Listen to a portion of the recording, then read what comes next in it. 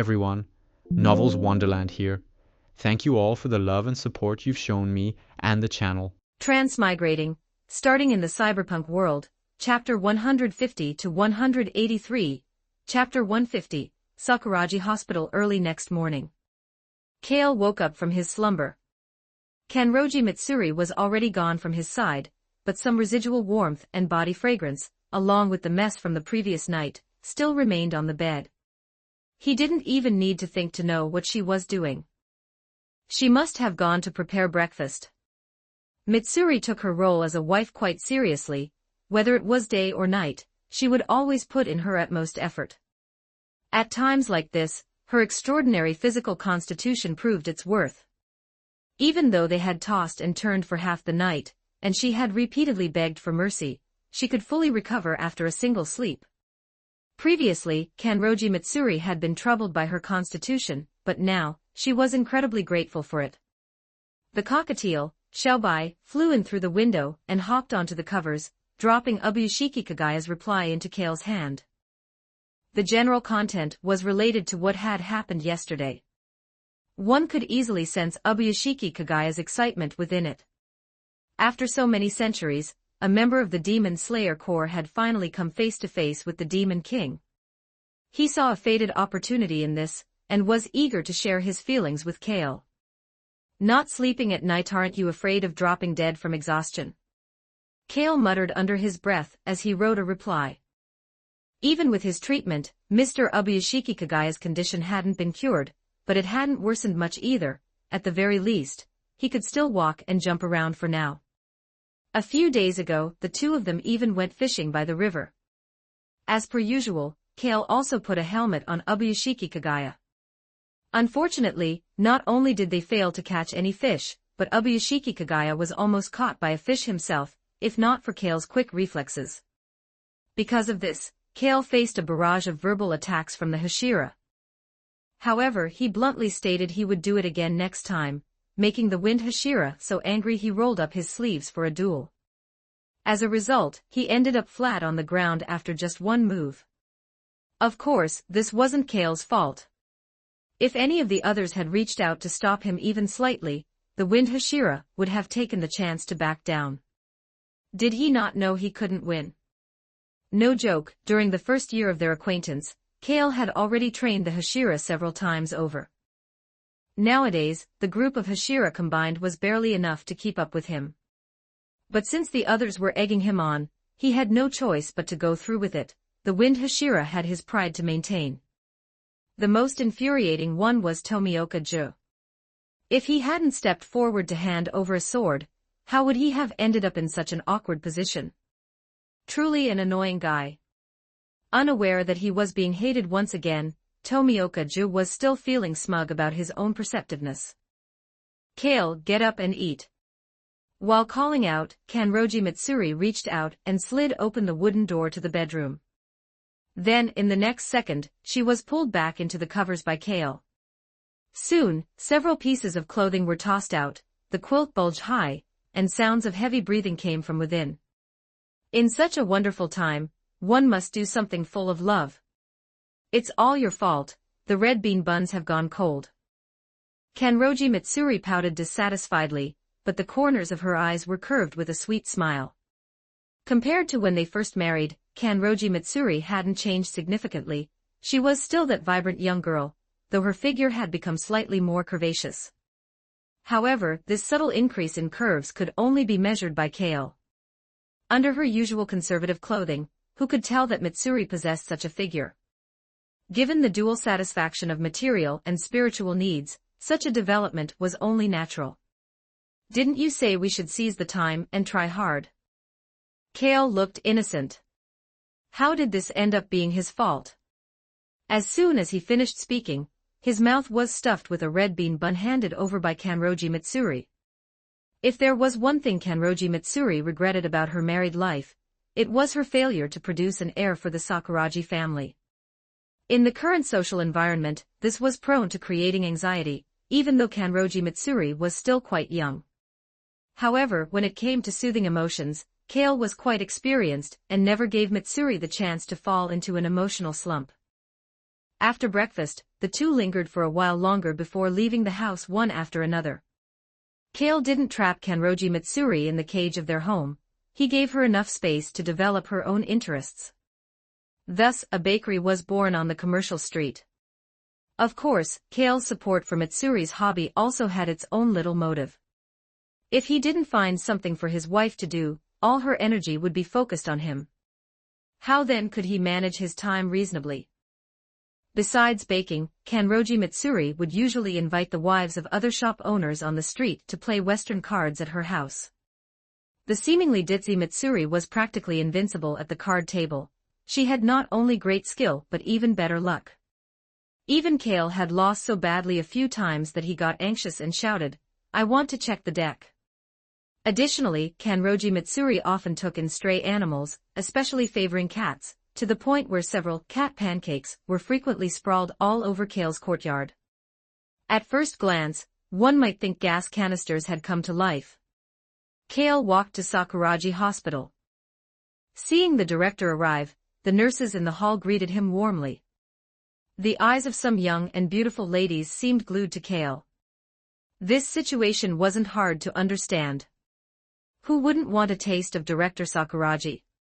Unfortunately, no one had succeeded yet, and the reason wasn't that Kale disliked eating the grass near his own nest.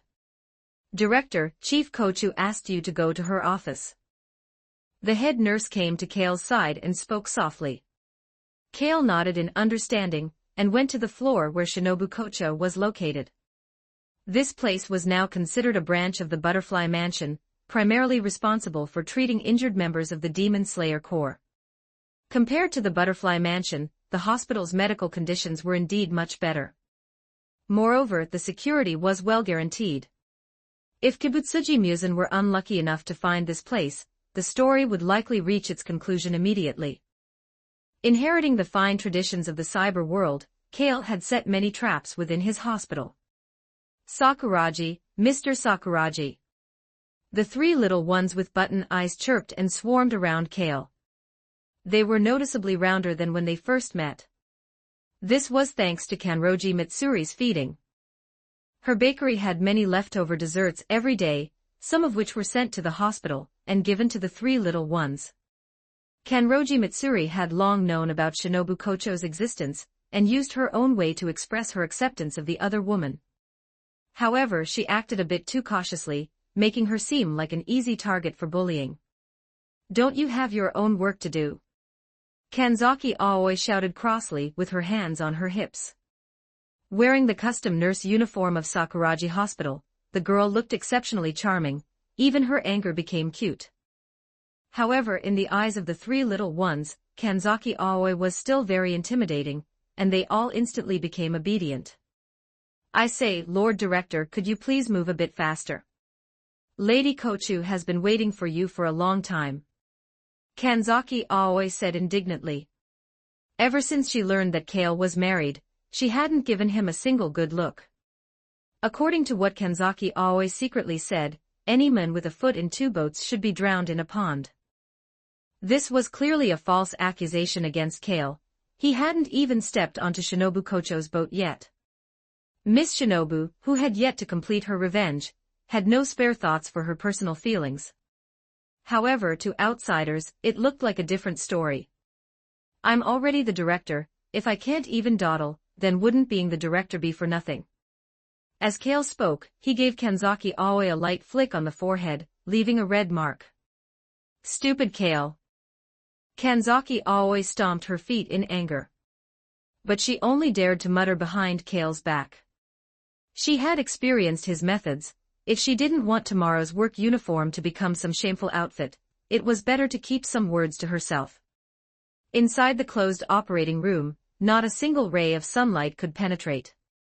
The husband, who had turned into a demon, was lying on the operating table. Although he had fallen into a deep sleep under the influence of drugs, his partially mutated features still carried a trace of ferocity. The injured wife sat in a chair nearby while Shinobu Kocho changed her wound dressing to prevent infection. "How is the situation?" Kale was referring to the husband who had turned into a demon. Although there had been no key breakthrough in the research of humanization techniques, thanks to Lady Tamayo's technical support, it was currently possible to maintain the human consciousness of those who had turned into demons. Of course, the shorter the time spent as a demon, the better the effect.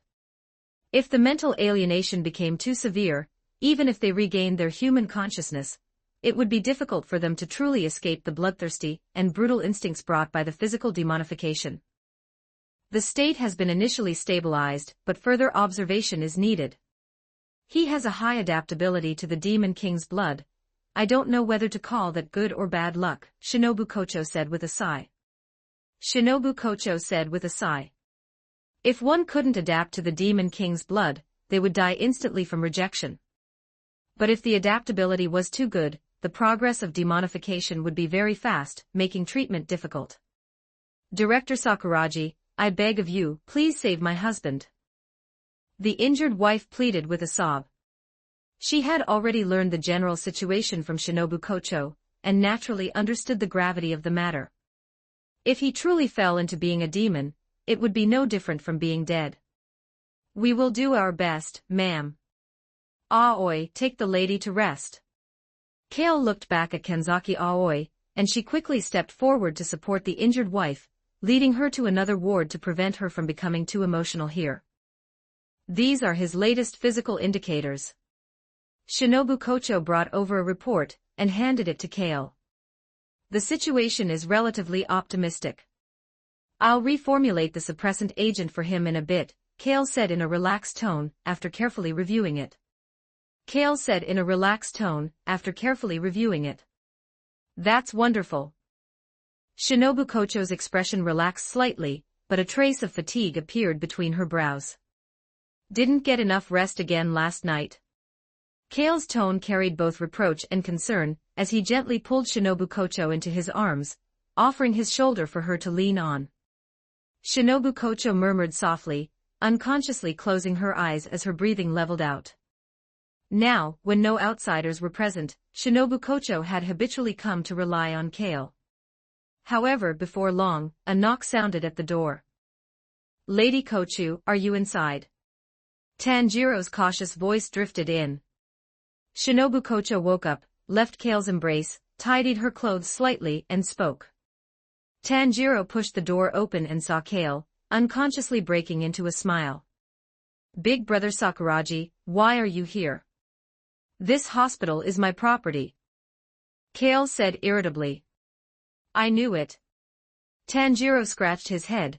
He had been wondering this morning why the name of the hospital sounded so familiar.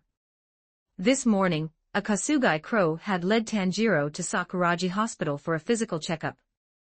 Long-term use of a breathing style puts a severe strain on the body. Without proper checkups and conditioning, one would suffer in their later years. Although many members of the Demon Slayer Corps didn't live long enough to reach that age. Let Nezuko out.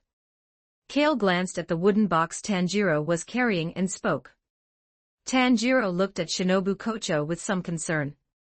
He already knew she was a senior in the Demon Slayer Corps, and couldn't help but worry about Nezuko's safety. Don't worry, I've already explained your situation to Kagaya. He'll find a time to notify the Hashira about this later. Kale reassured him, and only then did Tanjiro set the box down. Nezuko poked her head out.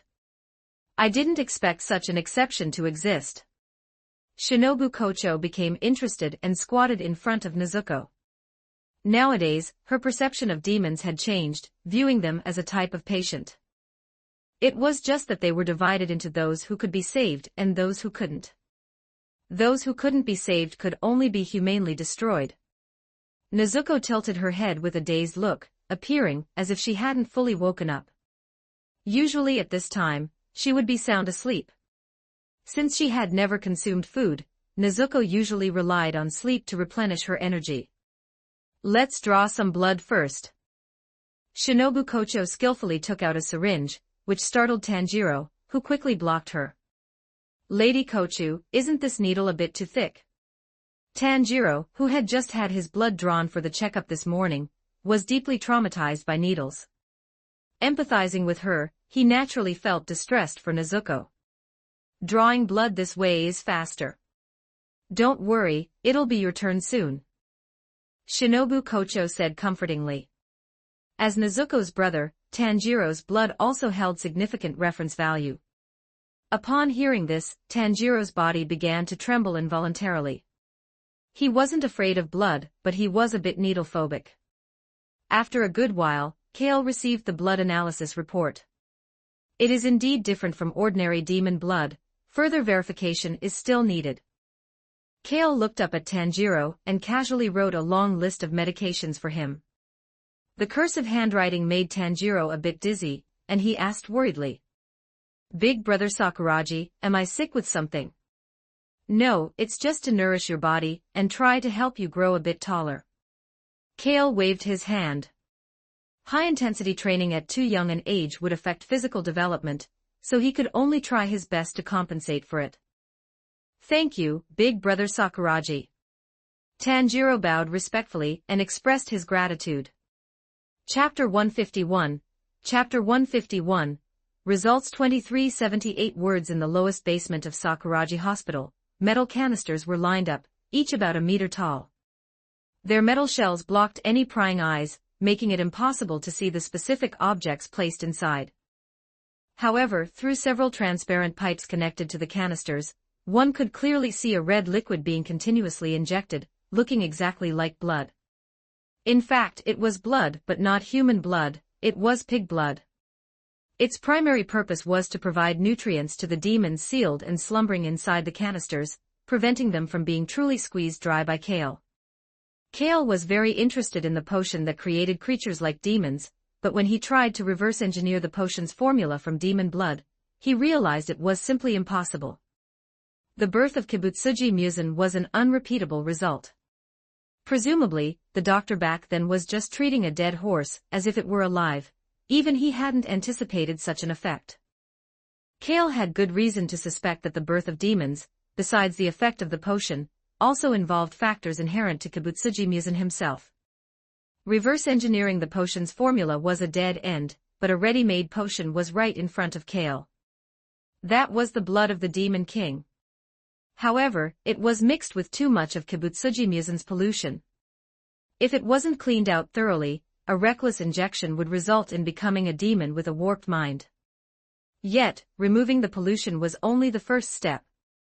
To restore the Demon King's blood to the form Kale wanted, more research and experimental materials were needed. This was the origin of the canisters before him. Ordinary demons contained a concentration of Demon King blood that was too low. Even if Kale recycled it, he couldn't squeeze much out in the end, and it was now difficult to meet his experimental needs. If he could capture Kibutsuji Musen and bleed him, Kale was very confident he could purify and perfect the perfect potion he wanted within a few months. However, reality is harsh. Kibutsuji Musen was not that easy to catch. One only had to look at the history of the Ubuyashiki family's struggle to know that. In these several hundred years, only Tanjiro had seen the Demon King and lived. He was hard enough to find, let alone capture. If he accidentally gave the guy a heart attack, there was no telling if he'd just dig another hole and bury himself again. When that time came, he would truly be at a loss. Kale could only set his sights on the 12 Kazuki first. The concentration of demon blood in them should be quite considerable. If he could catch one, it would definitely lead to a breakthrough in his research progress. As for how to proceed, he just needed to keep a close eye on Tanjiro. A member of the Kazuki would eventually deliver themselves to his door. Thinking happily to himself, Kale reached out and turned on the basement lights, and the previously dark environment instantly became bright. Seen this way, the atmosphere was much more cheerful. Otherwise, if an outsider saw this, they might think he was some kind of villain. The Arrow Demon and Temari Demon caught 2 days ago hadn't been processed yet. They were lying on operating tables, having lost consciousness under the influence of various drugs. Kale skillfully drew their blood and placed it into a self-made centrifuge for the most basic purification work. His research over these years hadn't been without success. Although he was still a significant distance from the final perfect potion, a panacea that could cure everything already had a finished product. It was the result of merging knowledge systems from multiple worlds including alchemy, biology, and pharmacology. Not bad, as expected of fresh stock, the purity is considerable. Kale picked up the purified demon blood to observe it, and nodded with satisfaction. He divided it into several vials. One part was for research, and the other part was made into the panacea to nourish Ubuyashiki Kagaya's body. After being fished out of the water the other day, Ubuyashiki Kagaya's cold hadn't gotten better. He had a runny nose all day and didn't dare go out to see people, saying he feared ruining the master's image. It was precisely by relying on these panaceas that Kale was able to maintain Ubuyashiki Kagaya's physical condition. Besides the panacea, Kale had also developed other types of potions using demon blood as the primary material. There was one specifically for external injuries, and the effect was very good. Even if a limb was severed, as long as it was still viable, it could be reattached directly by injecting the potion externally. This greatly reduced the casualties of the Demon Slayer Corps. After all, humans are not demons and are very fragile. When fighting them, even a slight organ injury, even if they survived in the end, would greatly damage their future combat power. This was also the reason Kale made these canisters and continuously drew their blood. Consider it an atonement for these demons, that way, if they go to hell one day, they might stay for a shorter time and reincarnate sooner. Thinking about it this way, he really was performing a great act of merit. Kale had never hidden his research on demon blood. At first, it naturally drew some criticism from the Hashira. The mere act of bottling up demons was not something everyone could accept. It wasn't even about whether it was humane or not. They had already become man-eating demons, there was no humanity to speak of. The Hashira were just worried about potential risks. If a demon accidentally escaped and caused new casualties, wouldn't that be Kale's fault? However, once he produced concrete results, these voices of opposition grew weaker day by day. Compared to the results of these potions, a small amount of risk was not unbearable. After a series of skillful operations, Kale packaged the finished potion and handed it to Xiaobai, who would bring it to Ubuyashiki Kagaya. Then he packaged the Temari demon and the arrow demon into 2 new canisters. However, the day's work was not yet over. In the flower bed outside another hospital building, Kale still had to tend to the wisterias he was growing hydroponically. These wisterias were all the latest varieties he had improved many times. The flower buds were as plump as grapes, hanging in clusters. When they bloomed, the rich fragrance could permeate the entire hospital. If an ordinary demon even took a sniff, they would be poisoned, and their self-healing ability would be severely weakened. Besides wisteria, Kale also planted other plants in this flower bed, including the blue spider lily transplanted from the mountain near Tanjiro's hometown. This thing was indeed difficult to cultivate, with extremely high environmental requirements.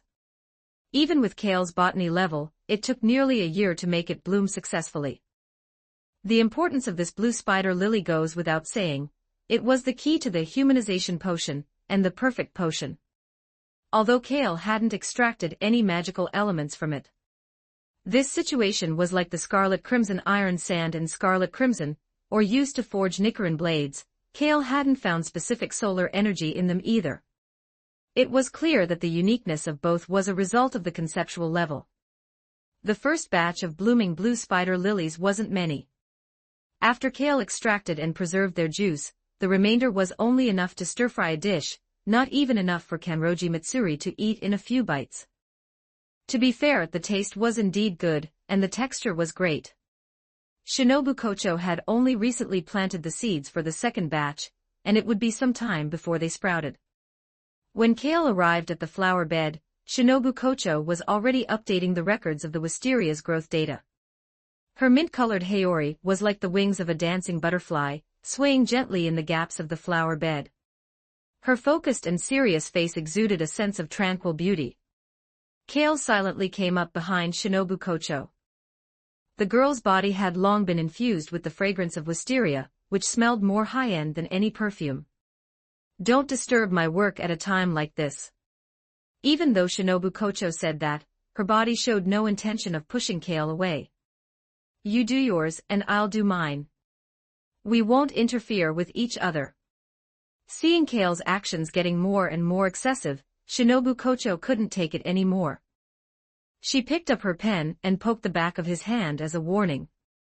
Seeing that he had almost reached the limit, Kale finally behaved himself. It's time to water this flower bed, the soil is a bit dry. Shinobu Kocho ordered Kale around. In this flower bed, she held the highest authority. Little Shinobu is really cute when she's seriously giving orders. Kale remarked with a sigh. Shinobu Kocho gave Kale a light kick. All right, all right. Kale raised his hands in surrender and started the physical labor. By the time the two finished tending to the flower bed, it was already late. Usually at noon, Kale would stay at the hospital to eat with Shinobu Kocho, but in the evening, he definitely had to go back to be with Kanroji Mitsuri. As for a late-night snack, that would definitely be with Lady Tamayo. The schedule was arranged clearly and very reasonably. Naturally, the house didn't lack chefs and servants, but Kanroji Mitsuri had a significant obsession with cooking for Kale.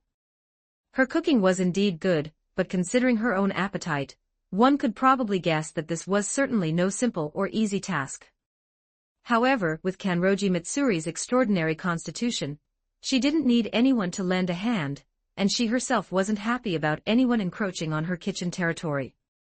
Mitsuri, I brought a guest back. Remember to add an extra pair of chopsticks for dinner. As soon as Kale entered the door, he shouted toward the kitchen. Sorry to intrude. Tanjiro, with a stiff expression, shouted loudly. Is there a guest? Mitsuri poked her head out and saw Tanjiro, blinking her eyes. She had thought the guest would be Ubuyashiki Kagaya, or Rengo Kakayajuro. If it were the former, there was no need to worry, just a few scraps from Kale's mouth would be enough to stuff him. If it were the latter, it would take a lot more effort. This second brother's appetite was no joke. Tanjiro tensed his body and shouted loudly. He felt inexplicably guilty. He unconsciously thought of Shinobu Kocho and Lady Tamayo.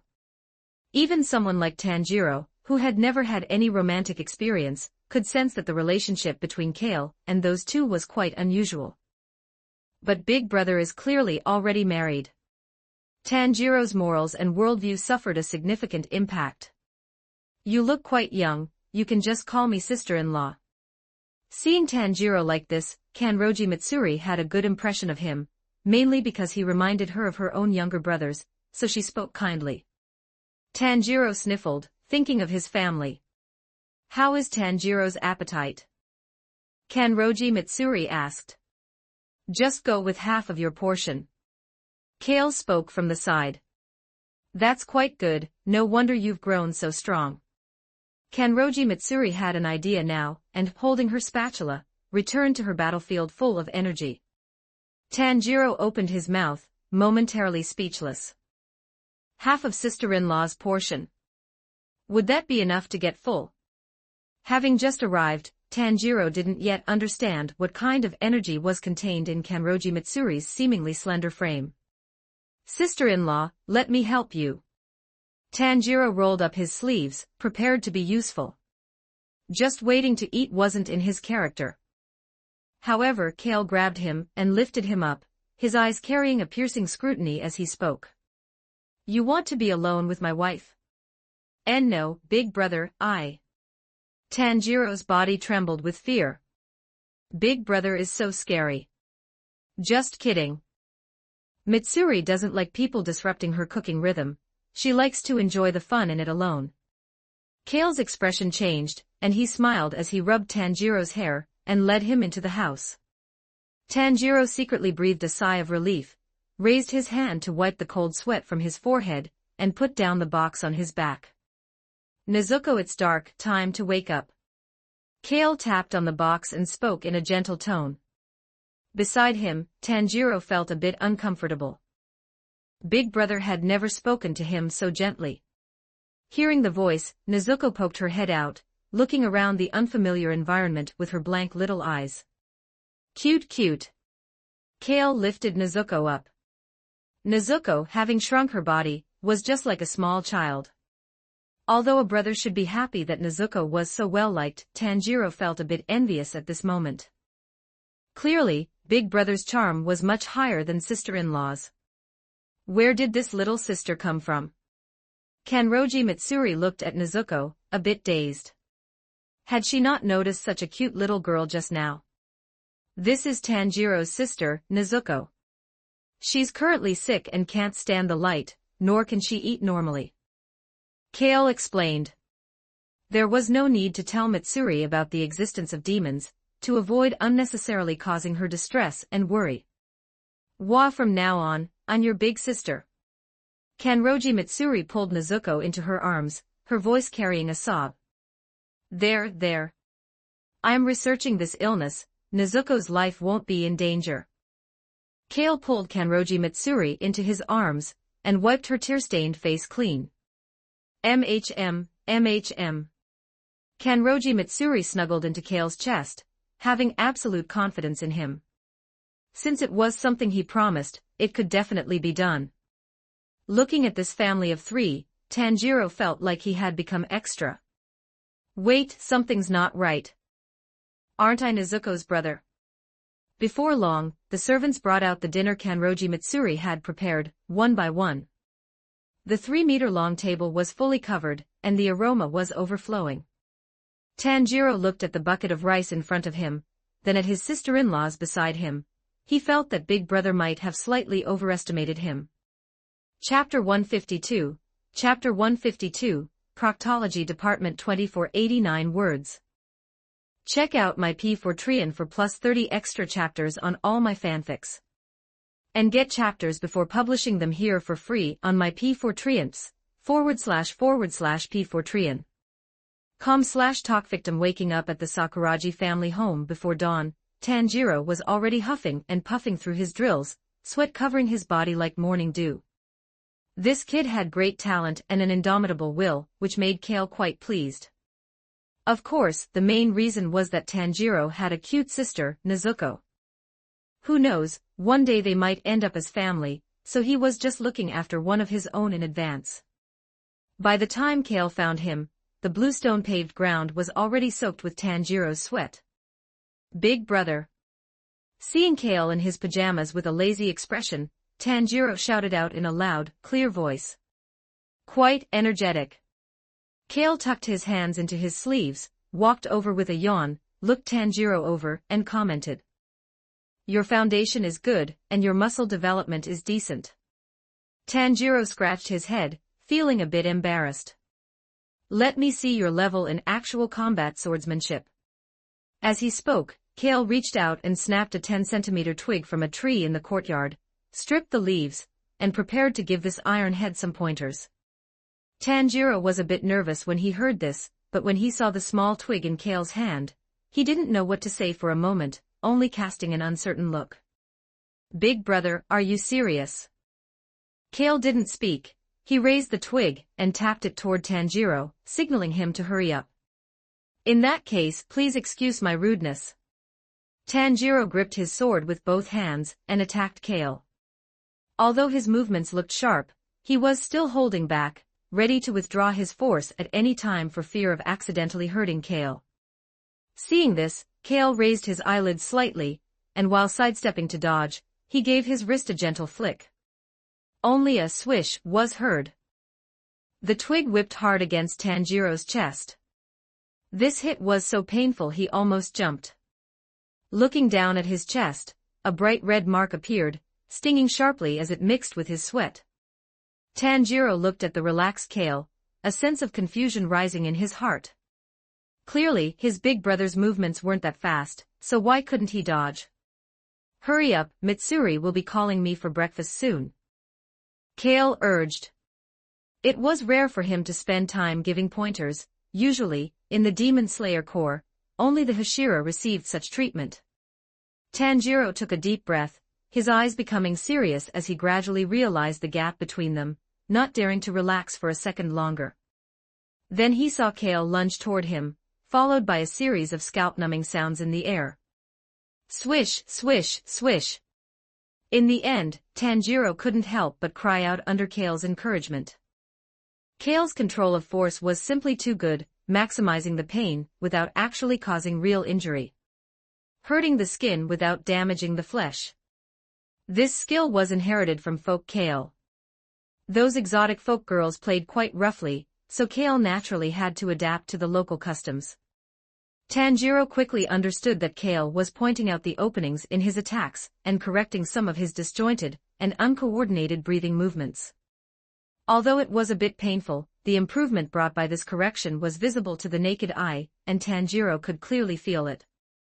This could be considered teaching according to the student's needs. Compared to verbal advice, it was easier to remember through the body. Just as Tanjiro was in a state of painful bliss, a call from Kanroji Mitsuri interrupted their movements. Coming, baby. Kale's expression changed instantly. He tossed the twig aside, left Tanjiro where he was, and ran off to be affectionate with his wife. A beautiful day starts with being close to Mitsuri. Fortunately, Kanroji Mitsuri remembered they had a little brother in the house, and called Tanjiro over for the meal. For members of the Demon Slayer Corps, missions didn't come every day. Tanjiro hadn't received an assignment for the past 2 days, and his Kasugai crow had even become well acquainted with Xiaobai, eating until it was a whole-size rounder. There was no helping it, the food in the Sakuragi family was too good. Aside from the couple, no one in the house didn't get fat. Although he hadn't been there long, Tanjiro felt his strength was improving rapidly, and his admiration for his big brother Kale was like a surging river.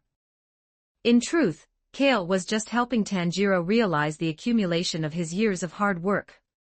The root was still Tanjiro's own effort. Without those years of accumulation, even if Kale had the power to turn stone into gold, he wouldn't have been able to make Tanjiro's strength leap so quickly. Besides that, Nezuko's strength had also significantly improved. This was much easier than molding Tanjiro. He just needed to keep Nezuko well fed. Nezuko, who had never eaten in the past, had every cell in her body in a state of hunger. She usually had to rely on a semi-dormant state to reduce consumption, so how could she have a chance to grow? After 2 days of nutritional feeding by Kale, Nezuko's mental state had visibly improved, at least to the point where she didn't need to spend a lot of time sleeping to recover her stamina. Furthermore, her physical fitness had undergone a transformative change, to the point where she could even arm wrestle with Kanroji Mitsuri. Although she never won. Kale had also studied and compared the blood of the siblings. To be honest, it was a pity for Tanjiro to remain human. His constitution had an extraordinary adaptability to demon blood. If he were to join Kibutsuji Musen's ranks, he would be guaranteed at least an upper rank position in the future. Tens of thousands of people had physical exams at Sakuragi Hospital every year, but not one could compare to Tanjiro. Saying he was 1 in 10,000 was an understatement. Tanjiro, you must remain a good human. Kale looked at Tanjiro's physical exam report, and said this to him, leaving the Iron Head completely bewildered. What kind of talk was that? Suddenly, the sound of a pig being slaughtered came from the hospital corridor. A blond boy wearing a yellow haori with a triangle pattern was being pinned to a bed like a fattened New Year's pig by several strong male nurses to have medicine applied. Kale had improved and perfected the medical system of the Demon Slayer Corps, merging the Butterfly Mansion into Sakuragi Hospital. Most injured Demon Slayer Corps members were naturally sent here for treatment. In this hospital building specifically for the Demon Slayer Corps, most people were members of the Corps, and many were retirees from the Kikuchi. Why is it a male nurse? I want a young and beautiful female nurse. The blond boy loudly protested the injustice of fate. Clearly, other wounded were looked after by female nurses, so why was it a man when it came to him? Could this discrimination be any more obvious? Who told you to harass the female nurses? The head male nurse took out restraint straps and tied up the struggling blond boy. I didn't. You're lying. I was just proposing to her. The blond boy argued aggrievedly. Who proposes to someone they just met? Upon hearing this, the people around turned their heads away one by one. Yes, please pull the straps tighter, don't let this pervert escape. Shao gang, gag that guy, no loud shouting is allowed in the hospital. Kale said to the head male nurse. Xiaogang took a white sock from his pocket and stuffed it into the blonde boy's mouth. Remember to transfer him to the proctology department for a checkup. Kale added another sentence. Upon hearing this, the blonde boy struggled even harder, but it didn't hinder him from being moved closer to the proctology department. Members of the Demon Slayer Corps were human too, and they could get hemorrhoids. It was normal for the hospital to have a proctology department. Some time ago, this department had even performed a hemorrhoidectomy for a certain Hashira who wished to remain anonymous. Although the hospital maintained the privacy of this Hashira, according to internal rumors within the Demon Slayer Corps, they always suspected that the one who suffered this heavy blow was the sound Hashira.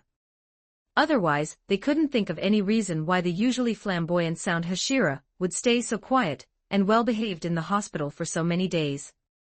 Tanjiro looked at the blonde boy being sent to the execution grounder, the proctology department, and felt he looked a bit familiar. After reminiscing for a moment, he remembered their meeting. He seems to be from the same batch as me who passed the selection. Is that so? Want to go visit him? Kale suggested. Without giving Tanjiro a chance to refuse, he put an arm around his shoulder and headed for the proctology department. Before even getting close to the consultation room, Tanjiro already smelled the aura of fear permeating the air. He couldn't help but swallow, his footsteps becoming heavy. Ah! The tragic intensity of this scream was many times higher than before. Tanjiro's body shivered along with it. Big brother, maybe we should just forget it. Tanjiro's footsteps stopped, and he stood frozen in place, as if something unspeakable at the end of the corridor was devouring people's ideals and senses. Don't be nervous. The doctors in the proctology department are very gentle, this is just a routine checkup. As Kale spoke, Tanjiro saw a hairy, thick black arm reach out from the consultation room and point to the next patient. Tanjiro shook his head vigorously, refusing to take another step forward. Based on his understanding of his big brother, it was best not to trust him when there was no danger. Following that, the blonde boy was pushed out with his rear up, revealing half of his fair buttocks, his head buried under a pillow as if he had been broken. Are you okay? Seeing this, Tanjiro's sympathy began to well up, and he asked in a small voice. I'm never coming to the hospital again. The blonde boy reacted like a computer restarting, and hugged Tanjiro while crying. He likely recognized the other's status as a peer from the same batch, and found a bit of security in that familiarity. Everyone in the hospital is a bad person. The blonde boy was currently a picture of tearful misery. In a hospital, you must know how to be quiet, young man. Kale's eerie voice reached the blonde boy's ears, almost making him faint on the spot. His expression instantly collapsed, and he hugged Tanjiro, shaking like a leaf. However, in the next second, a commotion broke out nearby. Get lost. I know my own injuries. I don't need you to treat me. A violent young man with a mohawk and a scarred face jumped off the hospital bed, brushing off the nurses nearby. Why are there so many problem children today? Kale muttered and stepped forward to block the violent youth's path. Get lost. The violent youth reached out to push him, but as soon as he spoke, his vision spun, and he ended up flat on the ground. He didn't even realize what had happened. Give me his identification info. Kale reached out to the nurse nearby, took the materials, and gave them a quick scan. Shinazugawa Genya. What's your relationship with Sanemi Shinazugawa? What's it to you? Shinazugawa Genya struggled to get up, his tone still aggressive, but this time he didn't dare to strike out easily. I've long heard that the Wind Hashira has a good-for-nothing younger brother. Looking at you now, you really are quite good for nothing. Kale said, curling his lips. He remembered when he first drew blood for Sanemi Shinazugawa's physical exam, and almost made the man faint from the amount taken. Merechi, that's the best catalyst for demon blood, especially the kind of merchi among merchi that the Wind Hashira possessed.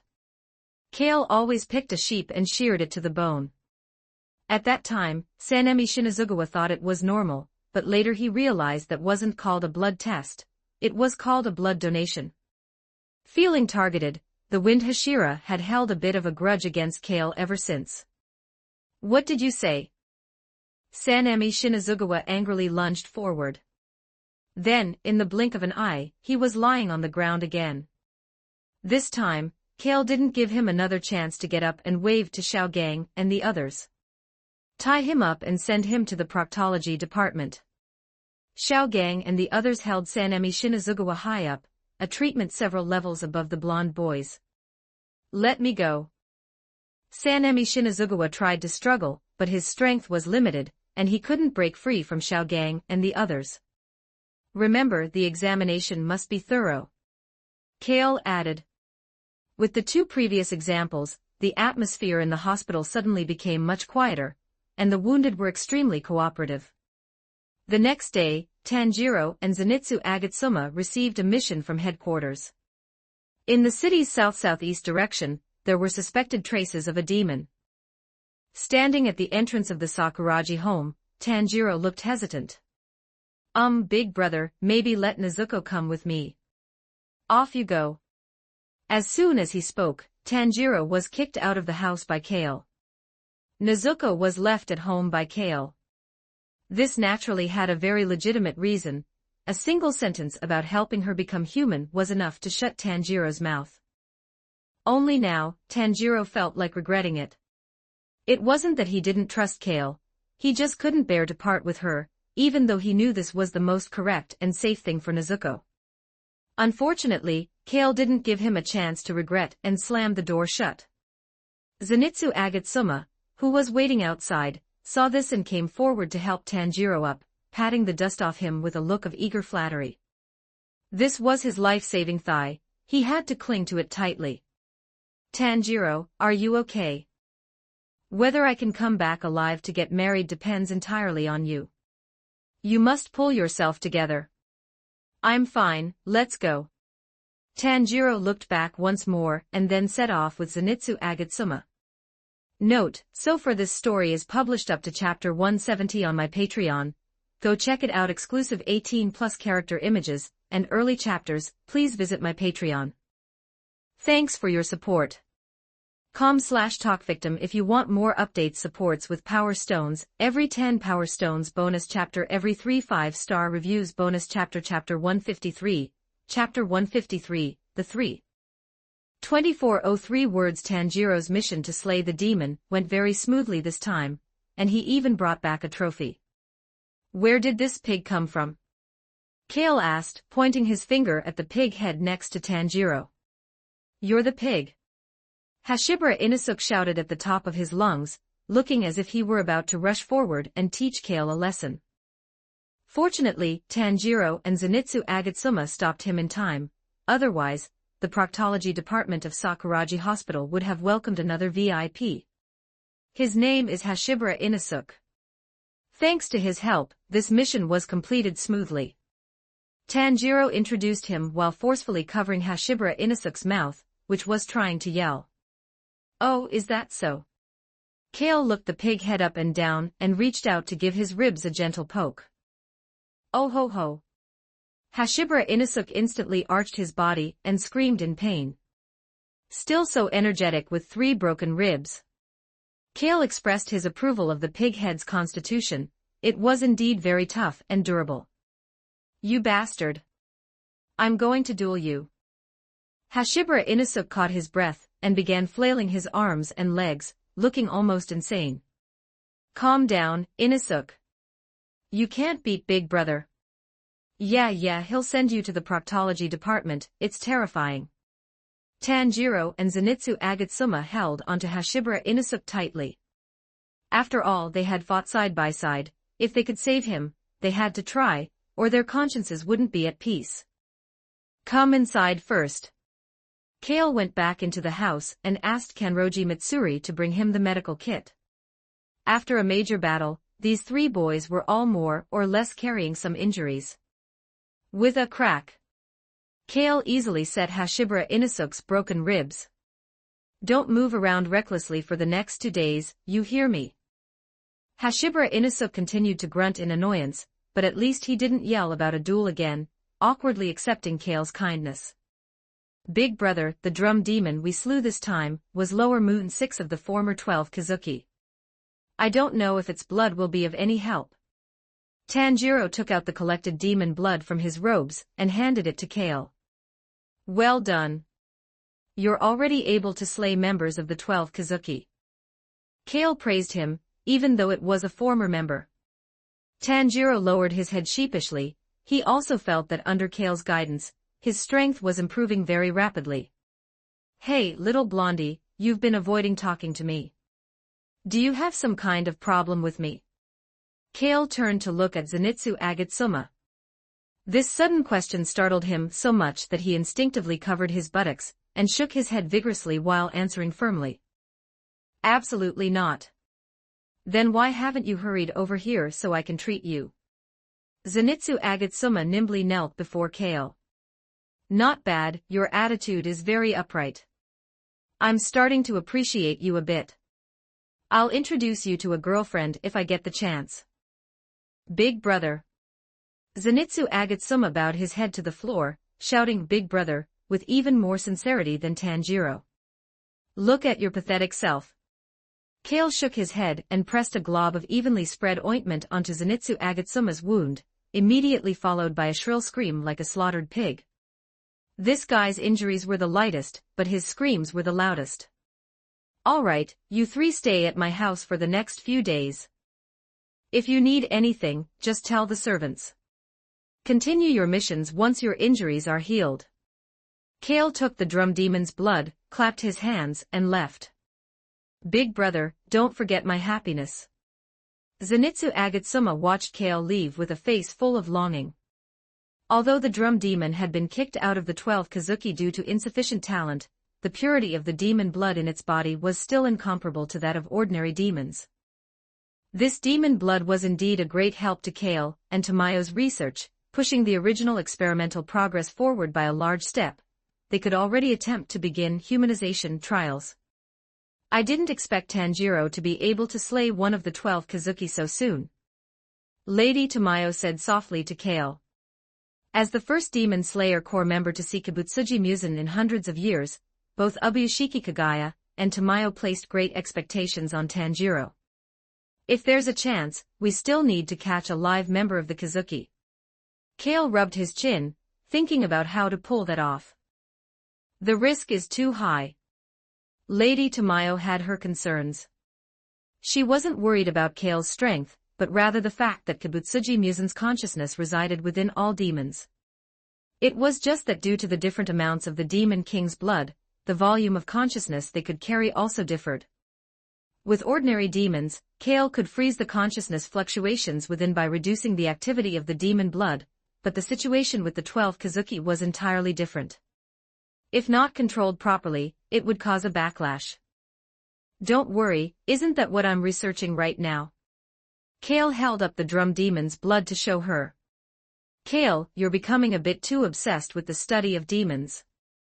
Lady Tamayo gently cupped Kale's face, looking closely into his eyes, trying to see something within them.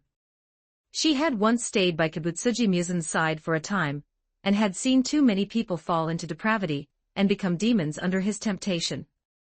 Lady Tamayo was very afraid that Kale would also see that day. After all, as his assistant, she could sometimes glimpse the direction of Kale's research. If Kale truly fell, the severity of the consequences would be almost unimaginable. Just look at Kibutsuji Musen. A cowardly and witless fellow like him could cause such great harm to the world after obtaining the power of a demon. I am not obsessed with demons, it's just that they happen to be on the path of my research. Kale explained. It's very dangerous. Lady Tamayo sighed. That Dr. back then also never imagined he would create a creature like a demon. How could Kale be certain that at the end of this road, he would get what he wanted instead of walking into another abyss? So you'll have to watch over me carefully to keep me from taking the wrong path. Kale pulled Lady Tamayo into his arms. Feeling that powerful heartbeat and burning body temperature, Lady Tamayo felt as if she were melting. She slumped somewhat weakly against him, and after a long silence, she spoke with affection and helplessness. You really are a rogue. That's right. Kale's hands began to grow increasingly restless. The atmosphere in the laboratory began to gradually heat up with ambiguity. I've already told Mitsuri that I won't be back tonight. Lady Tamayo didn't know how to respond. That nervousness and bashfulness she had long forgotten surged into her heart again, finally turning into a charming hum. Click-clack. A strange sound echoed outside the room. Lady Tamayo's blurred eyes cleared slightly. Remembering there were others in the house, she reached out and gently pressed Kale's arm, signaling him to wait a moment. A moment later, a faint fragrance seeped out of the room. That was Lady Tamayo's blood demon art, enchanting blood, which could confuse and manipulate a person's senses. All right, let's go to my room. Lady Tamayo buried her head in Kale's chest, her voice carrying a hint of entreaty. There is no need to elaborate on what happened next.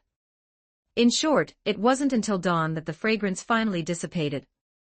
Yashiro, waking from a deep sleep, saw Kale walking out of Lady Tamayo's room. It was like a bolt from the blue, the entire demon seemed to lose its color, and he slumped onto the ground, soul-crushed. He has her scent on him. You. Yashiro's lips trembled for a long time, before he could manage a complete sentence. You must treat Lady Tamayo well, otherwise I won't let you off even if I have to remain a demon forever. Aren't you already a demon? Kale muttered in his heart, but he acknowledged Yashiro's resolve. Even the nice guys of the modern era would have to bow down in worship upon seeing this one. Lady Tamayo walked out afterward. After last night, the entire demon seemed rejuvenated and radiant. Seeing this, Yashiro felt a pang of heartache, remembering an old saying. To love her is to fulfill her happiness. Lady Tamayo, nourished by love, was indeed even more beautiful and moving than before. Yashiro felt his heart bleeding, yet he was mesmerized by Lady Tamayo's current beauty. The two emotions twisted together, making it impossible to describe his psychological state. A few days later, at the Sakuragi family home. Among Tanjiro's trio, Kanroji Mitsuri's favorite was Hashibara Inosuke.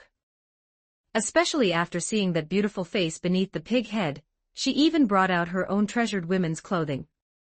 Looking at those colorful clothes, Hashibara Inosuke's face was written with resistance and repulsion, yet facing Kanroji Mitsuri's expectant eyes, he somehow couldn't move his feet. Well, it wasn't that he didn't want to move. It was that Mitsuri's strength was too great. She held Hashibara Inosuke down with one hand so he couldn't budge. You two, don't just watch, help me. Hashibara Inosuke called for help from Tanjiro and the other, but the response he got was eyes that said it was none of their business. Believe me, Inosuke, you'll definitely be very cute in this outfit. Kanroji Mitsuri used to dress her younger brother in girls' clothes quite often. It seemed elder sisters all had this kind of hobby to some extent. I don't want to. Absolutely not. Hashibara Inosuke struggled hard, but he simply couldn't break free from Kanroji Mitsuri's grip.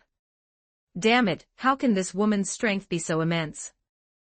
Just as the dress was about to be slipped onto him, Kale descended like a savior. Wait a moment, Mitsuri. Kale reached out and stopped Kanroji Mitsuri. Hashibara Inosuke stared blankly at Kale, feeling as if the moon were glowing at this moment. However, in the next second, he saw Kale pick up another, even more gaudy dress from the rack and say to Kanroji Mitsuri with a serious and solemn expression. This set is the one that suits Inosuke. No, the one I chose fits Inosuke's pure and elegant features best. When it came to aesthetics, Kanroji Mitsuri had her own persistence. Then have him try both, and let Tanjiro and the others judge. Makes sense. Kanroji Mitsuri approved of this trial. Hashibara Inosuke screamed in despair. One Kanroji Mitsuri was already enough to keep him from escaping. Adding a Kale would only make the outcome even more cruel. Tanjiro and Zenitsu Agatsuma sat obediently side by side on their knees, their compliance maxed out for fear that they would suffer the same fate. This concern was actually redundant. Kale and Kanroji Mitsuri wouldn't go so far as to trouble their own eyes. Hashibara Inosuke already had an androgynous, handsome face.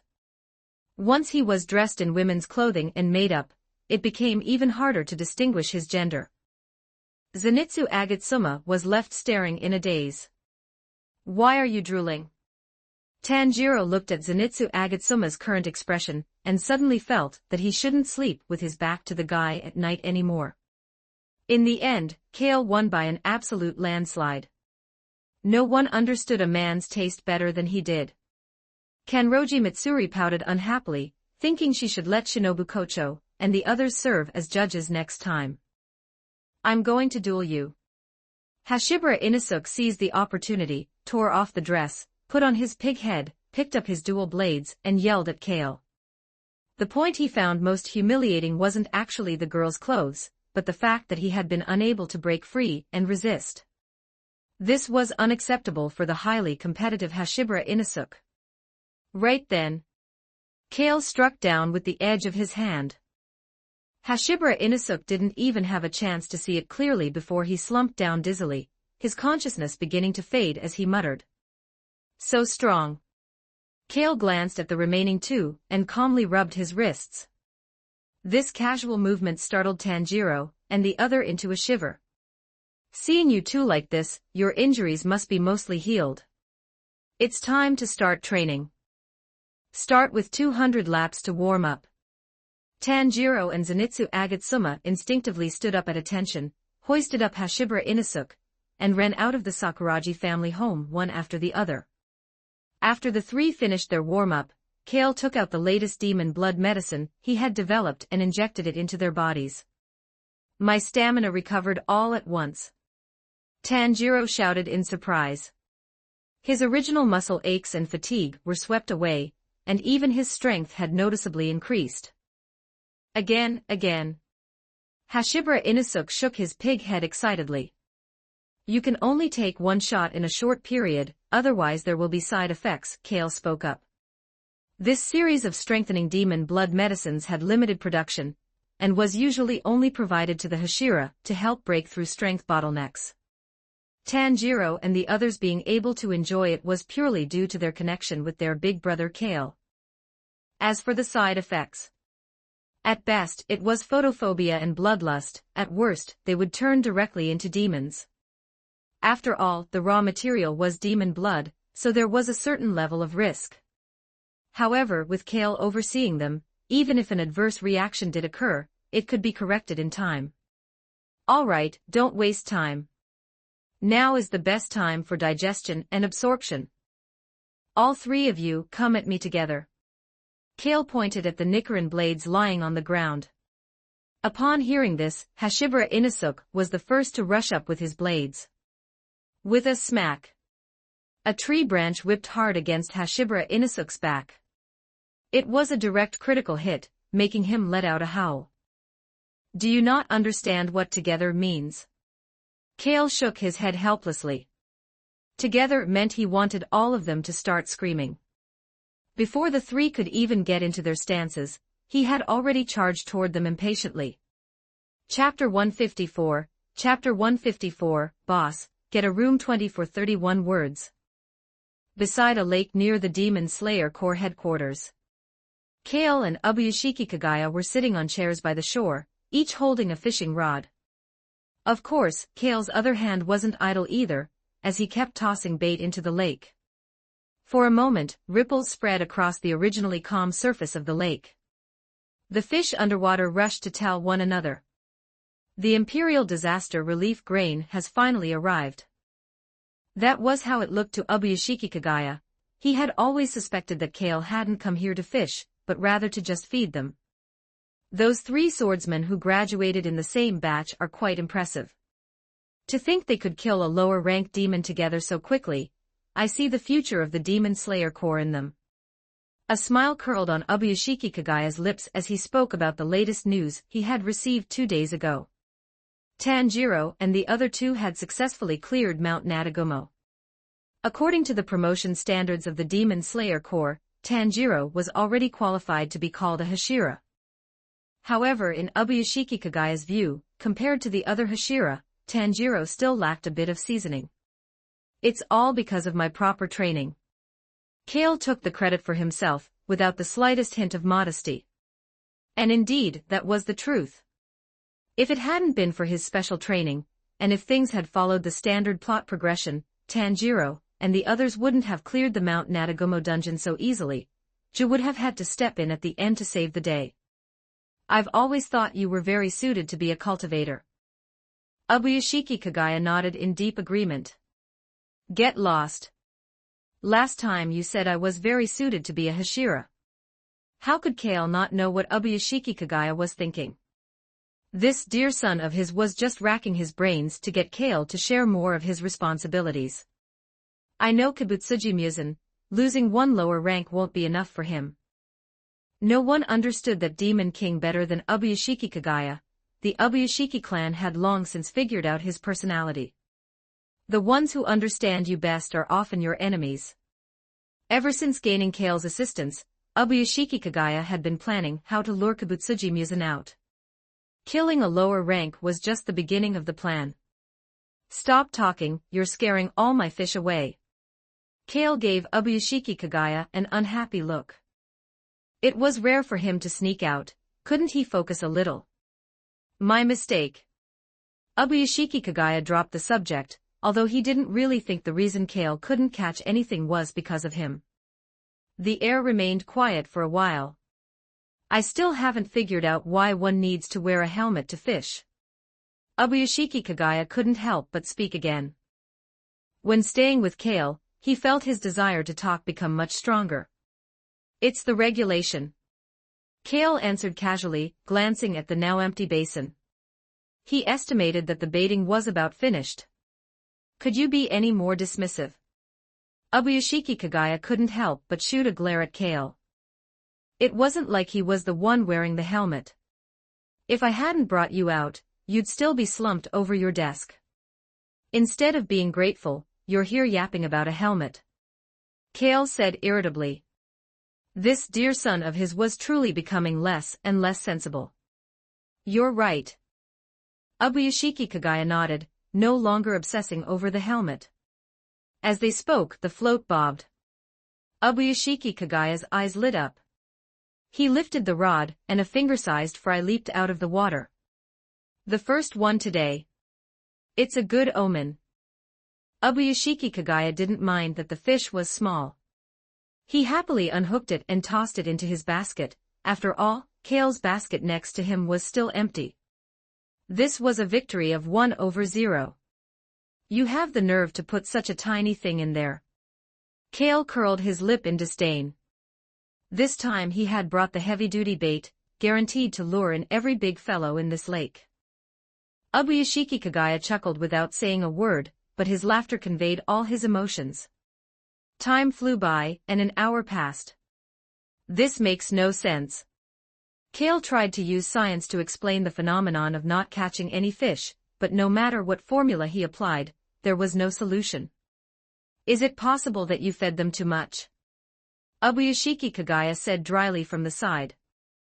Although his score remained unchanged, at least he had that one fry. Kale stopped talking. He suspected it was because his newbie protection period, from his previous life had expired. Just then, Little White the cockatiel flew down from the sky, landed on Kale's shoulder, and chirped into his ear. They found us this quickly. Kale was a bit annoyed.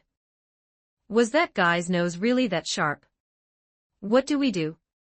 Ubuyashiki Kagaya still felt like he hadn't had enough. Don't panic, I have a plan B. Kale waved his hand calmly. As if he could be caught by those weaklings. A few minutes later, Sanemi Shinazugawa followed the scent and found the spot. Looking at the fishing gear scattered on the ground, the scars on his face couldn't help but twitch. That bastard. Where did he kidnap the master to this time? Sanemi wasn't worried that Ubuyashiki Kagaya would encounter any danger. If Kale couldn't protect him, then all the Hashira combined would be just as helpless. The problem was that when there was no danger, Kale's presence was the greatest danger to Ubuyashiki Kagaya. Last time, a cold had almost cost the master half his life. Kale had finally managed to nurse him back to health, only to turn around and take that restored life out to squander it again. More importantly, it was his shift today. Couldn't you wait until someone else was on duty before making your move?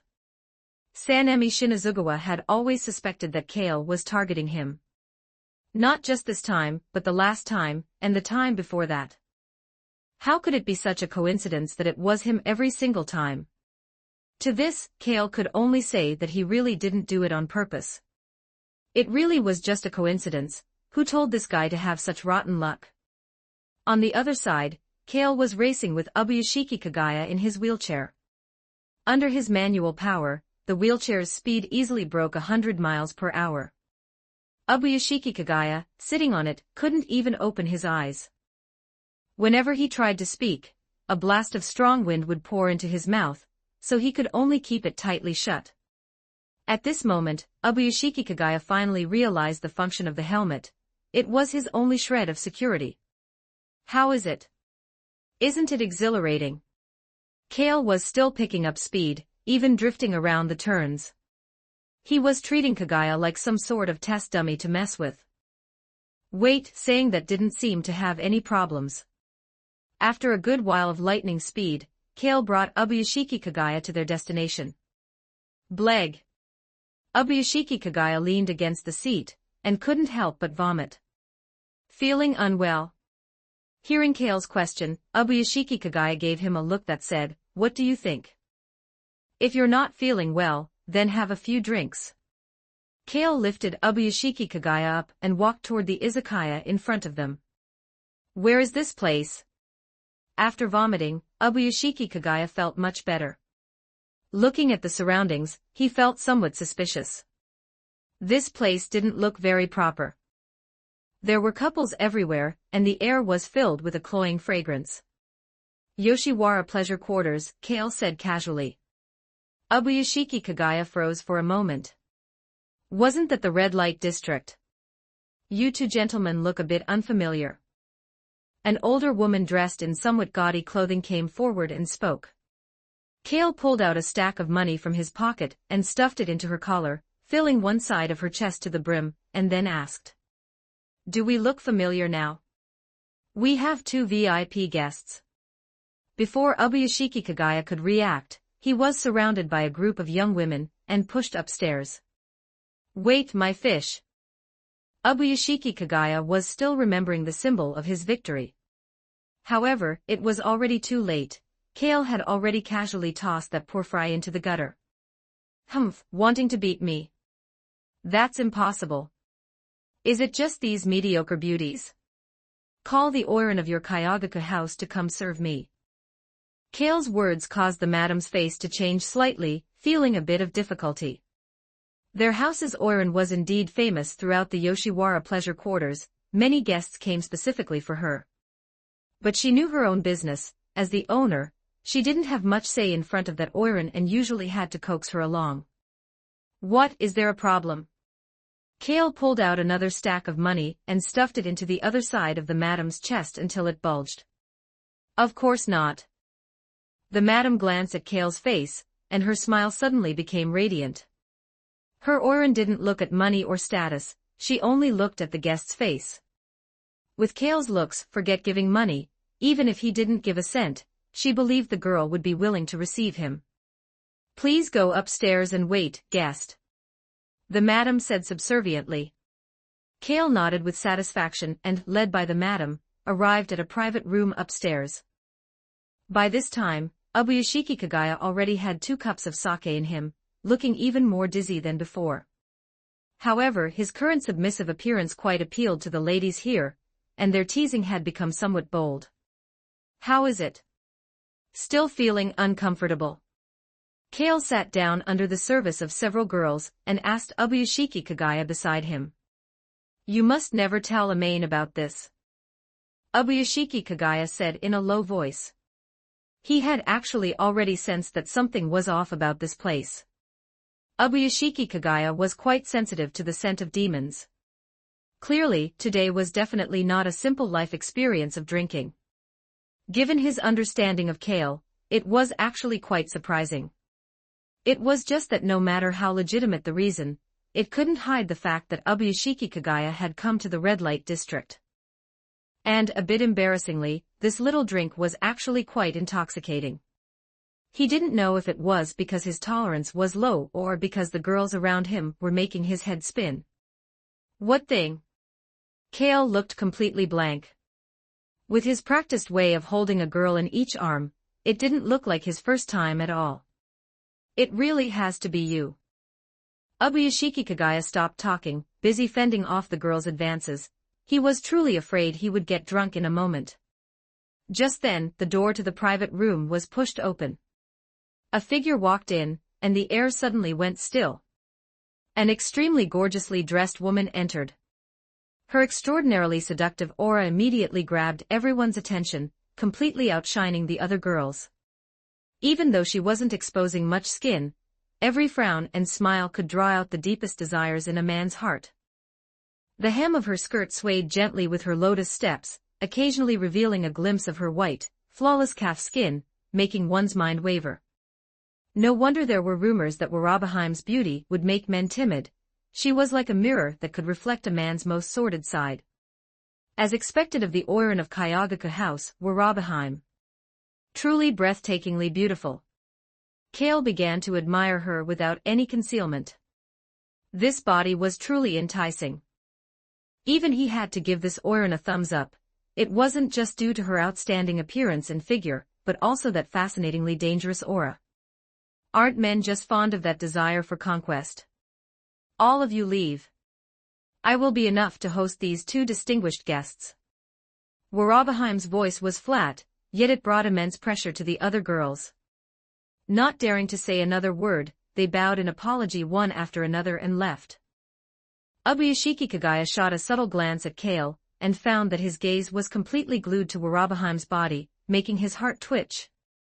Wait, brother, wake up. You're making me a bit nervous. Ubuyashiki Kagaya could tell at a glance that Warabaheim was not human, and she certainly wasn't an ordinary demon either. So may I ask how you, Warabaheim, are going to host me? Kale naturally dropped the US, and didn't forget to give Ubuyashiki Kagaya a reassuring look. Don't blame your father for being stingy, you really can't handle this girl. Warabaheim gave a charming smile, her every gesture elegant yet oozing a captivating allure. Pleasant music then began to play in the room. Accompanied by the melody, Warabaheim slowly began to dance. As an Oiran, an outstanding appearance was just the foundation. The key was to have considerable artistic cultivation and social skills. As for services of the flesh, that depended on whether the guest had the ability. The dance Warabaheim performed was a conventional Oiran dance. It mainly displayed elegant movements, using silk umbrellas and paper fans as props, emphasizing subtle hand expressions and restrained facial expressions. The content mostly revolved around traditional themes like sorrow over spring and loneliness. It had to be said that Warabaheim interpreted the emotions of this dance very well, touching the heart deeply. Even Ubuyashiki Kagaya, who had been on guard, couldn't help but clap for her after the dance. Not bad, very good. Compared to Warabaheim's dance, Kale's words of praise seemed exceptionally bland. However, Warabaheim didn't mind, on the contrary, she seemed quite happy. After all, Kale's looks were right there. Kale, it's getting late. Ubuyashiki Kagaya gave a reminder from the side. Kale nodded in understanding, and then asked Warabaheim bluntly. I wonder if I might spend a wonderful night with you, Warabaheim. I want to sleep with you, are you down? That was essentially what it meant in plain language. I've come to the red light district, isn't it just to take care of my little brother? Everyone knows that, so why pretend? Ubuyashiki Kagaya felt a surge of breathlessness, staring at Kale with wide eyes as if asking. Are you serious? Don't tell me you can't see what this Oiran's true nature is. Warabaheim lowered her chin somewhat bashfully. No refusal meant agreement. Kale slapped down a stack of money. Madam, get us a room. Chapter 155, Chapter 155, Upper Rank 6. 20 for 92 words. Check out my P4 Trian for plus 30 extra chapters on all my fanfics. And get chapters before publishing them here for free on my P4Triumphs, //P4Trian. .com/talk. Victim. A loud bang rang out. It shattered the original silence of the night. A large hole was blasted through the roof of Warabaheim's room, and a figure leaped out from within. Under the moonlight, Kale stood on the roof tiles with a look of helplessness. He was draped in a bright red haori that originally belonged to Warabaheim. Underneath, he was completely naked. Where's your professional ethics?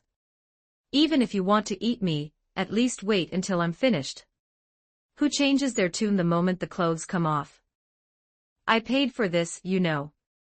Kale tightened the haori around himself and snapped at Warabaheim. No, Daki inside the room. That sneak attack just now couldn't possibly have hurt him, but it really ruined the mood for the night, especially since his little brother was already locked and loaded. He thought it was just a simple transaction of money for pleasure, but in the end, she was still after his body. Why are female demons so pure-minded these days? Couldn't they be a bit more vulgar? While I can't let you eat my flesh, it's not like I couldn't have given you some other form of nourishment. Our Kale has never been one to take without giving back. Who on earth are you? Daki looked up. Having shed her Oiran attire, her current clothing was somewhat revealing. Her long hair cascaded down like silk, and bandages formed by her blood demon art were wrapped around her waist, giving her a truly bizarre and eerie appearance. What a question. Am I not your guest for the night? Kale met Daki's gaze. Seeing the words upper rank 6 etched into her pupils, he couldn't help but chuckle. It was a pity the sound Hashira wasn't here. Otherwise, he would have loved to see an upper rank demon get their defenses broken and be roasted until they cried. Just the thought of that scene made him want to laugh. What are you laughing at?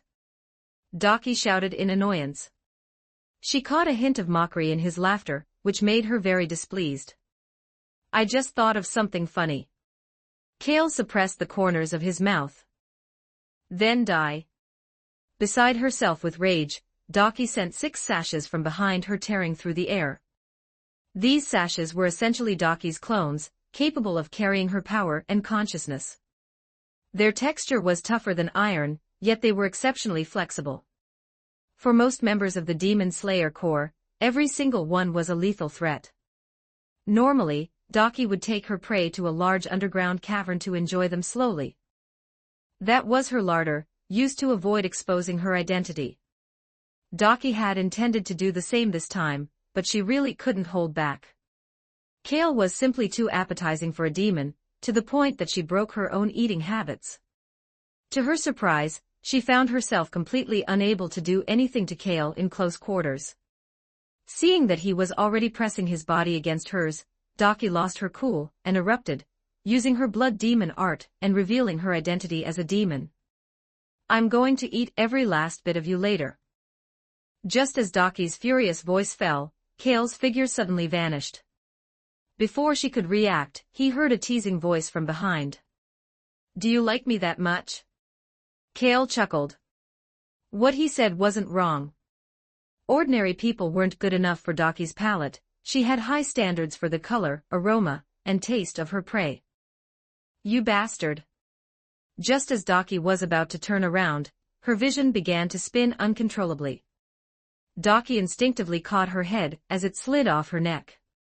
For a moment, she couldn't process the situation, her previously fierce eyes now filled with confusion. What just happened? Daki was undoubtedly a beauty. But she was also missing a few screws, a fact agreed upon by both the Hashira and the other upper-ranked demons. Kale brandished his hand like a blade at Daki. For some reason, it was coated in a faint blood-red hue, condensing into a blindingly sharp edge. Although the world of Demon Slayer was in an era where the supernatural was receding, with the foundation of 11 worlds behind him, Kale had successfully unearthed a bit of his own extraordinary power. This primarily drew from the blood chi system of the Goblin world and the sword skill battle aura of the Jobless world. In essence, it was an extraction and compression of life force. There was no fundamental difference from breathing styles, both sought power from within. It was just that Kale's life force was so overwhelming that it could interfere with reality to an extent, manifesting as a sort of life field buff. If the Kale content kept increasing like this, he might actually become the source of some kind of supernatural power. Much like Kibutsuji Musen, who was the source of power for the supernatural creatures known as demons. The difference was that Kale's Kale spanned the multiverse, while Kibutsuji Musen's demons were confined to his own world. Are you kidding me? Daki clutched her head, unable to accept reality. Had she been beheaded just like that? Are you going to cry? Kale's eyes widened slightly, he loved seeing this. Hearing this, Daki's nose twitched, but she forced back her tears and snapped back through gritted teeth. Who's crying? What do you take me for? I am upper rank 6 of the 12 Kazuki. Kale curled his lip in disdain. Did you just tch at me? Daki immediately became flustered. Being upper rank 6 was her proudest identity. What Kazuki? Being an Oiran has a better future than that. Daki blanked for a moment. Did that sound like a compliment? How should she put it? She suddenly felt a little bit of joy. What was going on? Stupid sister, don't be fooled by this smooth-talking man. A low, raspy voice sounded from behind Daki. At some point, under the candlelight, Daki's shadow had stretched out, gradually revealing another thin and deformed figure. Kale tilted his head slightly, watching as a half-naked demon with black and green hair and a hideous, grotesque appearance crawled out from Daki's back. Daki murmured instinctively. At the same time, a flash of blood-red light appeared above Kale's head. From Kale's perspective, that red light was actually a scythe-like weapon, seemingly formed from solidified blood and muscle, looking every bit as deformed as its owner.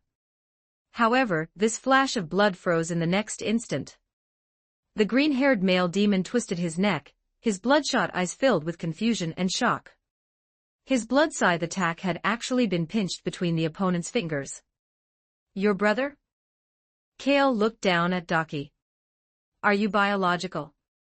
How is he so ugly? Don't talk about my brother like that. Even if he is a bit ugly, only I am allowed to say it. Daki was still very protective of her brother. All right, sorry. Kale also felt that attacking a demon's appearance was a bit impolite since it was natural, so he apologized. Good that you know better. I'll let it slide this time. Daki felt that Kale was indeed a pretty good person. It would be even better if he were a demon. Stop talking to my sister. The green-haired demon roared in fury, erupting with all his strength. Even the floorboards beneath him shattered, but the blood scythe in his hand remained motionless between Kale's fingertips. Don't be angry. I don't even know your name yet. Daki answered for him. This made Jotaro even more infuriated, his gaze toward Kale becoming increasingly twisted and hideous. Setting aside his identity as a demon, as a brother, he could never accept such a frivolous man getting close to his sister. His other hand condensed a new blood scythe, thrusting it toward Kale's eyeball. However, this time, before the attack could land, Jotaro's body was sent flying, crashing through several walls and landing on another street. By now, the people outside had been awakened by the successive loud noises. But before they could get close, the shadows, who had long since changed into security uniforms, began the work of evacuating the crowd. Thanks to Kale's efforts, many members of the Demon Slayer Corps had infiltrated the government structure, gaining significant secular influence and securing public service jobs. After parting ways with Kale, Ubuyashiki Kagaya had already used Kasugai crows to send messages to the Demon Slayer Corps, planning ahead for tonight's battle. Jotaro surged up from the ruins, his upper body twisted and bent. His spine had been completely snapped in that one hit, and his chest was entirely caved in, with a clear palm print visible. However, as long as they didn't see sunlight, and their heads weren't cut off by a Nichiren blade, such things didn't count as injuries for a demon. Your frame is quite sturdy.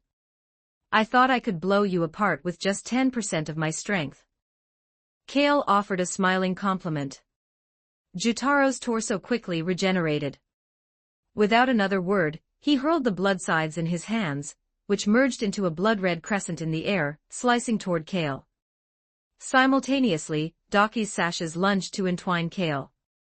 Jokes aside, the combat synergy these two demon siblings had built over 100 years was no laughing matter. They hadn't become 12 Kazuki from the start, they had risen through step-by-step slaughter, facing threats far beyond just the Demon Slayer Corps' subjugation. Given the corporate culture of the demon company, being a demon was no easy task. Kibutsuji Musen treated his subordinate demons like Kodaku insects, pitting them against each other. The mortality and elimination rates were no lower than those of the Demon Slayer Corps' final selection. If it hadn't been for Jotaro's protection, Daki would have been eaten alive by other demons long ago. Daki shouted triumphantly in her heart.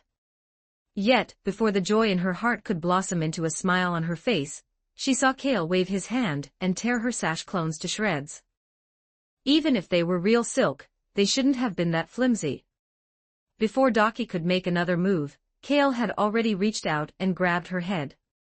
As the single syllable faded away, Daki's head collided with the blood scythe in midair, intercepting it. That hit was quite heavy. Daki's head disappeared into the night, leaving only a headless body kneeling before Kale, looking exceptionally bewildered. Of course it was bewildered, it couldn't even find its own head.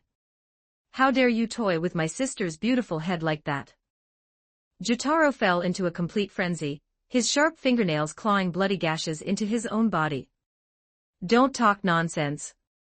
Can you really call that toying? At most, it's desecration. Kale pointed at him, correcting his terminology. Jotaro might not have been well educated, but even he knew that desecration was worse than toying. Who was the one talking nonsense here? After a brief silence, Jotaro erupted with a roar. Blood demon art, flying blood sickles. He transformed his own blood into razor-sharp blades and launched them toward Kale. These blades were highly poisonous. An ordinary person would not survive a single breath if even slightly grazed. At the same time, their destructive power was immense. In the blink of an eye, the Kyagakuya where Kale was located was reduced to ruins. However, there were no casualties, as Kale had intercepted a portion of the flying blood sickles in advance.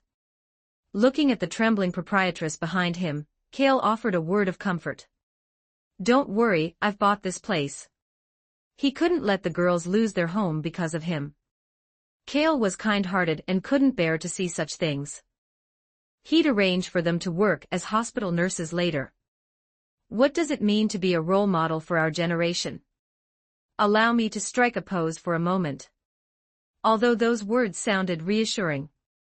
Sir, who on earth are you? The proprietress felt like crying but had no tears. She was sleeping perfectly fine when the roof was suddenly ripped off. This turn of events was simply too abrupt. But she soon had no time for melancholy, as a moon-like demon descended from the sky, a storm of blood blades swirling around him, threatening to grind the entire street to dust. Seeing this, Kale's gaze narrowed slightly, and he took a deep breath. He raised his hand, pressing his index and middle fingers together. Then, like a clap of thunder, a flash of lightning sliced through the blood-red haze of the sky. The already formed blood sickle art dissipated along with Jotaro's severed body. Thunder breathing, first form, thunderclap and flash. Kale drifted down from the air, rubbing the sparks from his fingertips. Aside from his somewhat improper attire, there was nothing to find fault with. He was so handsome it made the girl's legs go weak. Shinobu Kocho's voice called out from behind him. The reinforcements arranged by Ubuyashiki Kagaya had arrived. Besides Shinobu Kocho, there were also the Sound Hashira and the Wind Hashira. It wasn't that Ubuyashiki Kagaya didn't believe in Kale's strength, but in hundreds of years, the Demon Slayer Corps had never had a victory against an upper rank. He needed to ensure absolute certainty. If it weren't for the limited manpower and time at the moment, he actually would have wanted to call all the Hashira together. You're here. Kale waved a greeting. Sakuragi, what is with this outfit? It's a bit too flashy, isn't it? Yuzui Tengen looked Kale up and down, his voice sounding a bit envious. Why hadn't he thought of it? Women's clothing was indeed usually flashier than men's. Wait, women's clothing. Yuzui Tengen almost couldn't stop himself from laughing out loud. Kale shot him a cold look. Yuzui Tengen immediately shivered, his body nearly freezing. He was in no mood to enjoy the joke anymore. Why are you wearing that? Shinobu Kocho asked suspiciously.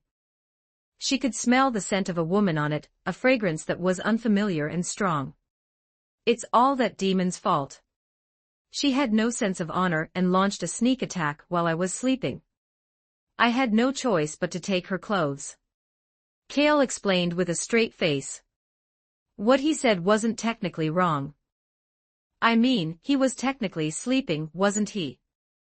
Note, so far this story is published up to chapter 170 on my Patreon. Go check it out. Exclusive 18+ character images and early chapters. Please visit my Patreon. Thanks for your support. com/talkvictim if you want more updates. Supports with Power Stones. Every 10 Power Stones bonus chapter. Every 3 5-star reviews bonus chapter. Chapter 156. Chapter 156. Capture 25. 12 words. Kale took his Nichiren blade from Shinobu Kocho and began explaining to the group of 3. These siblings are upper rank 6 of the 12 Kazuki.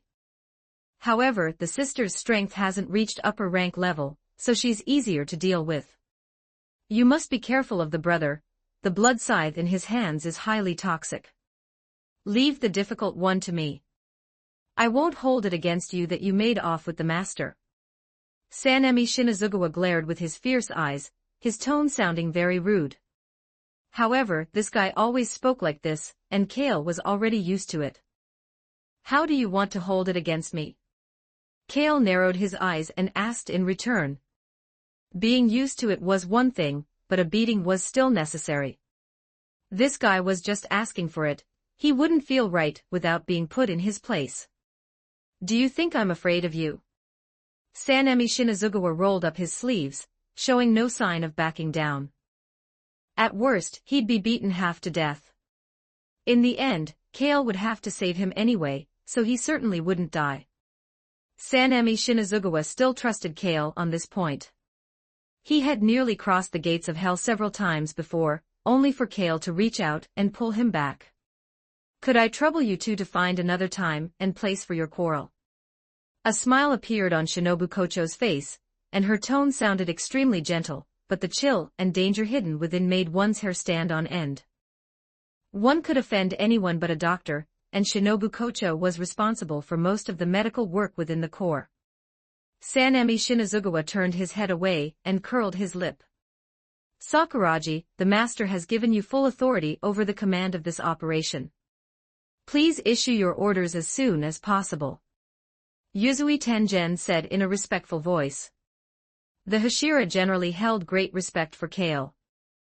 Even Sanemi Shinazugawa was willing to defer to Kale and follow his lead when it came to official business. No matter how eccentric Kale usually was, the positive changes he brought to the Demon Slayer Corps were very real. If he would just stop taking Ubuyashiki Kagaya out for wheelchair racing, his reputation within the Corps would surely be even better. What I want isn't to kill the upper rank but to capture them alive. Until I finish preparing the specific inhibitor, I'll trouble you two to keep them occupied for now. Kale spoke, his orders brief and direct. If it were truly just to kill the Daki siblings, it would be simple. Even if all the 12 Kazuki were added together, they wouldn't be enough for Kale to fight, but he had his own considerations and goals. As for the previous exchange, it was merely to collect data to facilitate the preparation of the inhibitor. After all, upper-ranked demons were almost a different species compared to other demons. The data from the latter had little reference value. To avoid the dosage being too strong and accidentally killing the two siblings, Kale naturally needed to get a feel for them personally. Judging from the feedback of the touch, they were indeed quite sturdy. Kale wasn't referring to Daki, of course. Her feel was more of the plump and full variety. Understood. Leave it to us. Yuzui Tengen and Sanemi Shinazugawa responded together. Neither of them questioned the decision to capture an upper rank alive, a result of the prestige Kale had accumulated in the past. Don't hold back. These two siblings share a symbiotic existence. They cannot be killed unless their heads are severed simultaneously. Kale reminded them once more, then opened the medical box Shinobu Kocho had brought along, and began the preparation work.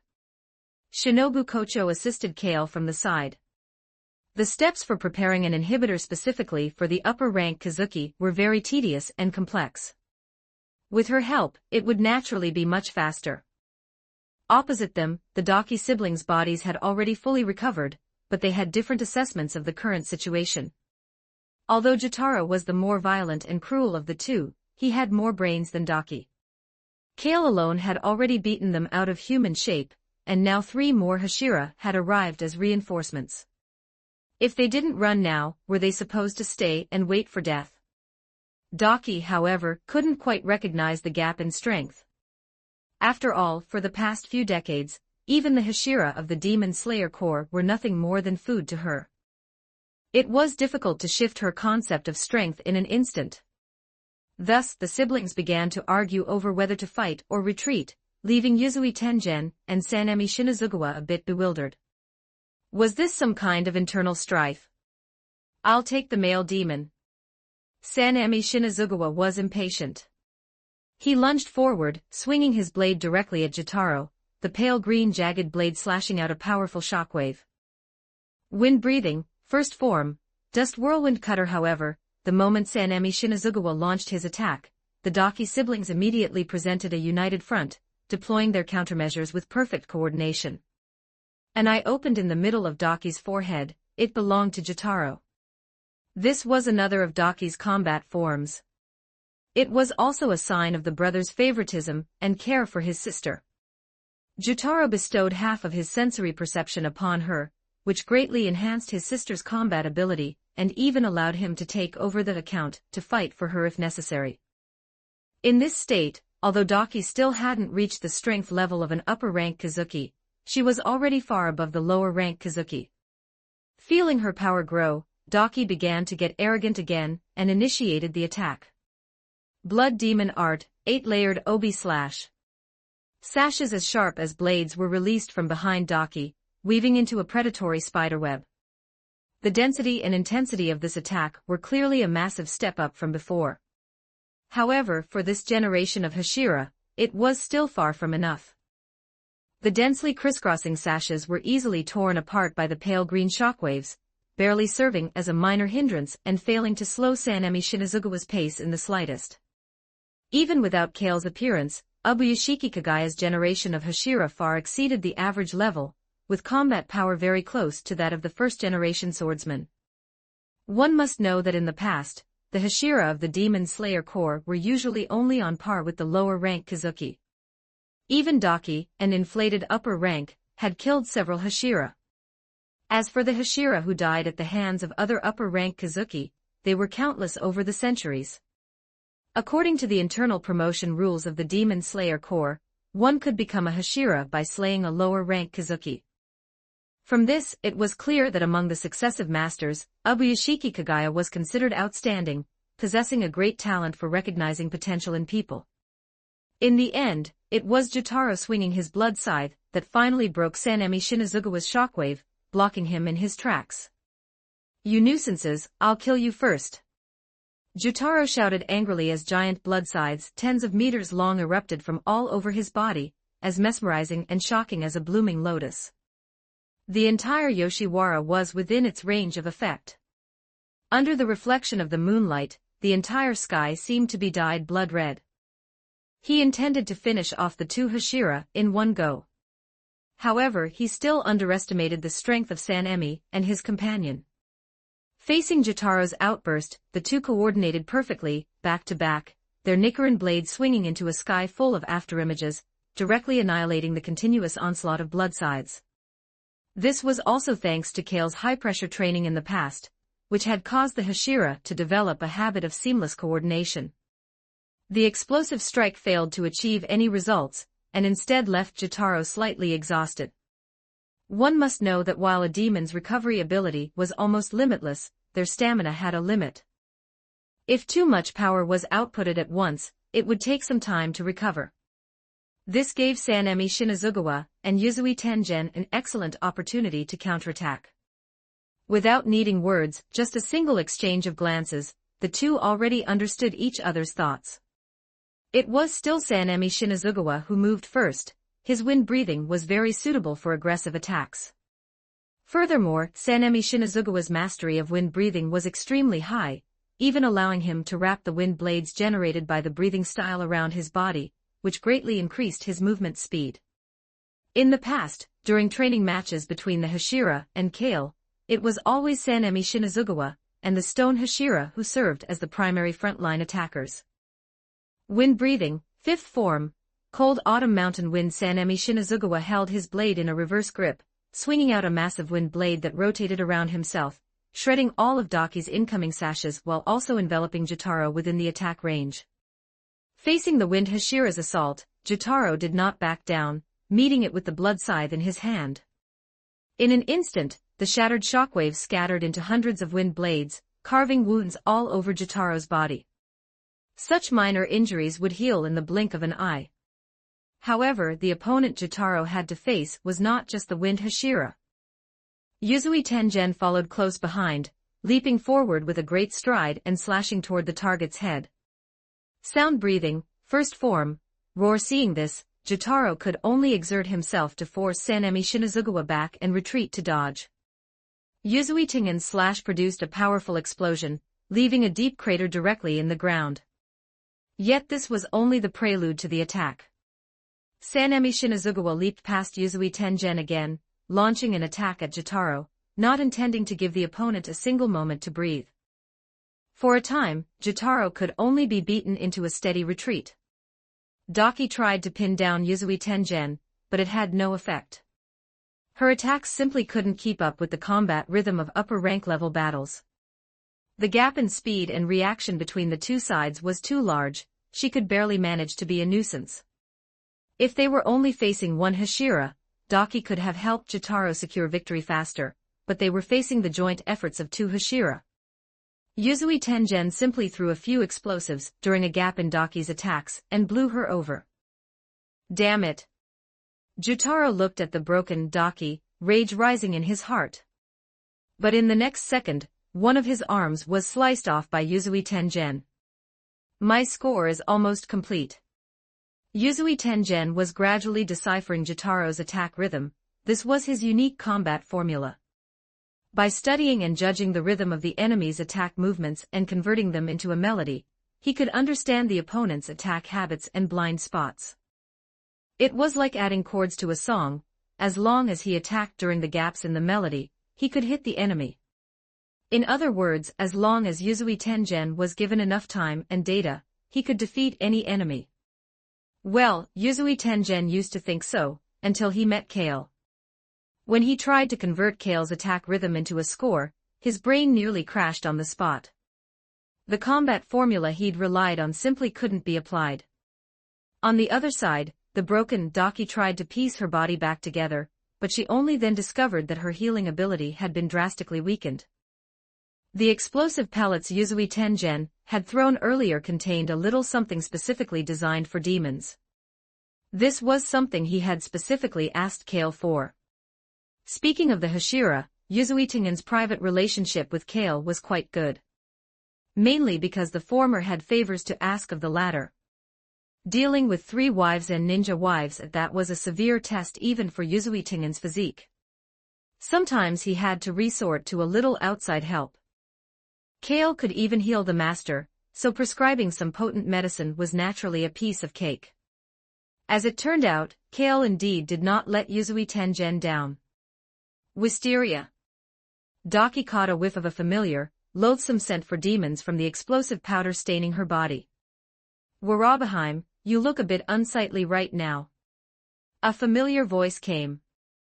Daki looked up and saw that Kale had arrived by her side at some point. Don't look at me. These words undoubtedly stung Daki's somewhat sensitive soul. She cared deeply about her appearance. Go to sleep. You'll be fine when you wake up. As Kale spoke, he spun the Nichiren blade in his hand, performing a beautiful flourish. This wasn't to show off his skills, but merely to shake the inhibitory drugs inside evenly. It was easier to understand if one thought of the blade as a syringe. He had learned this technique from Shinobu Kocho. The use and preservation of wisteria poison in its primitive stage was a very troublesome matter. Shinobu Kocho had also spent a lot of energy to apply it to the Nichiren blade. Daki was still trying to struggle, but Kale's Nichiren blade had already pierced her heart. The inhibitor began to spread rapidly throughout her body, and Daki could feel her blood quickly congealing. Demon blood was the source of a demon's power. By inhibiting the activity of the demon blood, the demon's power was naturally frozen. "I'll have the Kakushi come and handle it later," Kale said to Shinobu Kocho behind him. Jutaro sensed Daki's condition immediately. Completely disregarding himself, he unleashed his blood demon art once more. Blood demon art, rampant arcs of blood, flying bloodsides, blood gushed out, forming a spiral shape, transforming into blood blades wrapped around his hands as they poured out. This desperate outburst of power successfully forced Yuzui Tengen and the other back. Watching Jutaro rushing toward him, Kale calmly spun his blade, shaking the inhibitor evenly for him. Jutaro roared, solid blood blades swinging from his arms like blood-colored crescents. This move was intended to force Kale back, so he could rescue the incapacitated Daki. However, Kale remained unmoved. Before the bloodsides could even get close to his body, they were worn down to nothing by an invisible force 10 meters away. Water breathing, 11th form, dead calm. Before Jutaro could even realize the reason behind this, he heard a buzz in his ear. It was like the drone of a mosquito, followed by a cold sensation in his heart.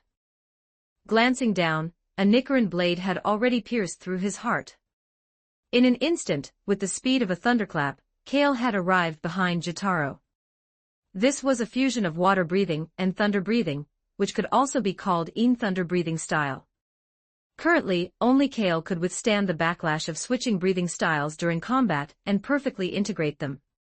Chapter 157, UME 2262 words. Many days had passed since the battle in the Yoshiwara Pleasure District. The severely damaged streets and buildings had been restored and rebuilt. Compared to before, the new buildings were designed more scientifically and fashionably, and their style was more unified. However, the business of the original red light district here had shifted direction, becoming a combination of entertainment and commerce. This would undoubtedly affect the interests of many parties. One must know that, historically, the yellow and black sectors were inseparable, and there were originally a large number of Yakuza forces in Yoshiwara. However, after the Sakuraji Group's signboard was hung on the Yoshiwara street signs, these Yakuza forces all vanished.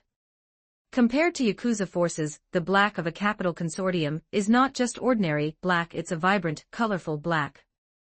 The two are completely on different levels. As for future developments, there's no need to elaborate. Kale just wanted to give every Oiran sister a warm home. No choice, he's been this kind-hearted since childhood. Sakuraji Hospital's underground research lab welcomed a distinguished guest.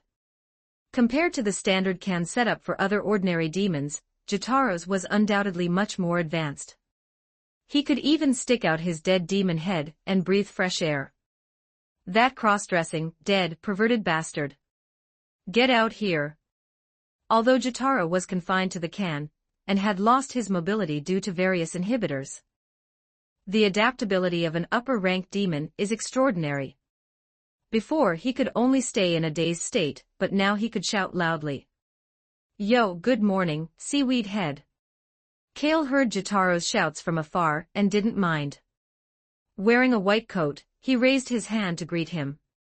Bastard, I have a name. Jutaro couldn't help but lose his composure upon hearing that title. Jutaro isn't a good name, Kale said, observing the other party's various indicators, and incidentally drew a few barrels of blood. The blood of an upper-ranked demon was extremely helpful for his research. Moreover, where else could he find such a perfect experimental subject as a demon, one he could repeatedly torment to death without any humanitarian concerns?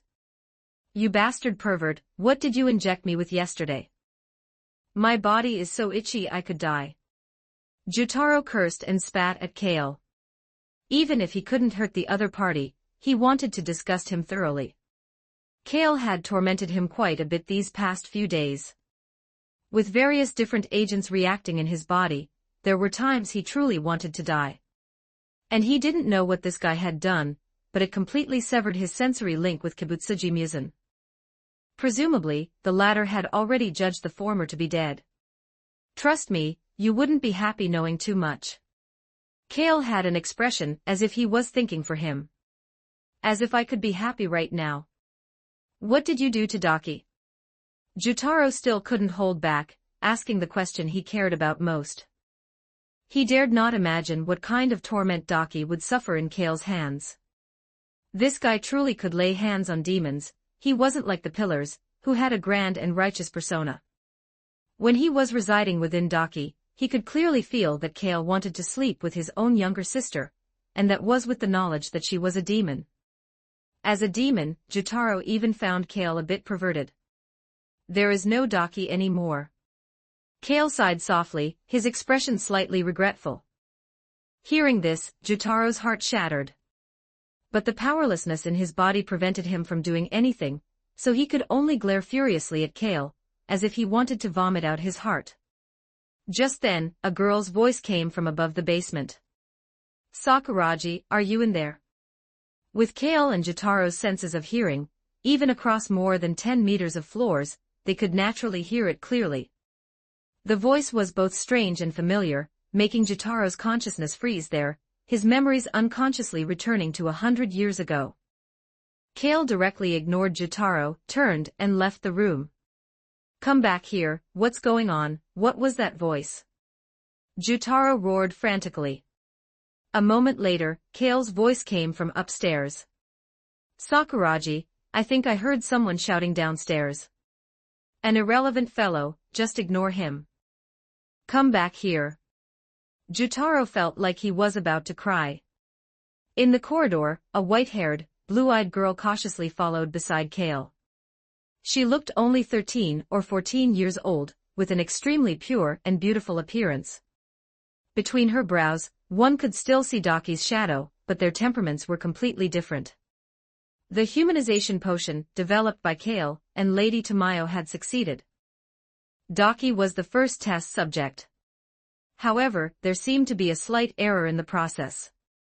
Daki, who had transformed back into a human, completely lost her memories as a demon, and even her body reverted to how it was before she became a demon. Fortunately, her memories as a human were preserved, otherwise Kale would have to raise a daughter now. This transformation still left Yumi with some after effects. She was now severely sensitive to light, and had some resistance to ordinary food.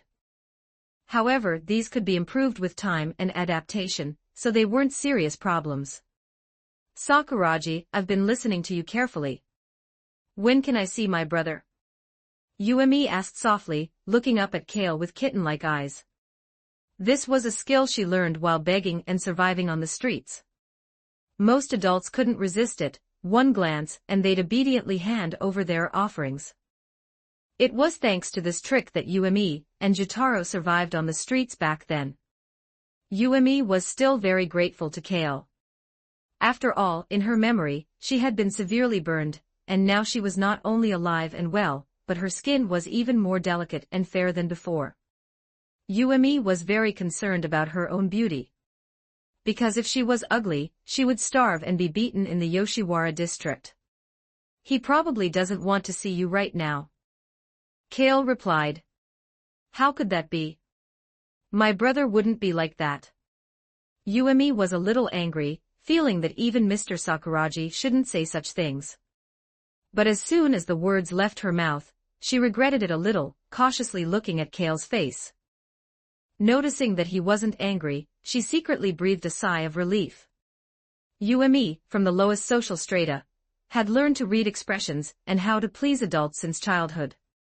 Your brother is sick right now, and he doesn't want to infect you. Kale explained. Hearing this, Yumi nodded, half believing it. Haven't you always wanted to go out for a walk? I happen to have time today, so I'll take you out for a stroll. Kale continued. I can see the sunlight. Yuumi couldn't hold back her excitement. Although the hospital environment was much better than where she used to live, the atmosphere here was a bit depressing. You can go out at night. Sakuragi, you are truly a good person. I will definitely repay you well. Yuumi said earnestly. Among this was the thought of finding herself a long-term meal ticket. Based on her life experience and observation, Kale was definitely very rich, and not only was he handsome to her aesthetic, but his personality was also so gentle. It would be wonderful if she could be his concubine. That way, she and her brother would never have to worry about starving or being bullied again. Yuumi's thoughts and values had long been formed. She knew that good things had to be seized, and men were no exception. However, before actually taking action, Yuumi still had to see her brother first. This was her only current concern. Kale smiled, stroked Yuumi's hair, and led her back to the ward. In this ward, besides Yuumi, there was another patient waiting for treatment. Nezuko saw Kale, and happily ran over. Yuumi saw this and secretly pouted. Nezuko was the person she disliked most in the hospital. There was no choice, they were both in the same ecological niche prone to competition, which put a lot of pressure on Yuumi. One must know that although Nezuko's beauty was not inferior to Yuumi's, her innocent and naive appearance was extremely lethal to men. More importantly, Nezuko also had a brother who loved her very much. Looking at Nezuko always gave Yuumi the illusion of looking in a mirror. Sakuragi, when can Nezuko's treatment begin?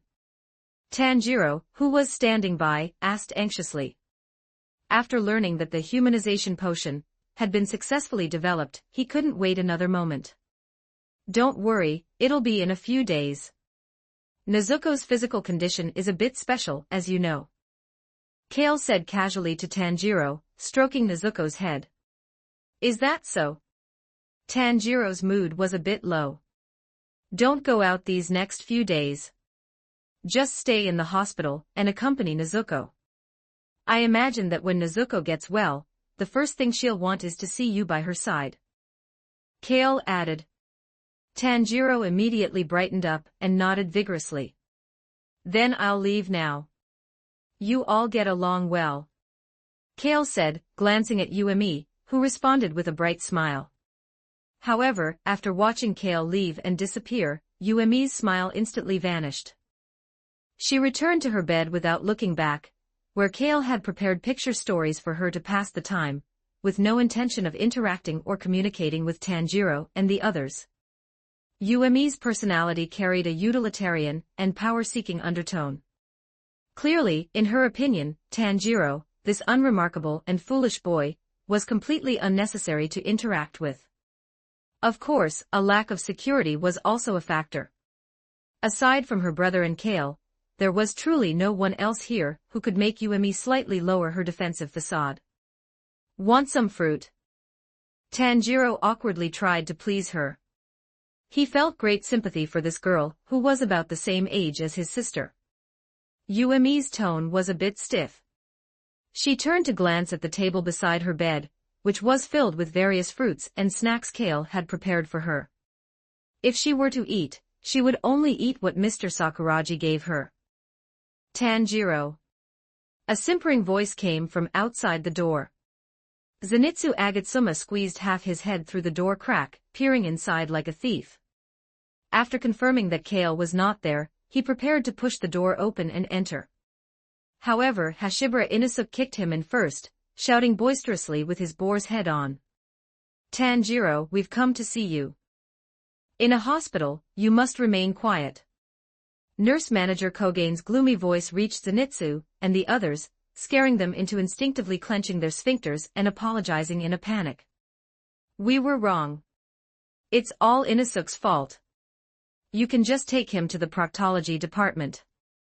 If I go, I'll take both of you with me. After Nurse Manager Kogane's warning, the room immediately quieted down a lot. However, when Zenitsu Agatsuma noticed Yuumi on the other bed, he couldn't help but relapse, wiggling his butt and sidling over with a fawning expression.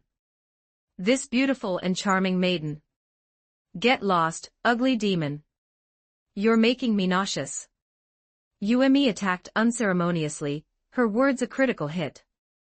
She could maintain some patience with Tanjiro, but with Zenitsu Agatsuma, she had the urge to lash out. The reason, as Yuemi said, was that ugliness was the original sin. This instantly drained Zenitsu Agatsuma of his color. He knelt by the bed, buried his head on the floor, and mumbled hollowly, his voice as if devoid of soul. I am so sorry for being ugly. Zenitsu, why are you acting like a maggot? Hashibara Inosuke still didn't know what had happened. Please let me die in peace alone. Zenitsu Agatsuma hugged his knees, curled up in a corner of the room, isolating himself from the world. Tanjiro was already used to this situation. Although he didn't quite understand, he could show respect. That night, Kale took Yuemi out of the hospital as promised. The world outside was no longer what she knew. The changes of the past century made Yuemi feel both strange and frightened, and she couldn't help but hold Kale's hand tightly. She vaguely realized that this era was no longer the one she knew. However, she was just a little girl, and her self-regulation and adaptability were very strong. Yuemi quickly adapted to the prosperity and hustle of the modern city, pulling Kale from one end of the street to the other. Aren't you planning to buy anything? Kale asked, looking at Yuemi's empty hands. Sakuragi has already bought me a lot. Yuemi counted the items by her bed on her fingers. She remembered these things very clearly. That's different. Kale led Yuemi into a shop. A moment later, they walked out again. However, this time, Yuemi had a beautifully crafted hairpin in her hair. Seeing the smile on Yuemi's lips, one could tell she was very happy about it, reaching up to touch it lovingly from time to time. After returning to the hospital ward, Yuemi couldn't help but show off to Nezuko. However, her little scheme fell flat. Nezuko's current state prevented her from understanding the meaning of this gesture. She could only blink her bewildered eyes. However, her little scheme fell flat. Nezuko's current state prevented her from understanding the meaning of this gesture. She could only blink her bewildered eyes. Chapter 158, Chapter 158, Upper Rank 225 80 words. Check out my P4Trian for plus 30 extra chapters on all my fanfics. And get chapters before publishing them here for free on my P4Trians, //P4Trian. Talk victim, I've already told you everything I know, let me see my sister immediately. Jutaro's roar carried a hint of pleading. Ever since he heard Yuemi's voice last time, his psychological defenses had completely collapsed, and he had become entirely submissive to Kale. Are you sure you want to see her? In your current state?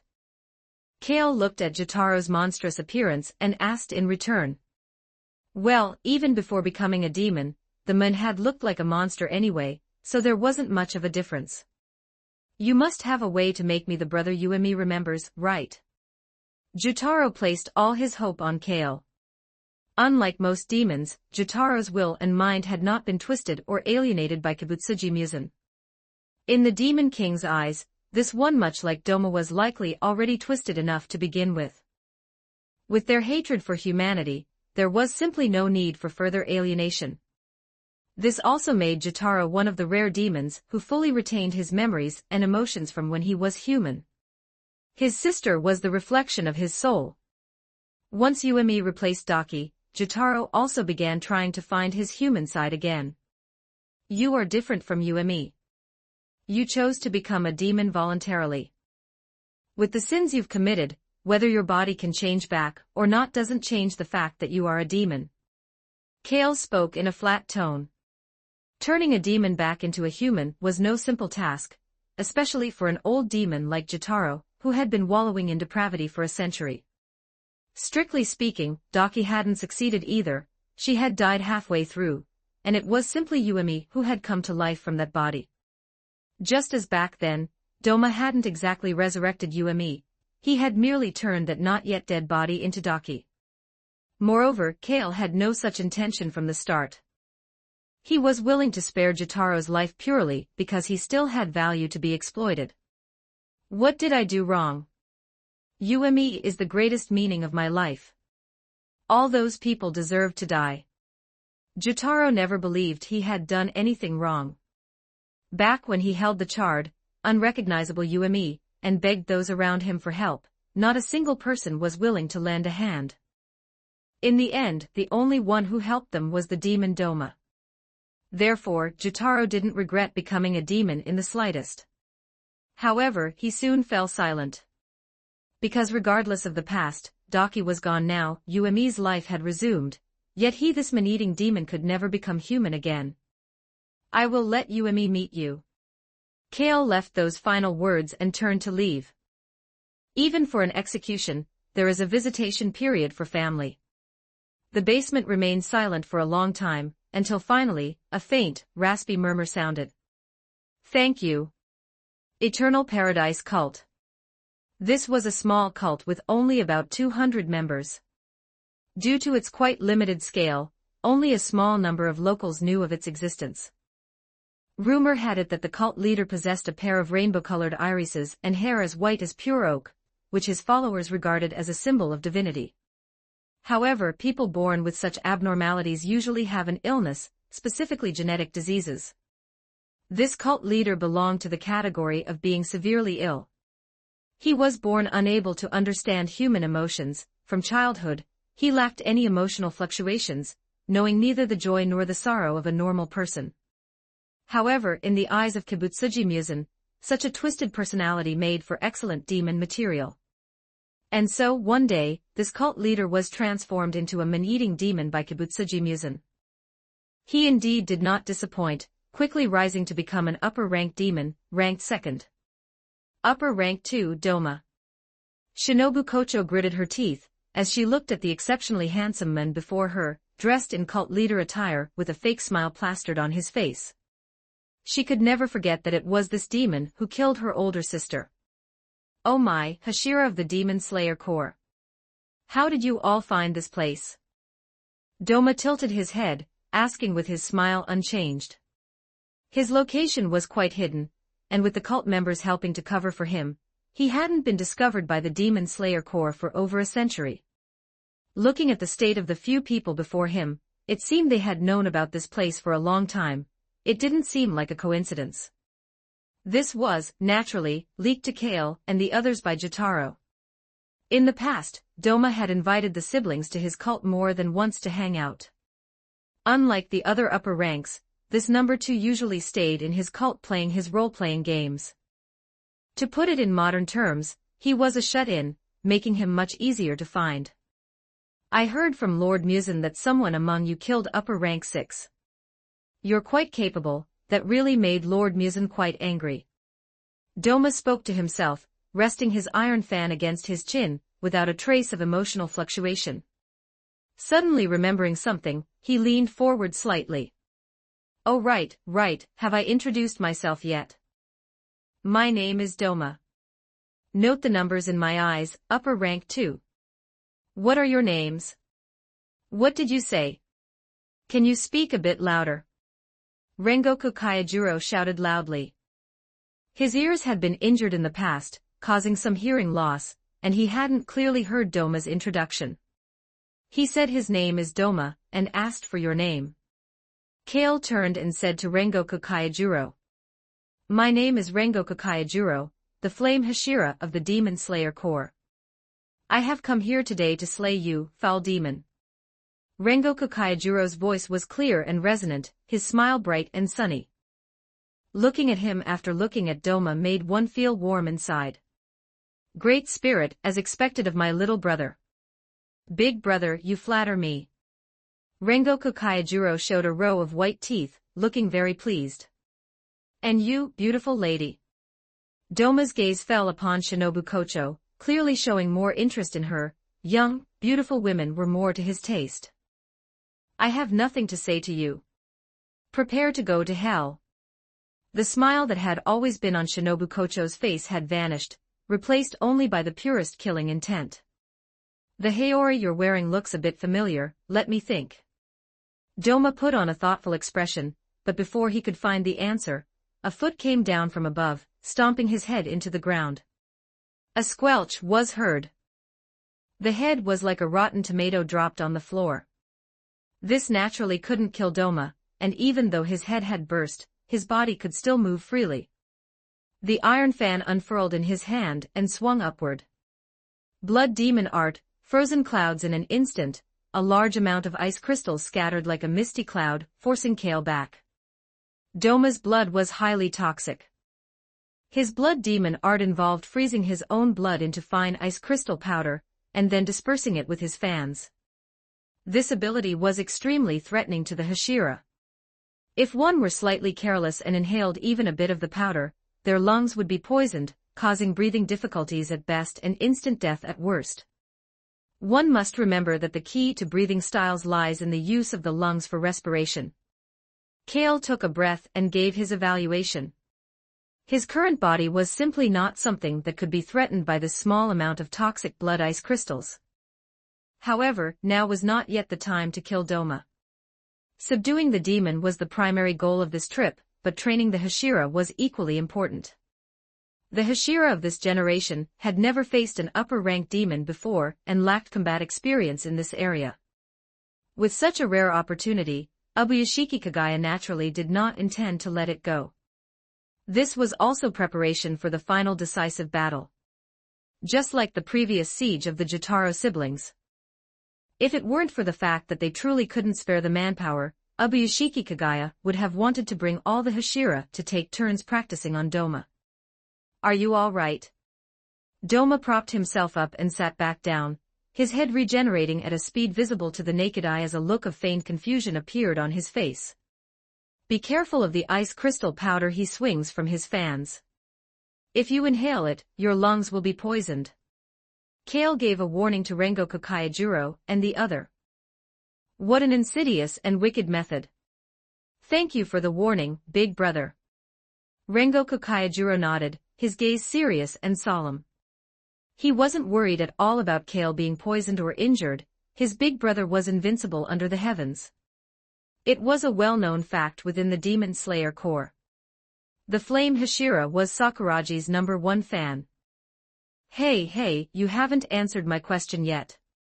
Doma called out to Kale, hoping to get his attention. However, a blast of scorching heat was already rushing toward him. Flame-breathing first form, unknowing fire. The trajectory of the Nichiren blade in Rengoku Kaijuro's hand was like a blazing flame.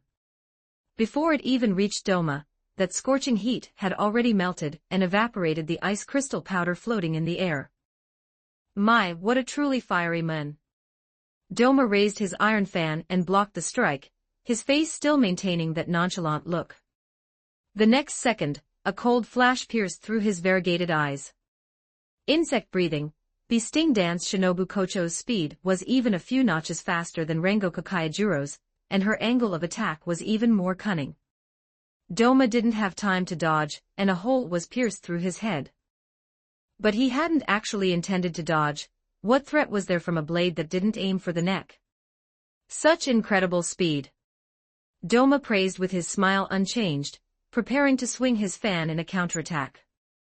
Blood Demon Art, Lotus Ice. At such close range, even if one held their breath, there was no way to avoid the damaging effects of the ice crystal powder. However, the Hashira he faced was not just one. Rengoku Kaijuro bumped Shinobu Kocho out of the way. Flame-breathing fourth form, blooming flame undulation scorching sword chi whipped up a vortex of flames in the air, completely melting the ice lotuses formed by the blood demon art. Piercing the head won't kill a demon, you have to cut off the neck. You should know that. Doma looked at Shinobu Kocho and tilted his head. The next second the toxin from the wound spread. Doma's expression changed instantly, his veins bulged, blood gushed from his mouth, and his entire body slumped down weakly. This poison is much more intense than what the intelligence said. Even while vomiting blood, Doma didn't forget to complain. After all, this was specifically prepared for Doma by Shinobu Kocho. To this end, Jotaro had gone through several cycles of near death. If it weren't for Kale's superb medical skills, he probably would have gone to the underworld to report early.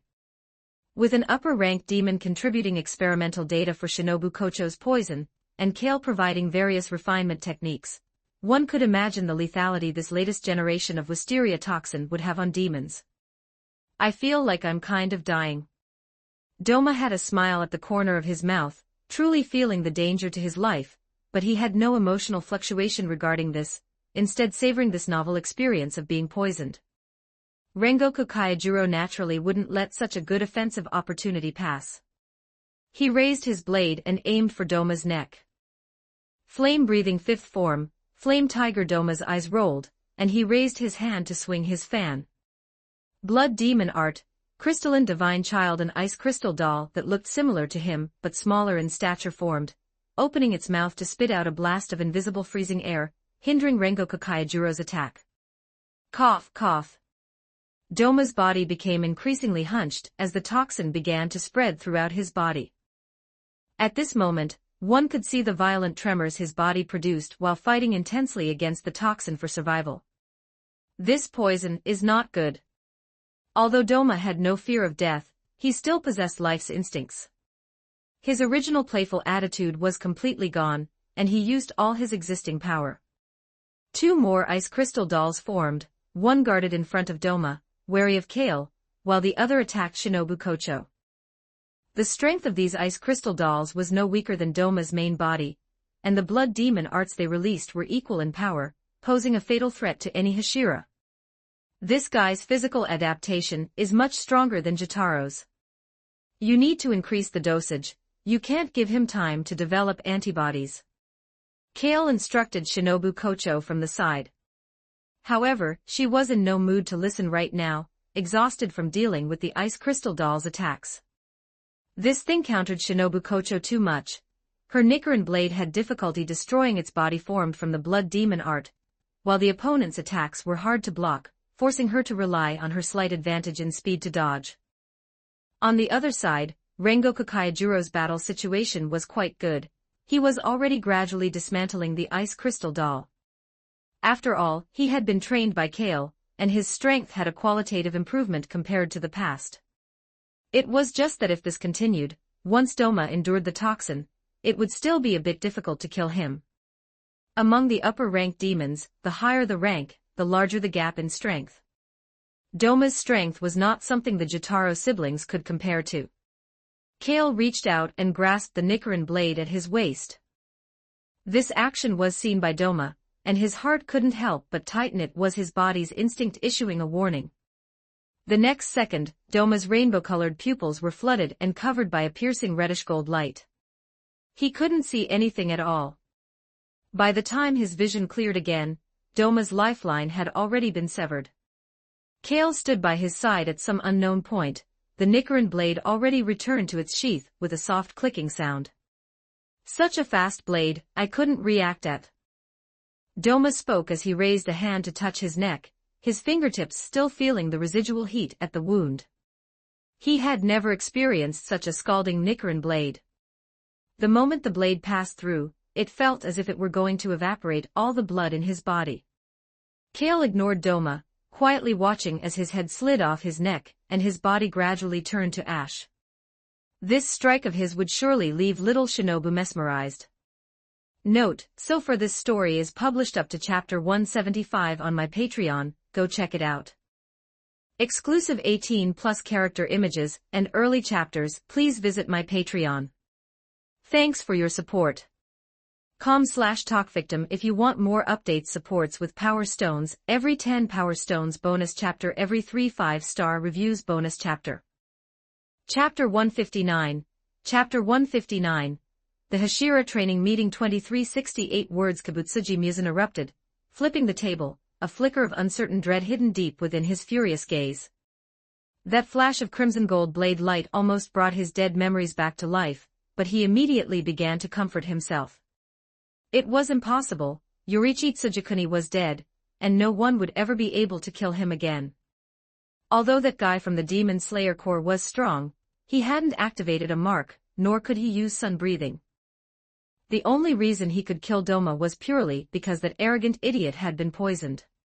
From Kibutsuji Musen's perspective, such an interpretation was not unexpected, it was a matter of fixed concepts.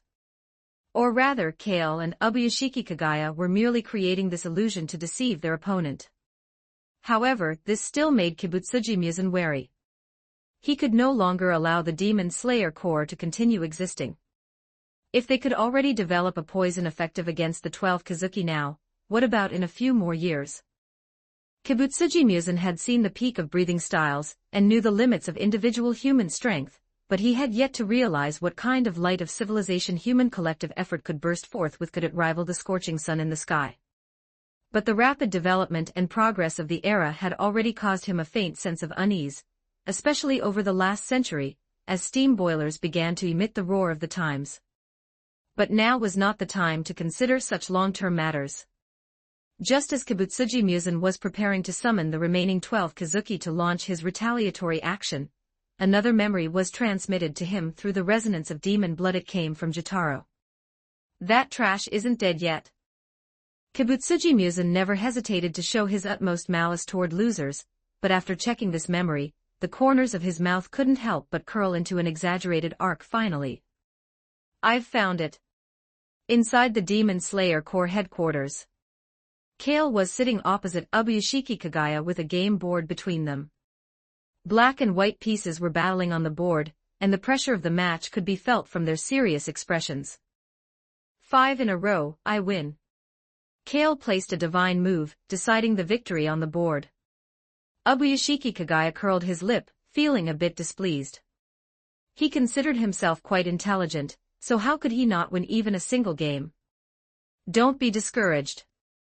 It's only natural to lose to me, the Saint of Go. Actually, you're already quite good. If you work a bit harder, you might have a chance to see my true ultimate winning move in this lifetime. Kale comforted him with a smile. Ultimate winning move. Ubuyashiki Kagaya gave Kale a strange look. He had read history books, and the only person on the board who could be called a winning saint was probably that Han Dynasty chess saint. At this moment, Ubuyashiki Kagaya finally understood why Kale had made him wear a helmet while fishing.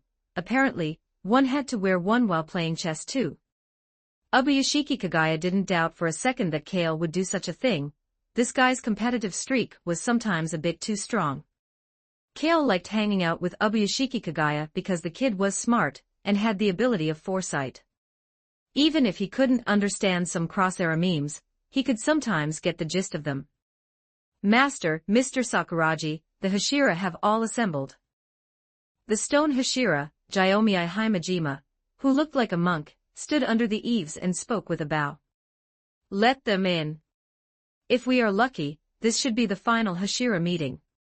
Ubuyashiki Kagaya put the pieces back one by one, picked up his teacup, and took another sip of the souvenir. Kale had brought a bottle of chilled happy water. A comfortable expression appeared on his face. This happy water recently launched by the Sakuragi group indeed had something to it, that bubbling coldness really made one feel refreshed.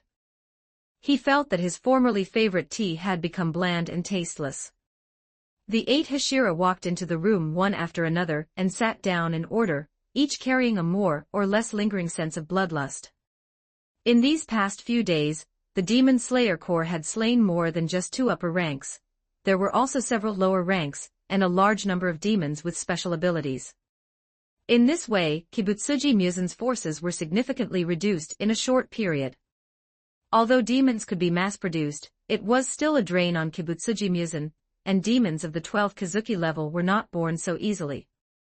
This extermination operation could be said to have allowed the various Hashira to kill to their heart's content. The reason for such results relied not only on the mole Jotaro but even more on the intelligence gathering, analysis, and judgment capabilities of the Demon Slayer Corps and the Sakuragi group in the secular world. I have a premonition that within 5 days, Kibutsuji Musen will find this place. The final battle is coming. Ubuyashiki Kagaya spoke in a calm tone, but the pressure of an impending storm came rushing toward them. The long-cherished wish of the Demon Slayer Corps for 1,000 years was finally within reach. It was time for the blood debts owed by Kibutsuji Musen to be repaid. Everyone was deeply anticipating this moment. Master, how can you be sure? Jyomiai Himajima asked. This is called the Kagaya spasm. Just as Ubuyashiki Kagaya was about to reply, Kale interjected. Hearing such a description, Ubuyashiki Kagaya's mouth twitched, his tone inevitably becoming a bit helpless. It can indeed be described that way. The Hashira were willing to believe in Ubuyashiki Kagaya's intuition because similar judgments had happened many times in the past, and he was right every time. The specific combat arrangements will be formulated by Kale and me together. This time, we must slay Kibutsuji Muzan here. Ubuyashiki Kagaya's voice remained the same, but his conviction to succeed at any cost was deeply transmitted to every Hashira. The 8 Hashira responded in unison. The Kikushi will be responsible for setting up the equipment and traps. As for all of you, rest well, recharge your energy, and just wait for nightfall. Kale didn't have any specific tasks for the Hashira to do. If things developed as he expected, there probably wouldn't be any room for these few to take the stage. Of course, he couldn't say this explicitly to the Hashira. Although this explanation was a bit perfunctory, the Hashira didn't have any emotional objections. This was out of trust for their master and Kale. What they had to do was kill every demon that stood in their way. Ubuyashiki Kagaya then explained a few more matters, and this final Hashira meeting ended simply. I know your strength is sufficient to slay Kibutsuji Muzan, but you must not let him escape. Otherwise, in the next 1,000 years, a swordsman like you might not appear again. Ubuyashiki Kagaya wasn't as confident as he appeared. The first swordsman of the past had also nearly slain Kibutsuji Muzan, but in the end, he let him escape, leading to 1,000 years of calamity. Ubuyashiki Kagaya did not want such a thing to happen in his generation. Relax, go to sleep early. After your body recovers, I'll take you bungee jumping. Kale stood up and said. Bungee jumping. Ubuyashiki Kagaya's heart shuddered. His intuition told him that this definitely wasn't any kind of fun game. Kale returned to his own room, but someone was already there waiting for him. Shinobu Kocho was kneeling on the tatami mat. It wasn't hard to detect her current nervous state from the way her fingers were gripping tightly. Isn't this little Shinobu? Did you walk into the wrong room? Kale couldn't help but tease her. This almost made Shinobu Kocho, who had finally summoned her courage and determination, flee in panic. After taking a deep breath, she barely managed to calm her heart, her voice trembling slightly as she spoke. If you say one more word, don't even think about me ever coming in again. My mistake. Kale didn't dare say more and waved his hand to extinguish the candle. A moment of spring is worth 1,000 pieces of gold, one must cherish it. Several days passed in peace and tranquility. Jotaro sat beside Kale, trembling all over like a mangy dog thrown into winter snow. No one could feel Kibutsuji Muzan's approach more clearly than him. Although Kale had used medicine to erase Muzan's consciousness within the demon blood, making it impossible for him to control Jotaro's body and mind, he was the source of the demons after all, and there was still a faint connection. After all, he wasn't Tamayo, he had only escaped control for a few days. Can you control yourself? Kale watched as the table began to shake along with him, feeling somewhat speechless. Was he really that scared? You don't understand that lord's terrifying nature. Jotaro said, scratching his face forcefully. If it weren't for you and me, he would never have had the courage to oppose Kibutsuji Muzan. That fear and awe for the Demon King had been deeply implanted into his consciousness the moment he became a demon. Is he as scary as me? Kale asked back. Jotaro looked up at him, remembering his days on the operating table, the cold scalpels, and those various acrid toxins. His mindset suddenly improved a lot. This was called fighting poison with poison. In Jotaro's eyes, Kale's terrifying nature compared to Kibutsuji Muzan's were two completely different types, making it hard to distinguish between them. If he really had to choose, he felt it would be more pleasant to die at the hands of Kibutsuji Muzan. Time for the sauce, Kale. Ubuyashiki Kagaya reminded him from the side. Hearing this, Kale picked up a brush, dipped it in his secret sauce, and spread it evenly over the chicken wings on the grill. Late at night, staying up and waiting here, one had to have something to eat and some beer to drink. As for the other Hashira, they were not at the Ubuyashiki residence at the moment. Kagaya was worried that a concentration of Hashira would make Kibutsuji Muzan hesitant. He was still using himself as bait, attempting to lure the opponent to his door. This was the hatred accumulated by the Ubuyashiki family for 1,000 years, playing its role at this moment. Only this time, it wasn't his wife and daughters by Kagaya's side, but Kale and Jotaro. In fact, it wasn't even necessary. After learning of the existence of the blue spider lily, Kibutsuji Muzan would inevitably come, regardless of how many Hashira were waiting for him here. Kibutsuji Muzan's personality was extremely twisted. On one hand, he couldn't escape the fear that Yorichi Tsujikuni had once brought him. On the other hand, he held humans in contempt. Fortunately, only by desperately belittling the existence of humans could he soothe the spiritual fear left behind by Yorichi Tsujikuni. Ubuyashiki Kagaya picked up a chicken wing, blew on it, carefully took a bite, and after savoring it, let out a heartfelt sigh. Kale, with your skills, it's really a pity not to open an izakaya. Eat quickly, that guy has arrived. Kale could feel that undisguised malice approaching step by step. Dressed in a suit and looking fashionable, Kibutsuji Muzan stepped out of the moonlight. His gaze immediately fell on Kale, and he subconsciously frowned. On his way here, he hadn't even detected this human's presence. If he hadn't seen him with his own eyes now, he would have thought the other person didn't exist at all. But even if it was a bit unexpected, Kibutsuji Muzan didn't take Kale to heart. His perception of strong swordsmen had been fixed long ago.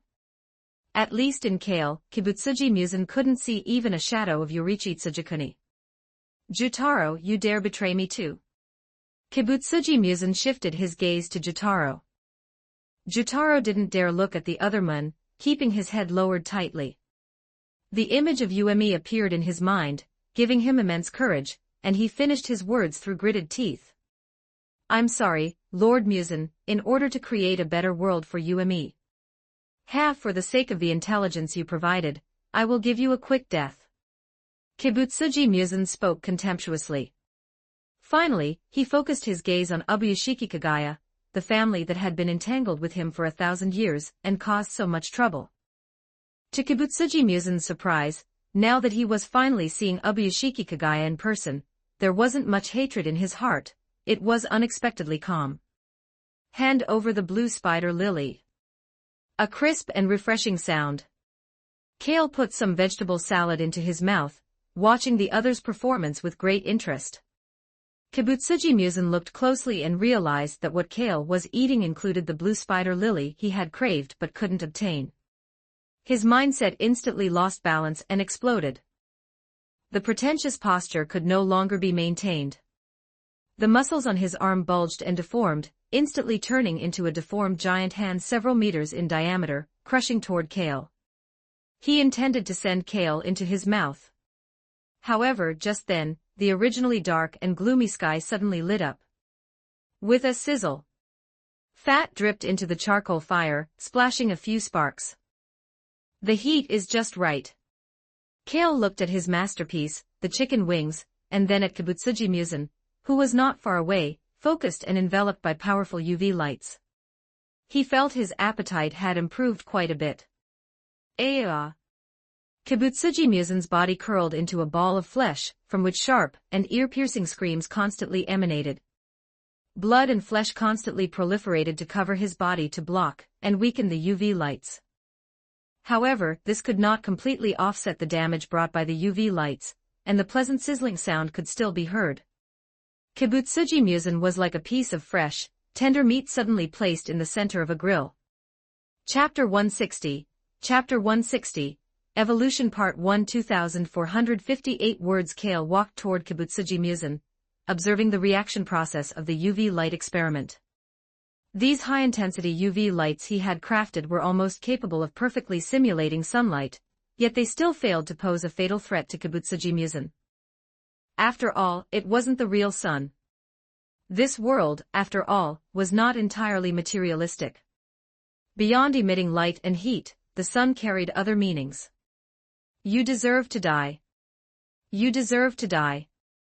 Kibutsuji Musen hissed and roared, tearing his disguise to shreds and fully exposing his demon side.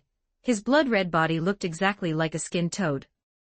Although the high-intensity UV lights couldn't deal a fatal blow, the physical and mental damage to Kibutsuji Musen was immense. Back when he was still human, he had suffered from illness for years, hovering on the brink of death, which made his fear of death and attachment to life reach a pathological extreme. Simply put, he was so terrified that his mental defenses had completely shattered. Ignoring Kibutsuji Musen's shouting, Kale took out a specially made syringe and plunged it into his heart.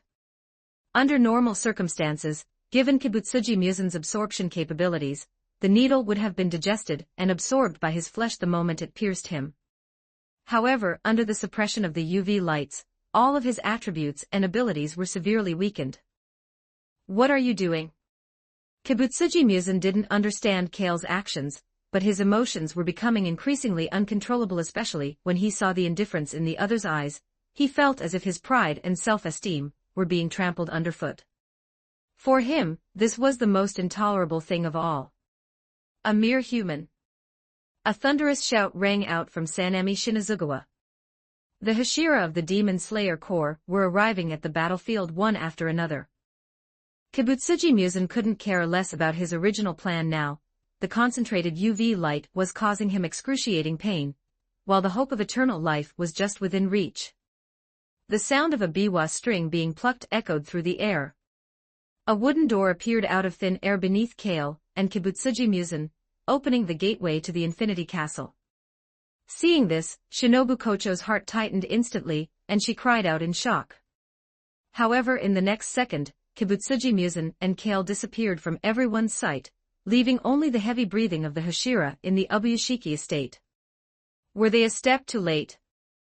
Gravity dragged Kale downward. Without the suppression of the UV lights, Kibutsuji Musen's condition was visibly improving. The expression of near collapse on his face shifted into a twisted look of triumph and the satisfaction of getting his wish. But this expression didn't last long. Kale slammed his foot onto Kibutsuji Musen's face. In an instant that head burst like a watermelon, the scene was quite gruesome. Under the counterforce, Kale's downward momentum came to an abrupt halt.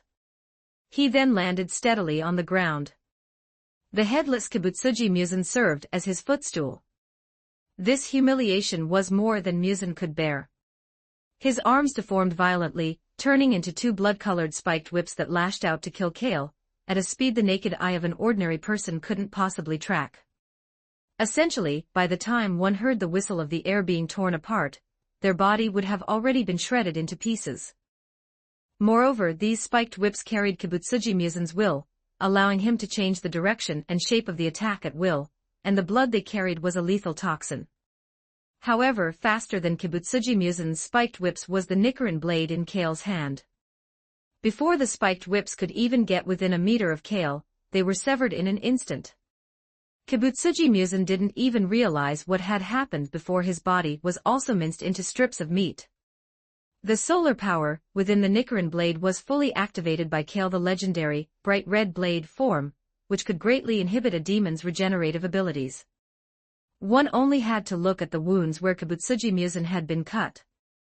The granulation tissue attempting to regenerate and heal kept withering and dying under the influence of this power, only to sprout and regenerate again, over and over.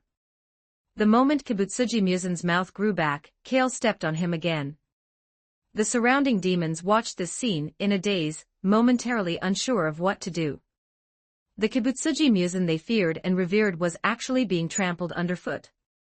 But soon, Kibutsuji Musen's consciousness descended upon all the demons. It was as if a silent horn had been blown. All the demons surged toward Kale together, like waves crashing against a coastal reef. For a moment, the air was filled with demonic wailing and howling. One could vaguely hear the reluctance within it. Could demons like them, who couldn't even reach the rank of the 12 Kazuki, possibly hope to challenge a demon slayer who could trample Kibutsuji Musen? Weren't they being forced? They weren't sure if they would die by Kale's blade if they hesitated, but they would certainly be obliterated by Kibutsuji Musen's curse. Kale looked up at the approaching demons, his blade pointing downward.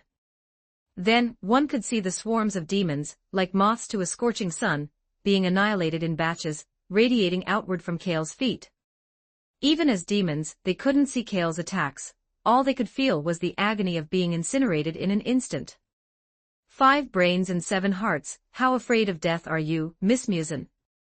Kale observed Kibutsuji Musen's cross-section, and couldn't help but comment. To evade death, Kibutsuji Musen had certainly put in the effort, even willing to study medical knowledge to change his physiological structure. He was a man of action and practice. Precisely because of the modification of his organs, Kibutsuji Musen's regeneration was almost limitless and required no stamina. To be honest, studying this guy's body had taught Kale quite a bit of biological knowledge. He could afford to slice a bit more carefully. Just then, Kibutsuji Musen's lower body whipped out 8 more tube-like whips. This was his strongest killing move, with an attack speed far exceeding the whips from other parts of his body. A bone-shaking sonic boom echoed through the air. However, the result remained the same. The moment the 8 tube whips were about to strike, they were all severed by Kale. This was the gap in basic stats. Kibutsuji Musen was strong, but only relative to humans. If he were placed in a different setting without his stat advantage, given his abilities and will, he would at most be a bully relying on immortality. One only had to look at his changes over the last few centuries. Compared to when he faced Yorichi Tsujikuni, there had been no improvement. Hundreds of years ago, he was one-shot by Yorichi Tsujikuni. Hundreds of years later, in the same scenario, the result would be the same. You cannot kill me. Kibutsuji Musen's triumphant voice rang out from his abdominal cavity. He had to admit that Kale was the strongest swordsman in the 1,000 years since Yorichi Tsujikuni. However, he couldn't kill him. Only sunlight and sun-breathing could threaten his life. But within this infinity castle, there could never be sunlight. As for sun-breathing, it had long been lost. Everything related to Yorichi Tsujikuni had been thoroughly erased by Kibutsuji Musen. There could be no more successors. Human stamina was ultimately finite. Once Kale ran out of strength, it would be the moment of his own eternal life. Kibutsuji Musen was incredibly smug in his mind. Let go of Lord Musen. Akaza shouted angrily. Along with his voice came the shockwaves from his fists. Blood demon art, destructive death, air type. However, before this attack could even get close to Kale, it was instantly dispelled. This guy. What on earth is going on? Akaza stared at Kale with a grim expression. He couldn't sense even a trace of an aura from him, as if the moon were one with the world itself. This sense of power was something Akaza had never experienced before. Arriving with him were the other 3 upper ranks.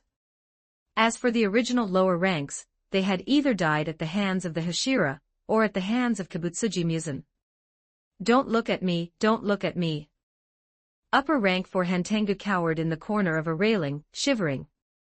This guy looked like an elderly man, appearing cowardly and afraid of death. Kale only glanced at him, and it scared a scream out of him. Upper rank 5 Gyako rolled on the ground, his deformed and twisted body squeezing out of the pot's mouth, his eyes darting restlessly at Kale as if he were itching to act. Finally, upper rank 1 Kokoshiba walked toward Kale. He still retained much of his appearance as a human swordsman, though most of his face was covered by 6 demonic eyes. He didn't look as inhuman as the other demons, but the pressure and fear he radiated were the most intense. Kokoshiba looked at Kale and asked calmly. State your name, swordsman. What an impolite demon. You haven't introduced yourself yet. Kale said without even looking up, glancing at the silent, playing dead Kibutsuji Musen. 12 Kazuki, upper rank 1, Kokoshibo. Kokoshibo's tone was calm, like a pool of stagnant water that had long since stopped flowing. Kokoshibo, is it? I thought you were called Michikatsu Tsujikuni. Upon hearing this name, Kokoshibo didn't react much, but Kibutsuji Musen's body shuddered first. I didn't expect anyone to still remember that name. A slight ripple appeared in Kokoshibo's tone. Even though this guy has been trying hard to erase the existence of that first swordsman who created the breathing styles, unfortunately, this world produced a bug like me. Kale stepped on Kibutsuji Muzan and continued. You can just call me Kale. Remember to report this name when you go to hell. I'll let my fish tear you apart first. 10 pots with sticky fish patterns appeared one after another on Gyako's row of deformed small hands, and a large number of sticky fish spewed from the mouths of the pots. These sticky fish, formed from demon blood, not only had strong attack power but also carried lethal toxic corrosion. Blood Demon Art, 10,000 gliding slime fish. However, at the very moment Gyako raised his hands, a crack of thunder exploded. Where did thunder come from in the Infinity Castle? Doubt arose in Gyako's mind, and before he could react, he realized he had already been attacked as his life began to drain away rapidly. He strained to glance back and barely saw Kale's back, but that was his limit. The pot carrying Gyako's life shattered. The swarms of sticky fish filling the air also vanished into blood mist with their master's death. So fast. Akaza shouted in shock. What chilled him was that the sound of thunder rang out again alongside Kale's footsteps. This time, the target was upper rank for Hantengu. To Akaza's eyes, he could only barely see a jagged, fierce flash of fire. That was the explosive momentum generated by the combination of thunder breathing and flame breathing. Upper rank for Hantengu's shrill scream came to an abrupt end. Only then did Nakaim's biwa string sound again. The spatial architecture within the Infinity Castle began to rotate, attempting to separate Kale from the demons. Kibutsuji Muzan intended to use his centuries of accumulation to wear Kale down to death. At this moment, he really didn't dare to face Kale directly. Even if the other couldn't kill him yet, every swing of Kale's blade seemed to lay bare the deepest fears in his heart. Watching the Infinity Castle spin like a kaleidoscope, Kale stopped in place and whispered to himself. This is actually a bit boring. You're not even as good as the sisters in Yoshiwara, their willpower was firmer than yours. He had originally thought Kibutsuji Muzan could provide some fun, but he had overestimated him. After only a slight increase in intensity, this guy's mentality had already collapsed. The fun of the game was gone, so there was no point in playing anymore. Kale pulled out the Demon King's blood he had collected earlier, and injected it into his body. His perfect potion had long since been developed. And this was the final catalyst. Seeing this, Kibutsuji Muzan was first stunned, then ecstatic, and finally, his expression froze. The will hidden within the demon blood was obliterated the moment it entered Kale's body. In this brief mental clash, Kibutsuji Muzan was utterly defeated. However, that wasn't what broke Kibutsuji Muzan the most. Kale changed his starting stance before his very eyes. Sun breathing. You actually know sun breathing. Kibutsuji Muzan watched the blazing sun slowly rising before him, every cell in his body screaming in terror. 2 years ago, Kale had already reproduced sun breathing. He didn't even need Tanjiro to teach him, he had reverse engineered it by combining the 5 basic breathing styles. It was just that Kale hadn't used it since then. Because he couldn't yet perfectly master sun breathing, as he did with the other styles. With just a little effort, he wouldn't be able to control the body's liberation. A breathing style was a key to unlocking human potential, and the markings was the symbol of that liberation. It was easy to open, but difficult to close again. In this world devoid of supernatural factors, the result of liberating human potential was self-combustion. Once the evolution of life began, there was no way to stop or go back. It was like a boiler, if new water wasn't continuously replenished, the outcome once the water boiled dry was self-evident. And with Kale's current life level, once liberated, he wouldn't be a water-boiling boiler, but a planetary engine. Of course, life was not a boiler after all, it would find its own new way out. Just like Nezuko, but that was a result of forced adaptation. But Kale was not a demon, and he didn't have that kind of self-adaptability. So he needed the perfect potion to act as the steering wheel for his body's liberation, and the demons before him were the fuel to drive his life's evolution. Kibutsuji Musen was now scared out of his wits, constantly urging Nakheim to increase the distance between him and Kale. One after another, doors slammed shut as the space was continuously elongated. However, Kibutsuji Musen's collapsing mood showed no sign of improving. What made him extremely broken and terrified was that in Kale's eyes, which burned like torches, he saw no trace of killing intent, only the appetite that emerges from hunger. I've become a dish. Chapter 161, Chapter 161, Evolution Part 2, 2526 words. Check out my P4 for plus 30 extra chapters on all my fanfics. And get chapters before publishing them here for free on my P4 //P4 .com/talk. Victim Kale felt as if he were in a blazing furnace at this moment, the boundaries of his body constantly being broken down in the smelting process, transforming towards another form. This kind of experience and feeling was not absent from his memory.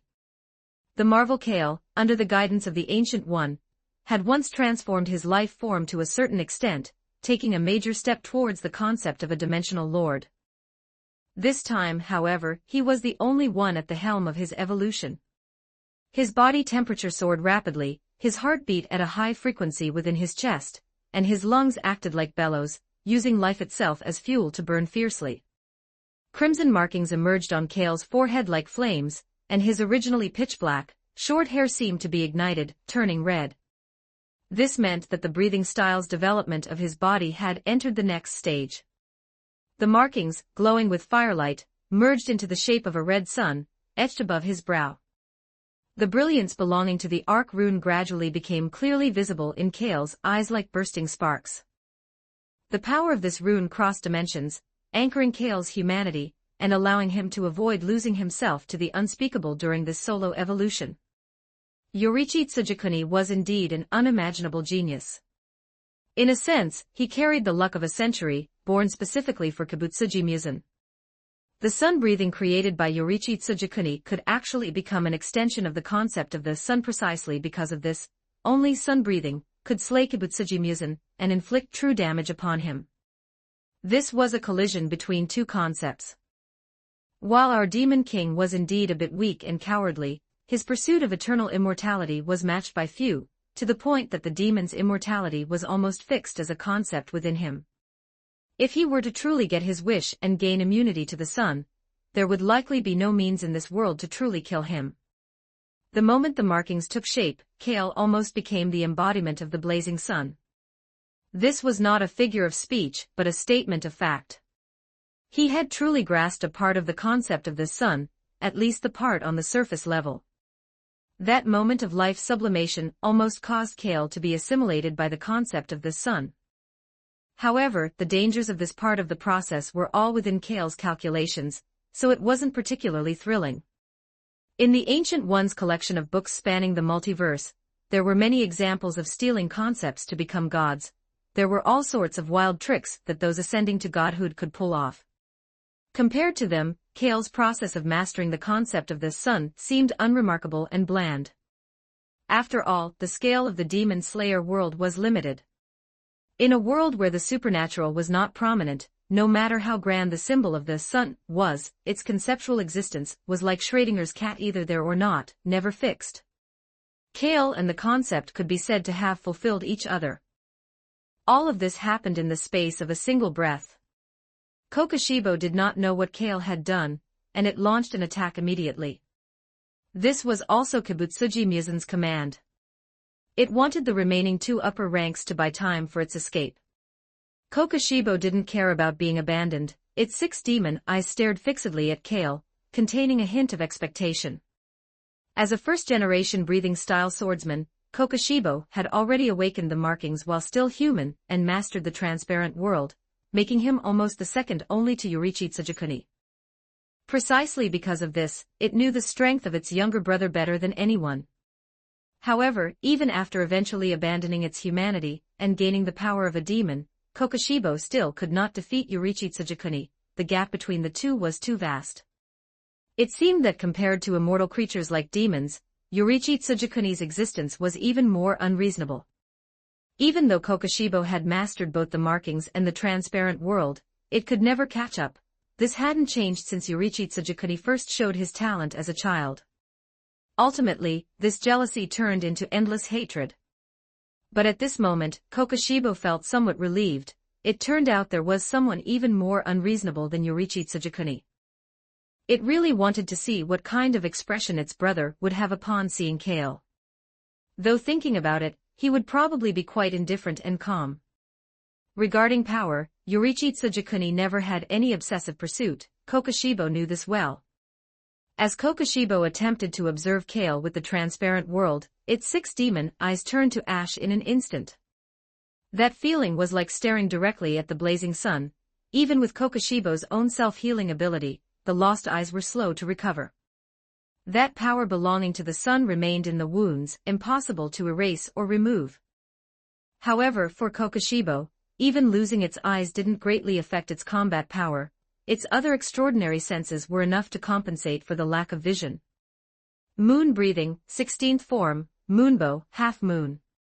Kokushibo raised the blade forged from its own flesh and bone, Kyokuseki, and used the breathing style it had refined for hundreds of years. Sword chi and blood demon art merged, turning into rounds of eerie and strange crescents that slashed down towards Kale's position. However, in the next second, crimson light and heat erased Kokushibo's sword technique, and its very existence. The entire process caused no ripples, as calm as a drop of water merging into a river. Under this crimson light and heat, half of the entire Infinity Castle instantly turned into nothingness. The Infinity Castle, controlled by Nakheim, was itself an alternate space formed by a blood demon art, usually only hiding in shadows where light could not reach, belonging to the darkness. When shadows are struck by light, they naturally cease to exist. Kale glanced at the Nichiren blade in his hand, which had also turned to ash, and couldn't help but feel a bit of regret. After all, it was a weapon that had been with him for so long. How did it just disappear with a little bit of force? With the strike he had just made, it wasn't just Kokushibo who was sent off. Akaza, who was not far away, was also caught in it, and the result naturally went without saying. However, of the two, one went down, and the other went up.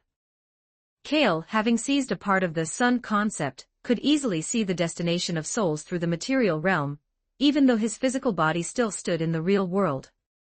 The Demon Slayer world was a sandwich structure. A material realm was sandwiched between 2 layers of soul realms. Akaza's lover had been in the gap between life and death, waiting for his return.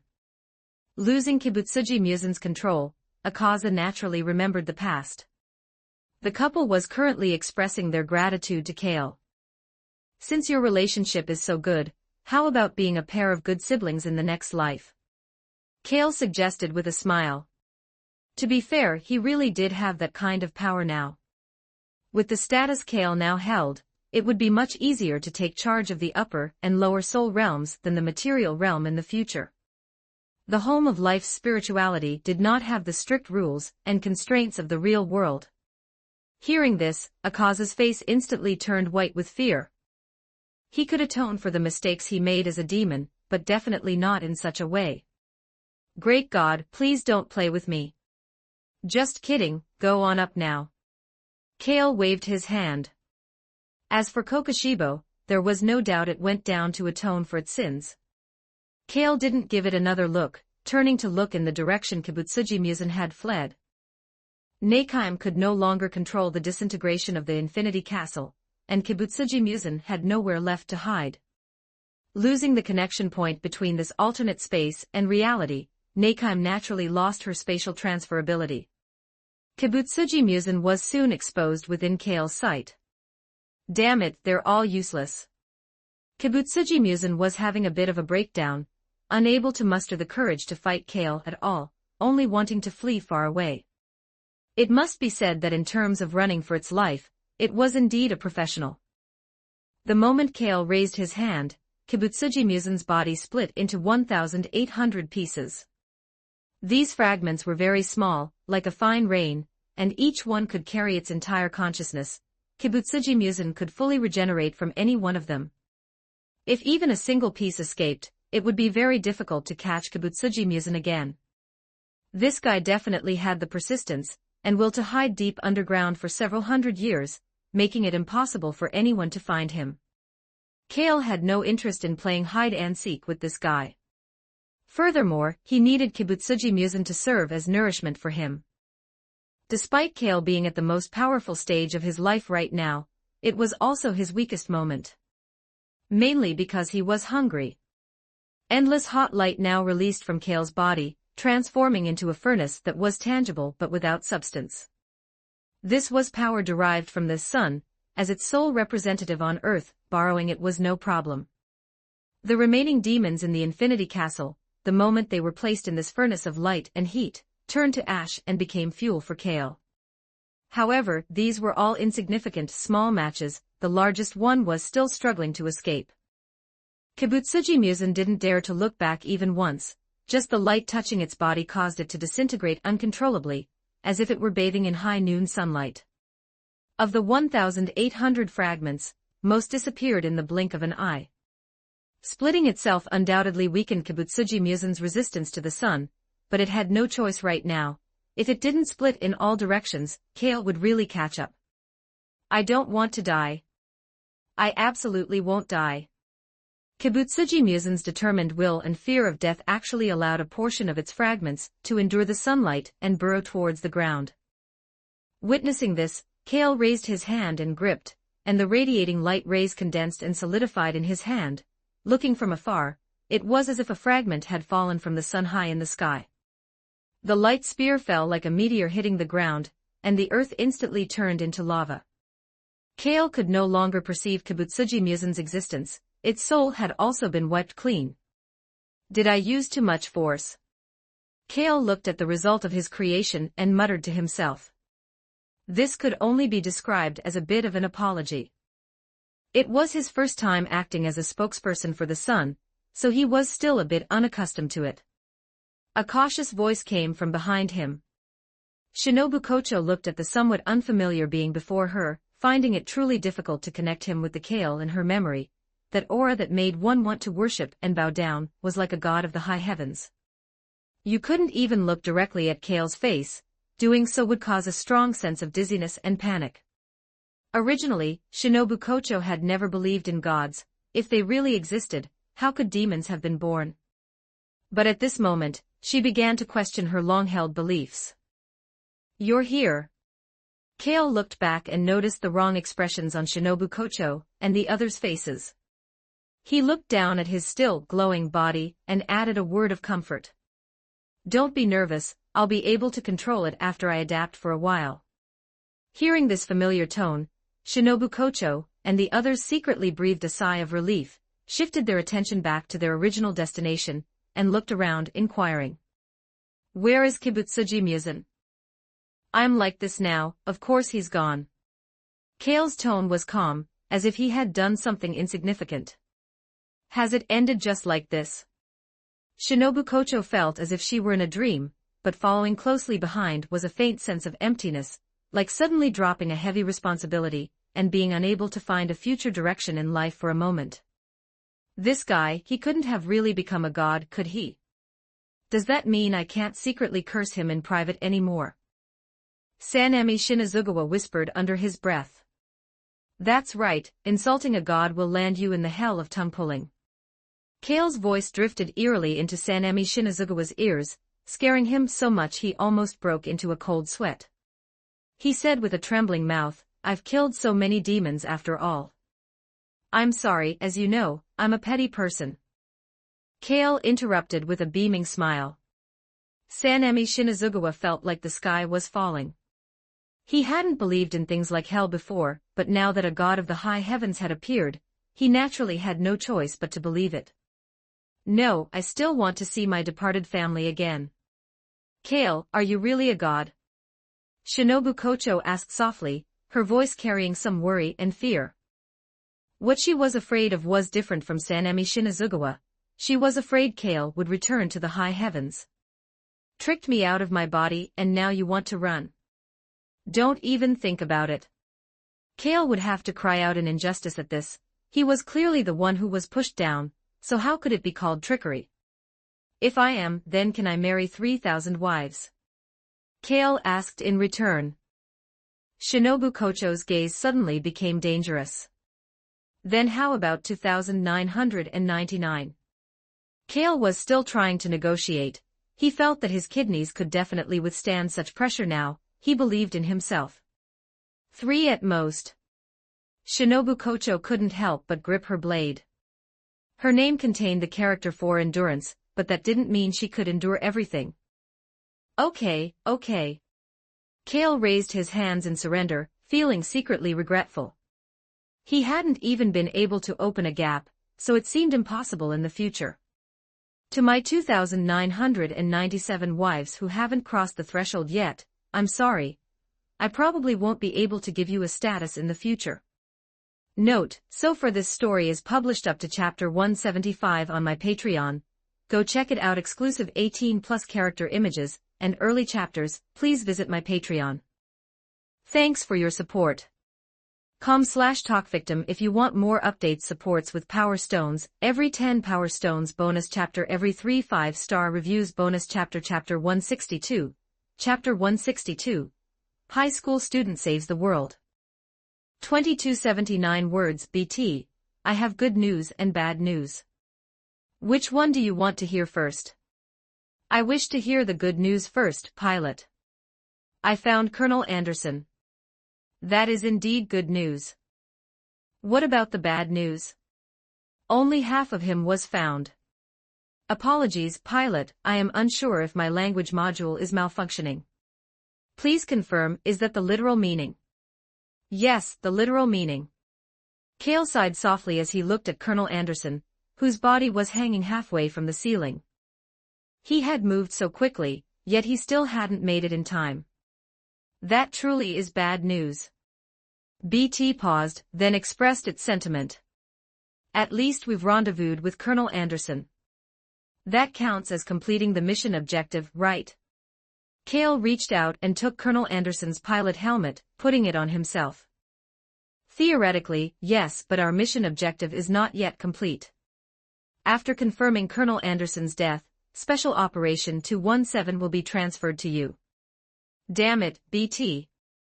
Aren't I an infantryman? When did I become a colonel? Kale said, annoyed, handing Colonel Anderson's helmet to BT to extract important information.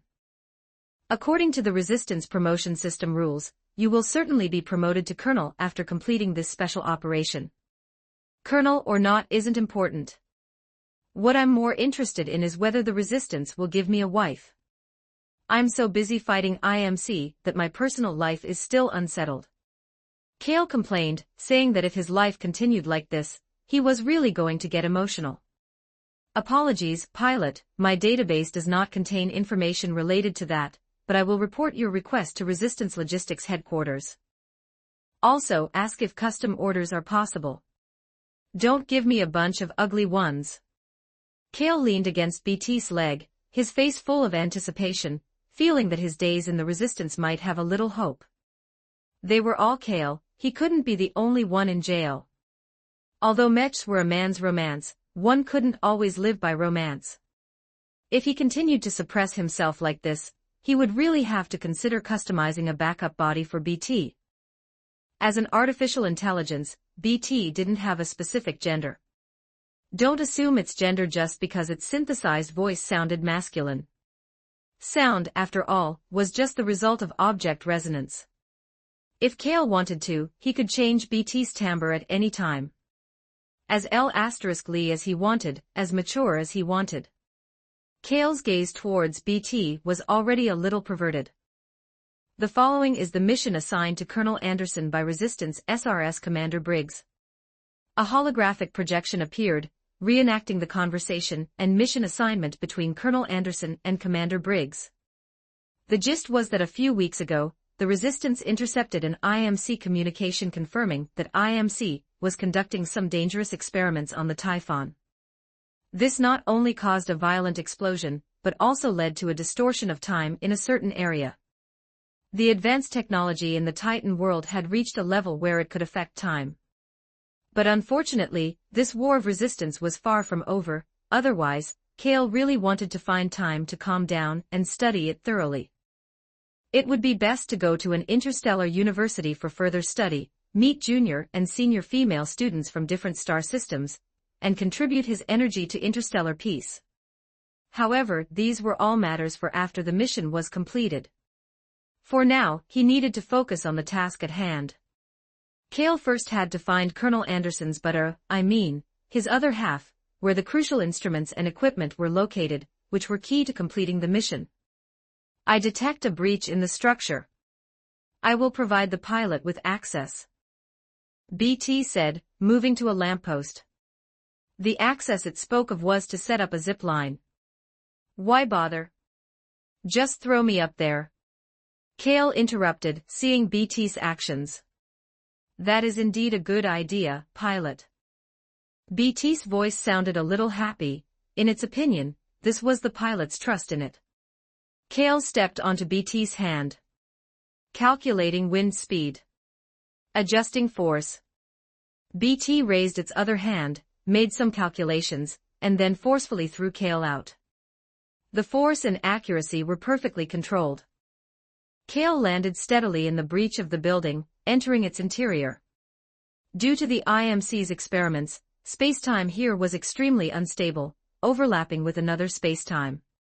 Lacking a key item, Cale couldn't actively control whether to enter the overlapping spacetime, and could only be passively drawn into it.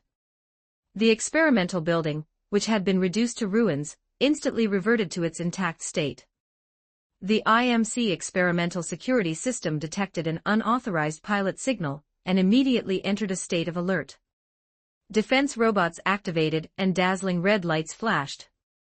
Let's have some fun. Cale was ready to vent his abundant energy here. In the pure white space, two unfamiliar faces appeared before Fokchen Noah. One was dressed as a ranger, the other was a high school student. Are there newcomers? Fokchen Noah looked like he was drained and suffering from kidney deficiency. Calling upon 10 dragon girls with dragon bloodlines at once was indeed a considerable challenge for him. To convince them, Fokchen Noah had pushed his body to its limits. Who are you? The youth dressed as a ranger asked curiously. Next time, I should try something lighter to change the taste. I heard a batch of Pujinyong arrived in the Undercity. It gets tiresome always having dragon girls and succubi. Fokchen Noah pounded his waist and stood up. Dragon girls were too fiery and dominant, easy to get inflamed from. Succubi were too utilitarian, only thinking about draining your energy, interesting but ruthless. Sometimes being too skilled also reduced the fun of exploration and pioneering, and they carried a faint smell of sulfur. However, compared to other monster girls, succubi had a big advantage. They were available on call and didn't cost money. This made many monster girls very resistant to succubi, feeling that these guys severely disrupted market rules. Don't be nervous, give me a high five. Fokchen Noah raised his hand and greeted them. It was his turn to be on duty, responsible for updating data for the Cales in prison across various worlds, and waiting to see if any new big legs appeared. The young ranger hesitated, exchanged glances with the high school student, and then both raised their hands to high five, and everything became clear. Sujisawa Third High School. Cale woke up from his desk. The classroom was already empty of other students. As an exchange student, it was normal to be ostracized and neglected on a local campus. The only reason it hadn't escalated into physical bullying was purely because Cale was too good at fighting. It was already good if he didn't violently bully others. Being bad and being stupid were not the same thing at all. Moreover, his status as an exchange student had brought Cale some attention from the higher-ups at the school. Waking up with 13 Noahs within me, it's simply wonderful. Cale sat in his chair, stretched lazily, looking excited and refreshed. Ever since he awakened his memories of his previous life and realized his current situation a while ago, he hadn't slept well at night, constantly feeling suspicious. After all, cursed spirits were just like ghosts, normal people couldn't see them. Who knew if one was clinging to his back? But now the situation was different. Cale felt the surging power within him, and was eager to know his strength level. This would determine whether he needed to continue eating beef in the future. Noisy sounds came from the sports field. Kale pushed open the window and looked down, seeing the sports field crowded with students watching the commotion. To trick Itadori Yuji into joining the track and field club, teacher Takagi had gone to great lengths, using various methods and even altering his club application form, causing the Occult Research Club to face the dilemma of disbanding due to insufficient members. Kale had heard of Itadori Yuji's reputation as an all-around athlete at school. However, the two had no interaction in the past. Kale, with his awakened memories, had been avoiding him as much as possible. As for now, Kale propped his chin, watching the noisy crowd disperse, then got up and left his seat. It was now club activity time. Club activities were very important locally, with numerous club competitions in various schools, which could even help students secure direct admission to universities. However, Kale hadn't filled out an application form before, which was why he had been sleeping alone in the classroom. "Hey, you there, the one in front, with glasses." Kale called out to a student walking past him. The student tried to pretend not to hear and quickened his pace to leave, but Kale grabbed him by the shoulder. "Don't hit me. If you want money, I can give it all to you." The student with glasses cried out, his body trembling with fear. Damn it, how did those punks he beat up slander him outside? Kale felt he had been too lenient before. If he had another chance to see them, he should at least break 3 of their ribs. No wonder female classmates hadn't been secretly glancing at him, this handsome guy with exotic charm, recently. It turned out his reputation had been damaged. "Don't be scared, I just want to ask, where is the Occult Research Club?" Kale lifted the student with glasses and showed a friendly smile. "It's in the classroom at the end of the hall upstairs." The student with glasses was influenced by the smile, and his tense, fearful emotions relaxed considerably. He answered in a low voice. "Thanks, classmate." Kale patted his shoulder and walked upstairs. Watching his receding figure, the student with glasses touched the bridge of his nose, a murmur rising in his heart. It seemed that the transfer student Demon King wasn't as scary as they said. In the country that coined the term Chinibu, high school campuses were a high-incidence area for its onset. Just look at Itadori Yuji's nickname, Tigerman of West Junior High, and you'd know. Locals liked this kind of flair. Kale quickly found the classroom for the Occult Research Club. At this time, the 2 main and only members, who had just finished watching the commotion, returned here. Seeing Kale waiting at the door, the boy and girl were both stunned, seemingly confused about Kale's identity. After all, even if the transfer student Demon King was famous, not everyone had seen him. "I heard your Occult Research Club is short 1 person. Can I join?" Kale stated his purpose. Join the Occult Research Club. The female student named Sasaki's eyes lit up. There could never be too many like-minded companions, and most importantly, the Occult Research Club was indeed severely understaffed right now. Just by the name of the club, you could tell it was as niche as it gets, making it basically impossible to attract new members. Students were also very practical. Who would want to waste time joining something without benefits, unless they genuinely liked it? "Come in first, student." Sasaki pressed her lips, took out the key, opened the Occult Research Club's classroom door, and invited Kale in. "Just call me Kale." Kale followed the 2 into the classroom. This club office was actually a storage room, filled with useless books and equipment, but some of them were also tools used by the Occult Research Club. The space wasn't large, but thanks to the small number of members, it didn't feel crowded during activities. "Kale, right? I'm Sasaki, and this is Iguchi. Another member ran into some trouble, and isn't on our club roster right now.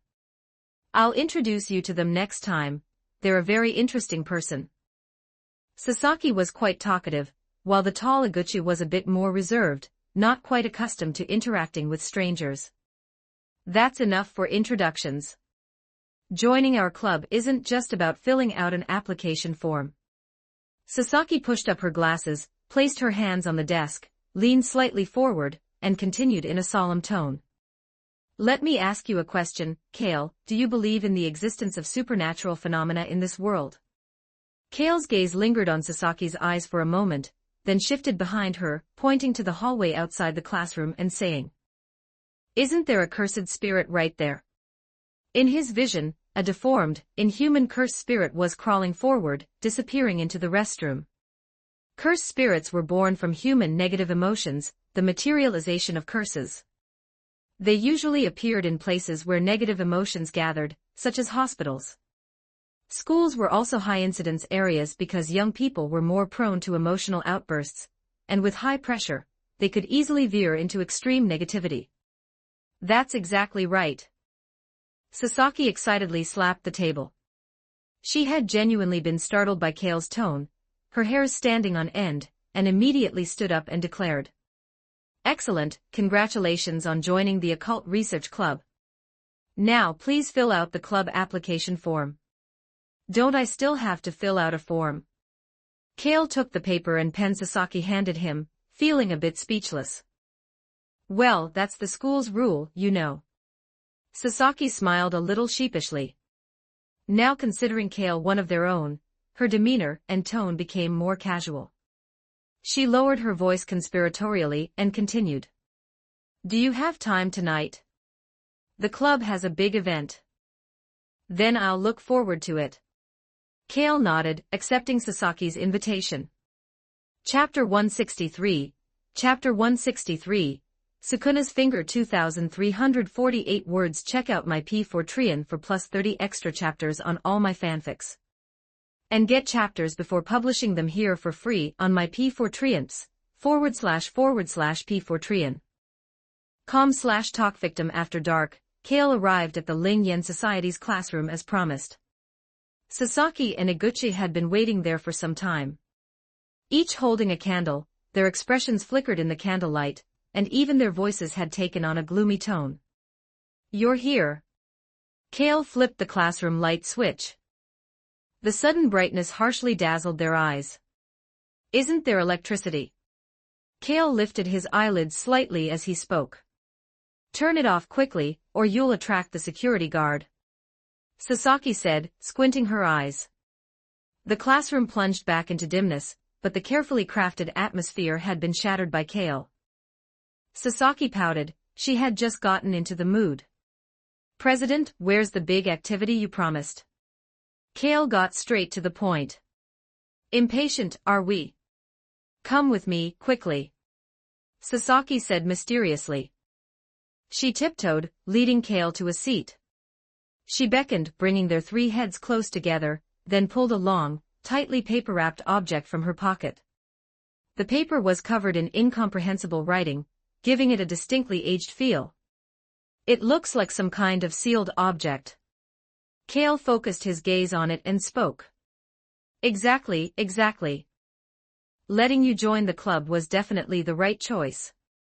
Sasaki nodded excitedly. This immersive sense of participation was exactly what she wanted. As the president of the Ling Yen Society, how could she not know whether ghosts and supernatural phenomena truly existed in this world?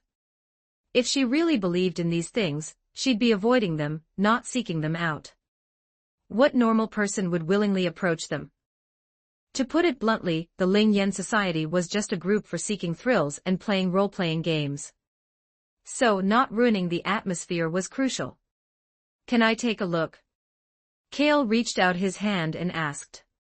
Sasaki reminded him with a serious expression. "Be careful, Kale. I can sense extremely evil cursed energy from this." "I'll be cautious, President Sasaki."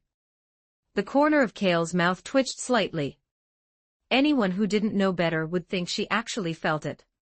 In fact, this was indeed a sealed object. Inside was a special-grade cursed object named Sukuna's Finger. Literally, it was a finger. It belonged to the king of curses from 1,000 years ago. Similar cursed objects were actually quite common. Almost every school had one placed somewhere to suppress resentment. This just showed how immense the academic pressure was in local schools, all to prevent the breeding of cursed spirit. However, the seal on this cursed object had developed a problem.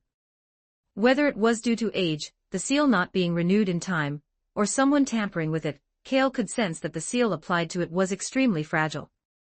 Even an ordinary person could peel it off. Where did this come from? Kale examined it for a moment before asking. Yuji found it on the road. Sasaki thought for a moment before answering. Found a special grade cursed object on the road. Not even bothering to pretend anymore. Having read the script, Kale naturally understood the situation. Itadori Yuji was a tailor-made experimental vessel. The so-called accidents were all carefully orchestrated. A world dominated by cursed energy inevitably had its share of issues. After all, cursed energy needed to be refined from negative emotions.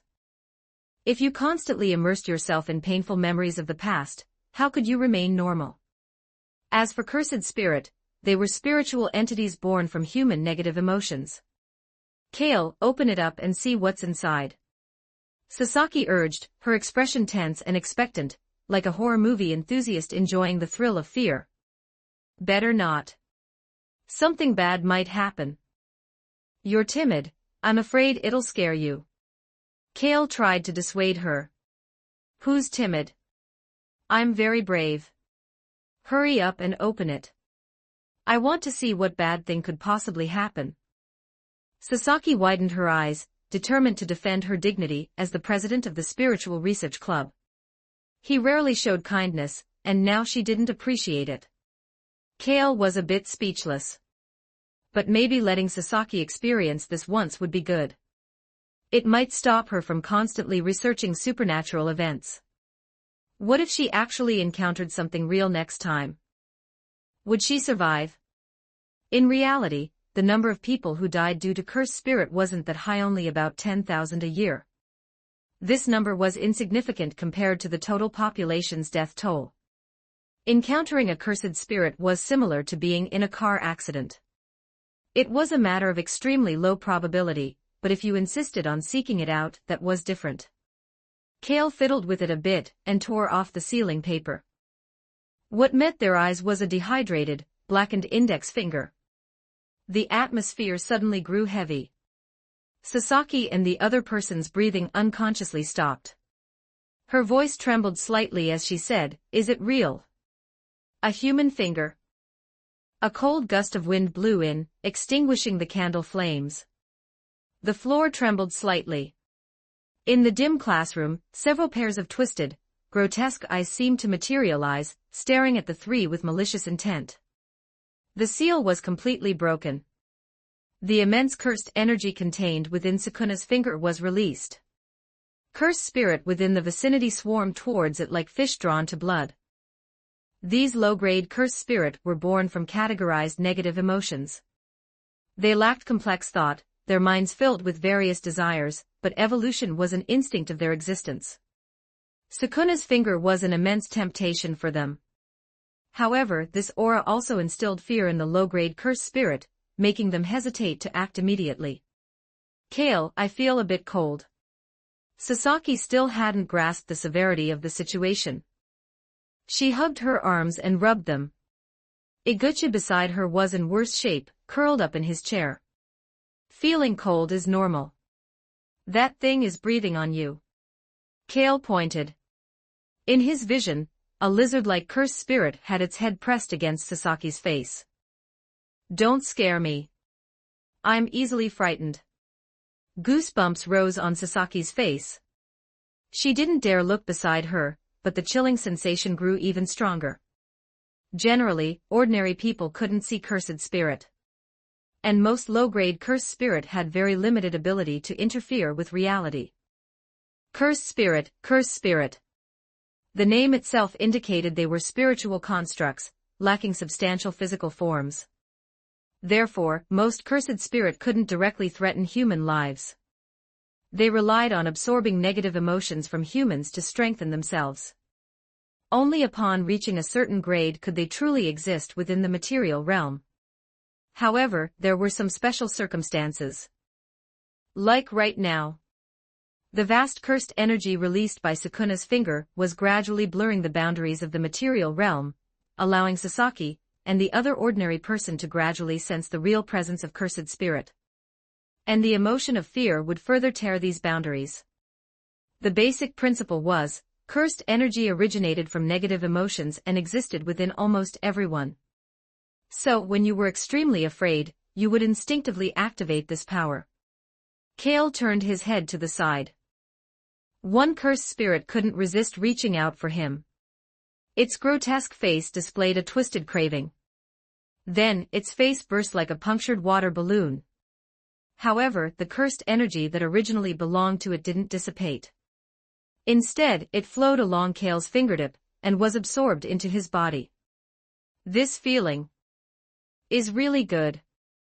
Kale savored it for a moment before giving his evaluation. The cursed spirit's cursed energy had been digested and absorbed by him just like that. Kale was originally just an ordinary person, who hadn't awakened in cursed technique. But after the 3 Kale power merged with him, his body underwent some changes. Or perhaps, this was the result of his technique awakening. Kale could absorb and digest cursed energy, converting it into improvements in other basic attributes. The cost was that he could no longer generate cursed energy himself. Now, when Kale looked at the cursed spirit before him, there was a different gleam in his eyes. Although it was only a grade for cursed spirit, the attribute boost it could provide Kale was almost negligible. But everyone understood the principle of accumulation. Moreover, this was only relative to Kale's current physique. If added to an ordinary person, the effect would be quite significant. My Kale's path to invincibility begins today. Kale, watch out! Sasaki screamed in terror. In her vision, an indescribable, curse-embodying giant creature was seeping down from the ceiling. Its arm, covered in cysts, reached for Kale's head. If Sasaki were a jujitsu sorcerer, she could judge from the cursed energy it emitted that this was probably a grade 2 cursed spirit. Its danger level was already quite high. If the destructive power of a grade 4 cursed spirit was roughly at the level of a baseball bat, then a grade 1 cursed spirit was equivalent to a tank. The strength gap between each grade of cursed spirit was immense. A grade 2 cursed spirit, relying solely on the volume of its cursed energy, was enough to cause serious damage to the real world. Moreover, conventional firearms were often ineffective against them. The optimal solution for dealing with cursed spirit was still jujitsu sorcerers. Hearing Sasaki's shout, Kale didn't even look up. He clenched his fist and swung it upward. Only a low, rumbling sound of air was heard. The grade 2 cursed spirit's body vanished as if vaporized. Several floors were pierced by Kale's fist wind, creating a hole several meters in diameter. Clear moonlight streamed through, illuminating the dumbfounded faces of Sasaki and Iguchi. Hey, guess what? I'm already invincible.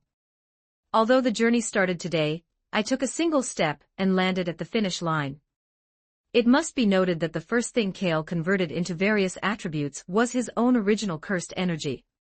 Kale had no idea how vast the cursed energy he should possess after merging with the 3 Kale power could be. To be specific, one would have to ask how deep the resentment was in the heart of old Kale from the Titan world. It was truly oppressive. This really is a good thing. Kale hefted Sukuna's finger in his hand, dismissing the thought of digesting and absorbing it. If the plot completely derailed from the very beginning, it wouldn't be a good thing for him. Are you even human? Sasaki trembled, thoroughly frightened. Tonight's stimulation was too much for her to handle. Insulting me? Kale glanced at Sasaki. She really had no sense of having been rescued. No, that's not what I meant, Sasaki was momentarily at a loss for words, tongue-tied. However, her reaction was still relatively good. Iguchi beside her kept his head down, not daring to utter a word, his face pale and breathing labored. If it weren't for me, those cursed spirit would have arranged you in 18 different positions by now. Kale pointed at Sasaki with Sukuna's finger. Do cursed spirit have that kind of interest too? Sasaki's focus was a bit strange. Well, girls this age might not know less than boys. It seemed our Sasaki was also an enthusiastic learner. I meant arranged on a platter for a meal. What's going on in your head? Kale was speechless. He stomped his foot, crushing a cursed spirit trying to emerge. The release of Sukuna's finger had directly triggered a night parade of 100 demons within the school. Tonight's feast had only just begun. You two stay in the classroom and don't move. Kale pocketed Sukuna's finger, pulled open the classroom door, and walked out. Wait, don't go. I'm scared alone. Seeing this, Iguchi let out a girlish scream. Sasaki looked at him, her mouth agape. How did he say my line? These cursed spirit are attracted by the finger. If I take it away, it'll actually be safer for you. Kale quickened his pace, and soon disappeared from their sight. Seeing this, Sasaki and the other could only tightly shut the classroom door and huddle inside, trembling. Fortunately, as Kale had said, after he left, the gloomy, ominous atmosphere around them eased considerably. The feeling of being watched and spied on also vanished. Meanwhile, Itadori Yuji and Fushiguro Megumi were still rushing towards the school. Just as they saw the school building, they both sensed the ominous, heavy pressure of cursed energy. Although he appeared ordinary, Itadori Yuji, who was anything but, was left outside the school by Fushiguro Megumi as a protected subject. As for Megumi himself, he charged into the school alone. Having never encountered such events before, Itadori Yuji's first reaction was naturally fear and hesitation. But then he remembered his grandfather's dying words. With great power comes great responsibility. That didn't seem quite right. You are strong. Go save others. Yes, that was the correct last words. Having made up his mind, Itadori Yuji instantly suppressed his inner cowardice, vaulted over the school fence in one leap, and ran towards the school building. Soon, Itadori Yuji caught up with Fushiguro Megumi. However, what appeared before him wasn't some inhuman cursed spirit, but a boy wearing the same school uniform. Who are you? Itadori Yuji asked, puzzled. He found the person before him somewhat familiar. He was definitely a classmate. Don't go any closer. There's something very wrong with this guy. Fushiguro Megumi reached out to stop Itadori Yuji. He could sense the cursed energy aura of Sukuna's finger on the other person. But strangely, that was the only aura. If he couldn't see the other person with his own eyes, he would doubt his actual existence. Note, so far this story is published up to chapter 175 on my Patreon. Go check it out. Exclusive 18+ character images and early chapters. Please visit my Patreon. Thanks for your support. com/talkvictim if you want more updates. Supports with Power Stones, every 10 Power Stones bonus chapter, every 3 5-star reviews bonus chapter. Chapter 164, Chapter 164, Enrollment Invitation. 2552 words. Kale tilted his head slightly, his gaze falling on the two people before him. He didn't need to think to know their identities. Acting was something he was far too skilled at. You can't be a time management master if you can't act. Who are you two? I should be the one asking that. Is Sukuna's finger in your possession? Fushiguro Megumi asked in a low voice. The situation was urgent, and his tone was far from friendly. It was even a bit aggressive. A finger? You mean this? Kale took Sukuna's finger out of his pocket and fiddled with it. That's right. Hand it over. It doesn't belong to you. Fushiguro Megumi's eyes were locked onto Sukuna's finger. He secretly breathed a sigh of relief in his heart. The successive unexpected events had left him a bit traumatized. Now he had finally found this cursed object. It doesn't have your name on it. You say it's yours, so it's yours. Kale twirled Sukuna's finger, his tone slightly playful. So you're not planning to hand it over? Fushiguro Megumi's eyes turned cold. He had long felt something was off about Kale, but he just hadn't had a reason to act. He clasped his hands together, and the shadows at his feet surged. Fushiguro Megumi inherited the bloodline of the 10 Shadows technique, one of the three great sorcerer families, the Zenin clan. He could use shadows as a medium to summon 10 different Shikigami. It was one of the top-tier techniques in the jujitsu world. However, the very next second after Fushiguro Megumi clasped his hands, Kale appeared right in front of him. The distance of 10 meters was erased as if by teleportation. Fushiguro Megumi couldn't see Kale's movements at all. Combined with his inability to sense any cursed energy from the other party, he couldn't formulate a sensory warning. Before he could react, Kale had already grabbed him by the neck and slammed him against the wall. Even the Shikigami summoning ritual he had just begun was instantly dispersed. "You want to fight me?" Kale narrowed his eyes slightly, and an intimidating aura poured out, making Fushiguro Megumi's heart clench. "Hey, calm down, we're not bad people." Itadori Yuji looked on anxiously from the side, but made no move to help. His intuition told him the person before them didn't actually harbor any ill intent. Right at that moment, a powerful wave of cursed energy emanated from the floor above. Fushiguro Megumi clearly felt the pressure. It was a grade 2 cursed spirit. "Watch out!" Fushiguro Megumi shouted a warning. He had already seen the cursed spirit's body leaning out, its eye-covered arm reaching out to grab Kale. The moment the words left his mouth, Kale swung his fist backhandedly, a surge of air pressure following. The body of the grade 2 cursed spirit, along with the ceiling, was blasted open into a large hole. Fushiguro Megumi finally realized why he hadn't encountered any cursed spirits along the way. So they had all been exorcised by Kale. Just who was this guy? Itadori Yuji snapped out of his shock, clenched his right fist, and smacked it into his left palm, speaking in a tone of sudden realization. "I remember now. You're that transfer student, the Demon King." Kale glared at Itadori Yuji. Could he not mention that damn nickname? Itadori Yuji scratched his head sheepishly. It was such a cool title. Why did this guy seem to dislike it? But now that he'd confirmed they were schoolmates, Itadori Yuji's attitude became much more casual. Rubbing his hands together, he suggested, "Could you let go of Fushiguro Megumi first? He's having a bit of trouble breathing." Hearing this, Kale finally released Fushiguro Megumi. "Although I don't know who you really are, I must retrieve Sukuna's finger." Fushiguro Megumi wiped the corner of his mouth, his tone still stiff. Kale didn't speak, deliberately waving Sukuna's finger back and forth in front of the other's eyes. "Is this guy deliberately provoking me?" A vein throbbed on Fushiguro Megumi's forehead. But he really didn't dare try to snatch it. Having seen Kale's display just now, he knew he definitely couldn't take it back. If he really tried to fight again, he'd be the one losing face. "Well, actually, I found that finger.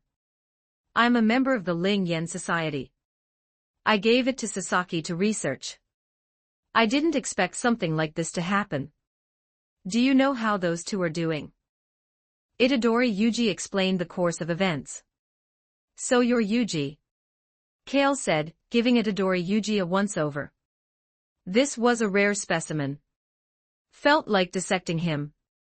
Itadori Yuji felt a sudden, inexplicable chill, and couldn't help but shiver.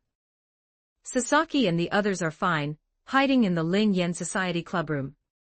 I'm a new member of the club. You can call me Kale. Maybe you should change your name to Tiger Idiot from now on. What kind of thing is that to just pick up and bring home?" Kale tossed Sukuna's finger up and down, making Fushiguro Megumi's heart itch with anxiety watching from the side. However, when he looked up and saw the slightly mocking glint in Kale's eyes, all thoughts vanished from his mind. "Just call me Yuji." Itadori Yuji didn't quite understand what Tiger Idiot meant, but it didn't sound friendly. "And you, the guy outside who's been watching for a while. Aren't you going to introduce yourself?" Kale turned to look out the window. A tall figure with an eye patch and white hair was standing in midair, waving at the three of them with a rather familiar air. Fushiguro Megumi called out excitedly. His backup had arrived, making him stand a bit taller. "An introduction." Gojo Satoru stepped in through the window, holding a shopping bag in one hand and stroking his chin with the other, saying with a smile, "I am the strongest jujitsu sorcerer in the jujitsu world, the head of the Gojo family, Gojo Satoru." You might not understand what a jujitsu sorcerer is. Simply put, we specialize in dealing with highly dangerous beings like cursed spirits. Do you need to see my official credentials? What's that in your hand? Kale completely ignored the preceding spiel, using Sukuna's finger to point at the other's food bag. "This is Sendai's specialty, shikifuku. I waited in line for ages. I highly recommend the edamame paste fresh cream flavor daifuku. Let me try one." "Only one, okay." Gojo Satoru looked reluctant, but adhering to the principle of you can't catch a wolf without sacrificing a child, he still took out one daifuku. Kale gave his evaluation. "That's such a perfunctory review." Gojo Satoru's expression was slightly exaggerated. "Is now really the time for this?" Fushiguro Megumi was speechless at his teacher. He kept making eyes at the Sukuna finger in Kale's hand, trying to steer the conversation back on track. Right. So, student, are you interested in joining Jujutsu High? As the first-year homeroom teacher of Tokyo Metropolitan Curse Technical College, I specially invite you to enroll. The benefits and treatment will definitely satisfy you. Gojo Satoru put his arm around Kale's shoulder, his tone enticing. Question marks popped up on Fushiguro Megumi's forehead. Not interested. Kale curled his lip. This human trafficker was trying to recruit him now. Graduation comes with guaranteed job placement. Think about it, in today's job market, how hard is it to find work? Gojo Satoru had no intention of giving up, starting to reason and appeal to emotions. This was a wild, heavenly restriction. Now that he'd seen one, of course he had to recruit him into the school. The jujitsu world also adhered to a principle of equivalent exchange, a result typically called a binding vow. The so-called heavenly restriction was a binding vow forcibly imposed from birth, manifesting either as a physical disability or a lack of basic cursed energy. The price paid was exchanged for an extreme increase in another attribute. The origin of the heavenly restriction was sacrificing all basic cursed energy in exchange for a natural resistance to cursed energy and a physique at the pinnacle of humanity. Of course, the amount of physical enhancement you gained was proportional to the amount of cursed energy you sacrificed. Not all heavenly restriction individuals could be called tyrants. For ordinary people, even if they possessed a heavenly restriction, given their total cursed energy at birth, they would at most end up as physically fit individuals with zero cursed energy. So far, only one heavenly restriction individual had been bestowed with the title of tyrant. That was Fushiguro Megumi's father, Toji Fushiguro. Remembering that man, Gojo Satoru felt a phantom pain in his chest and head. Back then, he had almost died at the other's hands. No one understood the terror of a heavenly restriction better than he did. Based on Kale's recent display and his zero cursed energy, Gojo Satoru's conclusion wasn't unfounded. What made Gojo Satoru's nerves twitch slightly was that this Kale student seemed even more dangerous than the heavenly restriction he remembered. This only increased Gojo Satoru's interest. Regardless of the considerations, he had to pull Kale into Jujutsu High. With grades as good as mine, go to a technical college. If my parents found out, they'd skin me alive. Kale waved his hand dismissively. A diploma is simple. In the future, just tell me which university's graduation certificate you want, and you can pick any one. Gojo Satoru massaged Kale's shoulders, his attitude somewhat ingratiating.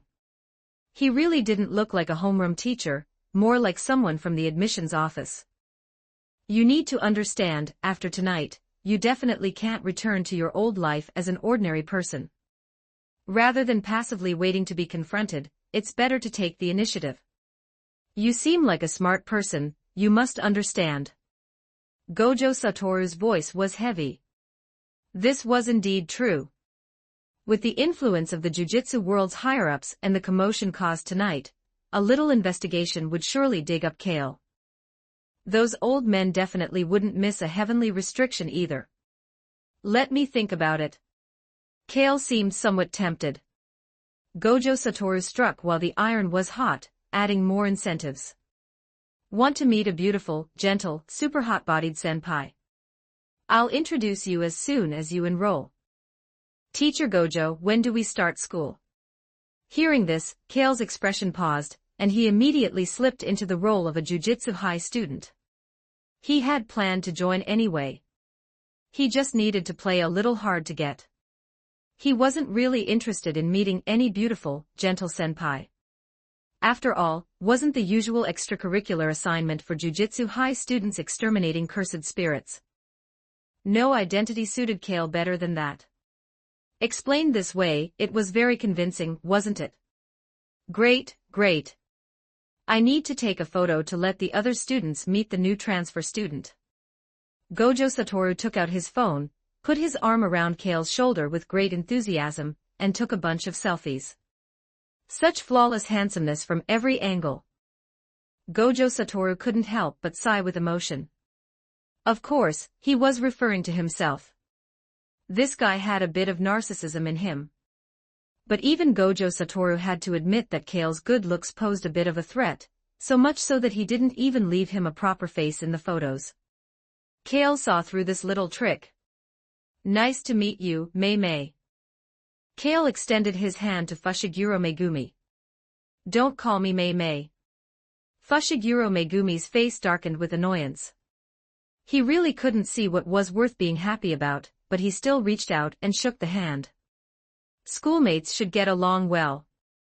Gojo Satoru clapped from the side, wearing a "this teacher is very pleased" expression. The thing you picked up, returning it to you. Kale tossed Sukuna's finger to Itadori Yuji. Gojo Satoru looked at Itadori Yuji, a meaningful smile playing on his lips. A special grade cursed object goes missing, and then someone just happens to find it. If there wasn't something fishy about that, who would believe it? However, aside from exceptionally outstanding physical fitness, Gojo Satoru couldn't sense anything else unusual about Itadori Yuji. He seemed like just an ordinary person. Itadori Yuji fumbled as he caught Sukuna's finger, looked at Fushiguro Megumi, then handed the finger over to him, asking. So is this matter resolved now? Fushiguro Megumi, young and naive, didn't detect any issues. He took Sukuna's finger and temporarily sealed it, isolating its leaking aura. As for further sealing methods, that would have to be handled by the Jujitsu world's higher-ups. Regarding enrollment, I'll have someone discuss the details with you tomorrow. I'll be going now, sensei. Gojo Satoru said, waving his hand. In the blink of an eye, he vanished into thin air. You two make yourselves at home. I need to go to the clubroom. Kale said casually before turning to leave. If he didn't go, Sasaki and the other would probably spend the whole night terrified in there. Well, there's nothing more for me to do, right? Itadori Yuji blinked at Fushiguro Megumi. His brain still hadn't caught up. His worldview was still being rebuilt. So the world was this bizarre and fantastical. What was both fortunate and regrettable was that after he woke up from sleep, all of this would be gone from his life. Specialized staff will handle things later. You just need to cooperate with them. Fushiguro Megumi had a good impression of Itadori Yuji. The guy had followed him despite knowing the danger. That courage and kindness deserved praise. If possible, he could make a friend. But unfortunately, the other was just an ordinary person. Itadori Yuji accompanied Fushiguro Megumi as they left the school. Just as the two were about to part ways, a previously concealed wave of cursed energy suddenly erupted. A cursed spirit emerged from underground and launched an attack at Fushiguro Megumi. Fushiguro Megumi had no time to summon a Shikigami. Caught off guard, he was severely wounded and sent flying. Inside the school building, Kale sensed the burst of cursed energy not far away, and knew it was that brain guy making his move. It seemed Itadori Yuji was destined to eat that finger tonight. Kale, what's wrong now? Sasaki asked, her voice still trembling with fear. Tonight had been stimulating enough. Please, no more. It's nothing. I'll escort you two out first. Kale had no intention of stopping this from happening. Unless he stuck to Itadori Yuji's side like glue, that finger would be eaten sooner or later. This was a mother's overflowing love for her son. Either find a chance to kill the brain. But this 1,000-year-old monster wasn't your average coward. If it didn't show itself, where would Kale even look? In fact, Kale had been holding Sukuna's finger to see if he could lure the guy out and deal with him early. But he waited and waited, unable to detect its aura at all. Who knew what curse techniques that old monster had hidden on its person? Kale's current knowledge of jujitsu was practically zero. Chapter 165, Chapter 165. The Scapegoat of Jujitsu 2560 for words. Check out my P4 for plus 30 extra chapters on all my fanfics. And get chapters before publishing them here for free on my P4 //P4 .com/talk victim Kenjaku, also known as Brain. A jujitsu sorcerer from 1,000 years ago. He masters a technique called brain transplant, allowing him to extend his life by constantly changing bodies. Ancient relics like him are not unique in the jujitsu world. According to Kale's knowledge, her last vessel was named Kaori Itadori. Just from the name, one can tell she has a deep connection with Itadori Yuji. In fact, the former is the latter's mother. This isn't the first time Kenjaku has used someone else's body to bear children. In the past, she also used humans and cursed spirits to create cursed wombs known as the death paintings. Namely, the 9 products of humans combined with cursed spirits. And Itadori Yuji is Kenjaku's most successful creation among them, specifically designed to serve as a vessel for Sukuna. Speaking of this, we must mention Itadori Yuji's father. He is the reincarnation of the soul of Sukuna's twin brother. Back when Sukuna was still in his mother's womb, he devoured his own brother from the same womb. This is also why Kenjaku chose to possess Kaori Itadori. The certain connection between Sukuna and his twin brother has not been completely severed even after several cycles of reincarnation. As for Kenjaku's ultimate goal, it is to assimilate all humans in the country with Tengen into a new type of cursed spirit. And now, it is precisely the time for Kenjaku to verify her experimental hypothesis. As long as Itadori Yuji swallows Sukuna's finger, the result will be revealed. Seeing that the attacking cursed spirit was about to snatch and swallow Sukuna's finger, to save others and also to protect himself, Itadori Yuji burst into speed, dashed forward, stepped on the cursed spirit's head to seize the finger, and then swallowed it in one gulp. Before coming, Megumi Fushiguro had explained that swallowing Sukuna's finger could greatly increase cursed energy. Itadori Yuji had indeed taken those words to heart. However, pressed for time, what Megumi Fushiguro hadn't finished saying was that this applied to cursed spirits.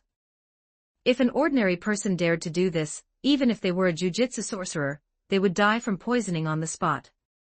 And that wasn't even the worst outcome. The worst outcome would be that the person doesn't die, but Sukuna revives within their body. Even if Megumi Fushiguro had the intention to stop it, he didn't have the strength, and could only watch everything happen. One piece of good news. The attacking cursed spirit was torn apart by Itadori Yuji. One piece of bad news. Itadori Yuji was still alive and well. Heh, a sharp, unfamiliar laugh erupted from Itadori Yuji's mouth. Below the corners of his eyes, a pair of eyes that did not belong to him opened. Dark patterns appeared on his face, and all over his limbs. The aura he emitted was more like a cursed spirit than a human. This really is hitting the jackpot. Megumi Fushiguro truly didn't know whether to cry or laugh. Could something like this really happen to him? He might as well have just died at the hands of that cursed spirit earlier. The flesh of cursed spirits is still too boring. I want women and children. This era looks really good. Finally, I can go on a killing spree. Sukuna shouted with a frenzied expression. It was clear he had indeed been a bit pent up. Really, though. It's only been a short while since we parted. How come one is half dead and the other has gone completely mad? Kale's voice wasn't loud, but it overpowered Sukuna's shouts and attracted his attention. And who are you? Sukuna frowned in confusion. He hadn't even sensed Kale's arrival. Even now, face to face, he still couldn't smell any cursed energy emanating from the other. Yuji has been parasitized by a special grade cursed object. The one before you now is Sukuna. Megumi Fushiguro shouted anxiously. That's right, I am the king of curses. Sukuna's voice cut off abruptly. All four eyes on his face clearly reflected Kale's fist. Sukuna was shocked inwardly. Even though the cursed energy in his body now was only 1/20th of his peak, his combat awareness hadn't diminished in the slightest. After taking Kale's punch head-on with his face, an invisible attack was unleashed in an instant. This was Sukuna's technique. It could unleash cleaves targeting both tangible and intangible things. It might sound ordinary, not as mysterious or profound as other techniques, but the ceiling of a technique largely depends on the sorcerer. Even if it was just cleaves, it allowed Sukuna to reign supreme throughout an entire era. However, what shocked Sukuna even more was that his cleave, landing on Kale's body, vanished without a trace in an instant. What was going on? Sukuna didn't have time to think more, because Kale grabbed his neck and swung another fist down. Even with cursed energy strengthening his body, facing Kale, Sukuna found himself as weak and frail as a feeble woman, utterly unable to break free or resist. The claws that could easily tear apart a grade 2 cursed spirit couldn't even scratch Kale's skin, instead breaking all his own fingernails. But Sukuna couldn't care about such trivial pain now. The damage from Kale's fists was truly life-threatening. It wasn't just physical. Sukuna could even feel his soul and consciousness being worn away under the output of these punches. If this output continued, wouldn't his 1/20th existence be erased by the other? I've only been dead for 1,000 years. How could such a monstrous thing appear in this world? Not like a sorcerer, not like a human. Stop hitting, it's me, your little brother Yuji. Itadori Yuji hugged Kale's fist with both hands, crying out.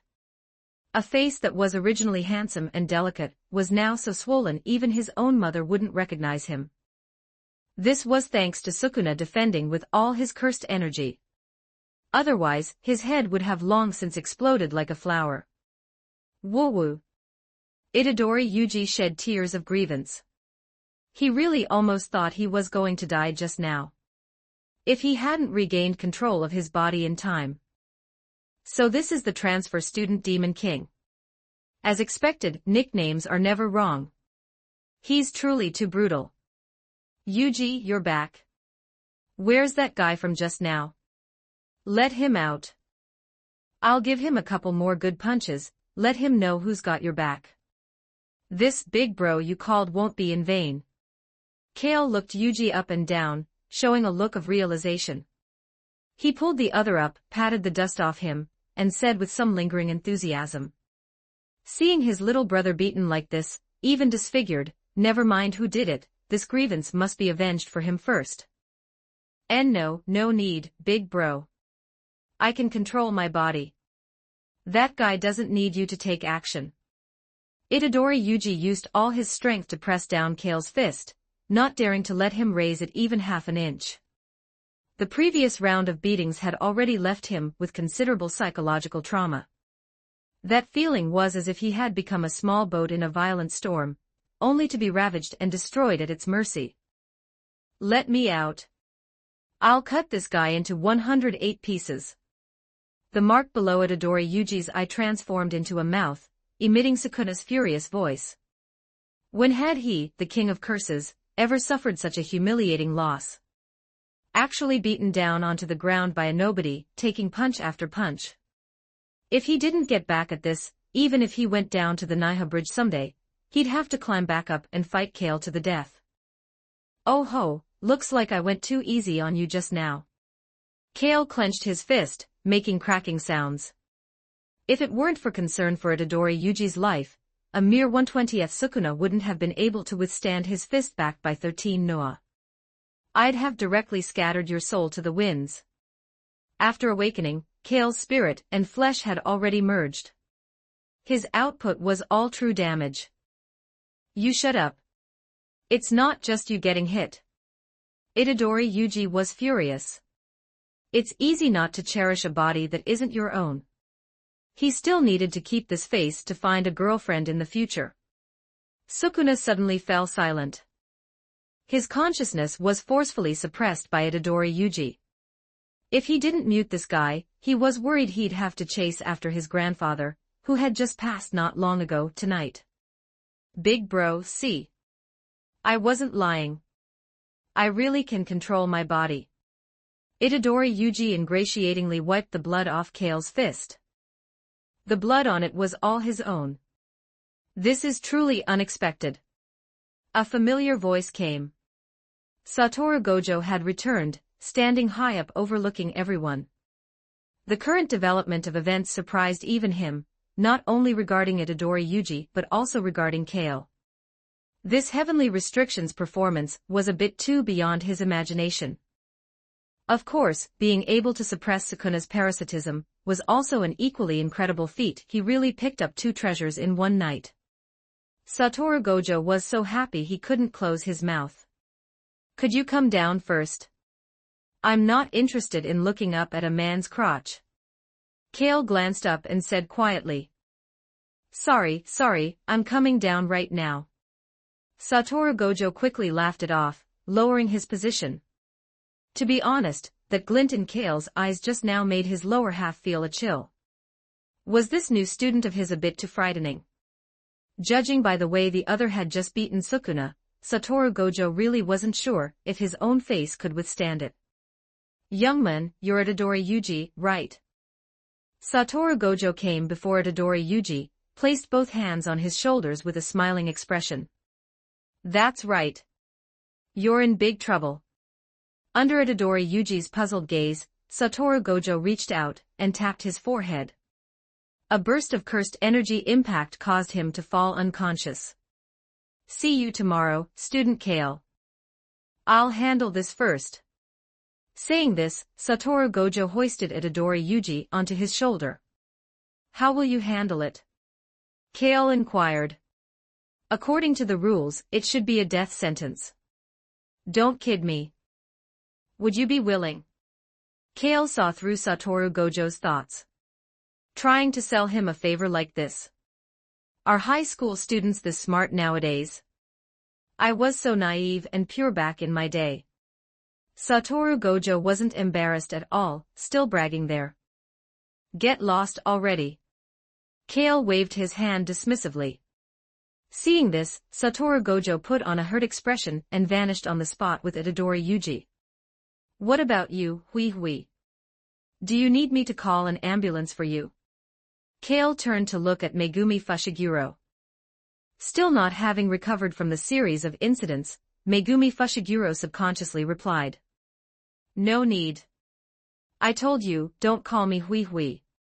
Okay, Hui. Megumi Fushiguro choked on his breath and spat out a mouthful of blood. Damn, don't die in front of me. If you want to die, go die somewhere alone and sneaky. Kale hurriedly stepped forward to check. Thankfully, it was nothing serious. Jujitsu sorcerers have cursed energy to strengthen themselves. Ordinary injuries usually won't kill them. If they master the reverse curse technique, they become even harder to kill. I'll die after you're dead. Megumi Fushiguro retorted stubbornly. Forget it. Who told me I'm a good person? Kale grabbed Megumi Fushiguro from the ground and lifted him up like a little chick. Let go of me. I can walk by myself. Megumi Fushiguro shouted with a stifled expression. Kale pretended not to hear and took Megumi Fushiguro home. It was rare for him to pick up a man and bring him home. If he were Megumi Fushiguro, he'd probably be hiding under the covers giggling tonight. Tokyo Metropolitan Jiu-Jitsu Technical College. This is one of only 2 jiu-jitsu education institutions locally. On the surface, it's a private religious academy, hidden among the mountains. Kale arrived here one step ahead of Itadori Yuji, and was waiting at the school gate for Satoru Gojo and the other two to arrive. Yo, good morning. Satoru Gojo greeted warmly. Kale's attitude was slightly perfunctory. He couldn't get warm with a man either. He glanced sideways at Itadori Yuji. Big bro, don't look at me like that. It's scary. Itadori Yuji hugged his arms, forcing a smile. You've gotten much stronger. Did you eat another finger? Kale wasn't a true heavenly restriction. He didn't lack the ability to perceive cursed energy, on the contrary, he was quite sensitive to it. It was Teacher Gojo's test. Itadori Yuji nodded, feeling a sense of lament about the unpredictability of life. How did he, perfectly fine, end up with a suspended death sentence? Kale raised the corner of his mouth, as if seeing a thriving stock of chives. He patted the other's shoulder approvingly. I have high hopes for you. Big bro, don't be like that. It's creepy. Itadori Yuji felt the hairs on the back of his neck stand up. I will definitely tear you to pieces. A mouth belonging to Sukuna emerged from Itadori Yuji's face, spewing profanities at Kale. Although Itadori Yuji could suppress Sukuna's consciousness and control his own body, it wasn't complete. If he lost focus even slightly, the other's consciousness would pop up. Kale backhandedly slapped Sukuna's mouth and said disdainfully. If you have the guts, come out. I'll give you one hand, or even two if you want. Ah! Sukuna felt like he was going crazy. Kale backhandedly slapped again, casually sprinkling another handful of salt on Sukuna's wounded heart. Look at your useless self. Still the king of curses. Why not change your name to the scapegoat of jujitsu? I'll kill you. I will definitely kill you. Just shut up already. Itadori Yuji concentrated and pressed Sukuna down. Covering his swollen cheeks, he looked at Kale with grievance. Big bro, when you hit him, the one getting hurt is me. Big bro's heart aches too, but Big bro has no choice. Look at that bastard's arrogant attitude. If I don't slap him a few times, Big bro can't vent his anger. I can only wrong you a bit. Kale said comfortingly. Itadori Yuji looked at him, utterly unable to see even half a trace of heartache on that smiling face. You were clearly enjoying hitting him just now. All right, you too. You'll have plenty of time to bond after enrollment. For now, the principal is waiting for us. Satoru Gojo interrupted, pushing Kale and Itadori Yuji towards the main building deep within the school. Note, so far this story is published up to chapter 180 on my Patreon. Go check it out. Exclusive 18+ character images and early chapters. Please visit my Patreon. Thanks for your support. com/talkvictim if you want more updates. Supports with Power Stones. Every 10 Power Stones bonus chapter. Every 3 5-star reviews bonus chapter. Chapter 166. Chapter 166. Class Monitor 2546 words. Yaga Mazamichi, the principal of Tokyo Prefectural Jiu-Jitsu High School. A Grade 1 Jiu-Jitsu sorcerer, and a master at creating cursed corpses. He had an average face but a sturdy build, sporting a conspicuous mohawk. He didn't look like an educator, but more like a member of a biker gang. He was once Gojo Satoru's homeroom teacher, and remains one of his strongest supporters. Kale, why do you want to join Jiu-Jitsu High? Yaga Mazamichi asked in a deep voice. Oh, because Mr. Gojo promised to introduce me to some gorgeous, beautiful, and gentle upperclassmen girls. Kale spoke bluntly. Very well. I appreciate that. A young man who knows how to appreciate the beauty of youth certainly won't fall into depravity easily. Welcome to Jiu-Jitsu High, Kale. Yaga Mazamichi gave a thumbs up as he spoke. How bad could a lecherous man really be? In this cursed world of jiu-jitsu, a little pursuit of physiological satisfaction could hardly be called a bad habit. On the contrary, it made one feel at ease. After all, compared to having a pure love relationship with a special grade cursed spirit, wanting to get close to pretty upperclassmen was a perfectly normal request. Back in his own school days, he had also wanted to have a beautiful romance with a pretty upperclassman. And what about you, Itadori Yuji? Why have you come to Jujutsu High? Yaga Mazamichi turned his gaze toward Itadori Yuji. Kale yawned on the side, paying no mind to the conversation or actions that followed between the two. To put it bluntly, the so-called test was just Yaga Mazamichi's way of understanding Itadori Yuji's character. There was no way he would actually kick him out of Jujutsu High. After a round of dual torture, both mental and physical, Itadori Yuji provided a satisfactory answer. Take the two new students to the dorms, Satoru. Introduce them to the security measures while you're at it. Yaga Mazamichi was quite satisfied with the outcome. Walking out of the principal's office, Itadori Yuji cautiously touched the wounds on his face inflicted by the cursed corpse doll, muttering with a slight sense of injustice. Why did Big Bro pass the test so easily while I had to get beaten up by a doll? Because you're a noob. Kale told the truth. Big Bro, hearing you say that actually makes me feel much better. Itadori Yuji had a silly, honest look, fully accepting that logic. Gojo Satoru led the two to the first-year dormitory building. Since the second and third-year students hadn't returned yet, the building was currently empty. Wow, such a spacious room. Itadori Yuji looked very excited, jumping around the room for a good while. The soundproofing in this room is pretty good. Kale tapped the wall and nodded with satisfaction. Hey, you can't bring girls from outside the school in here. Gojo Satoru understood the implication in Kale's words and quickly gave a reminder. He didn't doubt for a second that the guy was capable of doing such a thing. Oh, so girls from inside the school are fine then. Kale caught the loophole in the statement and gave a playful smile. Gojo Satoru covered his face, feeling a bit of a headache coming on. Fushiguro Megumi lived between the two of them. Hearing the commotion outside, he walked out, having just woken up. Yo, Mei. Kale raised an eyebrow and called out. Good morning, Mei. Itadori Yuji raised a hand in greeting. Don't learn that from that bastard. Fushiguro Megumi snapped awake instantly. He already had a strong, bad premonition that the nickname, Mei, was going to spread throughout the school because of Kale. Gojo Satoru watched the bickering trio with a gratified expression, feeling that their future relationship would develop well. He couldn't help but recall his own days at the high school, and after a moment of silence he spoke. Tomorrow, the three of you will come with me to welcome the fourth first-year student. Is it a girl? I feel like the yin-yang balance of the first-year class is seriously skewed. Kale's interest was piqued upon hearing this. It's a secret. The corners of Gojo Satoru's mouth curled up. Kale and the other two arrived at the agreed-upon street, waiting for the arrival of the fourth student. Big Bro, you look a bit too handsome in that school uniform. You've been attracting the eyes of so many girls along the way. Walking next to you is making me feel pressured. Itadori Yuji pouted and muttered.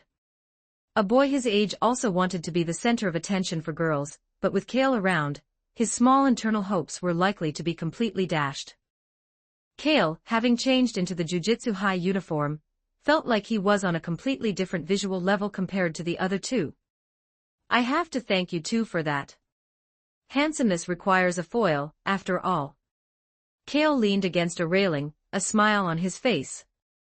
Mei, is Big Bro saying we're ugly? Itadori Yuji frowned and sought confirmation from Fushiguro Megumi. There is no we, only you. Fushiguro Megumi was too tired to correct their use of the nickname anymore. His heart was weary and numb. Don't say that, Itadori. He's not ugly, it's just that compared to me, his handsomeness is a bit less obvious. Kale draped his arms over their shoulders in a consoling tone. Itadori Yuji felt comforted by those words and suggested. Big Bro, I want to eat a popsicle. Go ahead, buy one for me too. Mei, do you want one? Itadori Yuji ran off and returned a moment later with 2 popsicles, coming back to Kale's side. Watching the two of them munching on popsicles together, Fushiguro Megumi felt he shouldn't have refused just now, it made him look like he was being isolated. Even though he was being called Mei with every breath, Fushiguro Megumi found a long-lost sense of friendship in it. Jujutsu sorcerers were outliers in human society. Their numbers were far too few compared to the general population. But sorcerers were human too, with social needs and a desire to belong to a group, though that was never an easy thing to achieve. At that moment, Gojo Satoru arrived as well. The group of 4 had finally assembled, but the target student didn't seem to have arrived yet. "Big bro, I just saw they're selling popcorn and crepes over there." Itadori Yuji seemed to be treating this outing like a shopping trip. Buy them all." "Gojo pay, this guy looks like a total fat cat." Kale didn't know the meaning of being polite. He reached directly into Gojo Satoru's pocket to fish for his wallet. His movements were so fast that even Gojo Satoru couldn't react in time. "Mei, why are you just standing there?" Kale called out. Fushiguro Megumi had a helpless expression, but his feet were honest as he quickly followed along. "I say, you 3, we're here to pick someone up, not to go window shopping." Seeing the 3 of them walking further away, Gojo Satoru could only stand on his tiptoes and shout to call them back. However, the 4th student didn't make them wait much longer. The Jujutsu High uniform was quite eye-catching. Soon, Kale and the others saw a girl with short brown hair having a bit of a scuffle with a middle-aged man. Well, that first impression was certainly a deep one. Gojo Satoru called her over. "I'm Kujisaki Nobara. Be happy, boys, the lone flower has arrived." Kujisaki Nobara introduced herself with full confidence. She wasn't even 1.6 meters tall, but her presence was imposing. The term lone flower likely meant she was the only female in the group, the one to be surrounded by the males. "Hello, lone flower. I'm Kale." Kale looked at her, feeling a bit of regret in his heart. She was clearly good-looking and had a nice figure, but unfortunately, the moment she opened her mouth, the vibe went wrong. How to describe it? It was basically like, this pretty girl is fine as long as she doesn't talk, but the moment she does, she sounds like a rough-and-tumble country girl. But regardless, a girl had finally arrived. "It's Kujisaki Nobara." Kujisaki Nobara stared at Kale for a moment, then violently turned her head away. Damn it, why does a guy have to look this good? Originally, Nobara was most confident in her own face, believing she had the looks of a star. Now, after seeing Kale, her confidence had taken a hit. "I'm Itadori Yuji, from Sendai. I'm Fushiguro Megumi." The 2 followed with their own introductions. After looking at these 2, Kujisaki Nobara sighed, and let her gaze fall back on Kale. At least 1 out of the 3 met the baseline. It wasn't the worst possible draw. "Since the first-year class is finally all here, I'll take you for a proper tour of Tokyo," Gojo Satoru announced. The words immediately ignited the enthusiasm of Itadori Yuji and Kujisaki Nobara. They thought they were being taken somewhere fun, but when they reached their destination and saw an abandoned building brimming with curses, the 2 realized they had been played and began to shout in anger. However, Fushiguro Megumi, who had long understood Gojo Satoru's character, remained calm. He had likely been played many times before. "Did you guess it already?" Fushiguro Megumi quietly asked Kale. "Did I not tell you that I can read minds?" Kale whispered back, frightening Fushiguro Megumi into jumping back and putting some distance between them. He stared at Kale and swallowed hard before asking, "Don't you lack cursed technique?" "Take a guess." Kale glanced at him. Now Fushiguro Megumi was truly uncertain. Maybe he should think twice before badmouthing Kale in his head from now on, just in case. "Nobara, Yuji, you 2 will be responsible for exorcising the curses this time. Kale, you're in charge of supervising and looking after them. I'm leaving them in your hands." As Gojo Satoru spoke, he handed a cursed tool to Itadori Yuji. Since Yuji hadn't yet learned to master his own cursed energy, he needed the help of a tool. "Looking after me?" Kujisaki Nobara felt a bit indignant, feeling slighted. They were all the same age, Was she missing an arm or a leg? How could she be worse than this guy? So what if he's good-looking? Can teachers just play favorites like this? Don't worry, I'll protect you. Kale responded with a smile. Kojisaki Nobara was suddenly dazzled by Kale's smile, her cheeks flushing. She took a few quick steps to escape his gaze and urged Itadori Yuji while her back was turned, "What are you waiting for? Let's get started. Big bro, you'll protect me too, right?" Itadori Yuji said bashfully. Although Big Bro's fists were heavy and painful, they provided a total sense of security when they hit. With Sukuna inside you, other cursed spirits should be the ones afraid. Get in there already. Kale kicked at Itadori Yuji, making him keep up with Kojisaki Nobara's pace.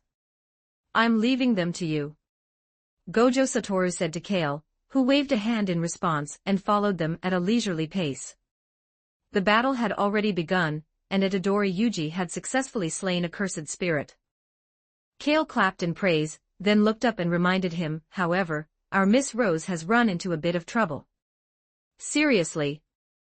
Why did we have to split up?" Itadori Yuji was a bit annoyed but quickly rushed upstairs. Looking at the cursed spirit holding a child hostage, Kojisaki Nobara ultimately chose to drop her cursed tool. Such a move could hardly be called the right choice. Because cursed spirits have no humanity, it would only mock your stupidity and then take your life. In the end, Itadori Yuji arrived and took the cursed spirit by surprise, rescuing the hostage child. Kojisaki Nobara then exorcised the cursed spirit as it tried to escape, successfully completing the test. Running to a place like this all by yourself, you've got some nerve. Next time, there might not be a blonde big brother to save you. Kale walked up the stairs and gave the little boy's head a light knock. "I'm a pink-haired big brother." "It's pink." Itadori Yuji pointed to his spiky hairstyle and corrected him. "You sure arrived in a timely manner." Kojisaki Nobara couldn't help but snap. "Please, I'm the proctor. Gojo is watching from below, it's not like I can help you cheat." Kale spread his hands and said. Kojisaki Nobara reluctantly accepted the answer. "Hurry up and send this brat home. I'm getting hungry." "What do you guys want for dinner?" Kale glanced at the sky, it was already getting late. "Why do we have to be the ones to send him?" Kojisaki Nobara pouted, not used to taking orders from Kale. "If you're going to save someone, see it through to the end. Don't dawdle." As Kale spoke, he slapped at Itadori Yuji's head. "Big bro, I didn't say I wouldn't do it. Why did you hit me? Then hurry up and get moving." Kale ignored Itadori Yuji's resentful little look. In the end, Kale was dragged along by Kojisaki Nobara to see the brat back to his door. "Good work, everyone. Dinner's on me." Gojo Satoru arrived late with Fushiguro Megumi. His single sentence immediately caused Itadori Yuji and Kojisaki Nobara, who were just sharing a moment of camaraderie, to turn against each other. "Listen to me, your class monitor. We're having hot pot." Kale made the final decision. "Since when were you the class monitor?" Kojisaki Nobara narrowed her eyes and questioned him. "Since right now. After all, a class cannot go a single day without a leader. I'll reluctantly lead you three little weaklings." Kale crossed his arms and met Kojisaki Nobara's gaze. "Then why can't it be me? Let's settle it with a vote." Kale smiled and raised his hand to give himself a vote. Seeing this, Itadori Yuji immediately followed suit as Kale's most loyal follower, completely disregarding the friendship he had just forged in battle with Kojisaki Nobara. "Big bro will treat you to steak later. Big bro is so good to me, sob sob sob. You two bastards are in cahoots." Kojisaki Nobara cursed her miscalculation, and could only pin her hopes on Fushiguro Megumi. "Mei, you'll support me, right?" Kale raised his fist and gave it a light squeeze. "Don't be intimidated by him. Stand your ground. Resist the tyranny of autocracy." Seeing this, Kojisaki Nobara shouted anxiously. Fushiguro Megumi, who had been wavering, narrowed his eyes and spoke with a serious tone. You're right. I need to stand my ground. I vote for Kale. You bastard. What happened to standing your ground? Standing with the men. Fushiguro Megumi said it as if it were the most natural thing in the world. Setting aside whether he could withstand Kale's fist, choosing between Kojisaki Nobara and Kale didn't seem like a difficult decision at all. Chapter 167, Chapter 167, Curse Spirit Baby 2469 words Jujutsu High students don't just study. They also bear the responsibility of exorcising curses and eliminating cursed spirits, a task delegated and supervised by the higher-ups of the Jujutsu world. There's no other way, Jujutsu sorcerers are too scarce, and they simply can't handle all the work, especially during the start of the school year. Rising resentment accelerates the birth rate of cursed spirits. And so, the group of four soon welcomed their first mission as first-year students. Above the playground of Aishu Juvenile Detention Center, a cursed womb appeared. A cursed womb is a cursed spirit still in its gestation phase. According to the assessment observed by the higher-ups of the Jujutsu world, this is a special grade imaginary cursed spirit. Ijichi, as the school's assistant supervisor, primarily serves as a communication bridge between the higher-ups and the students. This mission was also directly assigned and coordinated by him. Irrelevant personnel within a 500-meter radius have been evacuated. In the second dormitory for inmates, 5 inmates are still coexisting with the cursed womb. If the cursed womb is a type that grows through metamorphosis, it is highly likely to evolve into a special grade cursed spirit. Ijichi explained. Normally, cursed spirits of a certain grade are usually assigned to jujutsu sorcerers of the same grade for handling. For a mission involving a special grade cursed spirit, even if it's still an unhatched cursed womb, at least a grade 1 jujutsu sorcerer would be responsible. However, Gojo Satoru happened to be away on a business trip. I apologize, the jujutsu world has always faced a shortage of personnel, so mission targets often exceed the sorcerer's grade. However, your mission is not to exorcise the cursed womb, but to search for and rescue potential survivors. Ijichi explained. That sounds pretty standard, Kale yawned. Sending for first-year students to rescue a few inmates. When did the jujutsu world's higher-ups start caring so much about ordinary people's lives? Itadori Yuji looked at the family members of the missing persons waiting anxiously nearby, and his eyes gradually firmed. We'll save them, right, big brother? Yes, yes, yes. If you say so, what else can I say? Kale felt a bit sluggish. He had recently been studying materials related to cursed tool manufacturing. There were no experts in this field at the school, so he could only rely on self-study. He had been overthinking a bit, so coming out for some fresh air was just right. I knew Big Brother was a good person. Itadori Yuji grinned, revealing 2 rows of white teeth. Hearing this, Kale smiled at him, then backhanded him on the head. Your whole family are good people. Itadori Yuji clutched his head and squatted defensively. Then I'll leave it to the 4 of you. I will now cast the curtain. Ijichi chanted a cursed speech, and the sky slowly darkened. The so-called curtain was, in essence, a barrier that obscured vision, as this place was too close to residential areas. Fushiguro Megumi summoned his divine dog Shikigami.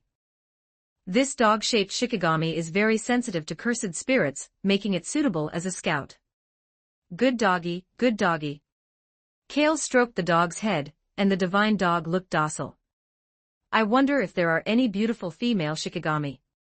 Hearing Kale's whispered murmur, Fushiguro Megumi's mouth couldn't help but twitch. They had known each other for a while.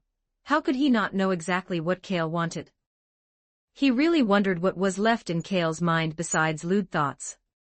Class monitor, Shikigami are essentially curses. Too much intimate contact isn't good for your body. Fushiguro Megumi kindly reminded him. He had no doubt about Kale's impulsiveness. You're overthinking it. With my physical fitness, I can easily subdue a special grade cursed spirit. Kale said without modesty. I wonder if I can find Hanako in the bathroom, hee hee. Is your subdue legitimate? Fushiguro Megumi pouted, feeling a wave of helplessness. He truly worried that Kale would one day do something to ruin their reputation, even though jujitsu sorcerers' reputations weren't great to begin with. But one shouldn't, at least not. So impressive, then this mission is up to you, class monitor. Kojisaki Nobara said with a fawning expression. You only call me class monitor when you want me to take the fall. Kale said, walking to the front, raising his hand to loosen the buttons on his sleeve, and speaking in a calm tone. Later, keep your eyes peeled and watch what it means to punch a special grade baby with one blow. Long live the class monitor. The boss is mighty. Itadori Yuji and Kojisaki Nobara, like sycophants, followed Kale on his left and right. Don't mess around, that's a special grade curse spirit. Our mission is just to save people. Although Fushiguro Megumi had witnessed Kale's strength, he still didn't believe he could handle a special grade curse spirit. What if something went wrong? Don't worry, welfare committee member, I know what I'm doing. Kale gave Fushiguro Megumi a confident look, pushed open the door, and entered the dormitory building. When did I become the welfare committee member? Fushiguro Megumi paused, then quickly took 2 steps to catch up, muttering. I think this position suits your motherly personality well. As your class monitor, I hereby verbally appoint you. Explain yourself, who's motherly? Big brother, what about me? You're the sports committee member. Class monitor, don't forget me. Arts and culture committee member. There are only 4 first-year students in total. Are you playing house and amusing yourselves?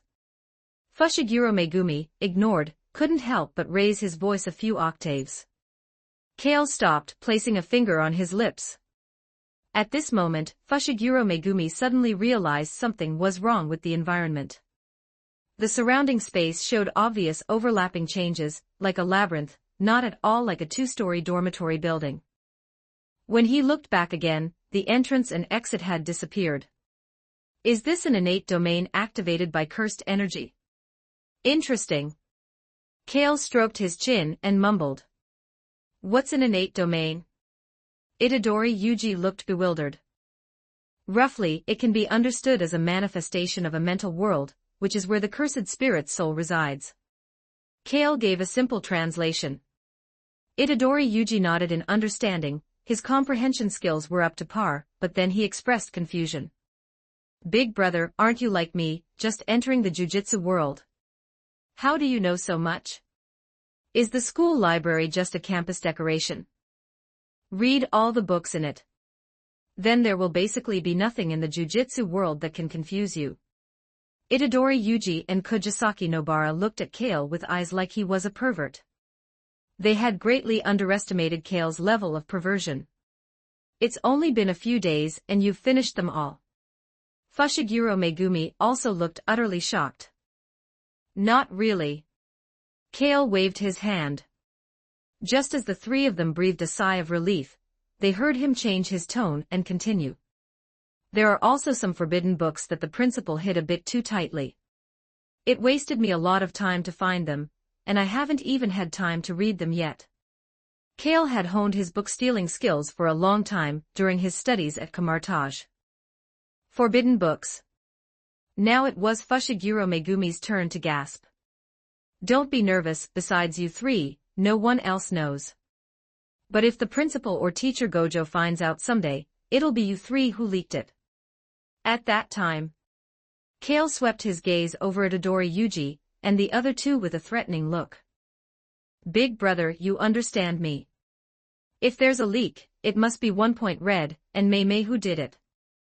Itadori Yuji was the first to pat his chest, expressing loyalty.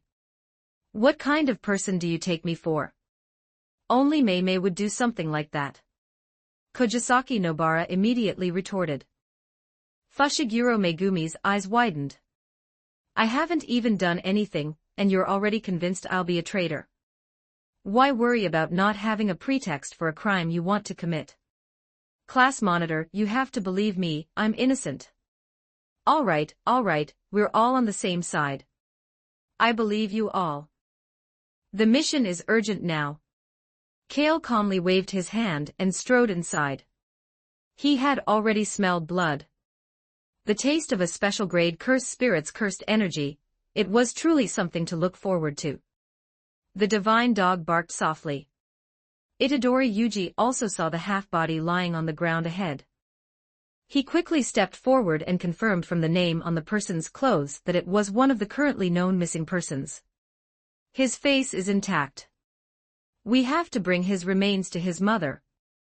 Itadori Yuji turned and said to Kale. Whatever you say. Kale didn't care. He's just an incorrigible scoundrel. There are 2 other missing persons waiting for us to find. Just leave him here. Fushiguro Megumi offered a different opinion. He had seen the missing persons file information. This half-body guy in front of them was no good. He had hit and killed a student while driving without a license. Kale nodded. He didn't care either way, since he didn't have to do the work himself anyway. What do you mean, leave him here? Itadori Yuji heard the obvious disdain in Fushiguro Megumi's tone towards the deceased, and immediately became annoyed. Their values clashed a bit, and conflict naturally arose. Kale, are you just going to watch? Kojisaki Nobara was a bit speechless. This guy kept saying, whatever you say, and all right. She hadn't seen him so casual when ordering food. Call me class monitor, honestly. Kale said, reaching out and grabbing Kojisaki Nobara's collar. Kojisaki Nobara was stunned for a moment. Before she could react, her body was lifted into the air. Catch her, you two. Kale said, reaching out to the side and grabbing an arm that was reaching for the divine dog. He looked up and met the gaze of a quietly appearing special-grade cursed spirit, a smile playing on his lips amidst its astonished expression. A rip sound echoed. Blood splattered, and the divine dog barked furiously. A cursed spirit.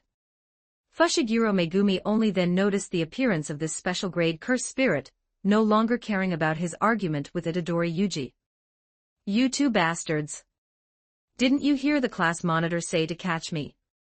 Kojisaki Nobara rubbed her butt, got up from the ground, and cursed at Itadori and Fushiguro. She, the dignified class beauty of the first year, was less attention-grabbing than a half-body corpse to Itadori Yuji and the others. This was simply the heaviest blow to her self-confidence. At this moment, Kojisaki Nobara finally realized Kale's good points. At least in their class monitor's eyes, she was still a woman. Does it hurt? If it hurts, scream it out, that'll make you feel better. Kale held up the severed arm he had torn off and waved it at the cursed spirit in front of him.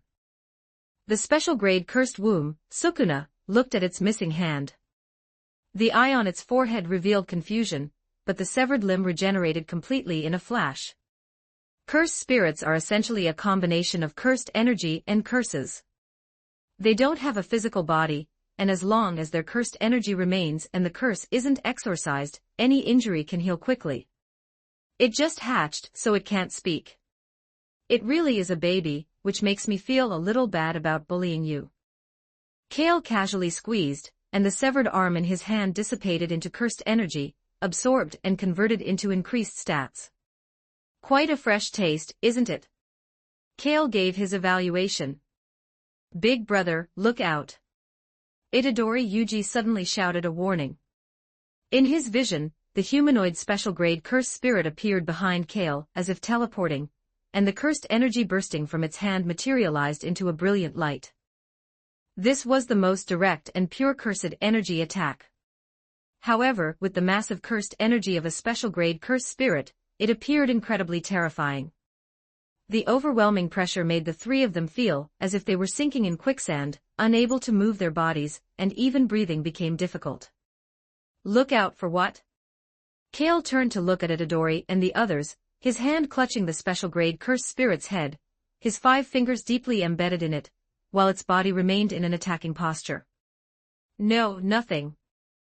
Itadori Yuji chuckled awkwardly, subconsciously swallowing. He hadn't seen Kale's movements at all. In the blink of an eye, it had turned out like this.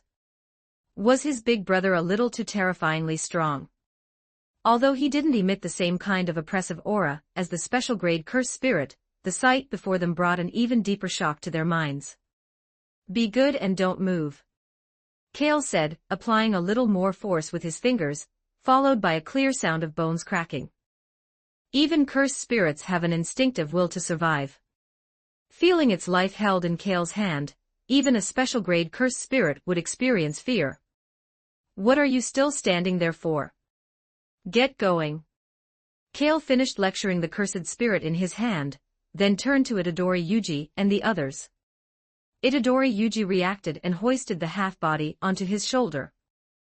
Fushiguro Megumi said nothing upon seeing this. Since the special-grade cursed spirit had successfully hatched, their mission naturally ended here, and the rest was free play time. Clearly, judging by Kale's appearance, he still wasn't satisfied, so it was best not to disturb the class monitor's fun. Hopefully, this special-grade cursed spirit could give the class monitor some enjoyment. However, looking at the current situation, it seemed quite difficult. "Divine Dog, lead the way," Fushiguro Megumi said to his Shikigami dog. They hadn't run far when the three of them heard Kale's conversation with the cursed spirit from behind. "Good baby, can you use domain expansion?" "Hiss, hiss, hiss. TSK, you useless thing, you can't even use domain expansion, and you still have the nerve to be a special-grade cursed spirit. Is the class monitor always this perverse?" Kojisaki Nobara shrank her neck and whispered. It was a double entendre. If he could need a special-grade cursed spirit like Do, why bother coming to Jujutsu High? "I heard that." Kale's voice drifted into the ears of the three from afar. "Mei said it." Kojisaki Nobara immediately pinned the blame on Fushiguro Megumi. You. Fushiguro Megumi looked at Kojisaki Nobara in disbelief. Could this false accusation be any more obvious? Chapter 168, Maki 2511 words. Check out my P4Trian for plus 30 extra chapters on all my fanfics. And get chapters before publishing them here for free on my P4Trians, //P4Trian. .com/talkvictim. Kale patted the dust off his clothes, glanced back at the dormitory building that had been completely reduced to rubble, and spoke softly. "It seems I played a bit too hard, but I shouldn't be the one paying for this, right, Mr. Oh, of course." The honest-looking Mr. Ajichi immediately tensed up, and gave a standard 90-degree bow, beads of sweat already seeping from his forehead. He was purely terrified by the commotion that had just occurred. "By the way, I won't comment for now on whether making first-year students face a special-grade cursed spirit was intentional, but if the compensation afterwards doesn't satisfy me, I'll blow my top." Kale smiled and patted Ajichi on the shoulder. I will report properly to the higher-ups. I'll definitely make sure you are satisfied." Ajichi had nothing to do with this matter, he was just an unlucky corporate slave. He was mainly responsible for coordination and communication. In a way, he was also a victim, because if a student really died, he would be the first to face Gojo Satoru's wrath, which was a truly life-threatening situation. "Big brother. You're out. What happened inside? Why did the whole building collapse?" Itadori Yuji came running over shouting, with Fushiguro Megumi and Kojisaki Nobara following behind, all of them panting for breath. If they had been any slower just now, they would have been buried inside. "Nothing much, just used a bit too much force. I didn't expect a special-grade cursed spirit to be so fragile." Kale cracked his neck with some annoyance, it was over before he had even warmed up. But it was understandable, after all, it was just a newborn baby that hadn't even mastered domain expansion yet. "I feel like we didn't help at all." Itadori Yuji couldn't help but sigh.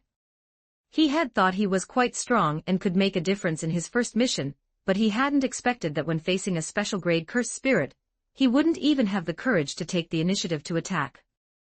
"Itadori, you absolutely must not say that about yourself." Kale pressed a hand on Itadori Yuji's shoulder, speaking in a deeply sincere tone. Hearing this, Itadori Yuji was a bit moved, waiting for some words of comfort from Kale's mouth, only to hear the other's tone shift as he said with a grin, "It's not just a feeling. You really didn't help at all. You'll have to work hard from now on." Itadori Yuji felt a pang in his heart, and looked at Kale with resentful eyes. "Sometimes there's no need to be so direct, right? I admit you're indeed very powerful, class monitor, but don't look down on us too much. Give me a few more years, and I'll definitely be able to stand behind you and cheer you on." Kojisaki Nobara looked full of self-confidence. She was a smart person after all, with a very clear understanding of her own position. Fushiguro Megumi couldn't help but cover his forehead. He had thought this lone girl in their group might say something spirited, but it turned out she just saw herself as the hype squad. "Good job. Remember not to wear leggings then, those things are purely heresy." Kale was very satisfied with Kojisaki Nobara's ambition. "I knew you had designs on me." Kojisaki Nobara had a gotcha expression, feeling very smug in her heart. As expected, no boy could resist her charm. "Big brother, you can't be that desperate." Itadori Yuji was heartbroken, then took a punch from Kojisaki Nobara, which didn't really hurt. "You bastard. What do you mean by that? All right, stop messing around. The first mission was completed successfully, so I'll take you all out for a big feast." Kale clapped his hands, drawing the attention of the three back to him. Itadori Yuji and Kojisaki Nobara were instantly harmonious again. "Wait, I almost forgot." Kale had just taken a step when he remembered something and pulled a finger out of his pocket. Sukuna's finger. Itadori Yuji blanked for a moment, and as soon as the words left his mouth, Kale stuffed Sukuna's finger into his mouth. Itadori Yuji swallowed it in one go and subconsciously smacked his lips. It tasted like soap. "Disgusting pica." Kojisaki Nobara gagged slightly. "A part of my power has returned again." Sukuna's arrogant voice rang out from Itadori Yuji's mouth. Kale backhanded Itadori Yuji twice, helping him snap out of it. "Big brother, I can handle it myself." Itadori Yuji clutched his reddened face, feeling a bit aggrieved. "Sorry, force of habit." Kale offered a word of comfort. "I will definitely. Sukuna let out a furious roar in Itadori Yuji's mind like an incompetent husband. Gojo Satoru returned to the school from his business trip and immediately learned about the special grade cursed womb, death painting incident, his expression looking somewhat grim. If it weren't for the fact that the higher-ups didn't understand Kale's strength, he would have definitely been set up by them this time. Facing a special grade cursed spirit, it would be normal for a few first-year students to be completely wiped out. "I really want to just kill them all." Gojo Satoru ran a hand through his hair.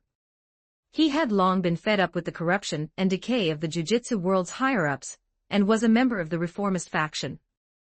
However, as the strongest in the Jujutsu world, Gojo Satoru preferred to change the status quo in a gentler way, which was why he chose the path of teaching and nurturing the youth. "Don't be so extreme, Gojo-sensei. I think killing about 2/3 of them is enough for now. The rest will be sufficient to maintain the existing order until the new generation comes up, then we can discard the remaining third like worn-out tools." Kale gave his own suggestion, which sounded very practical. Gojo Satoru's expression stiffened. When he said kill them all, it was largely out of anger. If he really had that intention, he would have done it years ago. Why wait until now? But Gojo Satoru could tell that Kale wasn't joking, and more importantly, he actually had the power to do it. Ahem, anyway, this was indeed the school's mistake. Is there anything you want? I have quite a collection of cursed tools, there should be something you can use. Gojo Satoru hadn't found a place to vent his own anger yet, but he had to appease Kale first. Take me to see them. Kale became interested. The apology gifts from the Jujutsu higher-ups had also arrived this morning. Those guys were surprisingly generous for once. As for the Jujutsu sorcerer ranking, it was currently in process. It was estimated he would reach grade 1, but that would take some time, and required a suitable sorcerer to provide a recommendation. Judging solely by his battle record, Kale was certainly qualified. One must know that the day Kale exorcised the spirits, it wasn't just one special grade cursed spirit, but also a large number of lower grade ones. Besides material rewards like real estate and money, they had also given Kale a grade 1 curse tool. A tachi that could inflict a bleeding curse. It had decent lethality against jujitsu sorcerers, but for Kale, it only had research value. Cursed tools were items or props that contained cursed energy. They came in various types and had different functions. They could very directly enhance a sorcerer's combat power, as they were equivalent to having an additional curse technique that couldn't be improved or changed. Cursed tools were created in various ways. Currently, most were man-made, while some were born with curses, such as Sukuna's fingers. In fact, it wasn't just the higher-ups who were scared. After Gojo Satoru personally visited the battle site and saw the scene, he also secretly raised Kale's strength level in his heart. Even the former heavenly restriction of the Zenin clan didn't have such startling destructive power. A reinforced concrete foundation several meters deep had been punched through by Kale, and the hole even extended down another 10+ meters. Even using cursed techniques, very few sorcerers could achieve this. Despite how flashy the various abilities of sorcerers and cursed spirits looked, their actual destructive power and influence were mostly limited to a single street. Among special-grade sorcerers, Gojo Satoru was also an outlier. If it weren't for the fact that curses could only be exorcised by curses, sorcerers would find it hard to enjoy the privileges they had today. It will definitely satisfy you. Gojo Satoru was very confident. As the head of the Gojo clan, he was arguably one of the wealthiest people in the jujitsu world. And the way to measure the depth of a jujitsu clan's heritage was to look at the curse tools they possessed. One must know that a sorcerer's curse technique might not be stably passed down through genetics, but cursed tools could be. Some special-grade curse tools could even pose a threat to Gojo Satoru. This was actually one of the reasons Gojo Satoru chose gentle reform. If he were to accidentally fail, the results he had worked so hard to accumulate in the past might be destroyed in an instant. Gojo Satoru took Kale to a storage room in the school, where many of his past trophies were displayed. The title of the strongest in the jujitsu world wasn't given by others, it was carved out step by step through killing. One could probably guess how many sorcerers had died at Gojo Satoru's hands, just by counting these cursed tools. Kale, you have no cursed energy, and cannot awaken an cursed technique. This is your greatest strength and your weakest point, and cursed tools can compensate for that nicely. Gojo Satoru truly treated Kale as his student, taking every opportunity to teach him through words and deeds. Seeing Kale's gaze drawn to the cursed tools before him, Gojo Satoru continued his instruction. However, you should also know that a cursed tool itself is a manifestation of cursed power. Using a cursed tool well is not an easy task. The more powerful the tool, the more dangerous it is in itself. Kale picked up a cursed tool that looked like an ancient cat mummy. Careful, this cat spirit is quite fierce. Gojo Satoru warned him. He had accidentally been scratched by this cat spirit before. Cats were naturally fickle animals, and having been refined into a mummy and cursed to become a tool, its aggressiveness had naturally become even stronger. The cat spirit emerging from the cat mummy hissed fiercely at Gojo Satoru, then turned to rub against Kale's hand, purring comfortably. It seems kids really are more popular with cats. Gojo Satoru made an excuse for himself, then continued. No need to decide now, take your time picking. So generous. Is there something waiting for me? Kale gently tickled the cat spirit's chin with his finger, asking without looking up. As expected of my favorite student. Gojo Satoru chuckled and explained the reason. The Kyoto Sister School Goodwill event is about to start. Is it time for the beat up the kids segment? I love crushing weaklings the most, just leave it to me. Kale grinned, looking somewhat impatient. I don't care about winning or losing the event. I want you to help specially train the students who will be participating. Gojo Satoru waved a hand in front of his face, pretending to be indifferent to fame and fortune. Are there any pretty and gentle senior sisters? Absolutely. Gojo Satoru gave a thumbs up upon hearing this. Pretty was a given, as for whether they were gentle or not, that would depend on Kale's own ability. Originally, the exchange match between the two schools had nothing to do with first-year students. It was a matter for second and third years. However, the lone third-year student had quit, so the freshman had to fill in. Of course, this incident also made Gojo Satoru a bit fearful. He had high expectations for Itadori Yuji and the others, and wanted to seize the time to improve their self-preservation abilities as much as possible. That being said, it didn't stop Gojo Satoru from being lazy himself. Then what are we waiting for? Kale lost interest in petting the cat and slapped Gojo Satoru on the back. Yes, yes. Gojo Satoru brought Kale to the sports field. The second-year students and the first-year freshmen were already gathered here waiting. You're late again, Gojo-sensei. A tall girl wearing glasses walked up to Gojo Satoru angrily and spoke. At first glance, one could feel the girl's vibrant, athletic energy.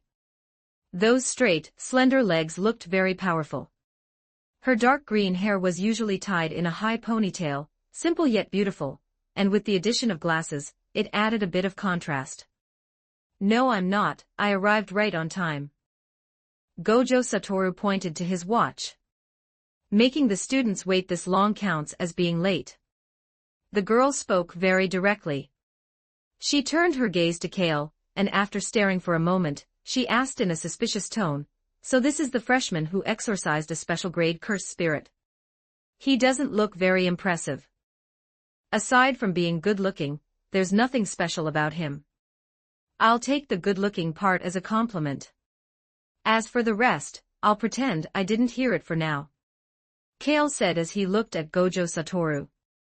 Although he didn't say it outright, the doubt in his eyes was quite clear. This is the gentle you mentioned. Let me introduce her. This is Zenin Maki, a second-year student. Gojo Satoru pretended not to see and introduced her with a smile. You can call me Maki or Senior. Zenin Maki stood with one hand on her hip and tilted her chin up, exuding a valiant aura. All right, Maki. My name is Kale. See that panda and the short guy? Those are my classmates. For the next few days, please give us your guidance, Junior. Zenin Maki shook Kale's hand, applying a bit of pressure.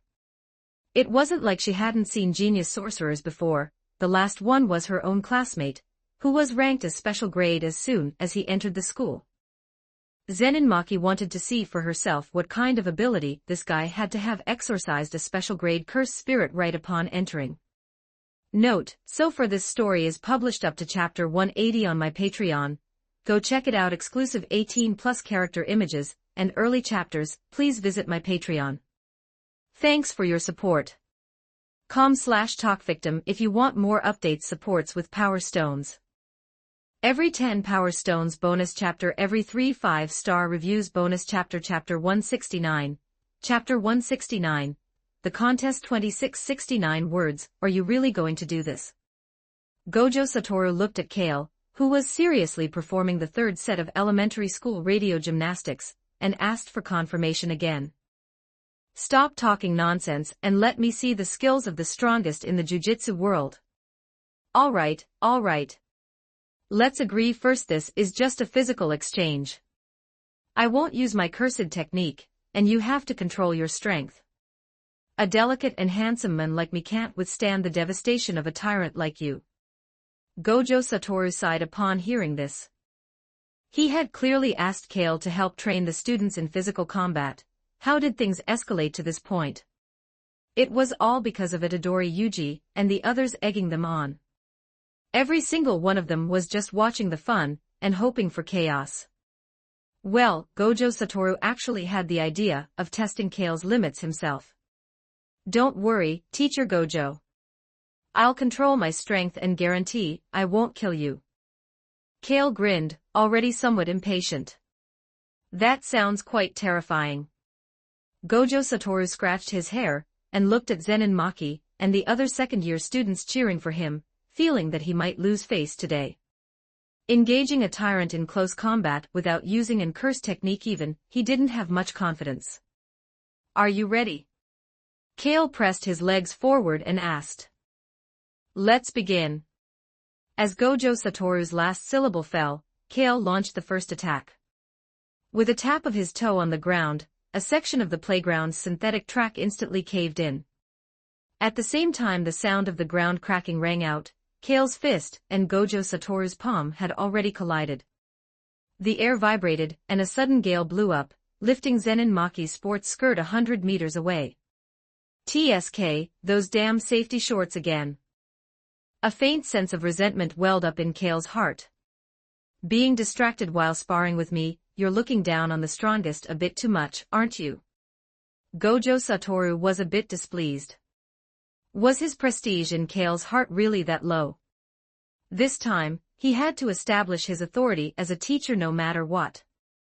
Sorry, Teacher Gojo. Kale curled his lips, blocked Gojo Satoru's jab, and hooked his hand onto his wrist. While pulling him close with force, he raised his knee upward, causing the air to emit a heart-palpitating explosion. That sense of explosive power could be clearly felt even by Itadori Yuji and the others in the distance. Compared to the last time he faced the special-grade Cursed Spirit, Cursed Womb, Die 10, Kale was clearly holding back much of his strength this time. This, instead, allowed Itadori and the others to see the gap between them more clearly. After all, if the gap is too large, the sense of distance becomes blurred. Gojo Satoru's 6 eyes provided him with 360-degree observation, which greatly compensated for the gap in sensory power between him and Kale. Even in close quarters, he could try to keep up with Kale's reaction speed. It was precisely because of the 6 eyes that Gojo Satoru possessed physical combat abilities exceeding those of sorcerers of the same grade.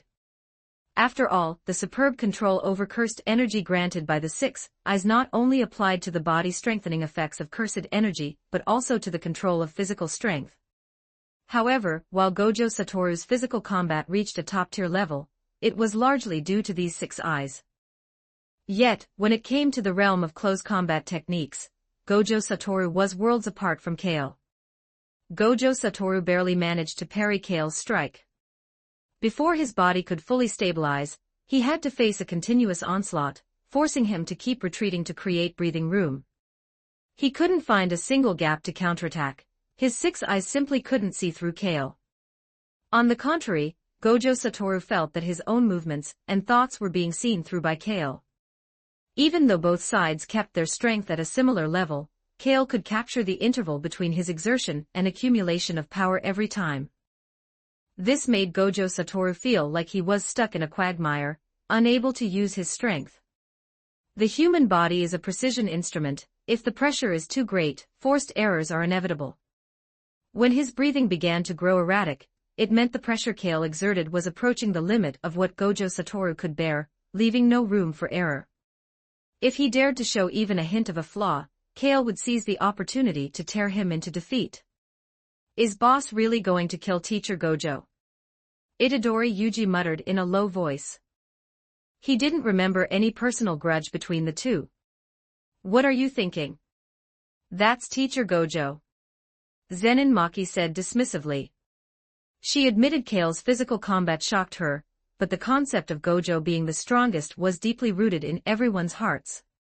The next second there was a thunderous boom. The 400-meter running track was suddenly torn apart from the middle, as easily as breaking a cake. Teacher Gojo, you're breaking the rules. Kale stepped back a few paces to dissipate the impact, and looked at Gojo Satoru playfully. They had agreed to only compete in physical combat, so why did he use cursed energy? Sorry. Gojo Satoru scratched his head awkwardly. Just now, it was a purely subconscious reaction. But then again, if he hadn't reinforced himself with cursed energy in time, his handsome face might not have been preserved. Who hit someone in the face? What a bastard. Can you explain? What was that about? Taking advantage of the break in the match, Gojo Satoru asked the question he was curious about. How exactly did Kale see through all his movements? He hadn't sensed even a ripple of cursed energy, so it couldn't be in cursed technique. That is one of the ultimate realms of martial arts, the transparent world. As Kale spoke, He raised his hand into a fighting stance, his blood flowing through his body like the tide following the rhythm of his breathing. Since Gojo Satoru broke the rules first, he couldn't be blamed for turning up the heat on the strongest in the jujitsu world.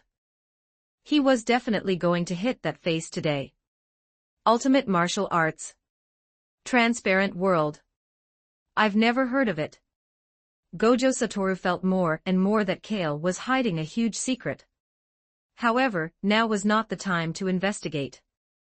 Feeling the malice radiating from Kale, even Gojo Satoru couldn't help but gulp and quickly spoke up. Why ugh? A single word had just left Gojo Satoru's mouth when it was forcibly cut off by Kale's fist. It was like a clap of spring thunder. The ground of the playground instantly cracked, like a piece of fragile porcelain colliding with Kale's fist. The clear cracks spread all the way to the feet of Itadori and the others before finally stopping. The several students looked down at the cracks, then up at the upturned ground beneath Kale's fist and swallowed in unison. Now, even Zenin Maki couldn't help but agree with what Itadori Yuji had just said. He really might accidentally kill Gojo Satoru. What is this again? Gojo Satoru's voice was slightly distorted. His 6 eyes could clearly see that Kale's explosive power technique was by no means jujitsu, but pure physical development and strength. Such thunder-like combat techniques had never been encountered in the jujitsu world. Gojo Satoru felt his worldview was being refreshed. When did the world version update without him? If Gojo Satoru's title as the strongest in the jujitsu world hadn't been completely genuine, with his reactions and physical functions pushed to the max, and if he hadn't used his curse technique, that punch would have truly landed on him. Don't run, Teacher Gojo.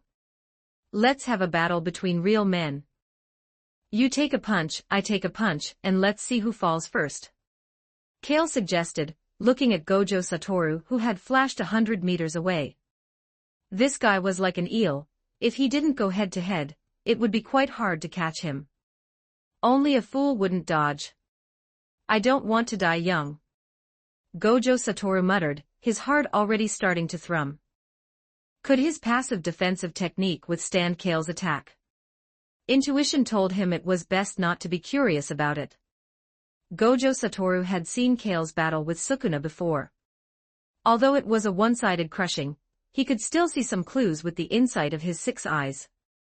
Kale possessed some kind of special ability to suppress cursed energy, to the point where an cursed technique would be neutralized, or rather erased, by that invisible field before it could even touch his body.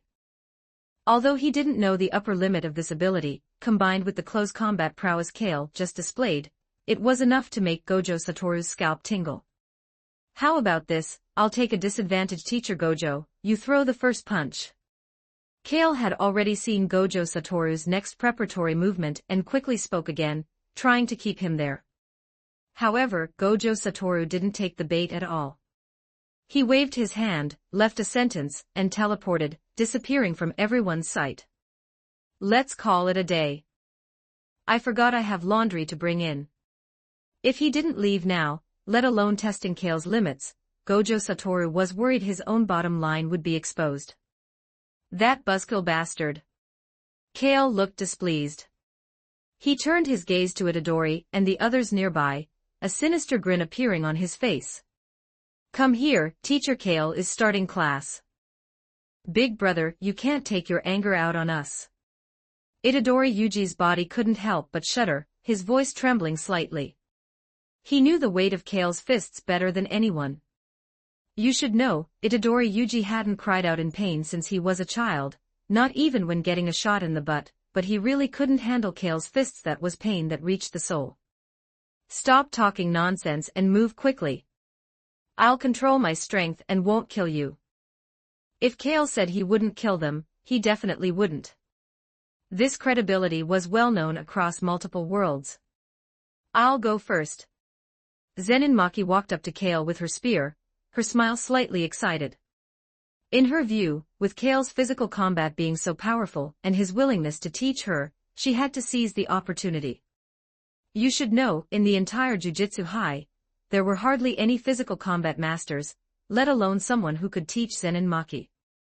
Zenin Maki, who was officially only a grade 4 sorcerer, actually had the combat power of a grade 1. As for whether she would be killed, hadn't she heard Kale's promise just now? As long as he didn't kill her, Zenin Maki wouldn't care, as long as she could improve her strength. Very good, I'm liking you more and more.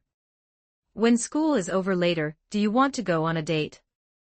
I'll treat you to a movie. Kale looked at Zenin Maki with appreciation and invited her. Want to date me? Beat me first.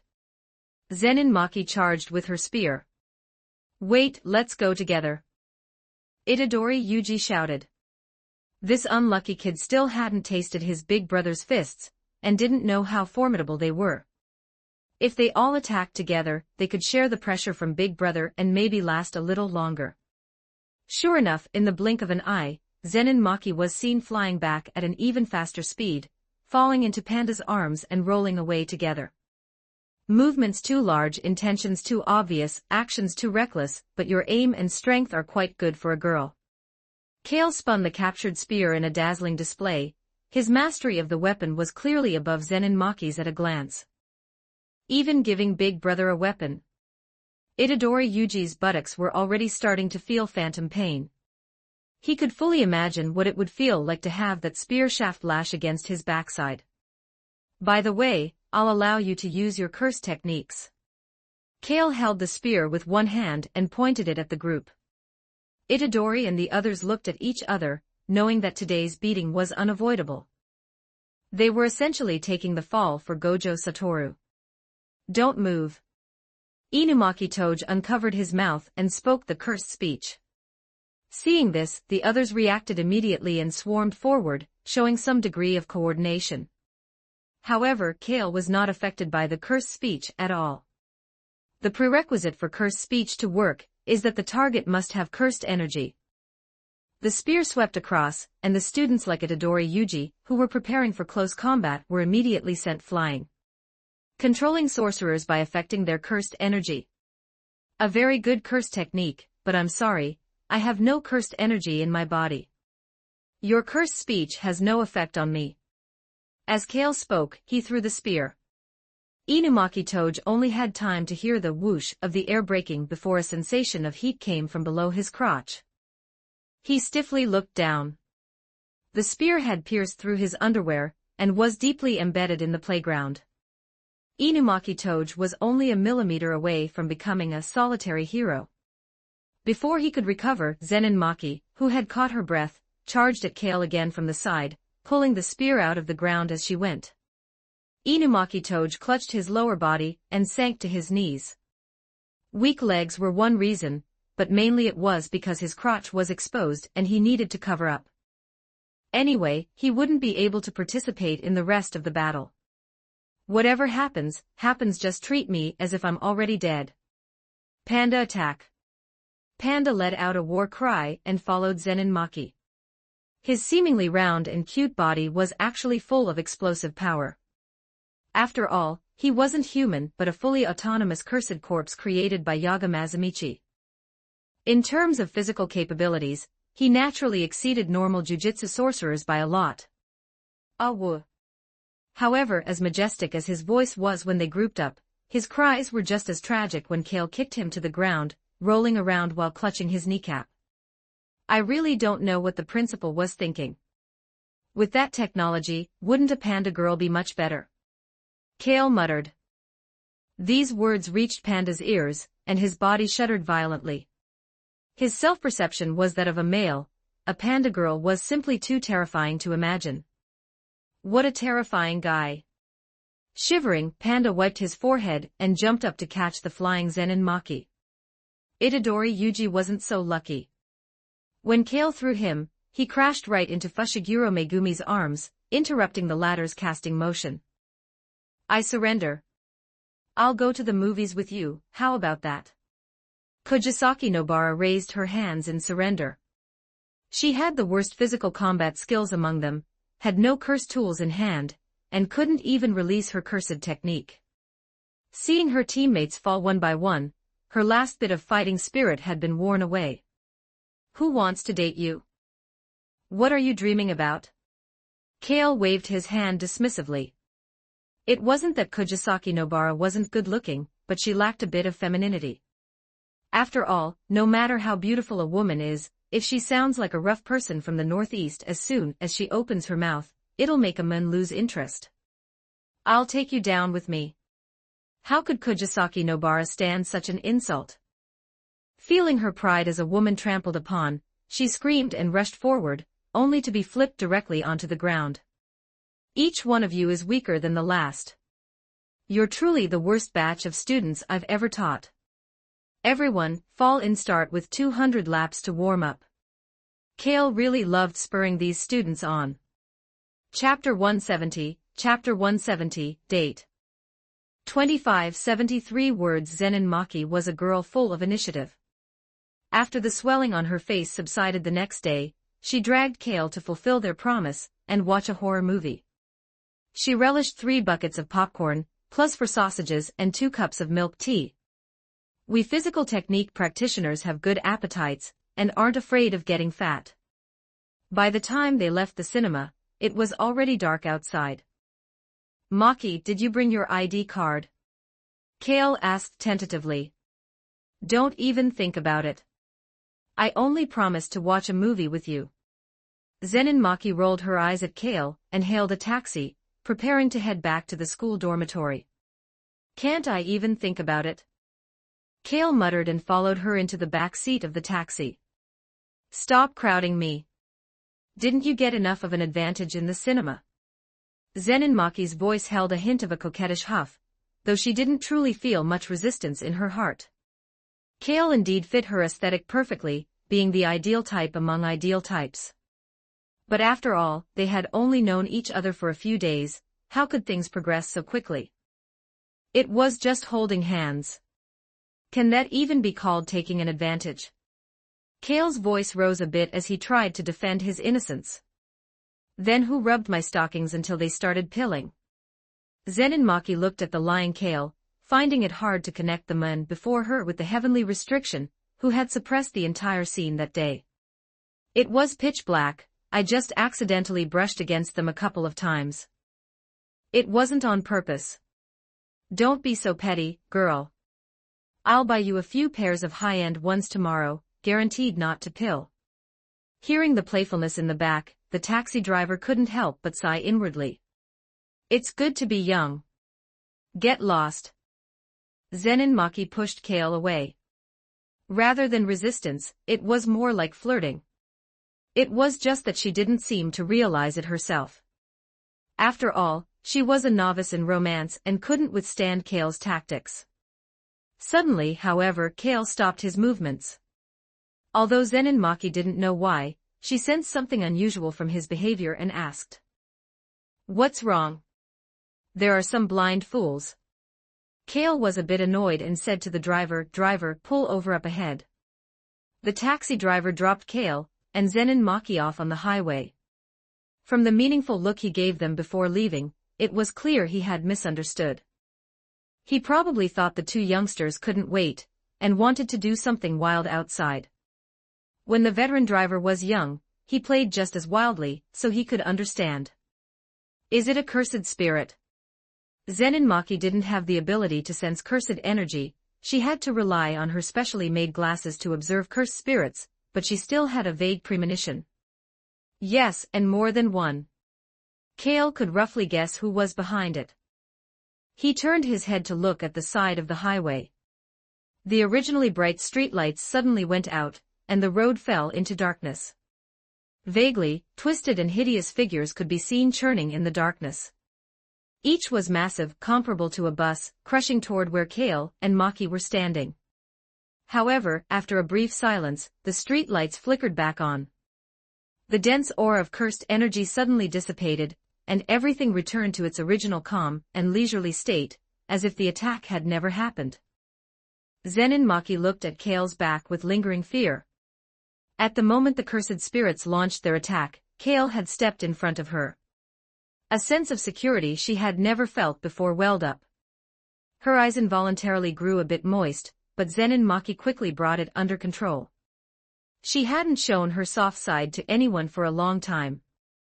3 Grade 1 Cursed Spirits. They really are looking down on me. Kale felt insulted and cursed under his breath. The battle ended in an instant. At the moment the 3 cursed spirits perished, they didn't even realize when they had been attacked. He had simply swung a fist, and the wind from the punch tore their spiritual bodies to shreds. Where did you get the feeling of being looked down upon? Those were 3 Grade 1 cursed spirits, and it was a premeditated sudden attack. For any other Grade 1 sorcerer, even if they could successfully counterkill, they couldn't have done it so easily and calmly. Zenin Maki was speechless for a moment. She felt that while Kale was indeed handsome, he could also be quite annoying at times. It was just that she couldn't beat him. Are they Shikigami being controlled? Zenin Maki calmed her emotions and made a judgment. Normally, wild cursed spirits stay where they were born and don't stray too far. They have a strong sense of territory, and cursed spirits of the same grade rarely act together. Thus, it wasn't hard to judge that the ones who had just attacked them were Shikigami captured and controlled by a jujitsu sorcerer. But there were very few jujitsu sorcerers in the jujitsu world with the ability to control 3 Grade 1 cursed spirits at once. And most of those people were now among the higher-ups. Is it another dirty power struggle? Zenin Maki thought with disgust. Coming from the Zenin family, she had seen too many foul acts among jujitsu sorcerers. Some people were even more depraved and twisted than cursed spirits. After all, a jujitsu sorcerer's power comes from curses, which themselves stem from the evaporation of extremely twisted emotions. The simplest and most direct way to extract cursed energy is to utilize extremely twisted negative emotions. To this end, some jujitsu sorcerers could do all sorts of horrific things. However, this situation has improved a lot in modern times, or at least it's no longer out in the open. After all, compared to human civilization as a whole, modern jujitsu sorcerers are a vulnerable group. If a 240mm physical caliber can't eliminate a cursed spirit, can it really not eliminate a jujitsu sorcerer? It's not like everyone is Gojo Satoru. The guy in the shadows is hiding very carefully. He only leaked a bit of aura just now, and now he's long gone.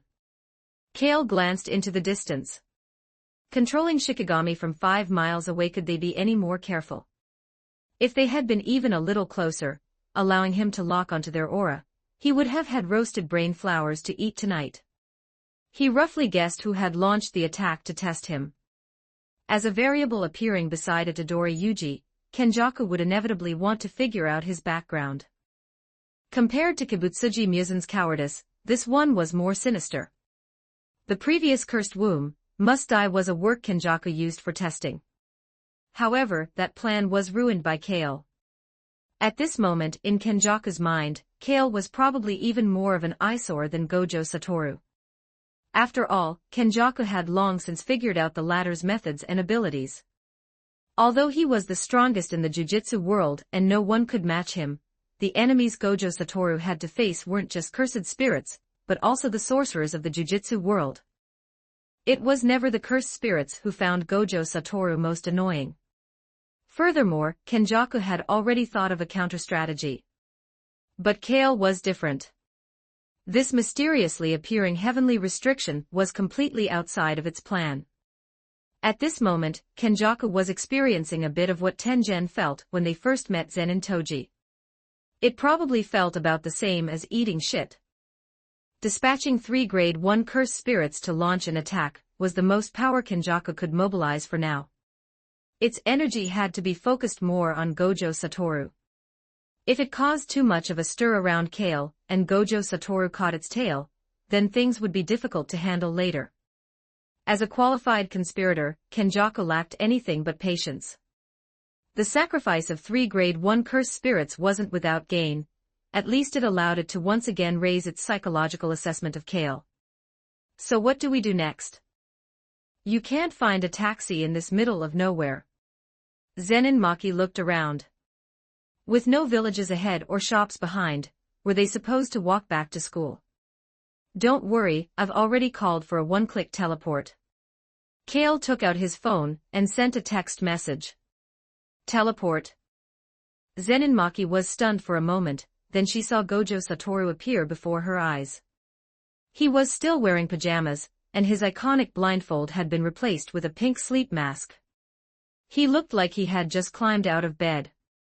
Who attacked my beloved students? Gojo Satoru's tone was somewhat unpleasant.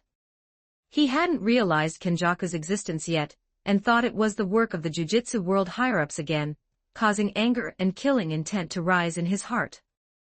Those old geezers making moves time and again, did they really think he wouldn't kill anyone? The cursed spirits that attacked us have been dealt with, but the Jujutsu sorcerer driving them ran away. I didn't call you over for anything else, teacher, just to send us back to school. Kale gave a brief overview. So that's the kind of teleport it is. Zenin Maki looked enlightened. She blinked at Teacher Gojo. Why hadn't she thought of using Teacher Gojo like this before? She had really learned something good. Dealt with already. Then what was with that text you wrote? I thought it was an emergency. Gojo Satoru pointed to his single cotton slipper, his meaning clear. It is urgent. In a little while, it'll be curfew. I don't want to be called in for a talk by the principal. That old guy gets quite talkative as he gets older. Kale spoke with righteous conviction. Since he had laid out all the reasoning, Gojo Satoru was left speechless. He could only pull a face and reluctantly grab Kale and Zenin Maki's shoulders, applying his curse technique to take them back to Jujutsu High. A chorus of ghostly wails and wolf howls echoed across the training grounds of Jujutsu High. Itadori Yuji and the others were pressing hard on the bruises on each other's bodies. Without some force, the medicine wouldn't penetrate the flesh, and waking up the next day would be true agony. Kale knew exactly where to strike, kicking the body's pressure points while ensuring no real injury was caused. After only a few days of special training, even Kujisaki Nobara could clearly feel a huge improvement in her physical techniques. That was all experience gained from being beaten. Inside and outside the equipment room, the territories of the boys and girls were divided. Who could be so cold-hearted to hit my Maki like this?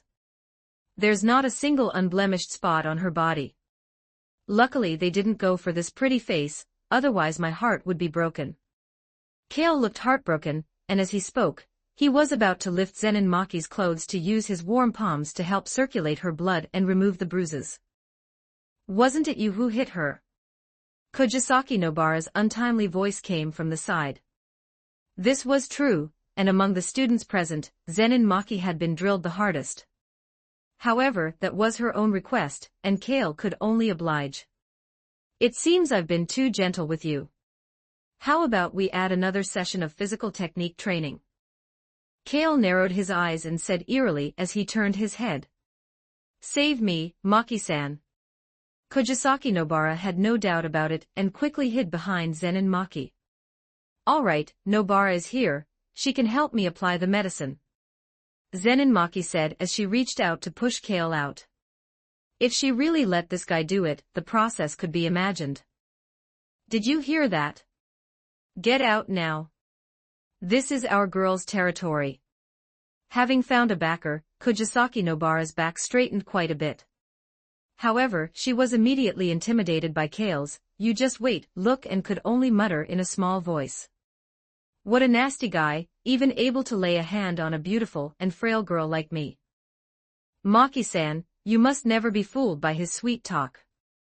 You'd better say less. He can hear you. Zenin Maki gave a concerned reminder. Maki-san, you'll protect me, right? Kujisaki Nobara asked sheepishly. She felt like she was about to die. I'd like to. Zenin Maki shrugged. Facing Kale, she really didn't have the confidence to claim her physical techniques were good. Outside the equipment room, the elusive Gojo Satoru appeared beside Kale, leaning against the wall with his arms crossed and praising him. Not bad at all. Interested in staying on as a teacher later. After seeing the results of the students' special training these past few days with his own eyes, he felt more and more that his previous decision was correct. Then you'll have to consider changing Jujutsu High into an all-girls school. That's a bit of a difficult request. Gojo Satoru scratched his head. His tone changed slightly as he continued. I was also attacked yesterday by 2 special-grade cursed spirits. If it's just that, is there any need to mention it? Kale glanced out of the corner of his eye, knowing there was more to the story. Those 2 cursed spirits were very special. They could actually communicate with people, and even had their own cursed spirit companions. I wasn't paying attention for a moment and let them escape. Gojo Satoru sighed. The strength of cursed spirits is clearly increasing compared to before. Cursed spirits are born from human negative emotions. They can be said to be the other side of humanity. This means that when the strength of the human side increases, the cursed spirit side follows suit. Originally, special grade was the peak for both cursed spirits and jujitsu sorcerers, but this yardstick is gradually becoming difficult to apply to the current jujitsu world. Because Gojo Satoru's birth broke the original balance and raised the original power ceiling of the jujitsu world. Correspondingly, the new generation of cursed spirits will also strengthen. This makes it hard for the lower and middle-tier jujitsu sorcerers, since their side's strengthening is concentrated in a single person. Regardless, the appearance of rational cursed spirits, who can even communicate with people, still exceeded Gojo Satoru's expectations, causing him to change his original assessment of the situation. It seemed that between them and the jujitsu world higher-ups, there was a third party exerting influence and swaying the situation. Are you telling me this to seek comfort? Sorry, my embrace is only for delicate and soft members of the opposite sex. Kale didn't hold back his disgust for Gojo Satoru, curling his lip at the other's feigned sadness. No more joking. I'll go warn those guys at the top. You try to look after my lovely students as much as possible. Be careful of the malice in the shadows. I have high expectations for them. You didn't mention any of this when I first enrolled. Kale looked reluctant. I'll introduce you to some big sisters later. Gojo Satoru knew how to convince Kale. How big are they? Very big. Chapter 171, Chapter 171, Love at First Sight. 2379 words. After ruining several cursed tools, Kale gained a certain understanding of these items and equipment. Cursed tools are essentially items imbued with curses. As for how these curses are obtained, there are generally 2 methods. One is naturally formed cursed items from cursed energy generated by human negative emotions, i.e., cursed tools transformed from cursed spirits. The second is auxiliary tools created or sealed by jujitsu sorcerers using cursed energy. To be more specific, negative emotions such as human jealousy, regret, and pain transform into cursed energy. This cursed energy can condense into cursed spirits, or further evolve into items possessing cursed power, which are cursed tools. These types of cursed tools usually possess unpredictable dangers. Most cursed tools are made by jujitsu sorcerers who manipulate cursed energy to inject cursed power into items, or by sealing powerful cursed objects like Sukuna's fingers to use as weapons. To rephrase it, the former are innate cursed objects, born directly from cursed energy, and are very difficult to control. The latter are acquired cursed objects, artificially manipulated by jujitsu sorcerers, making them easier to use. From this, it can be seen that cursed tools born innately from cursed energy are essentially no different from cursed spirits. Both are evolutions of curses, merely different in form. If that's the case, then can cursed spirits be directly converted into cursed objects for use? In fact, there have been jujitsu sorcerers with such ideas, but most have failed. Even if they succeeded by chance, the resulting cursed tools were defective and unusable. It's simpler and more direct to just inject cursed energy. However, cursed tools created in this manner are often low-grade, and do not possess the various incredible abilities of those transformed from negative emotions. Since Kale was researching cursed tools, he was naturally aiming to explore their upper limits. After all, he currently couldn't master the most crucial cursed technique, evolution of cursed energy through his own body, so he naturally sought a different path. If Teacher Gojo saw you messing with cursed tools like this, he'd definitely scream in agony.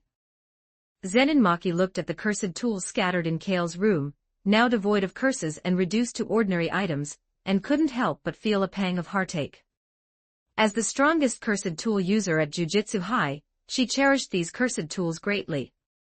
These are necessary sacrifices in exploring new paths. Kale tried to strip the curse from the cursed tool, and the result wasn't a complete failure, so to speak. A curse has no specific form, it is a combination of negative emotions and cursed energy. Apart from jujitsu sorcerers, it's impossible to even observe this concept. And to control a curse, probably only specific curse techniques can achieve it. This is also a drawback of the jujitsu sorcerer community. They can only innovate based on the curse techniques they awaken, unable to master new ones. This means that no matter how powerful a jujitsu sorcerer is, they have their limitations. As long as one diligently collects data and information to formulate strategies, even Gojo Satoru can be targeted, let alone other jujitsu sorcerers. This is why jujitsu sorcerers avoid revealing their cursed techniques. Because in the modern jujitsu world, almost all cursed techniques that have appeared over thousands of years are recorded. Only those recently awakened or those whose past users were too weak would not be collected and recorded. And the more powerful and cursed technique, the more thoroughly it is studied. Gojo Satoru's strength lies not in the Zenin clan's inherited, limitless, cursed technique, but in himself. So, my junior, has your effort yielded any rewards? Zenin Maki sat beside Kale, propping her hands on the chair, crossing her legs. Her full, firm thighs pressed into a beautiful, voluptuous curve. Just, junior, no need for a little. Kale said, naturally reaching out and pressing his hand onto her thigh. The feeling of her thigh was just too wonderful, especially with the stockings. It was truly irresistible. Zenin Maki slapped Kale's hand hard, rolling her eyes beautifully as she said, "Keep your hands to yourself." Although her voice was somewhat stern, Zenin Maki didn't actually push Kale's hand away. It seemed like a warning, but it was actually a tacit approval. As long as he didn't go too far. Of course there is. Kale said, taking out a crystal emitting an ominous aura. It was only the size of a fingernail, and at first glance, it looked like a cloudy rock candy. Through her special lenses, Zenin Maki could see that it was actually a curse. To be precise, it was a curse stripped from a cursed tool. If a curse cannot attach itself to life or objects, it will soon return to its original cursed energy form. And this crystal was the medium Kale had researched to contain curses. This technology alone was enough to attract the attention of the jujitsu world higher-ups. I've always wondered, you and I are both without cursed energy, so why can you see curses? Compared to the curse Kale had stripped, Zenin Maki was actually more concerned about this question. My situation is different from yours. Who said you don't have cursed energy at all? Kale didn't explain in detail. Once the numbers were right, many problems ceased to be problems. He counter-questioned, his fingers gently moving upwards, already subtly touching the hem of her skirt. Zenin Maki gave Kale a warning glance.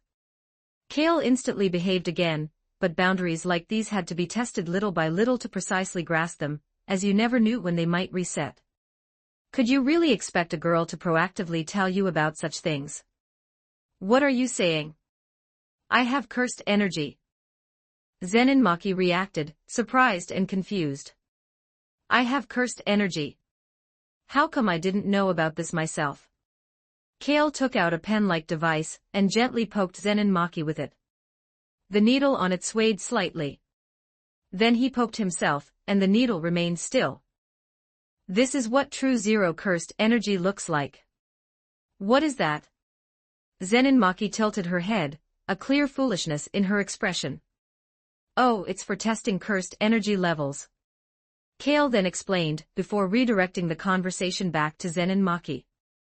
Maki, you should have a twin sister. In the jujitsu world, twins are a very special case. They are generally considered a single entity. From the perspective of a jujitsu sorcerer, this statement is indeed correct. Because for them, the twins' talents are split in half. Not only that, but they actually use the same pool of cursed energy. Therefore, the birth of twins is often not seen as a blessing, but rather as an innate curse. If that were all, then for the Zenin sisters, it would merely mean their talent as jujitsu sorcerers was somewhat lacking. But Maki also had another innate curse, heavenly restriction. Of course, after Zenin Toji appeared, this curse has been regarded by the jujitsu world as a unique reward of fate. The title of heavenly restriction is the best proof. Zenin Maki also had the opportunity to inherit this honor, but due to the existence of Mai, her heavenly restriction wasn't pure enough. Similarly, because of Maki's existence, Mai's cursed energy would also be greatly restricted. The two sisters mutually constrained and cursed each other. If they hadn't been born into the Zenin clan, and didn't have to become jujitsu sorcerers, they naturally wouldn't have to bear this pain. But unfortunately, there are no ifs in this world. How did you know? Zenin Maki was stunned for a moment, but didn't pay too much attention. After all, the matter of the Zenin clan's twins wasn't exactly a secret, many students at Jujutsu High knew about it. Once the exchange event began, Kale would meet Mai. Otherwise, how can it be explained that you, who are heavenly restriction, still possess cursed energy? Kale's eyes could not only see cursed energy but also curses clearly. An irreversible restriction like heavenly restriction naturally falls under a type of curse, just a somewhat unusual one. After all, ordinary curses are the manifestation of human emotions, but heavenly restriction comes from the world itself. Zenin Maki was at a loss for how to respond to Kale. The impact of his words was too great. Don't worry, I'll help you figure out a solution to this problem. Kale raised his hand and ruffled Zenin Maki's head, and an ambiguous atmosphere filled the air. Kale, Makine, someone's looking for trouble. Kojisaki Nobara suddenly burst through the door, completely shattering the brewing atmosphere. Seeing Kale's displeased gaze, Kojisaki Nobara nervously shrank her neck and whispered. Did I come at a bad time? What do you think? Kale counter-questioned. Makine.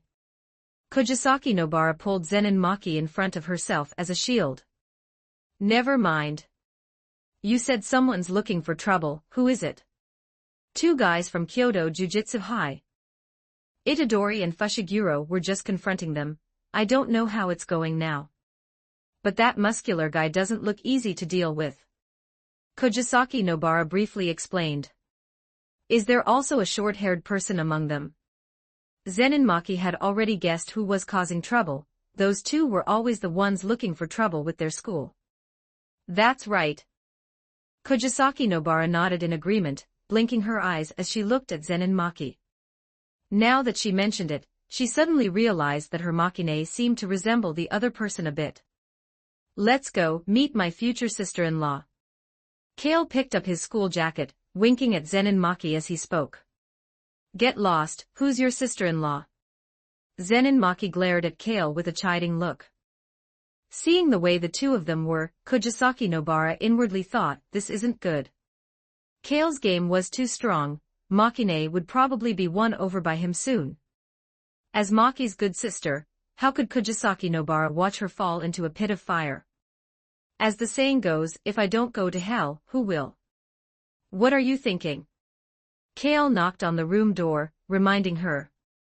Kojisaki Nobara took 2 quick steps, forcefully squeezing herself between Kale and Zenin Maki, even pushing Kale aside with her butt. Kale subtly gave Kojisaki Nobara a hard smack. Although the size and shape weren't as good as Zenin Maki's, the bouncy feel was quite full. Kojisaki Nobara turned back and glared fiercely at Kale. Her expression seemed indifferent, but her heart trembled slightly. Bastard, pervert, freak. Such a heavy hand, at least half of it must be swollen. The group arrived at the school gate, but the scene before them left them bewildered. Weren't they supposed to be looking for trouble? Why did it look like they were bosom buddies? Itadori Yuji was arm in arm with the muscular man, who was bare-chested, both grinning from ear to ear. They occasionally let out slightly lewd laughter, discussing who knows what. Fushiguro Megumi and the short-haired girl from the other side stood apart, both with expressions of utter dismay. Mei, what's going on?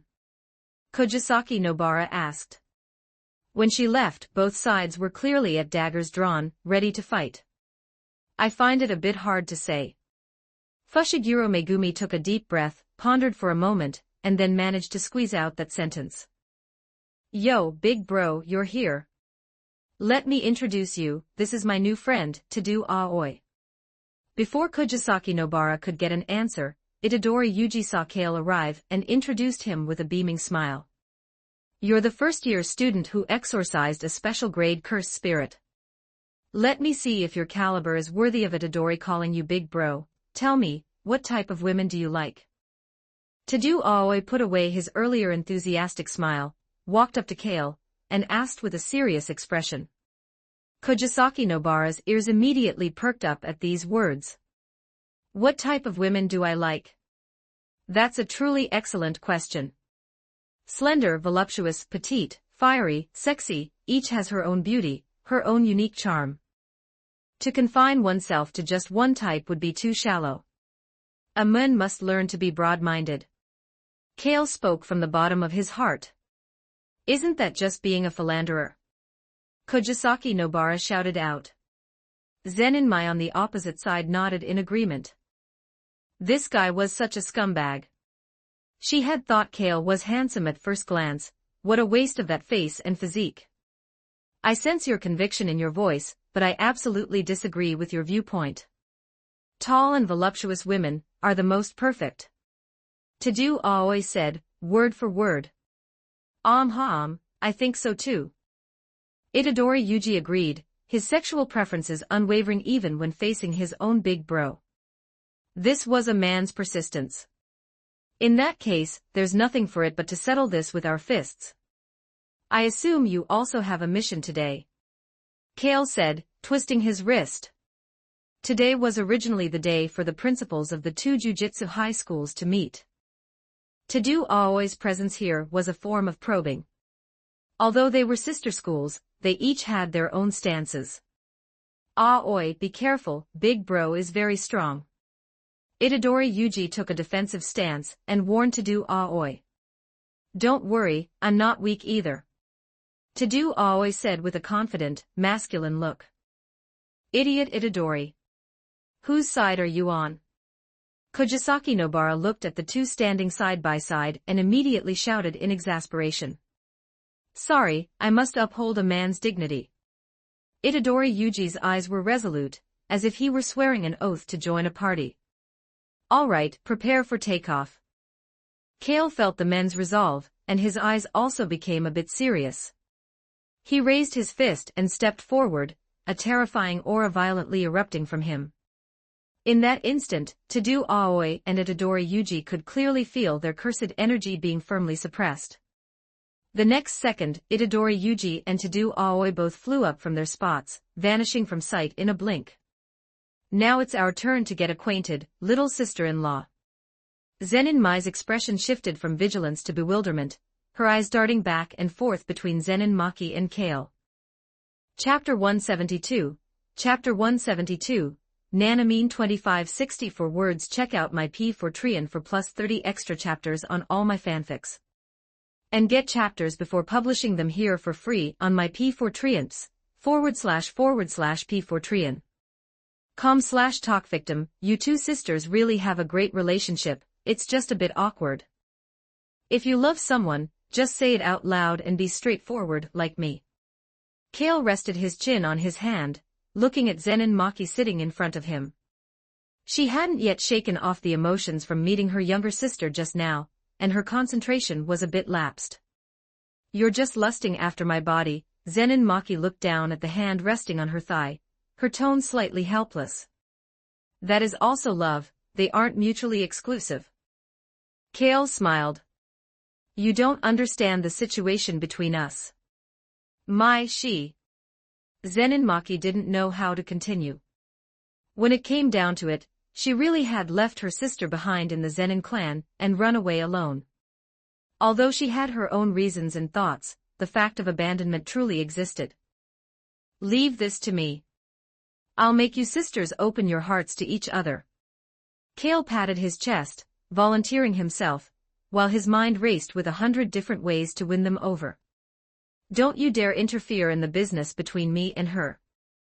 Zenin Maki looked at the enthusiastic Kale, and had a very bad feeling. We're all family, don't be so polite. Kale gave Zenin Maki a reproachful look. I'm not being polite. Zenin Maki grabbed Kale's increasingly restless hand, slammed it hard onto the table, and stood up, continuing. Come out, let's have another practice session. What a hard-working girl, I like it. Kale followed with a positive attitude. Training girls was always much more interesting than training boys. Afterward, he could even help Zenin Maki with some blood-circulating massage to heal her bruises. This was Kale's favorite part. The aura of a cursed spirit has appeared at the cinema. The higher-ups have assigned this mission to you. All the detailed report information is right here. Kale-kun, could you please listen to me seriously? Ijichi asked cautiously. The Kale in front of him wasn't just ignoring him, it was as if he didn't even exist. From the moment he entered until now, Kale hadn't even lifted an eyelid, flipping through the latest model magazine in his hands. Inside were mostly tall Western models with great figures. This was a tribute previously handed over by Tadou Aoi as an apology for his crushing defeat last time. Kale-kun. Ijichi took another step forward, hunching his shoulders and tucking his neck like a bullied little daughter-in-law. Being caught between Jujutsu High and the higher-ups, wasn't he just there to be bullied? I say, do the higher-ups not have any other liaisons? Knowing we don't get along, couldn't they send someone young and beautiful? If the surface-level effort was there, it's not like I couldn't deal with you guys for a bit. Kale finally finished admiring the magazine, and handed it to the long-waiting Itadori Yuji beside him. I will report your request to the higher-ups, but as for this incident... Ijichi gave a sheepish smile. Inwardly, he couldn't help but roar. If someone really wanted to swap shifts with me, I'd be more than happy. After serving you people from the high school, he'd have to turn around and serve the higher-ups. Who the hell would want this job? Then why don't you just quit? Kale looked straight at Ijichi, his gaze seemingly able to pierce through the other's inner thoughts. Ijichi swallowed hard, a terrifying thought popping into his head. Could this person actually be a mind reader? What do you think? Kale asked back. He wasn't actually a mind reader in the literal sense. It was just that his current mental strength was too powerful. For someone like Ijichi, whose willpower wasn't firm enough, his thought fluctuations were too obvious. Even just by looking at the other's facial features, Kale could tell what he was thinking. Please don't scare me, I'm just a worker.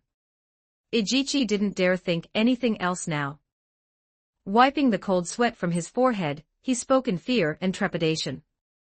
If you want me to work, the money must be sufficient first. This is what I need. Kale tore off a slip of paper with a list of items he had written down. The materials needed for curse tool research were by no means few. As per his routine, he needed to find himself a sucker. Did those old fogies in the higher-ups really care about some cursed spirit? No, what they wanted was to gather more intelligence and data on Kale to prepare for the inevitable future conflict.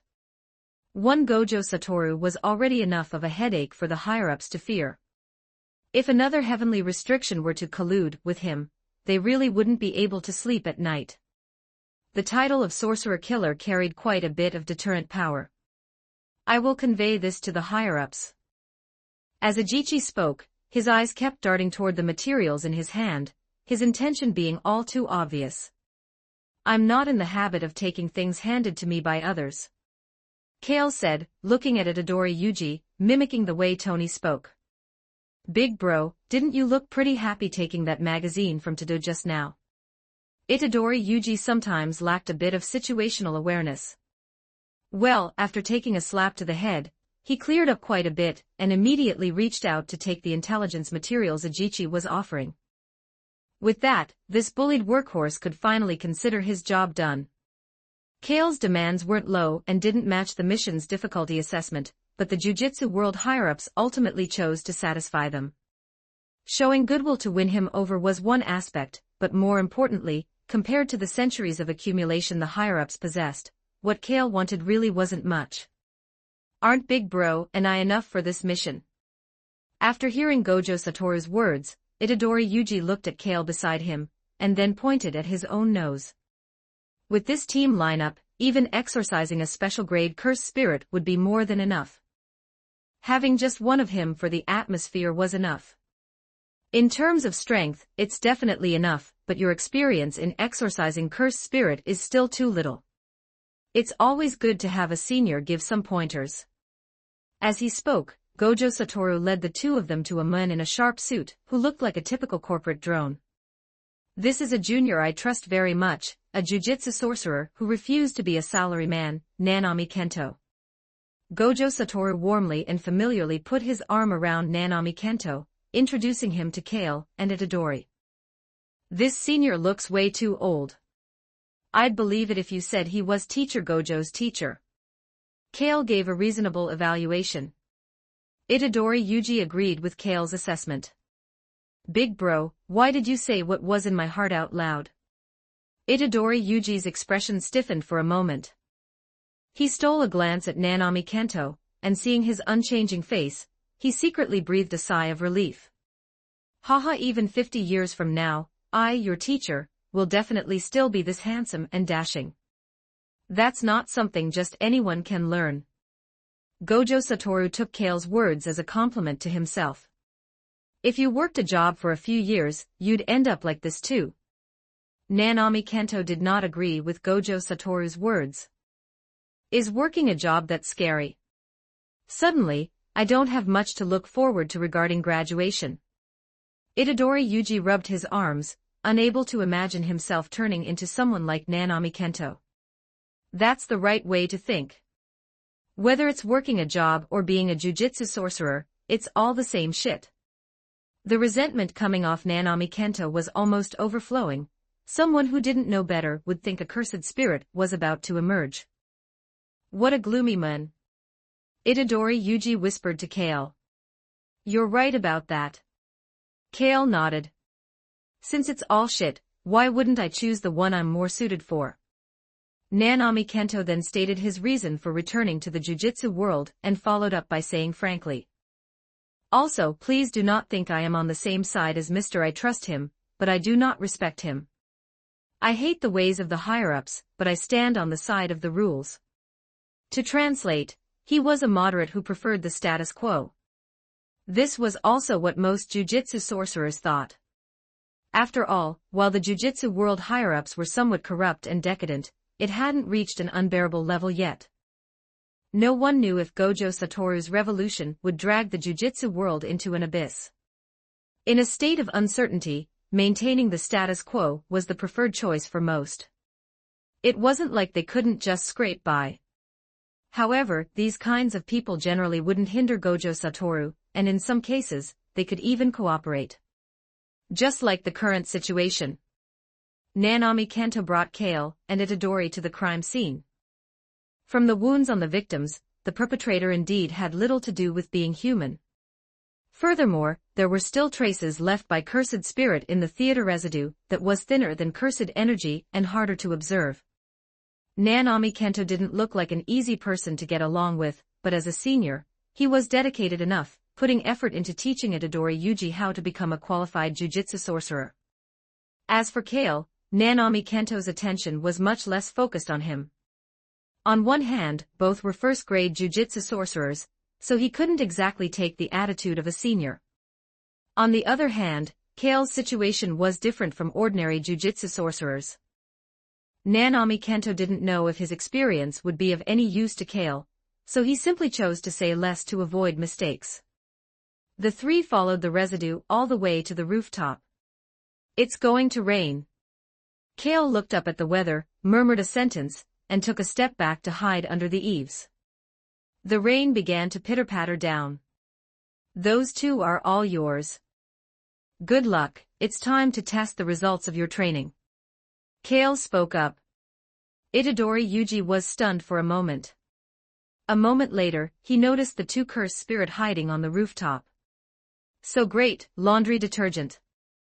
The two bizarrely shaped cursed spirit made indistinct sounds. The battle ended quickly. These two cursed spirit were at most third-grade level. If it weren't for the sake of observing at Itadori Yuji's level, Nanami Kento could have finished them all off in a single encounter. And even during the battle, he didn't forget to teach, revealing his cursed technique.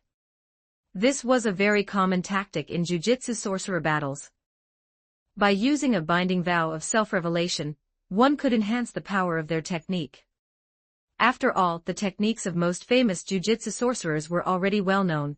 Whether they revealed them or not didn't make much difference. And when facing cursed spirit with little capacity for rational thought, even if they knew the effect of the technique, they wouldn't know how to exploit it. Itadori Yuji's performance indeed did not disappoint his expectations.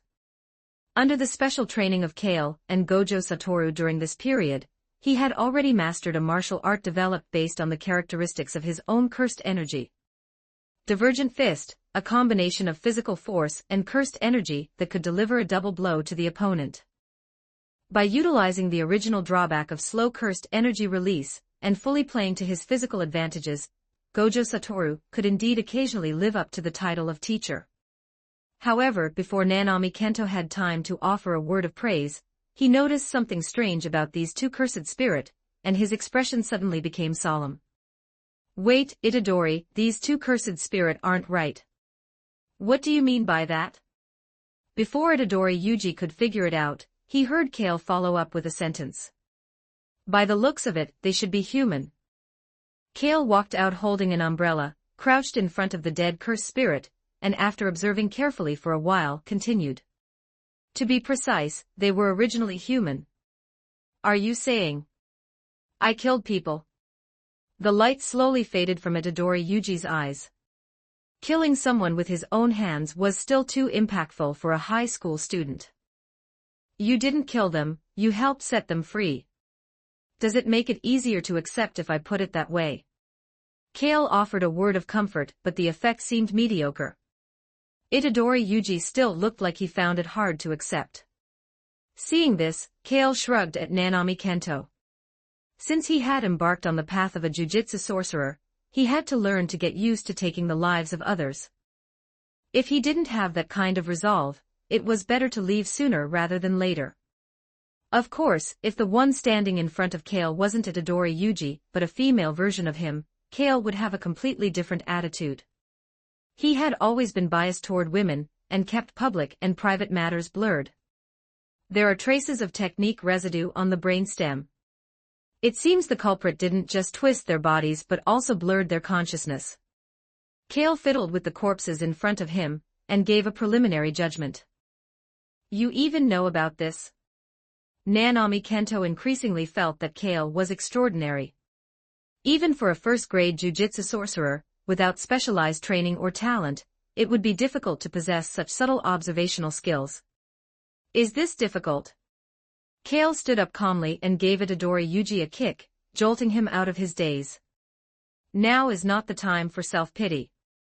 If you want to shut yourself off, do it after we've caught the culprit. You're right, big bro, Itadori Yuji cheered up somewhat. The best way to get over emotional distress was to find something to do. Seeing this, Nanami Kento breathed a slight sigh of relief, and took out his phone to dial a number. Shoko, I have 2 special corpses here. Halfway through the call, Nanami Kento saw Kale standing in front of him, reaching out toward him. Nanami Kento didn't react at first until Kale pointed at his phone. Only then did he realize what the other wanted. Although puzzled, he still handed over the phone. Shoko, hello. I'm Kale, a first-year student. I've been wanting to meet you for a while. After a bit of discussion and exchange, Kale remarked with feeling. What a gentle older sister. I heard Shoko is currently still single, right? No, what are you trying to do, hey? The eyes behind Nanami Kento's sunglasses couldn't stop twitching. Note, so far this story is published up to chapter 185 on my Patreon. Go check it out. Exclusive 18+ character images and early chapters. Please visit my Patreon. Thanks for your support. com/talkvictim if you want more updates. Supports with Power Stones every 10 Power Stones bonus chapter. Every 3 5-star reviews bonus chapter. Chapter 173. Chapter 173. Mojito 2536 words. Check out my P4 for plus 30 extra chapters on all my fanfics. And get chapters before publishing them here for free on my P4 //P4 .com/talk victim. The investigation process was not particularly difficult. One could even say that the culprit hadn't thought about hiding itself at all, otherwise, it could have easily eliminated the residual energy it left behind and erased its existence entirely, greatly increasing the difficulty of tracking it. As it stood, following these residual clues and traces was enough to determine the target's approximate location. However, Nanami Kento had his own considerations. As a first-grade jujitsu sorcerer, he was capable of handling the vast majority of situations. Even if he truly couldn't cope, such risks should not be faced by a student. Thus, Nanami Kento planned to send Itadori Yuji away and deal with the culprit alone. This is the youth who appeared at the cinema, Yoshino Junpei. He attends the same school as the victims. Through the cinema's surveillance footage, Nanami Kento found another possible lead. He assigned the task of investigating the youth to Itadori Yuji, with Ajichi responsible for coordination. And then what is Big Brother doing? While Itadori Yuji actively accepted the task, he was also puzzled by Kale's disappearance. He is currently studying those corpses with Miss Shoko. Besides, he is also a first-grade sorcerer. It's not my place to arrange his commands. Does this mean I've been abandoned? Itadori Yuji muttered to himself, feeling like his status in his big brother's heart wasn't very high. The other party hadn't even notified him about this. It was a bit sad to say the least. You can understand it that way. I'm sure you'll get used to it in the future, Nanami Kento said indifferently. Nanami Kento spoke flatly. Ajichi was responsible for driving, but before that, he still needed to compile the current situation into a text message to report to Kale. One incident required writing 3 reports. Ajichi felt his life was truly bitter. Being caught between the higher-ups and Gojo Satoru was already difficult enough, and now Kale had joined the ranks of those exploiting him. Just as Itadori Yuji and Ajichi were preparing for their surveillance investigation, inside the medical office of Jujutsu High, Kale was having a sweet duo session with Miss Shoko, dismantling several freshly cursed human corpses. With just simple eye contact, the two could complete the dissection work with perfect tacit understanding. How on earth did that fellow do it? Shoko looked at the corpse on the operating table and couldn't help but voice her question. Even with her attainments in reverse curse technique, she had no way to correct this warped result. Observe the changes in the flow of cursed energy carefully. This method of warped mutation happens from the inside out. Clearly, the culprit altered the victim's soul, completely twisting them into a cursed spirit. Kale provided the answer. This made Yeri Shoko feel that the problem was increasingly thorny. Her reverse curse technique could only heal the physical body, it couldn't deal with distortions of the soul. To think such a dangerous curse technique exists. Yeri Shoko couldn't help but sigh, subconsciously reaching into her clothing pocket as if looking for something.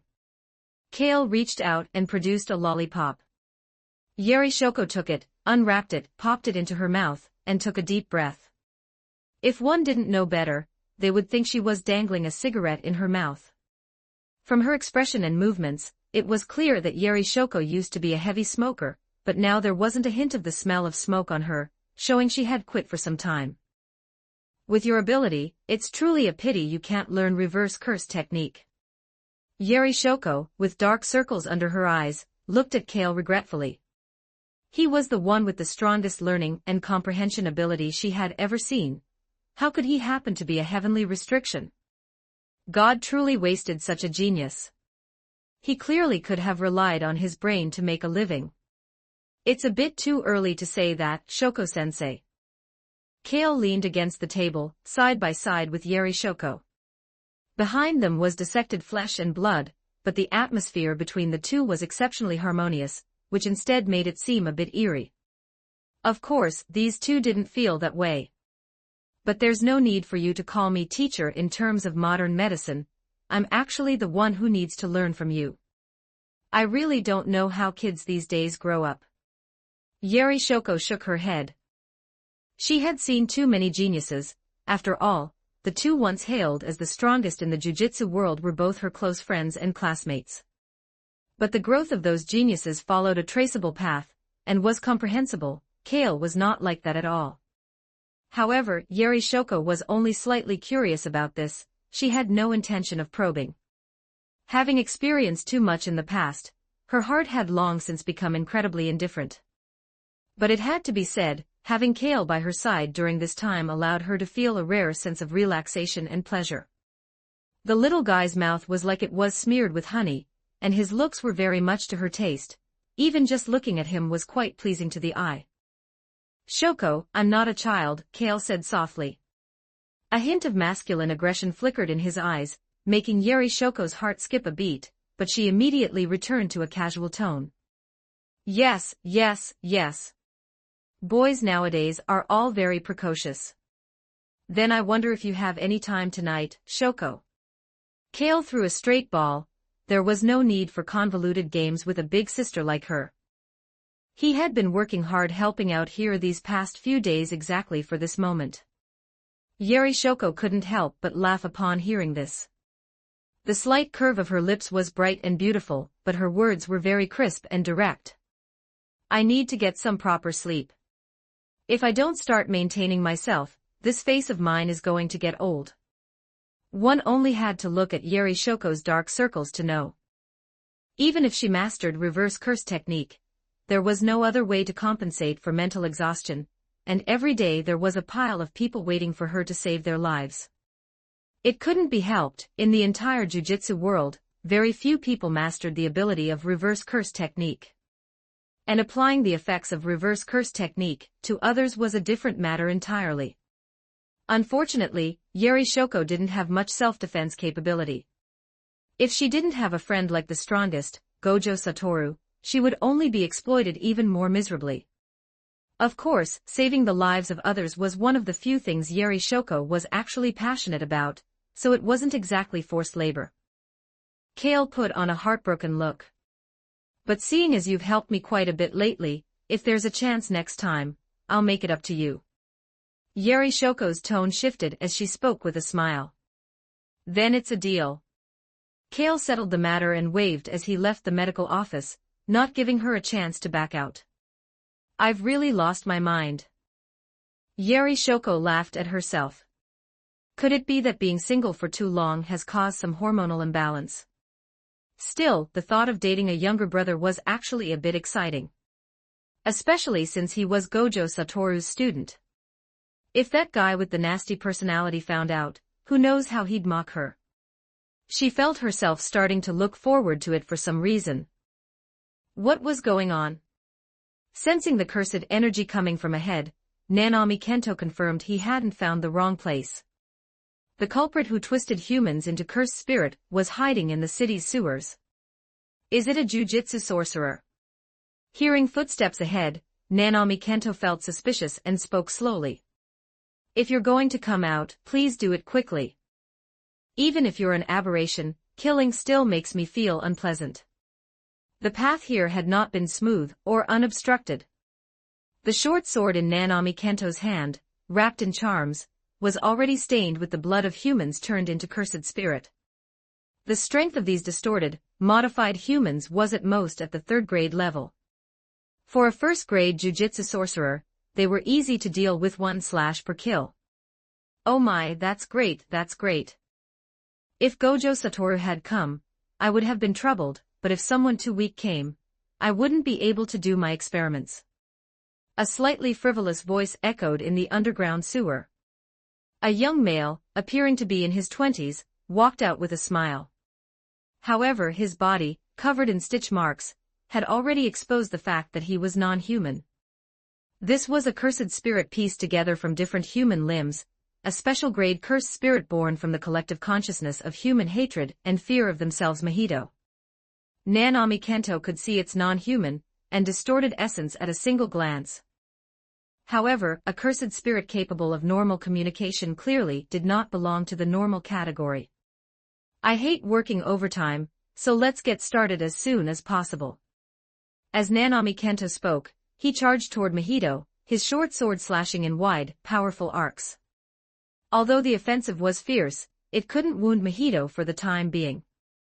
There wasn't a huge gap between the two in close-quarters combat, and Mahito's total cursed energy gave him an advantage. Just covering and reinforcing himself with cursed energy was enough to block Nanami's attacks. Between a jujitsu sorcerer and a cursed spirit of the same level, even if their total cursed energy was comparable, the former was usually much stronger. They could generally manage to fight above their grade. Most first-grade jujitsu sorcerers could deal with special-grade cursed spirits. This was mainly thanks to the inheritance between sorcerers. For instance, the three great families of the jujitsu world had bloodline inheritances spanning 1,000 years, with the development of family techniques passing from one generation to the next. Even some small sorcerer families would have decades of accumulated experience. Not to mention the existence of a systematic training system like Jujutsu High. In contrast, for cursed spirit, even if their concepts of fear could undergo constant reincarnation, every resurrection resulted in an independent individual, everything had to start from scratch. And the vast majority of cursed spirit wouldn't live past a year before being exorcised by a jujitsu sorcerer, leaving them with almost no room to grow. Furthermore, ordinary cursed spirit had no concept of development or growth. They lived like wild beasts, wantonly venting their malice toward humans. Under such circumstances, even if a cursed spirit had an advantage in total cursed energy, what of it? What they had to contend with was the 1,000-year inheritance and accumulation of jujitsu sorcerers. As a result, it was only natural for cursed spirit to be killed by sorcerers of a lower grade. This was also why Nanami Kento chose to act alone. As a first-grade jujitsu sorcerer, he had killed no small number of special-grade cursed spirits, and had more than enough confidence to face any possible situation. However, the current situation was clearly beyond expectations. Nanami Kento had never seen a cursed spirit like Mahito, who could communicate and possessed rationality. This immediately reminded him of the intelligence Gojo Satoru had reported not long ago regarding an attack. Both were cursed spirit capable of communication. It was hard not to draw a connection. But now was not the time to be distracted by such thoughts. The cursed spirit before him required Nanami Kento to be fully focused. His curse technique was simple but efficient. It was called ratio technique, 7-3. It could forcibly create a weak point on a target. The principle was to divide the target's length into equal parts, and generate a hittable weak point at the 7-3 ratio point. Once that point was hit, it would trigger a critical strike. Mahito didn't know yet that in Nanami Kento's eyes, he had already been divided into lines of different proportions. He continued to parry with cursed energy in the same way as before. The result was a critical hit, and his wrist was severed by the short sword. Looking at the wound on his wrist, Mahito quickly realized that this stemmed from the other party's technique effect. However, Nanami Kento could tell that he hadn't actually dealt real damage to Mahito. He could read this feedback from the fluctuations in the other's cursed energy. Say, do you think the soul comes first, or the body? Mahito asked unhurriedly, continuing to output his philosophy under Nanami Kento's somewhat puzzled gaze. Isn't there that question? Which came first, the chicken or the egg? Does a soul reside within a body, or is a body wrapped around a soul? Hearing this, Nanami Kento temporarily stopped his attack. He had realized Mahito was troublesome, and thought he might gain some useful intelligence from the other party's words. For a qualified jujitsu sorcerer, gathering intelligence during battle was also a very important matter. After all, the opponent hadn't truly revealed his curse technique yet. The former. Nanami Kento gave a casual answer. The answer is the latter. No matter when, the soul always precedes the body. The shape of the body is influenced by the soul. Mahito said with conviction.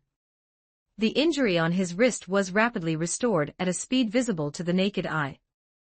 This isn't self-healing, it's firmly maintaining the shape of one's own soul. This was Mahito's cursed technique, idle transfiguration. It could directly touch and change the shape of a soul, thereby achieving a complete modification of the physical body. What was currently presented before Nanami Kento was merely a pieced-together shell that Mahito could mold into any shape, just like modeling clay. In other words, one either had to completely destroy Mahito's physical body all at once, leaving his soul with nowhere to reside, or be able to attack his soul directly, otherwise, it was impossible to truly wound him. After realizing this, Nanami Kento's heart couldn't help but sink. None of the methods he currently possessed could solve this opponent. I expect you've already realized it. My curse technique is about touching the soul and changing its shape. As he spoke, Mahito took out several deformed and twisted dolls. Connecting this to his curse technique, one could tell that these dolls, smaller than a palm, were actually humans whose souls he had distorted. Not everyone could withstand Mahito's soul modification.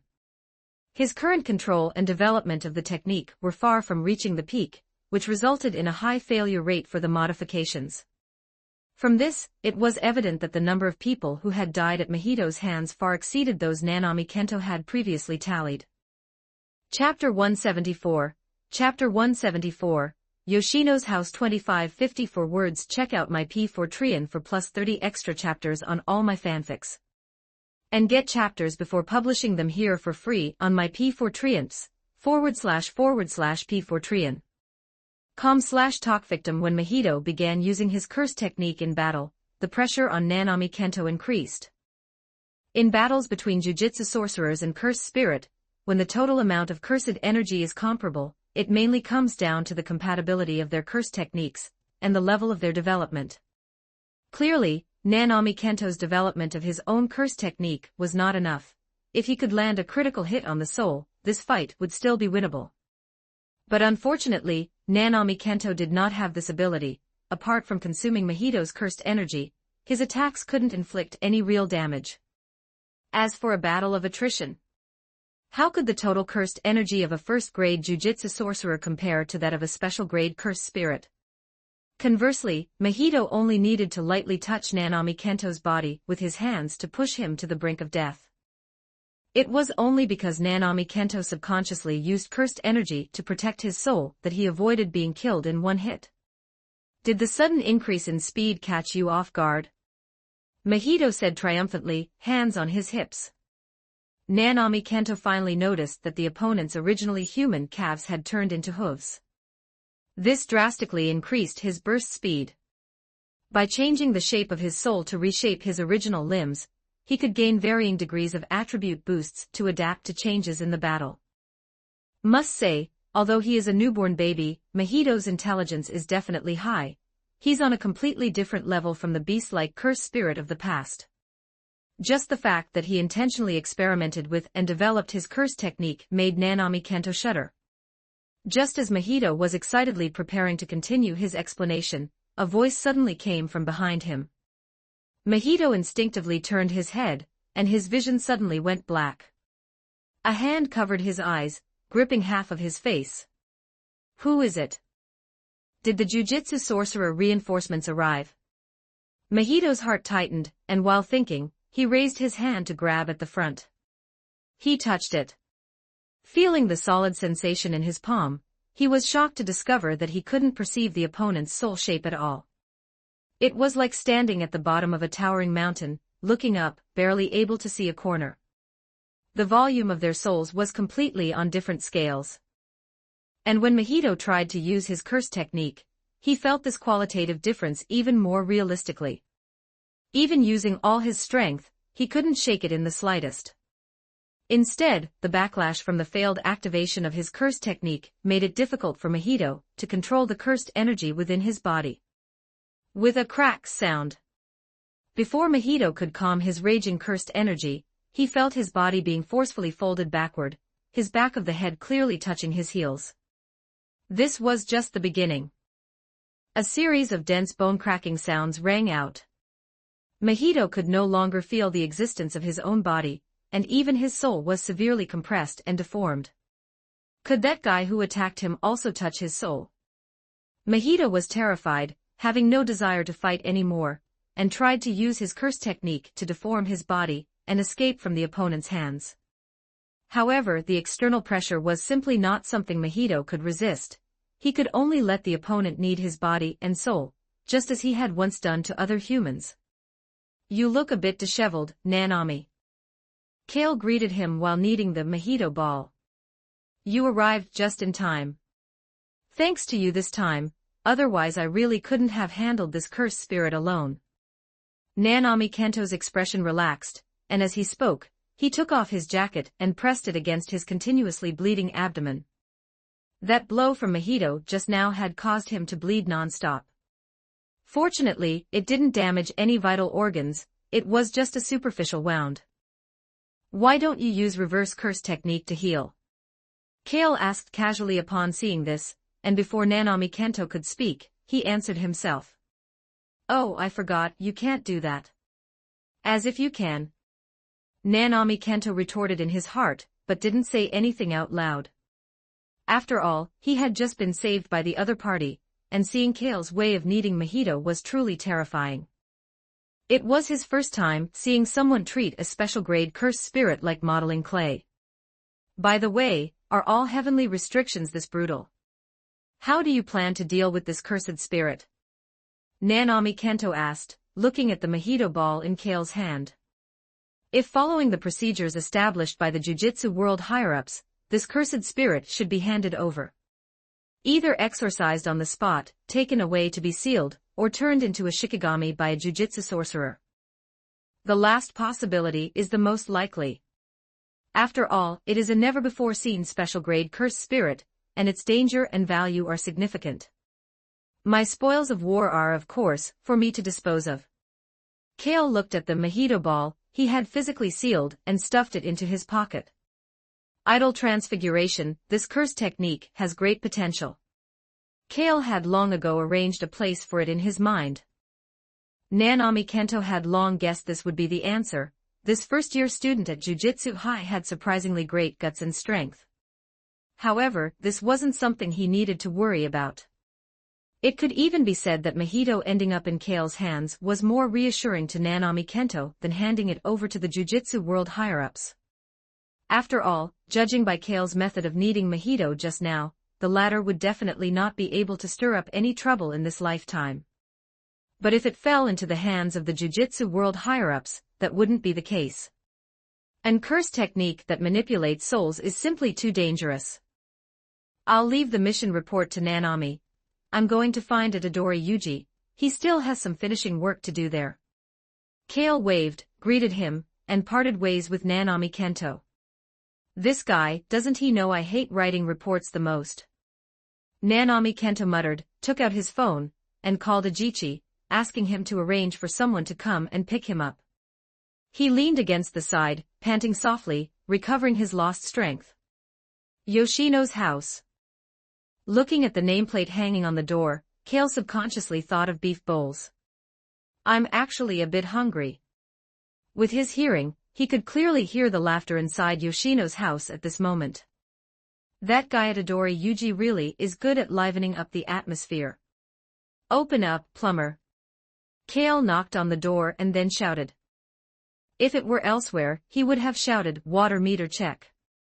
A confused voice came from inside. "I don't think I called a plumber." This voice sounds so familiar.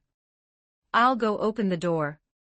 Itadori Yuji pushed the door open, took a look, and shouted in surprise. "Big brother, it really is you. Is that Itadori Yuji's friend?" Yoshino Nagi's tipsy voice came, and she poked half her body out from the living room, inviting him. "Please come in, it's been a long time since the house has been this lively."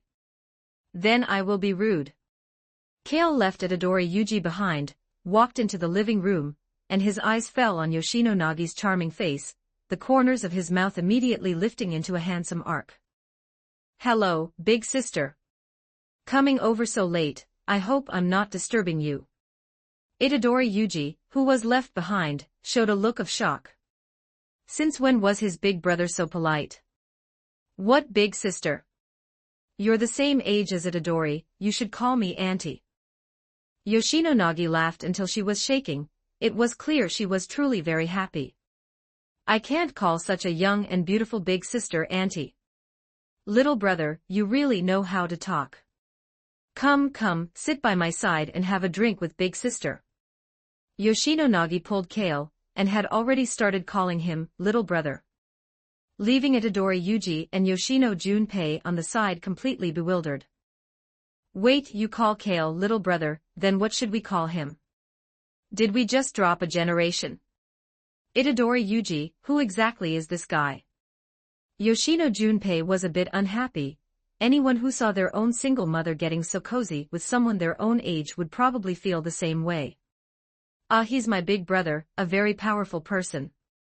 Just as Itadori Yuji finished speaking, Kale put his arm around Yoshino Junpei's shoulder. This sudden action gave Junpei a start. Just call me Kale. The first time I saw your mom, I decided I wanted to be your friend. Yoshino Junpei stared at Kale with wide eyes. Are you here for me, or are you here for my mom? Don't be nervous, relax. From now on, we'll just go by our own terms. Kale said, patting Yoshino Junpei on the shoulder. This made him feel even worse. Go by our own terms. How is that supposed to make me relax? Yoshinonagi was coaxed by Kale into collapsing on the table and falling into a drunken sleep in no time. This big sister's alcohol tolerance isn't that great either. Junpei, you've been exposed. Kale put down the canned beer, stopped smiling, and said to Yoshino Junpei expressionlessly.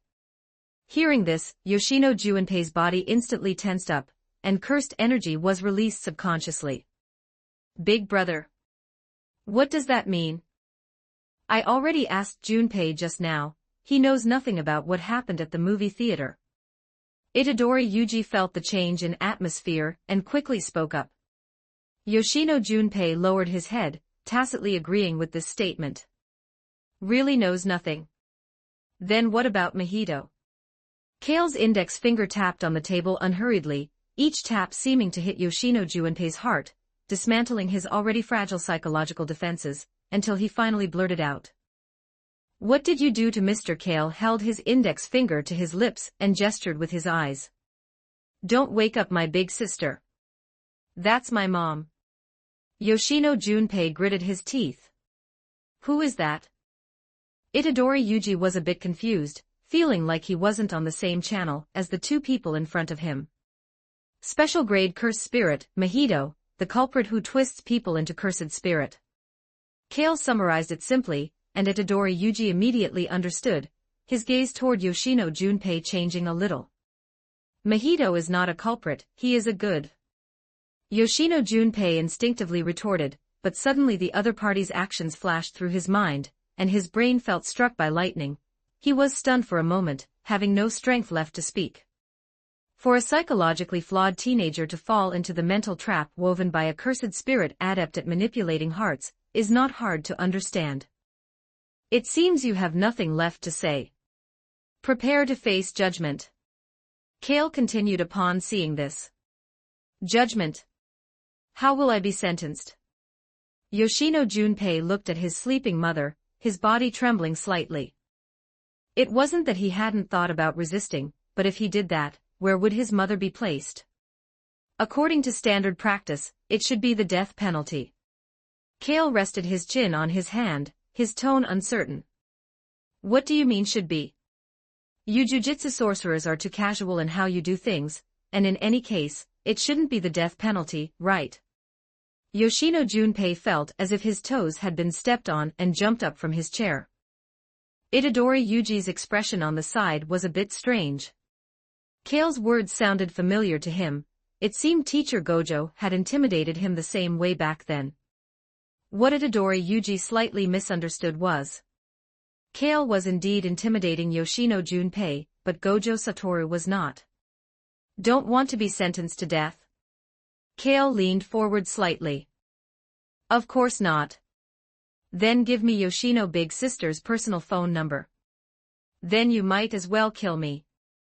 Even if Yoshino Junpei's reaction was slow, he could see now that Kale was intentionally intimidating him. Tisk, as expected, one has to rely on oneself in life. Kale said, reaching out to take the phone Yoshino Nagi had placed on the table. "What are you doing?" Yoshino Junpei scrambled to stop him. He was nervous and scared for good reason. Yoshino Junpei really didn't know if his mother could resist Kale's temptation. He didn't want to wake up one day and find he had a new stepfather. That kind of thing was just too terrifying. "Big brother, let's talk about serious business." Itadori Yuji spoke up on the side for Yoshino Junpei. "Wasn't what I just said serious business? Promoting the increase of the social birth rate and avoiding excessive social aging isn't that serious business?" Kale retorted. "Even if I die, I won't let you get your way." Upon hearing that Kale wanted to give him a younger brother or sister, Yoshino Junpei couldn't hold back anymore, exploded, and was about to fight Kale. "Don't make a scene in the living room." Yoshino Nagi was woken up, muttered a word, turned over, changed position, and fell back asleep on the table. With this interruption, Kale backhanded Yoshino Junpei and pressed him back down, his tone becoming slightly more serious. "Tomorrow, you and Itadori Yuji go to Jujutsu High to report. I don't want to become a jujutsu sorcerer." The influence of mojito had not completely faded, and Yoshino Junpei subconsciously had some repulsion toward the group of jujutsu sorcerers. "At this point, do you think you have a choice?" Kale said casually, leaving Yoshino Junpei choked and feeling very uncomfortable. The situation was exactly as Kale said. Currently, Yoshino Junpei had no choice at all. He was originally not a person with the talent of a jujutsu sorcerer. Although his total cursed energy reached the level where he could see cursed spirit, and he had an curse technique, unfortunately, the brain structure of a normal person limited him. Therefore, under normal circumstances, the one to judge Yoshino Junpei should be secular order. However, the appearance of mojito reversed this situation for him, allowing him to use his curse technique. But on this point, to say he was an accomplice with mojito is a bit excessive, but failing to report it is a fact. If the jujutsu world higher-ups were to judge him, the death penalty probably wouldn't happen, but life imprisonment is a high probability. Joining Jujutsu High is actually a good thing. The students there all speak very nicely. Itadori Yuji persuaded from the side, and he also believed this was already the best outcome. Note, so far this story is published up to chapter 185 on my Patreon, go check it out. Exclusive 18+ character images and early chapters, please visit my Patreon. Thanks for your support. com/talkvictim if you want more updates, supports with Power Stones, every 10 Power Stones bonus chapter, every 3 5-star reviews bonus chapter. Chapter 175, Chapter 175, Goodwill Event Part 123, 73 words. Check out my P4Trian for plus 30 extra chapters on all my fanfics. And get chapters before publishing them here for free on my P4Trians, //P4Trian. com/talkvictim. The Kyoto Sister School Goodwill event commenced as scheduled. Yoshino Junpei, who had only recently transferred in, was also among the exchange students. However, standing behind Itadori Yuji, his expression was slightly constrained, looking like a timid pushover who was easy to bully. After learning about what had happened to Yoshino Junpei, Gojo Satoru had, as expected, extended an invitation to enroll. This guy really had a bit of a collector's habit. "Where's Kale? Why don't I see him?" Zenin Maki looked around, and failing to find Kale, she asked Kujisaki Nobara with her hands on her hips. Speaking of which, the two hadn't seen each other for several days. Who knows where that guy is hiding again? He said he's researching something called spirit infusion. I don't get what he's doing. Kujisaki Nobara shook her head. She had grown accustomed to being trained by Kale during this time, so after not seeing him for a while, she actually missed him a bit, even though she was the one who screamed the loudest back then. Spirit infusion. Zenin Maki remembered Kale mentioning this. It was a technique for creating artificial curse tools by injecting cursed spirits into objects. It sounded very unreliable at the time. The jujutsu world had no such precedent. It was equivalent to pioneering a new technology, and the difficulty was imaginable. She had thought Kale was just joking then, but now it seemed he was serious. Thinking about it gave Zenin Maki a bit of a headache. This kind of research topic didn't seem to match the style Kale had always displayed in the past. What happened to being a tyrant? The contrast was a bit sudden.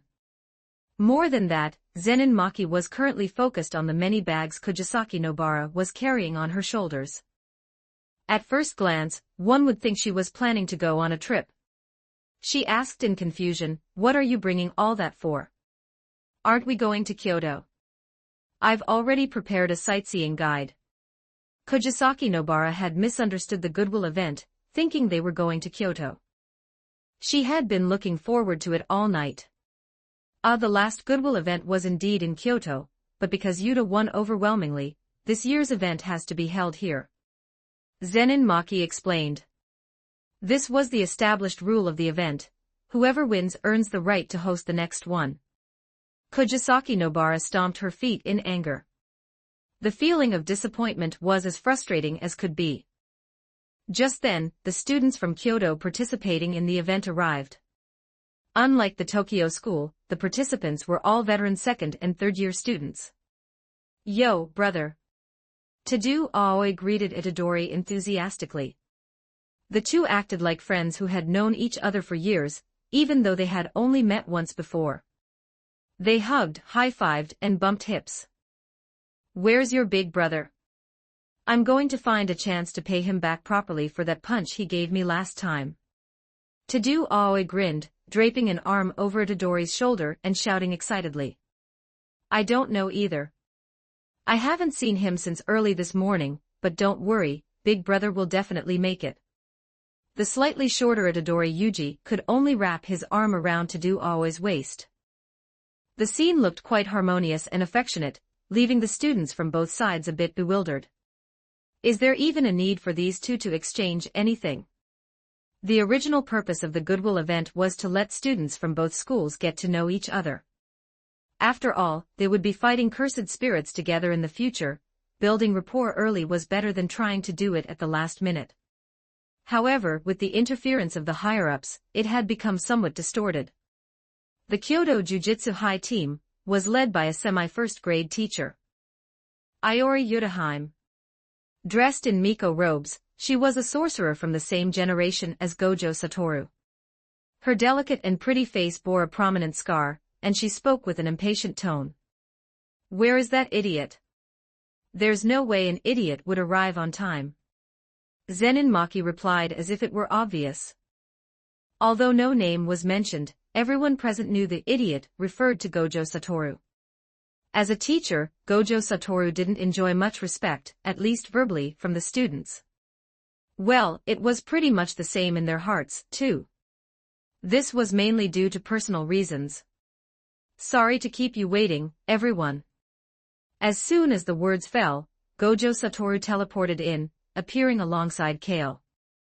"Now everyone is here." Teacher Gojo, what's wrong with your eye?" Itadori Yuji noticed the blind spot and voiced his confusion. Although Gojo Satoru was wearing his blindfold, a faint dark bruise could still be seen, as if someone had punched him. The shape looked somewhat familiar. Itadori Yuji subconsciously looked at Kale. "Don't worry about such insignificant details, okay? I brought souvenirs for everyone, charms from a certain tribe overseas." Gojo Satoru stiffly changed the subject, handing out the gifts he had prepared. Except for one fangirl student, most were uninterested in these mysterious charms. Could he really say he was beaten by his own student? Kale's punch had directly bypassed his defensive curse technique, and even the reverse curse technique was having trouble healing it quickly.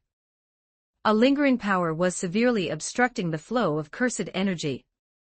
As for that punch, Gojo Satoru had brought it upon himself. Kale had been flirting nicely with Shoko when this guy suddenly appeared and pushed the progress back a long way. The fact that Kale hadn't beaten Gojo Satoru's brains out was already a sign of respect for the teacher-student relationship. At the same time, the principals of both schools arrived together. The Kyoto principal, Rakuo Gakushin, was an old man with one foot in the grave. He was also one of the representative figures of the Jiu-Jitsu world higher-ups, and was very much at odds with Gojo Satoru. They both basically wished the other would die sooner. First-grade Jiu-Jitsu sorcerer Kale, why haven't you handed over the special-grade cursed spirit, Mahito, whom you captured earlier, to the higher-ups? Rakuo Gakushin immediately questioned Kale. Previously, Kale had been staying at the school, and with Yaga Mazamichi and Gojo Satoru blocking the way, he hadn't had a chance to even see Kale. Now he finally found his opportunity. Kale didn't say a word, merely casting a glance over. That contemptuous attitude instantly provoked Rakuo Gakushin's sense of superiority. However, he couldn't say a single word. The cursed energy in his body was being suppressed so tightly that it couldn't respond to his consciousness at all. That feeling of powerlessness made Rakuo Gakushin forget he was a powerful jujitsu sorcerer, making him feel like a dying old man again. What kind of cursed technique is this? How can it affect my cursed energy? Isn't he supposed to be a heavenly restriction? Even Toji Fushiguro never showed such an ability. Principal Rakuo, I recall Ajichi already wrote a report and submitted it to the higher-ups. Bringing up old news isn't a good habit. Gojo Satoru walked in front of Kale, leaning down with his hands on his knees to stare at the moon. Rakuo Gakushin quickly took the out. He was worried that if Kale looked at him any longer, he might have a heart attack. So, do you have any results from your days of secluded research? Zenin Maki asked with feigned indifference, awkwardly showing her concern. Of course. I've named it the non-action hand. Kale showed off the leather glove he was wearing on his hand. The most difficult part of the craft of injecting a cursed spirit's energy and technique into an object lay in the compatibility between the spirit and the object. Even Kale found this hard to solve. However, Mahito was different because he came with his own physical shell. He wasn't a purely spiritual construct. This allowed Kale to skip the most difficult step of spirit infusion. What Kale had to do was figure out how to erase Mahito's self-awareness and forge his flesh into the shape he desired. There were far too many ways to enslave cursed spirits in the jujitsu world. Yaga Mazamichi had opened up all relevant materials to Kale, and with Shoko's help, Kale successfully created his first special-grade cursed tool. Unlike ordinary cursed tools, a tool made through spirit infusion retained a certain degree of growth potential. In a strict sense, it was like another type of shikigami that was completely driven by the sorcerer and possessed no self-awareness. It combined modern cursed tool-making, cursed corpse construction techniques, and the enchanting crafts of Nidavellir. The infusion in spirit infusion could also be translated as hammering. To bind a spiritual body and matter together, how could it be done without sufficient external force? The birth of the non-action hand relied on Kale's punch after punch to perfectly fuse them. What is this cursed tool used for? Zenin Maki never expected Kale to actually succeed. Amidst her shock and joy, she couldn't help but be curious. After all, this non-action hand looked a bit too crude and ordinary, like a motorcycle glove with high wear and poor stitching. If it were dropped on the ground, probably only Itadori Yuji would be bored enough to pick it up.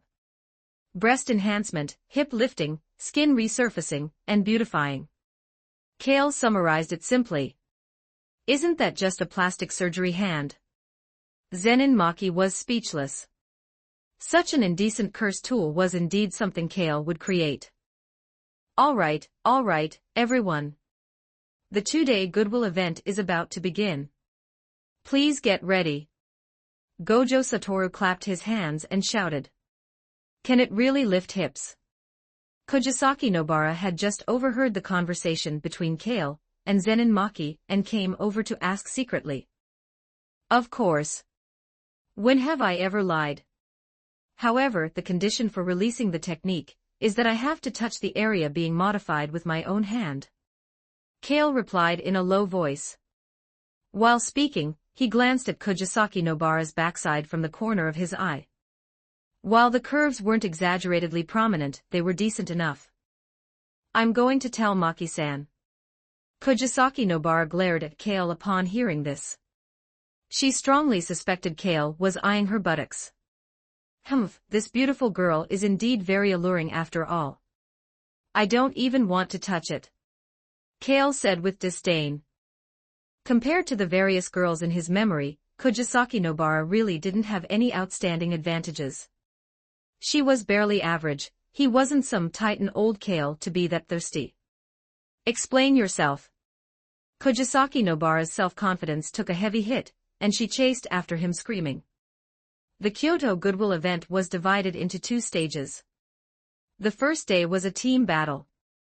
The rules were simple. The first to exorcise the Grade 2 cursed spirit in the designated area would be the winner. Besides the Grade 2 cursed spirit, there were many Grade 3 cursed spirits in the campus that could also serve as competition points.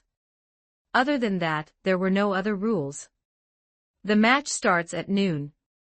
Dismissed. After Principal Yaga Mazumichi finished reading the rules, he left the remaining free time to the students. The students from both sides began to arrange and discuss their final tactical plans. Speaking of which, is there any clear reward for winning? A simple exchange is too boring. Kale leaned against Panda's soft belly, unable to muster any enthusiasm. Like what? Zenin Maki glanced at Kale. Like being able to kill the other school's principal or something. That guy's malice is a bit too blatant.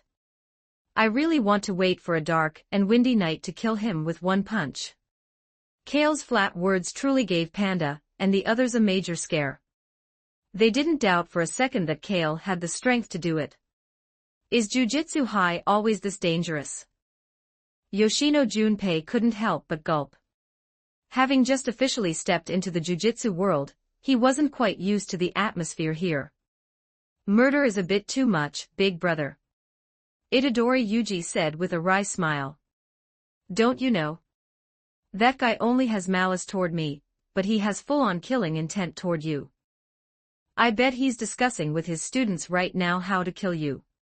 Kale turned his head and spoke to Itadori Yuji. Itadori Yuji's body shuddered. Big brother, I checked the weather forecast. Tomorrow is cloudy, and not a single star will be seen at night. Yoshino Junpei said with a serious face, already considering how to dispose of the body. When it came to Itadori Yuji's safety, he didn't mind getting human blood on his hands at all. Good bros for life. Although Itadori Yuji couldn't compare to Kale in terms of popularity with women, he similarly left Kale miles behind in terms of popularity with men. Very good. Megumi, you're in charge of tracking. Kale looked at Fushiguro Megumi. The latter was stunned for a moment, then nodded slightly. Wait, aren't we preparing for the Goodwill event? How did we start discussing assassinating the other principal? This isn't right. Itadori Yuji tried to pull the topic back on track. Was he really the only one present who cared about the Goodwill event? Stop messing around, Kale. The Goodwill event is the priority right now. Zenin Maki spoke up, finally ending the topic. On the other side, Rakuo Gakushin's task assignment wasn't going smoothly either. Setting aside the rebellious to-do Aoi, most of the Kyoto students were reluctant to kill a first-year freshman from their sister school. Only Kamo Noritoshi was proactive toward the principal's task. However, they were unable to come up with a plan on how to deal with the biggest obstacle standing in their way. To-do Aoi's previous attempt had already given them a certain understanding of Kale's strength. We can only pray that Itadori Yuji isn't by that person's side. Kamo Noritoshi's tone was somewhat helpless. Chapter 176, Chapter 176, Goodwill Event Part 2 2530 words. Check out my P4 for plus 30 extra chapters on all my fanfics. And get chapters before publishing them here for free on my P4 //P4 com/talkvictim. The scenery is really nice. Kale looked up, murmuring to himself.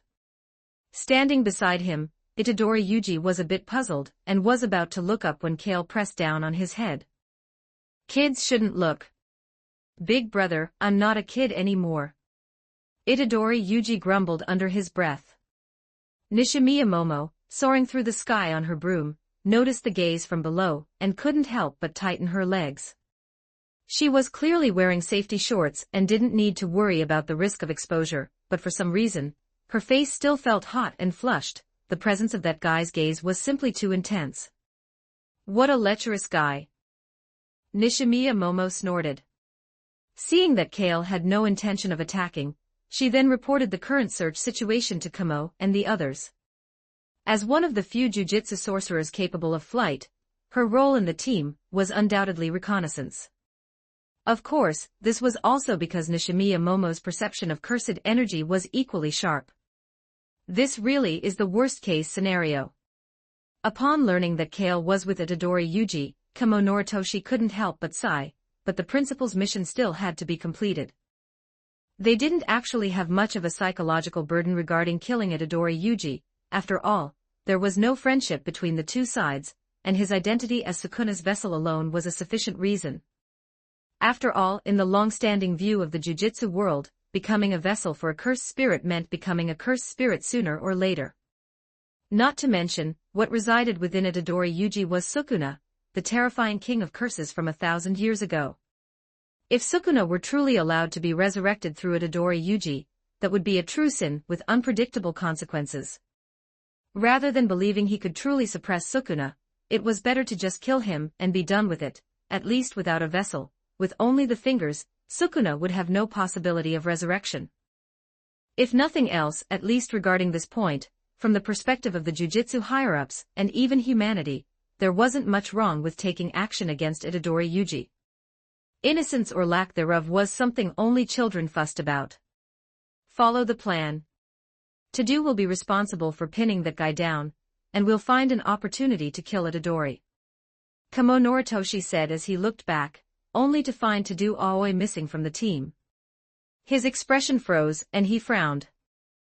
Where is he? He just ran off. Zeninmai replied with her hands on her hips. Why didn't you stop him? As if you could have stopped him yourself. Zeninmai shot back, leaving Kamo Noritoshi speechless. Let alone him, even the principal couldn't hope to command Tadu Aoi. Tadu has already set off. Are you guys going to keep up? Flying above, Nishimiya Momo could naturally see the situation clearly. Her slightly childish yet sweet voice rang out from the phone. I strongly suggest changing her name to Kogamiya. At this point, Kamo Noritoshi had no hope of success for this mission, but if they did nothing, he wouldn't be able to explain it to the principal, so he could only steel himself and speak. I've been waiting for this punch for a long time. Along with Tadu Aoi's excited voice, his clenched fist followed closely behind. That sense of staggering power shook the very air. This wasn't just due to cursed energy reinforcement, it mostly came from Tadu Aoi's own powerful physique. That robust body, looking as if carved from marble, reflected a greasy sheen under the sunlight. Hearing the sound, Kale glanced sideways, and the Tadu Aoi who was already inches away was immediately frozen in place. Itadori Yuji, standing to the side, poked his head out to look. It turned out that at some unknown point, Kale had reached out and blocked Tadu Aoi's fist, but because the movement was too fast, others couldn't see it clearly at all. That's it. This unshakable strength makes my whole body boil with excitement. Tadu Aoi became even more excited, his eyes even getting a bit moist. He had somehow moved himself to tears. You should go play with Yuji instead. Kale said, grabbing Tadu Aoi's wrist and giving it a twist. Tadu Aoi's steel-like body was instantly twisted like a pretzel, and half his body knelt on the ground. Before he could react, a clear footprint was indented into his chest, and he flew out like a launched cannonball, stopping only after crashing through a dozen tree trunks as thick as an adult's embrace. This kick almost knocked Tadu Aoi unconscious on the spot. By the time he struggled to his feet, Itadori Yuji had already blocked his path, taking a combat stance. If it's you, my best friend, you'll surely be able to satisfy me too. Although Tadu Aoi was obsessed with muscle, he wasn't so far gone that he couldn't see the gap in strength. After a brainstorm by his self-proclaimed 530,000 IQ, he confirmed a fact. For him right now, it was indeed too early to challenge Kale, he needed more seasoning. I've learned quite a few moves from Big Brother. You'd better be careful, don't get knocked down by me all at once. Itadori Yuji's face beamed with a confident smile. That's the spirit I'm looking for. Tadeu Aoi charged forward with a roar. Kale ignored the two behind him engaged in close-quarters combat, and swept his gaze toward Kamo, and the others who had arrived, giving a faint smile. Everyone's here, I see. Is this your tactic? Having you alone pin all of us down? This is a bit too contemptuous. Kamo Noritoshi said in a low voice. The last person to do this was Okatsu Yuta. Unfortunately that year, the Kyoto side's exchange students were completely wiped out. They had remembered that humiliation for a whole year, waiting for this chance to wash it away. But who would have thought that Okatsu Yuta wouldn't participate this year, and instead, there was a Kale. Whether they could win the Goodwill event was no longer important. If they couldn't take down Kale, Kyoto Jujutsu High would likely be laughed at for another whole year. In the entire jujutsu world, there were only 2 high schools, and most jujutsu sorcerers graduated from them. The outcome of the exchange between students of the 2 schools wasn't just about their own reputation. No one wanted to be gossiped about for a whole year. Yes, you're right. Kale nodded, agreeing with Kamo Noritoshi's words. This guy's eyes might be a bit small, but his self-awareness was quite clear. Kamo Noritoshi was momentarily at a loss for words. Indeed, one shouldn't compare people, otherwise, with this comparison, he suddenly felt that Okatsu Yuta was actually okay. At least he seemed humble on the surface, and wasn't a difficult person to deal with. How about this, I won't bully you too much. I'll count to 10, and if any of you are still standing, I'll withdraw from this Goodwill event. As Kale spoke, he tapped on a non-existent watch on his wrist. You said it. Kamo Noritoshi agreed without a second thought. An ugly win is still a win. However, there is a price. If you lose, I'm going to turn you into a woman. Kale grinned as his mischievous streak surfaced. Kamo Noritoshi suspected he had misheard. Turn into a woman. Was there such a sinister and perverted curse technique in the jujutsu world? Then, let's begin. Kale didn't give Kamo Noritoshi and the others a chance to react. As his last syllable fell, his figure immediately vanished from their sight. Use a defensive form, Kamo Noritoshi clapped his hands together, cursed energy surging. Just as he was about to use his technique, his vision suddenly went black, and his body tumbled forward, the pain in his neck only slowly emerging afterward. The other students couldn't even catch a glimpse of Kale, let alone know how to defend. The only things they could see clearly were their companions falling one by one, and those numbers echoing in their ears like a nightmare. This guy. Kamo Noritoshi lay on the grass, staring at the sky, feeling his body completely lose sensation. It seemed as if a power distinct from cursed energy had seeped into his body from Kale's fist, completely scattering his originally orderly and controlled cursed energy. At this moment, the out-of-control cursed energy tore at his muscles, bringing indescribable pain. This was actually the purest form of life force.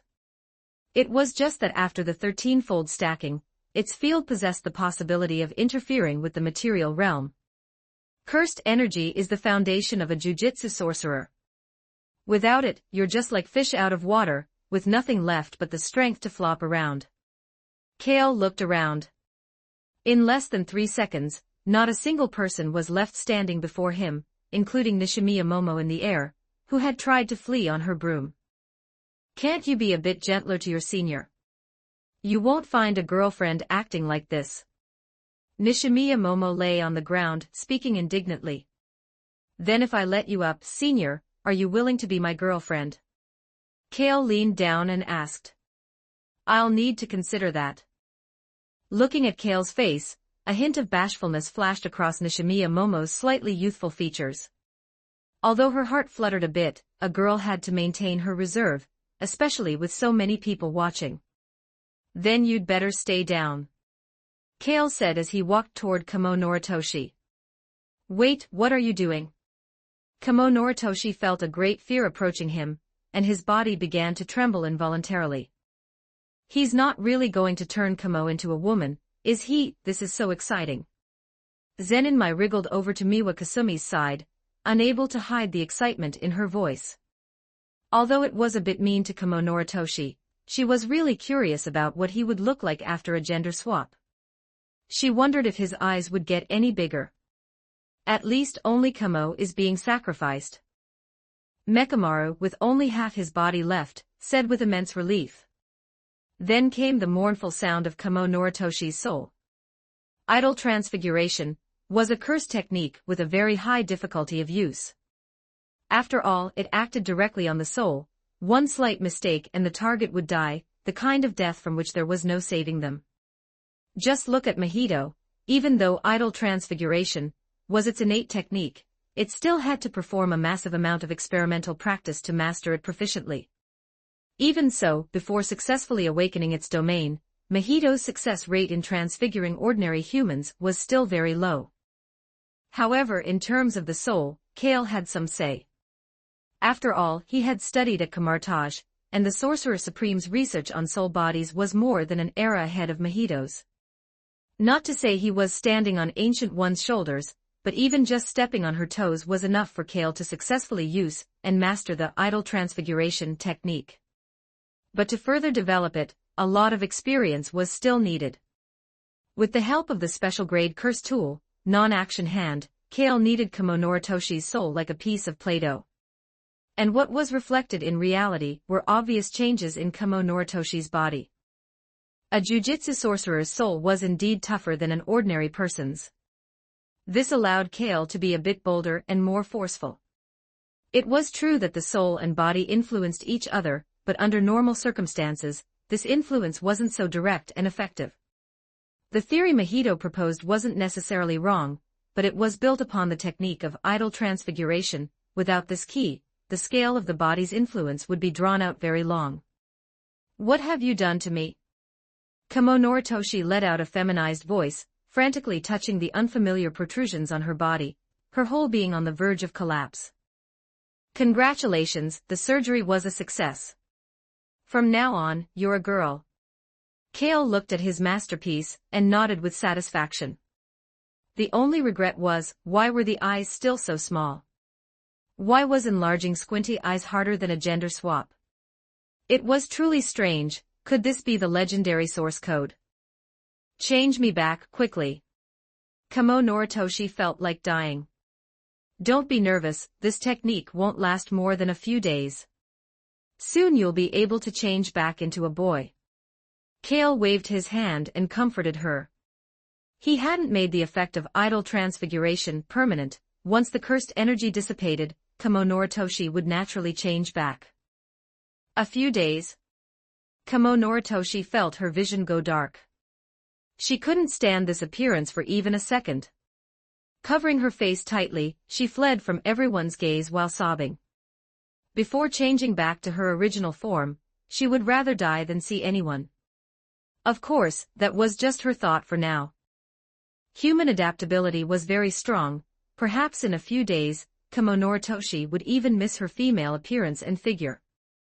After all, before the door to a new world is opened, how can you be sure whether you'll like it or not? So who else is willing to contribute so I can gain some experience in using this curse tool? Kale looked at the remaining people. Only a lunatic would agree to let you perform gender reassignment surgery. Nishimiya Momo murmured softly. She no longer held any hope of redeeming their honor in this goodwill event. Encountering a pervert like Kale, they could only count themselves unlucky. Looking at it from a happier angle, she was graduating this year, and wouldn't have to participate in the goodwill event next year. The only ones suffering would be the juniors. And if she encountered Kale again in the future, they would be colleagues fighting side by side. Thinking about it, she was actually a little bit looking forward to it. If you can even achieve gender conversion, can your technique heal my body?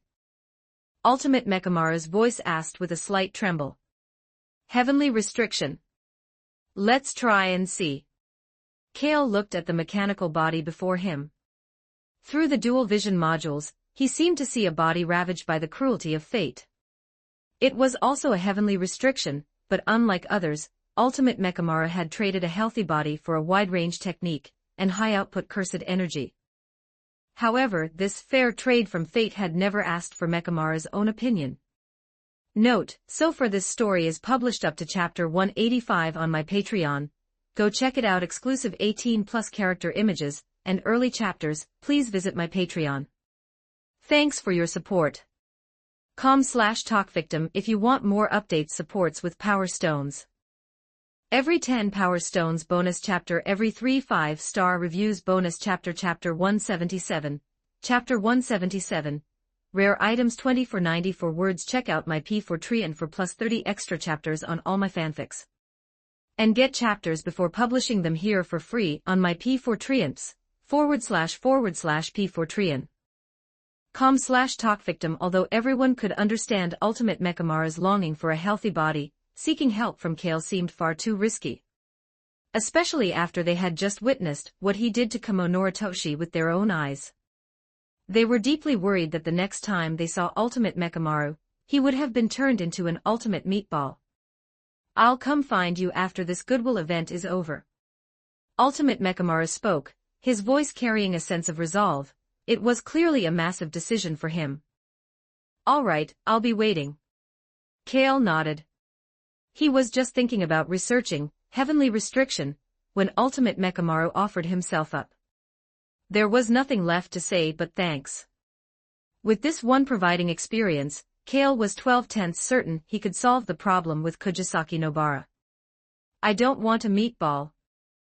Miwa Kasumi's pupils trembled slightly, as if she were imagining something unacceptable.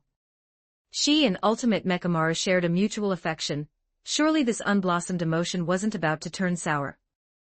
All right, you can all forfeit now. As Kale spoke, the sky suddenly changed. A massive veil descended rapidly, leaving everyone with confused expressions. Strange, why is a veil falling now? Is this a new part of this year's event? Nishimiya Momo looked toward Kale, unconsciously treating him as the center of the group. In the jujitsu world, strength is the best passport. Clearly, Kale had beaten them all into submission. It seems some uninvited guests have broken in. Kale looked down as he spoke. The earth bulged and dark brown tree roots erupted from the ground, surging toward him like a tide. The attack covered a vast area, encompassing Nishimiya, and the others as well. A cursed spirit. Such terrifying cursed energy. Nishimiya Momo cried out in shock, preparing to mount her broom and take Zenin-mai with her to dodge. However, the attack came too suddenly and fiercely, leaving them almost no time to evade. Seeing there was no way to escape, Nishimiya Momo could only pin her hopes on Kale. She then saw Kale throw a punch. A dense, white shockwave from his fist instantly tore the tree roots to shreds. These roots weren't physical objects controlled by the enemy, they were manifested through cursed energy. Once the cursed energy was dispersed, the roots disappeared. But before Nishimiya Momo and the others could breathe a sigh of relief, they noticed four lava vents forming on the ground surrounding Kale. There was more than one enemy, and they were all at the special grade level. Watch out! Nishimiya Momo shouted nervously. However, her voice was instantly drowned out by the explosive sound of the lava erupting. The sweeping heatwave was enough to scald a person even from dozens of meters away, if they didn't use cursed energy to protect themselves. Where is the enemy hiding? Itadori Yuji searched around angrily. This battle had started too abruptly. He had just been passionately sparring with Tadou Aoi, and hadn't had time to react. By the time he looked back, he saw Kale being swallowed by lava. Calm down, brother. Tadou Aoi said in a low voice. The enemy's ambush was clearly premeditated. If they actually succeeded, he and Itadori Yuji would have to be the main force in the upcoming battle. They had to be extremely careful. Is this the guy who killed Mahito? I'll turn him completely to ash. The ground cracked, and Jogo's low voice echoed, a hint of suppressed rage audible in his tone. Hanami was also being lifted up by the tree roots alongside him. These two special-grade cursed spirits, one born from humanity's fear of the earth, the other from the fear of the forest, were, in a sense, symbols of nature. Special-grade cursed spirits that can speak. Nishimiya Momo and the others looked shocked. Even setting aside their off-the-charts cursed energy volume, this fact alone made them realize Jogo and Hanami were extraordinary. What on earth were Gojo Satoru and the others doing? Could cursed spirits even be invited to a goodwill event between jujitsu sorcerers? How could there be no warning at all? Truly rare. Kale's voice came from within the fire and lava. With a wave of his arm, he directly annihilated Jogo's cursed technique, and stood there completely unscathed. It was just that this level of cursed energy output was still a bit too weak. It couldn't even bypass his own cursed energy resistance. After killing a large number of cursed spirits recently, his cursed energy resistance had broken through a certain threshold, even allowing it to extend outward and cover other objects. This was why even the corners of Kale's clothes were perfectly intact. Kale himself didn't know exactly how strong he was now. There really wasn't a benchmark to measure by. Take Jogo, for example. His total cursed energy was equivalent to 7 or 8 of Sukuna's fingers. Yet the maximum power of Jogo's cursed technique couldn't break through Kale's cursed energy resistance. If he couldn't even be damaged, how was he supposed to judge? I think I can hear the anger and sorrow in your voice. If it possesses human emotions, can it still be considered a cursed spirit? Kale asked, posing a philosophical question. Thank goodness he's okay, that scared me to death. Behind him, Nishimiya Momo clutched her chest in immense relief. Wait, senior, what's with this emotional outburst? Zenin-mai looked at her senior, with a strange expression. If she remembered correctly, wasn't this the first time they had met? You are right. When cursed spirits rule the whole world, we will be the new humans. Jogo stared at Kale with a solemn expression.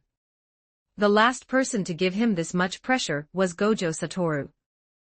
However, after being humiliated by Gojo last time, Jogo's psyche had matured quite a bit. At least he certainly wouldn't say anything about solo killing Gojo Satoru now. What a grand vision. I'm starting to appreciate you a little. Kale clapped. From the perspective of a cursed spirit, Jogo was indeed a pioneer, but for humans, it was better to put such a cursed spirit out of its misery as soon as possible. Then should I feel honored? Jogo twitched the corner of his mouth. If it weren't to stall for time, he would have no interest in chatting with Kale. But you've misunderstood one thing. Mahito isn't dead, he's still right here on my hand. As Kale spoke, he raised his hand to show the glove. Jogo's pupils shook. He indeed felt a familiar cursed energy aura from it. Then, the hand his eyes were focused on suddenly enlarged, blocking his entire field of vision. This wasn't a cursed technique. It was simply because Kale's speed was so fast that space itself seemed compressed and distorted. Jogo was horrified, finally realizing what had happened. But it was too late. His head had already been plucked off by Kale, and was being held in his hand. Hanami turned and launched an attack at Kale, attempting to save his companion. He was now treating Kale as an enemy on par with Gojo Satoru, leading with his strongest killer move. A massive amount of cursed energy was consumed as the offering flower on his shoulder bloomed, and one of the eyeballs slowly opened. A dazzling golden light burst forth from it. The world changed color. Domain expansion, horizon of the captivating light. Kale was instantly bathed in a golden sea of light.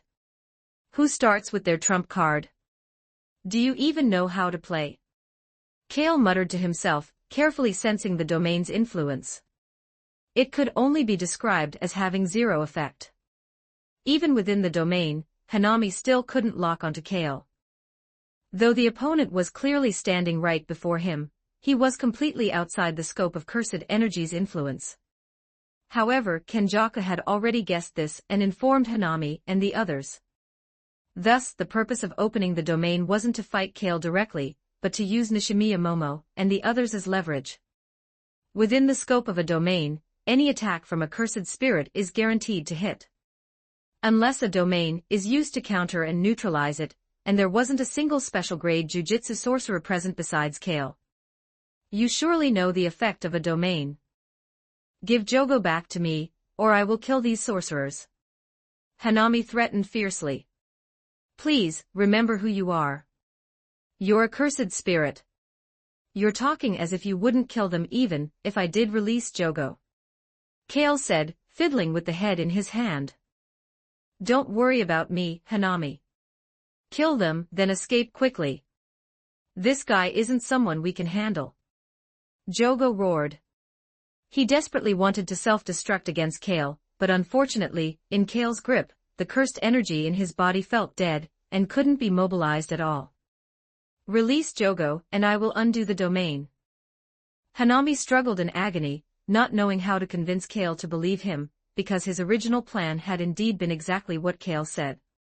After all, that was the nature etched into the bones of a cursed spirit. But at the thought of losing Jogo, it wasn't impossible for Hanami to temporarily let these sorcerers go. Don't worry about us, kill them. Tadu Aoi looked completely unafraid of life or death. If possible, please do worry about us. I haven't even been in a relationship yet. I don't want my life to end like this. Nishimiya Momo whispered to herself. Zenin heard this and couldn't help but blink. So her senior was this pure. True, most men preferred them bigger. Zenin-mai's understanding of men was still too shallow. At least for Kale, big had its benefits, and small had its own charms. It's just a domain expansion, as if no one else knows how to do it. Kale said, raising his hands and pressing them together. Mahito's cursed energy erupted, directly shaking the structure of Hanami's domain. Domain expansion, self-embodiment of perfection. Are you kidding me? Feeling this power belonging to his companion being released by Kale, Hanami lost his voice in shock. Could it be that, just as Kale said, Mahito wasn't dead? The pitch-black, murky domain seemed to prop up a world within the endless golden light, shielding Nishimiya Momo and the others. However, this joy didn't last long. The domain Kale constructed using the curse tool collapsed like poorly stacked blocks, unable to withstand even a little pressure. Sorry. First time trying, no experience. It's normal to fail. Kale turned back and gave Nishimiya Momo and the others an apologetic look. Domain expansion consumes an immense amount of cursed energy, enough to drain even a special-grade cursed spirit dry. Therefore, after using a domain, a burnout phenomenon occurs, making it impossible to use cursed techniques for a short period. This was why domains were the trump cards of cursed spirits and sorcerers, not to be used lightly. The non-action hand in Kale's hand was currently in this state, and couldn't be used for a while. Are you kidding me? If we all die, you'd better come and burn incense for us on time every year. Zenin-mai shouted in irritation. She had already prepared herself for death, but after Kale's stunt, her will to live couldn't help but surge back up. What an unreliable man. If she had the chance, Zenin-mai really wanted to make her sister reconsider. There were so many men in the world, there was no need to hang herself from this one tree. At this final moment, the one Zenin-mai was most worried about was indeed her sister. Well, let's not do that then, it's too much trouble. I'll work a bit harder for you guys. Kale's hand seal changed, frightening Hanami into a defensive stance. Wait, another domain expansion. Fooled you. Kale suddenly smiled. Even as his allies, Nishimiya Momo, and the others felt he was being a bit too wicked. After all, the cursed spirit wasn't the only one being played. Go to hell. Hanami roared. He knew he had to actually kill a few sorcerers to make Kale take things seriously. Within the seemingly endless sea of light, a brilliant flower field bloomed with a fragrant scent, but within this colorful beauty lay the most lethal danger. Countless cursed seeds were hidden within, shooting toward Nishimiya Momo and the others. The mind-clouding effect of the flower field combined with the guaranteed hit of the domain made even Tadu Aoi dazed and unable to respond.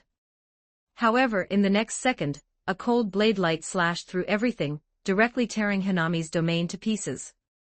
Your domain isn't actually as indestructible as you think. Its essence is still cursed energy interfering with reality. Especially a closed type 1 like yours, to put it bluntly, it's just a more advanced barrier. And when it comes to barriers, I understand them far more deeply than you do. Kale walked up to Hanami and said calmly. Having experienced domain expansion once himself, he knew exactly what it was all about. The jujitsu world that Kale could see was something Hanami couldn't even imagine. In his eyes, a domain expansion was just a web woven from cursed energy. Other sorcerers couldn't slash through it partly because they could only see the surface of the domain, and thus couldn't touch the reality. And partly because even if they could sense it, they lacked the sufficient force to break it. Within the same power system and rules, domain expansion is undoubtedly the highest form of cursed energy application. Anything below it is suppressed to a great extent. Unfortunately for Hanami, Kale could not only see it clearly, but he also had immense strength. To be precise, this was unfortunate for any jujitsu sorcerer or cursed spirit who had mastered domain expansion. The peak of cursed techniques they spent their lives pursuing was, to Kale, just a spiderweb that could be poked through. If Zenin Toji was an anomaly in the jujitsu world, then Kale was the natural enemy of the jujitsu world. How can you even play if this isn't nerfed? What kind of monster are you? Hanami, in a state of burnout, had almost no power left to resist. He knelt on the ground, head tilted back as he gasped and asked. Isn't it a bit inappropriate for a cursed spirit to say that? Kale reached out and plucked off Hanami's head as he spoke, thinking about his next cursed tool creation. These two were quite rare and precious materials, he had to cherish them. My sword. Miwa Kasumi finally noticed the cursed tool by her side was gone. Looking closer, only a hilt remained on the ground, leaving her on the verge of tears. Chapter 178, Chapter 178, Stolen 20 for 62 words. Check out my P4 for plus 30 extra chapters on all my fanfics. And get chapters before publishing them here for free on my P4 //P4 .com/talk victim. The veil barrier, falling over Jujutsu High, was set up specifically for Gojo Satoru. Its purpose was singular, to keep him out. This could be considered another application of a heavenly restriction. Therefore, while the barrier appeared massive in scale, it was actually just for show for anyone other than Gojo Satoru, having no actual effect. Anyone else could enter and exit at will. Kenjaku's goal in designing all of this was merely to draw teacher Gojo's attention. This way, it would be easy for the cursed spirits under his command to successfully enter Tengen's barrier, and find the sealed Sukuna fingers and the special grade cursed objects, the Cursed Womb, Death Paintings numbers 1 through 3. There's no need to explain the detailed process. Once Kenjaku successfully diverted Gojo Satoru's attention, the final result was bound to be a success. From a certain perspective, these death paintings could be considered Kenjaku's offspring. In the early Meiji era, a woman appeared with a unique constitution that allowed her to conceive children with cursed spirits. Kenjaku, who occupied the body of Noritoshi Kamo at the time, forced the woman through 9 pregnancies and abortions, using his own bloodline to create 9 half-human, half-cursed spirit hybrids. Because of these actions, the Kamo clan gained an indelible stain, and was attacked by the jujitsu world for a long time. Thus, Kenjaku is both the father of the 9 cursed wombs, and the mother of Itadori Yuji. With this layer of relationship, and following the order of birth, Itadori Yuji is essentially the younger brother of the 9 cursed wombs by different parents, ranking 10th. Although Kenjaku achieved the goal of this trip, the price paid was somewhat too heavy, which was beyond his expectations. 2 natural disaster special grade cursed spirits actually fell at the hands of a freshman. Of the 4 special grade cursed spirits originally by his side, only Dagon, who had not yet fully gestated, remained. This made it impossible for Kenjaku to truly smile. Gojo Satoru alone was enough of a handful. How did a guy capable of dealing with Jogo and Hanami simultaneously suddenly pop up? Heavens were being a bit too generous to jujitsu sorcerers. What happened to the promised balance? However, Kenjaku wasn't too upset. After all, over thousands of years, he had encountered countless failures and was already used to it. If he were so easily discouraged, he would have retired long ago. And this time, Kenjaku was the closest he had ever been to success. Speaking of which, he really had one person to thank. That was Toji Fushiguro. His appearance broke the cycle of destiny and the causal links between the Six Eyes, the star plasma vessel, and Tengen, leading to the failure of Tengen's assimilation and the start of an irreversible stage of evolution. This was the true opportunity that allowed Kenjaku to achieve his long-held wish. Otherwise, even if another 1,000 years passed, he would not have succeeded. This causal fate, orchestrated by Tengen, could only bind those in the Jujutsu world or cursed spirits, but Toji Fushiguro, who had no cursed energy, stepped completely outside of destiny, not even appearing in Tengen's observations or prophecies. You can't even imagine the dumbfounded expression on Tengen's face at that time. It would be fine if special-grade cursed spirits like Hanami, Jogo, and Mahito truly died, because according to the world's balance, cursed spirits of the same grade would soon be born. He would just need to spend a little more effort searching for them. Kenjaku thought this while simultaneously considering his next move. He didn't know how to deal with Kale for the time being, but the plan to seal Gojo Satoru definitely had to continue. This was something he had planned for a long time, and had made full preparations for. With such out-of-spec combat power, if he could deal with one first, he would try his best to do so. As for what comes after, he would take it one step at a time. In any case, Kenjaku had plenty of patience and time. What Kenjaku didn't know, however, was that Mahito and the others hadn't truly died in the literal sense.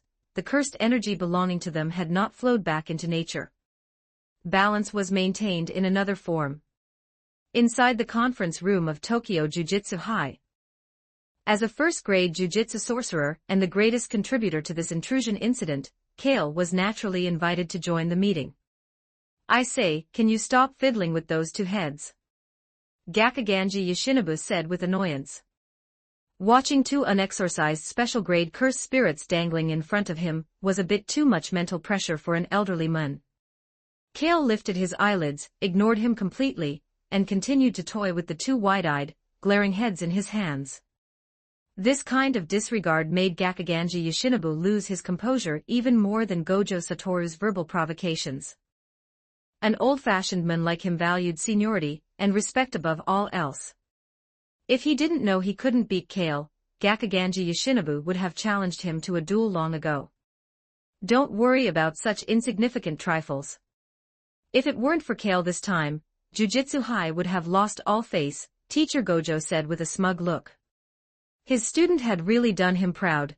Those were special-grade cursed spirits that could even escape from his own hands, with strength levels exceeding the standard for ordinary special grades.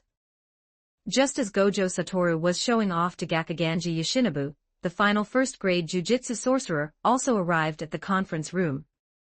She was a tall, voluptuous older sister with striking white hair that was extremely eye-catching. "Hello there, Mei-Mei-senpai, I have a seat right here."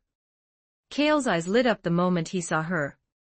He pushed Gojo Satoru away and cleared a seat for her. "It seems you, as a teacher, don't have much status in your student's heart." Seeing this, Gakaganji Yoshinobu suddenly felt much better. Mei-Mei's gaze fell on the cursed spirits in Kale's hands. Feeling that highly oppressive cursed energy, her pupils constricted slightly, but she quickly relaxed, sat down beside him, and gave a charming laugh. The junior students these days are truly remarkable. Kale smelled the faint, delicate fragrance beside him, and felt his whole being refreshed. "Step on me, big sis." "Mei-Mei-senpai, do you have a boyfriend?" Kale launched a direct pitch. "What, do you want to pursue me?" MHM. "Well, strength alone won't do, the most important thing is to have money." Mei-Mei glanced at Kale and elegantly toyed with the ponytail hanging before her. Compared to Shoko or the Zenin sisters, Mei-Mei-senpai indeed possessed more feminine charm. "How much money?" "Just say the word, senpai, and I'll go rob a bank for you right now." Kale rolled up his sleeves, looking full of drive. He liked this kind of clear pricing. If possible, it would be best to skip the romance part and go straight to the love verb. Rather than appreciating her inner self, Kale was mainly greedy for Mei-Mei-senpai's body. Let me think. Mei-Mei tapped her chin with a long, fair finger. From her serious gaze, it was clear she was actually considering the question. Hey. Robbing a bank is going too far. We are jujitsu sorcerers.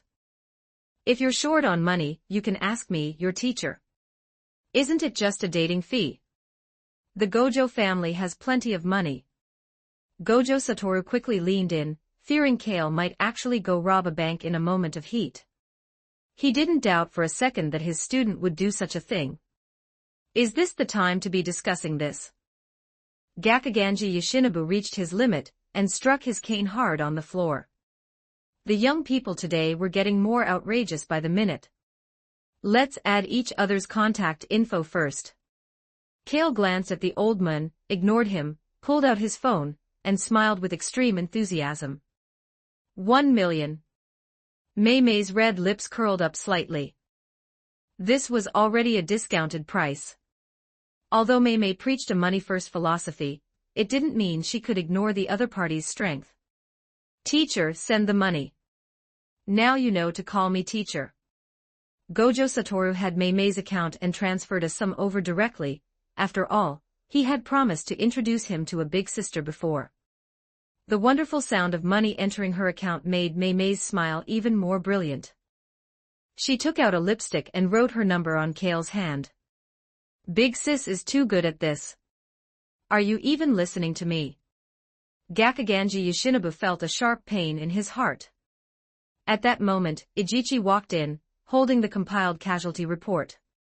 Although no students from either school were injured thanks to Kale, quite a few guards at the warehouse and standby sorcerers were killed or injured, including one semi-first-grade jujitsu sorcerer. Adding them all up, there were nearly 10 people. This number was considered quite large. One must know that Jujutsu High doesn't even have 10 graduates a year. Human resources in the jujitsu world are very scarce, and so many sacrifices at once was a significant blow.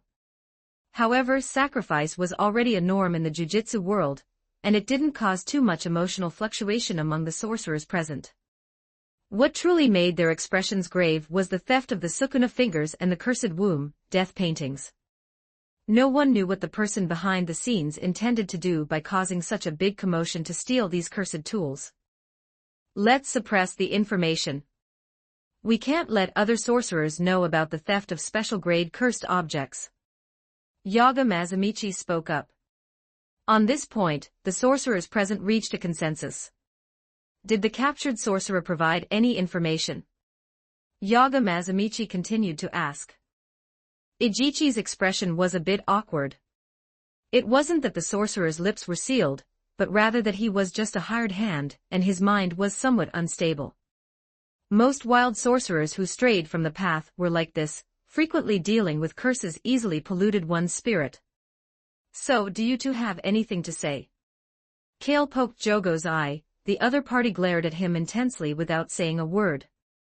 Although they had captured these two special-grade cursed spirits, no one expected to get any information from them.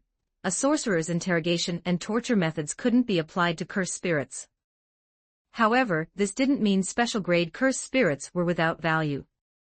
Gakaganji Yoshinobu's eyes unconsciously sparkled as he looked at Jogo and Hanami. If they could be tamed as Shikigami. But the old man only thought it in his head, and didn't say it aloud. He was old-fashioned, not stupid. With two special grades of this cursed energy volume, how many sorcerers could be absolutely sure of taming them? Even if Geto Suguru, who was once ranked strongest alongside Gojo Satoru, were here, he might suffer a backlash. It was like burying a landmine next to oneself. Only a freak like Kale could hold their heads in his hands and fiddle with them like beads. To this day, Gakaganji Yoshinobu still didn't understand how Kale had sealed the cursed energy inside Jogo and Hanami. Such a method made an old man like him very wary. After all, Kale was clearly in the same camp as Gojo Satoru. If these two ever decided to rebel one day, who could stop them? Just thinking about it made him go bald. Gakkiganji Yoshinobu couldn't help but start calculating his retirement date. Since he couldn't handle the trouble, he might as well let the next principal deal with the headache. Speaking of which, how did these two cursed spirits break through Lord Tingen's barrier? Iori Yutaheim asked. This had never happened before. It felt like the cursed spirits nowadays were increasingly exceeding their past understanding. It's because of this cursed spirit, right? Its cursed energy is very special, very close to an elemental spirit, and it can hide in plants. It must have been the one to bring the other cursed spirit in. Gojo Satoru also imitated Kale, fiddling with Hanami's head. Compared to all this, the current goodwill event seemed to have no need to continue. Yaga Mazumichi spoke up. With this happening, the goodwill event will surely be terminated. No, this isn't for us to decide, Gojo Satoru countered. The goodwill event was a matter between the students. Even though Gojo Satoru was a teacher, he always respected every student as an equal. Everyone's gaze focused on Kale. Then let's change the format. Kale slapped the table. He was undoubtedly the one with the most say among the students. This is the heart-pounding battle you mentioned. Tadu Aoi tilted his neck and stared at Kale in disbelief. He had been full of expectations for this. Isn't this just aeroplane chess? Looking at the spinning dice on the board, Tadu Aoi roared in his heart. Don't worry, I have other preparations. Kale brought out a mahjong table and playing cards.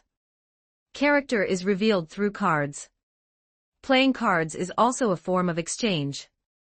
Tonight I'll be the dealer, and I'll definitely crush you all until you're left with nothing.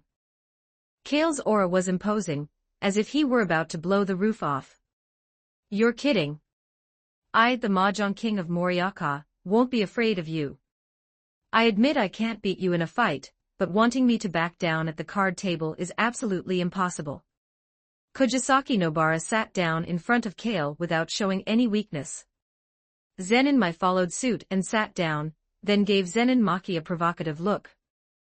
Wait, I don't know how to play this. Nishimiya Momo pouted in dissatisfaction. This definitely wasn't Teacher Gojo's suggestion. Fushiguro Megumi muttered softly, based on his understanding of Gojo Satoru, it shouldn't be this ridiculous. In fact, Gojo Satoru had originally intended to organize some sports for the exchange between the two schools, but Kale, in his capacity as the student council president, made the decision for the rest of the students. As for how he became the president, it was actually very simple, as long as the principals of both schools nodded in agreement. As for how they were made to nod, don't ask. In any case, Gakkiganji Yoshinobu's neck had some issues these past few days, and he probably wouldn't be able to lift it for a while. Chapter 179,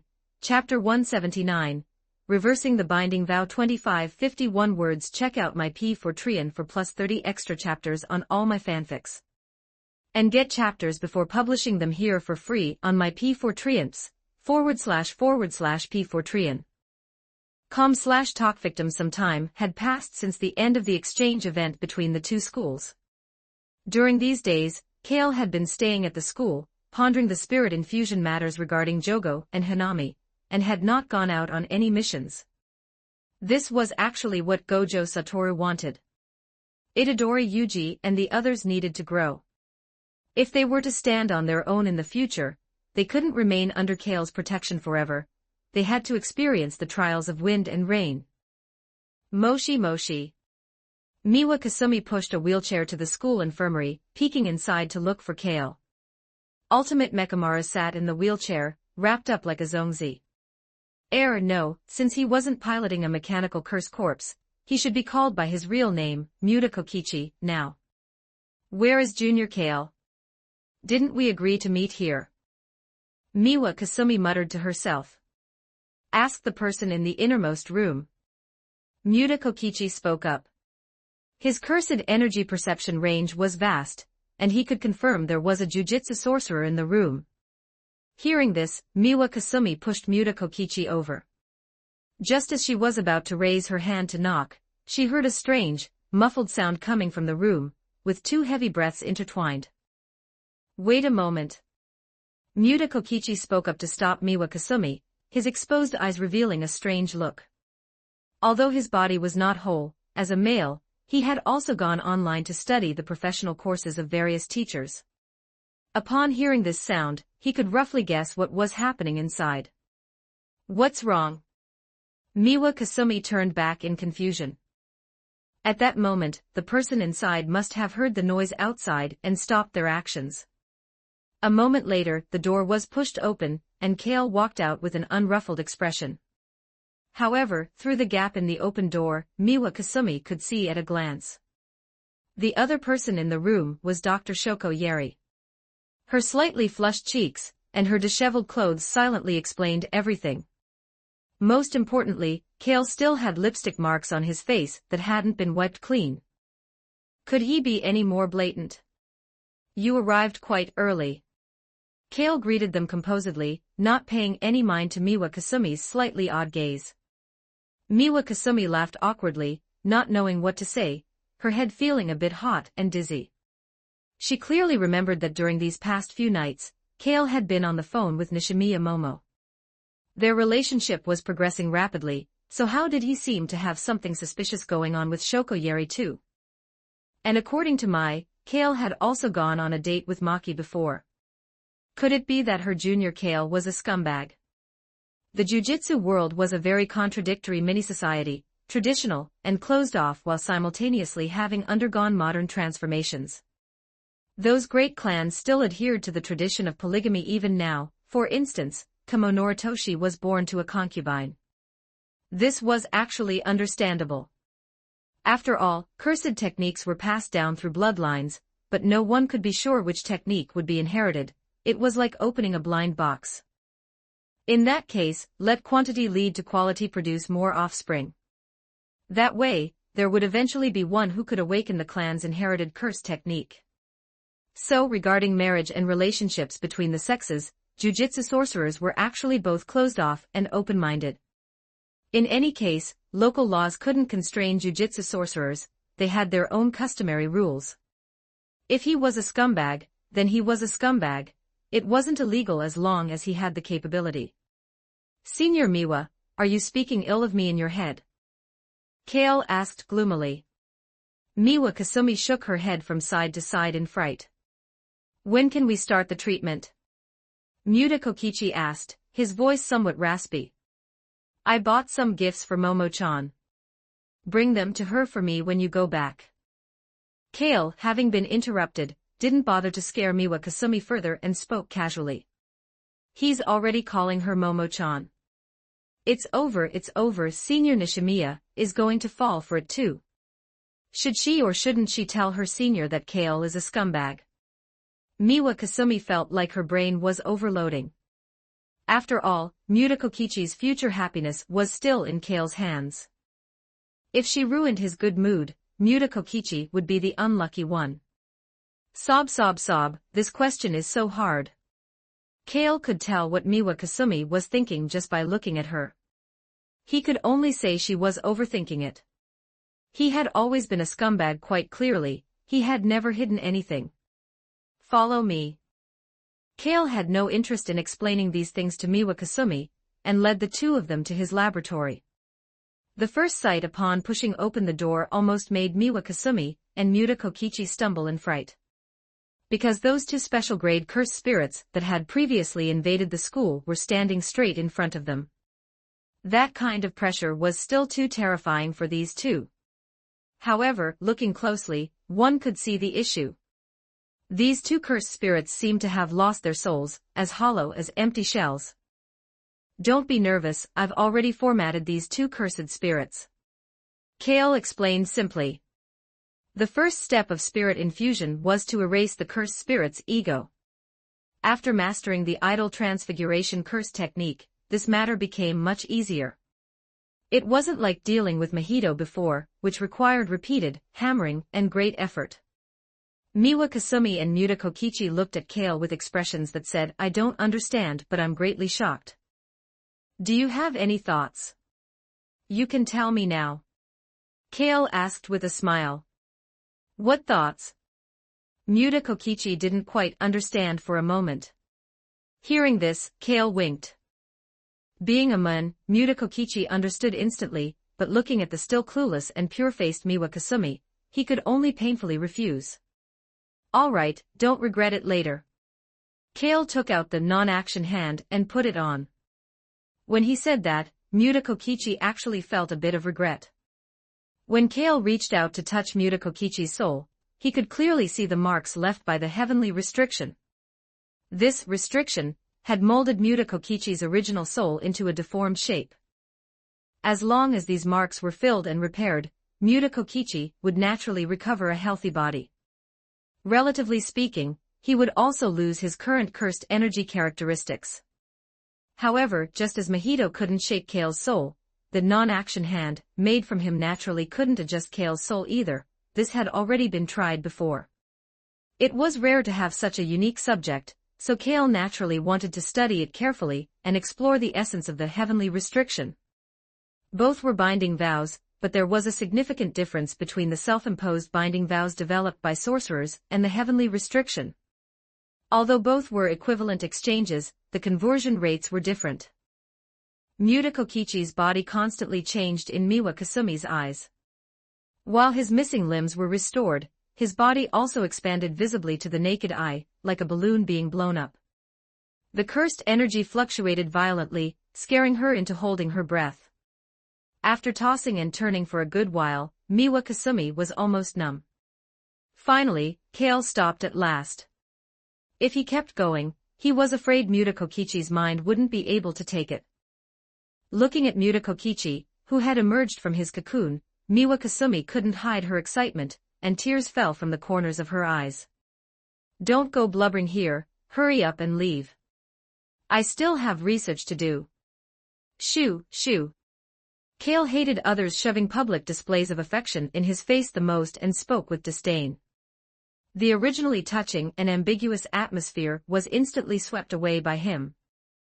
Miwa Kasumi and Muta Kokichi looked at each other, and finally, they both gave Kale a deep bow, their words of gratitude kept in their hearts.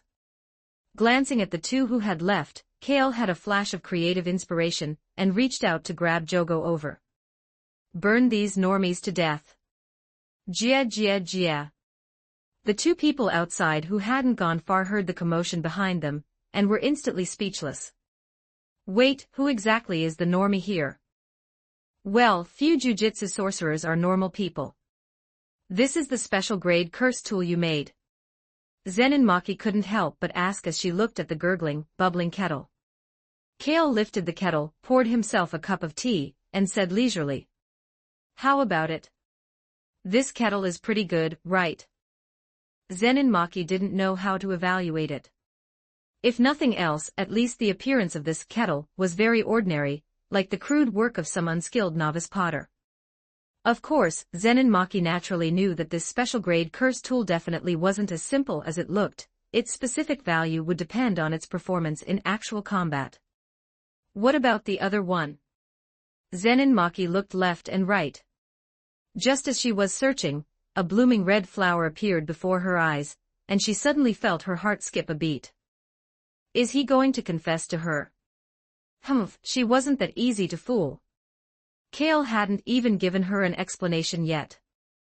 One should know that Zenin Maki also had informants over in Kyoto. Zenin Mai would often secretly give her small reports on ordinary days.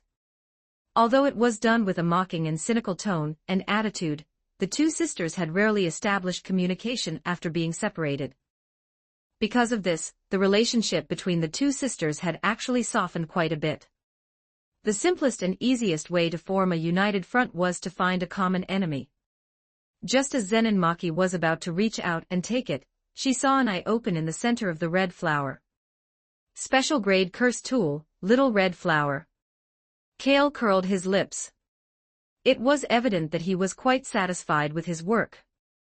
Especially this name, it was chosen so vividly and descriptively. It was time to give himself some applause and encouragement. And then, did you call me over just to show off these two works of yours? Although Zenin Maki was a bit speechless, she had thought there would be some different kind of surprise, as girls in love always harbor special expectations. She still took the red flower and sniffed it at the tip of her nose. Truth be told, it smelled quite nice. Here's a bit of trivia. Although Hanami didn't look like she had many feminine characteristics, among the 4 disaster-cursed spirits, she had always played the role of a mother. Don't be in a hurry, I also called Mai. With the experience accumulated from Muta Kokichi, the next step was naturally to solve the problem with the Zenin sisters. I'm warning you, anyone else is fine, but you are absolutely not allowed to have designs on Mai. As soon as Zenin Maki heard her sister's name, she had a bit of a reaction. What designs? Kale blinked his eyes, looking innocent. You know it yourself. Don't let me catch you, or I'll definitely confiscate that thing of yours. Zenin Maki pressed her hands against Kale's thighs, her body leaning forward slightly, almost pressing herself against him, saying the most terrifying words in a gentle tone. You two, when doing this kind of thing, can you please close the door first? Zenin Mai's reminding voice came from the doorway. Seeing her sister appear, Zenin Maki didn't feel embarrassed. Her mental strength was anything but ordinary. She stood up calmly and sat on the table, her straight and slender legs pressed together, exuding a casual and relaxed posture as if she were the mistress of the house. You're here. Zenin Mai couldn't help but curl her lip. What she disliked most was her sister's composed manner, as if the one who abandoned her and broke the promise between them wasn't her. Yo, good morning, Mai. Kale raised his hand in greeting. If there's something, say it quickly and don't waste time. I don't want to stay in the same room as this person for a single second. Zenin Mai was still full of aggression. This was actually her protective coloring. Ever since Zenin Maki left the Zenin clan, Mai could only use this posture for self-defense. It couldn't be helped, her heart wasn't as tough and strong as Maki's. Lying again, aren't we? How could Kale not see the joy in Zenin Mai's heart? Who's lying? Zenin Mai stomped her foot forcefully. Next time I'll attach a tail to you to see how you'll still argue. Kale glanced at Zenin Mai's lower body. It indeed wasn't as perky as Maki's. Although they were twin sisters, the difference was still quite obvious. Zenin Mai subconsciously covered her bottom, not daring to talk back anymore. Kale could even gender-swap Kamo Noritoshi. She believed adding a tail to her wouldn't be any difficult task either. The essence of the conflict between these two sisters wasn't a big problem. To put it bluntly, it was a lack of communication. However, at this age, normal communication was indeed not easy, especially growing up in a morbid and distorted environment like the Zenin clan. Everyone is here, you can say it now. Zenin Maki had a faint suspicion.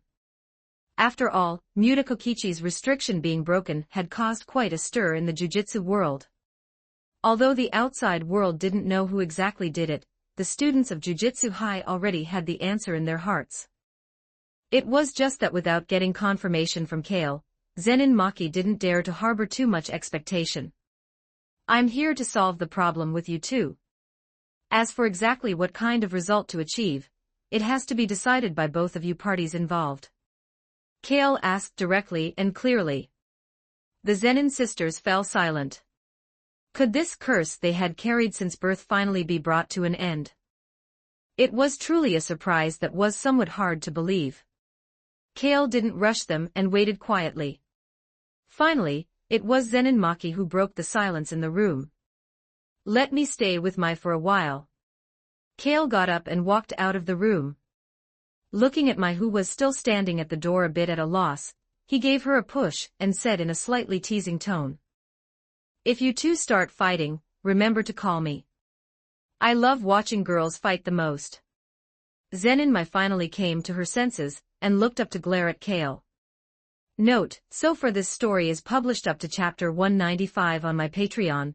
Go check it out. Exclusive 18+ character images and early chapters. Please visit my Patreon.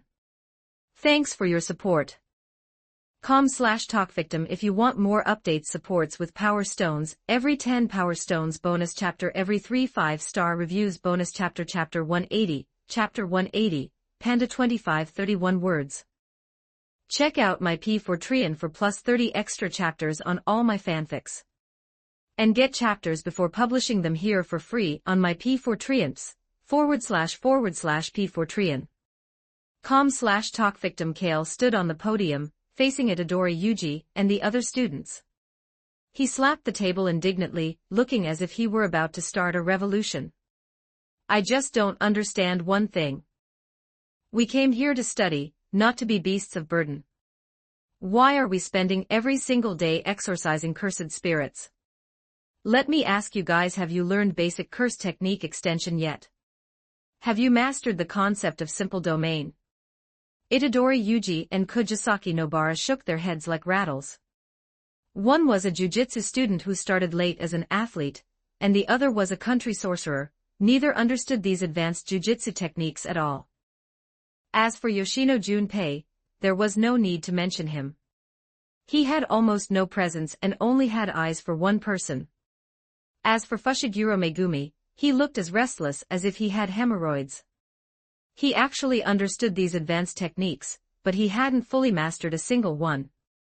Thinking back, since the start of the term, it seemed they really hadn't learned any jujitsu knowledge besides fighting and killing. They hadn't even attended a few proper jujitsu classes. Although their strength was rapidly improving through constant combat, it seemed their level of jujitsu application hadn't broken through much. The main issue was their homeroom teacher, Gojo Satoru, who was also the primary instructor. He was on business trips every day and was rarely seen, essentially leaving his students to fend for themselves. It seemed that jujitsu teachers throughout history were all the hands-off type. As the student council president of both schools, I think it's time to make a change. Kale braced his hands on the table, his voice loud enough to reach the principal's office upstairs. On the top floor, Yaga Mazamichi was already trembling. With Gojo Satoru away, this was clearly aimed at him. Sure enough, before long, the door to the principal's office was kicked open. Yaga Mazamichi, who had a bad premonition and was preparing to jump out the window to escape, was grabbed by Kale and pinned to his seat, unable to move. Principal Yaga, where do you think you're going? Kale asked in a slightly cold voice. I just wanted to get some fresh air. Yaga Mazamichi gave a sheepish smile, his eyes avoiding Kale's gaze. Having personally seen Kale toy with two special-grade cursed spirits like balls, probably no one had the guts to speak loudly to him. Didn't you see how the previously arrogant Principal Gakaganji tried his best to squeeze out a smile upon seeing Kale, attempting to show his kind side as an elder? I didn't come here for anything else. I just want to have a good talk with you as the student representative. No problem, I'm listening. Yaga Mazamichi straightened his posture, looking very serious. We want to improve the students' welfare and benefits. For example, renovating the dormitory building. The requirements don't need to be too high, just referencing 5-star hotel standards will do. Kale began to list them simply. Actually, these material conditions weren't hard to satisfy. There weren't many students in Jujutsu High in total, so it wouldn't cost much money. The main issue was that there was no precedent. If it went through normal procedures, the Jujutsu World higher-ups would definitely prefer to avoid trouble and just veto it. That's right. Itadori Yuji and Kujisaki Nobara cheered for Kale from behind. If they were actually made to face the principal, they wouldn't have the courage. After all, anyone who has been a student understands. Such small matters are simple. When Gojo Satoru returns, I'll have him communicate with the higher-ups. If that doesn't work, I'll have the Gojo family provide the funding. Yaga Mazamichi didn't dare lower his guard yet. He could see that Kale wasn't finished. The bonuses for exorcising cursed spirits also need to be increased by 30%. There must be at least 10 rest days every month, and overtime pay must be doubled. Kale stated the second point. Homegrown jujitsu sorcerers who graduated from Jujutsu High were very busy. They had to go out to work every day even as students. One could imagine what kind of beast of burden life they would have after graduation. Gojo Satoru's criticism of the higher-ups was very justified. They were closed off, decayed, and occasionally depraved. Looking at the events that occurred in the original plot, how many jujitsu families provided support to the teachers and students of Jujutsu High? Those ancient families with long heritages only knew how to guard their own small territories. Yaga Mazamichi was in a bit of a bind. He didn't even have many rest days in a month. During periods of cursed spirit outbreaks, he had to work overtime continuously. Kale narrowed his eyes slightly. I'll try my best to fight for it for you.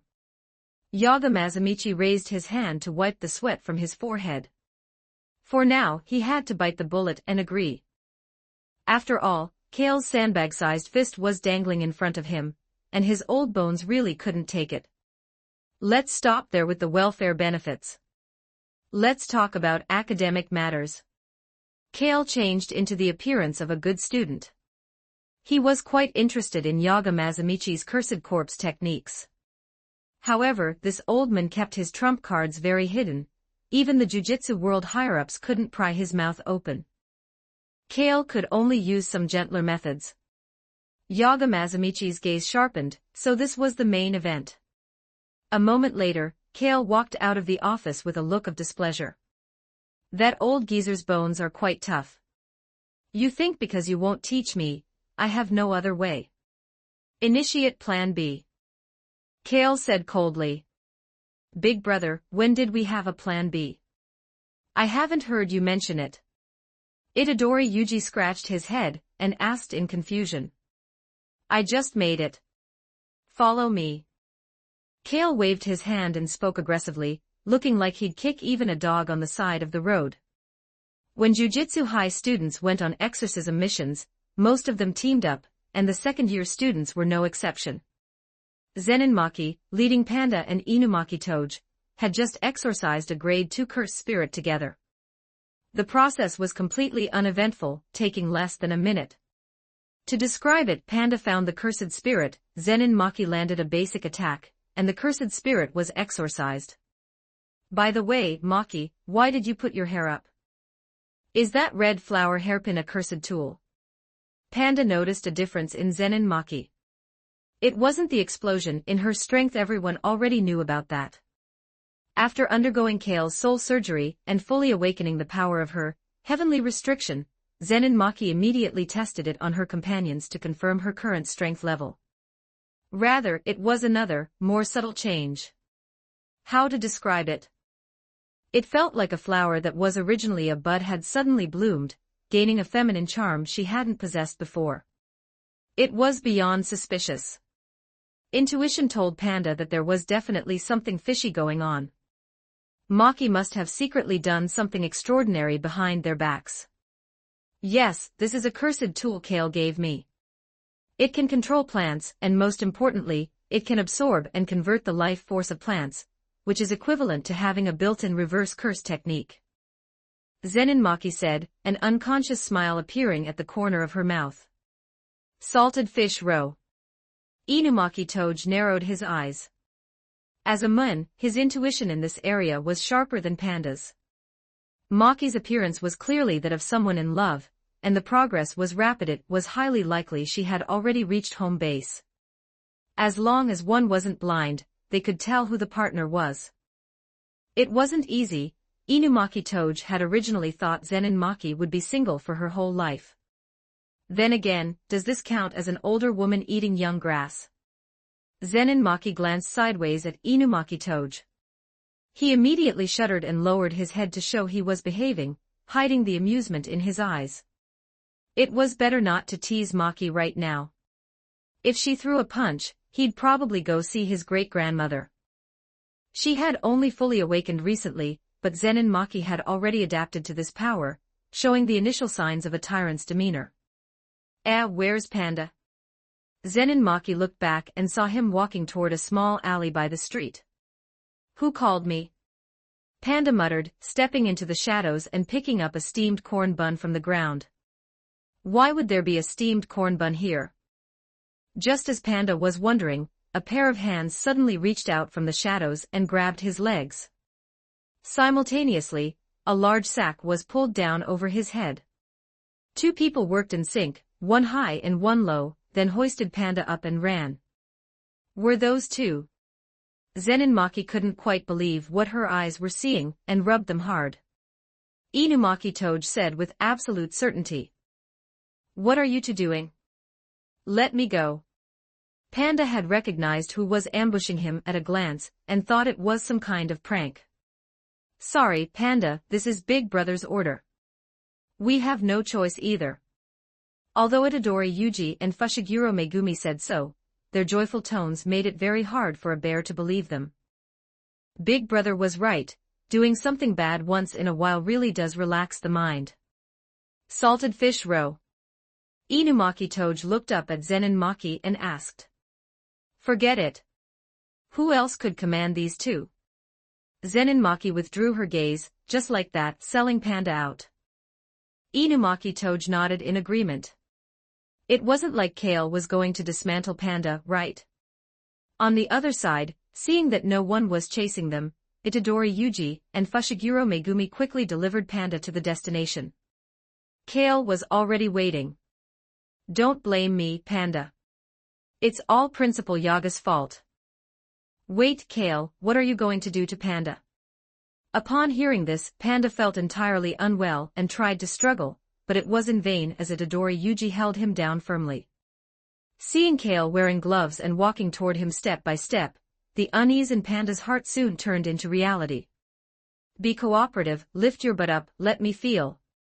No, no. No, brother Kale. Panda's broken and shrill screams echoed in the room. What are you shouting for? I'm just feeling your core. Kale rolled his eyes speechlessly and pulled his hand out from Panda's navel. His non-action hand was covered in a layer of fluffy stuffing.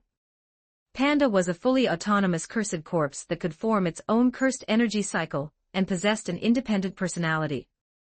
He could act independently without relying on a jujitsu sorcerer.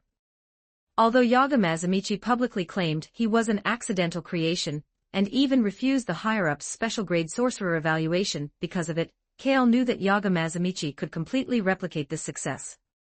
The reason he refused to make this technology public was naturally due to various factors. At least in Yaga Mazamichi's view, this technology was not a good thing for the current jujitsu world.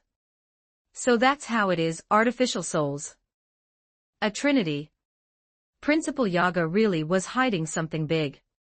Kale muttered, a trace of fanaticism flashing in his eyes. Panda had a total of 3 cores inside his body. 3 incomplete artificial souls constructed a stable cyclic reaction that could be seen as a whole. This was the key to full autonomy. The seemingly useless Yaga Mazamichi could actually achieve such a creative feat. Even if it was just luck, as long as he wanted to, he could certainly leave a significant mark on the jujitsu world and even human history. In life, most pursuits are simple. Nothing more than fame, fortune, wealth, and lust. Clearly, Yaga Mazamichi was a person who had transcended such low-level interests. I, Panda, am no longer pure. Panda lay flat on the table, the light fading from his eyes. You really should change your cotton stuffing, it's getting a bit yellow. Kale nodded and blew on his palm, the cotton lint fluttering away. If you removed Panda's core, he was actually just a large plush toy. It was only with the enhancement of cursed energy that he exceeded the limitations of his materials. I'm really going to get angry. Panda looked at Kale, anger appearing on his face. This wasn't because Kale had reached into his navel. He could take that kind of joking among classmates and friends who had fought side by side, but because the other party was exposing what Yaga Mazamichi was trying so hard to hide. This could bring big trouble to the principal. What do we do, big brother? Panda seems really angry. Itadori Yuji hid guiltily behind Kale, while Fushiguro Megumi was already considering how to retreat. If Panda really went berserk, his punches would be very painful, especially if he put on those gauntlets of his. Don't be angry. I'll treat you to a bowl of milk. Kale took out the apology gift he had prepared long ago. A bowl of creamy white milk with a few drops of oil floating on top, and honey added to it. Big brother, I don't think cursed corpses can eat, right? Itadori Yuji had recently been cramming a lot of basic jujitsu knowledge. Cursed corpses didn't even have digestive organs, how could they eat and digest? As a true life form, Panda was clearly incomplete. Did Yaga Mazamichi not want to perfect his work? Of course not, he just didn't have the ability, and he was unwilling to accept Kale's help. The old man was afraid, which was understandable. Panda looked at the bowl of milk right in front of him. His nose twitched involuntarily as a scent he had never experienced before reached the depths of his soul, and he became intoxicated without realizing it. By the time he came to his senses, a ring of milk foam had already appeared around his mouth. Big brother, you didn't drug it, did you? Itadori Yuji witnessed the whole process and couldn't help but become suspicious. I just added a few soul fragments. Kale explained. Just as he had originally guessed, Panda's growth required the strengthening of his cores, and the key to strengthening the cores lay in the completion of the soul. After all, he was only the first generation of fully automatic cursed corpse. Through the observation of the non-action hand, it was easy to see the gaps in the simulated soul.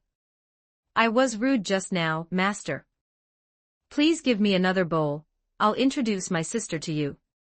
Panda threw himself into a 5-point prostration, looking like a completely different bear. What the hell is master? You've fallen way too fast. You entered the pet role in an instant. Itadori Yuji roasted him fiercely.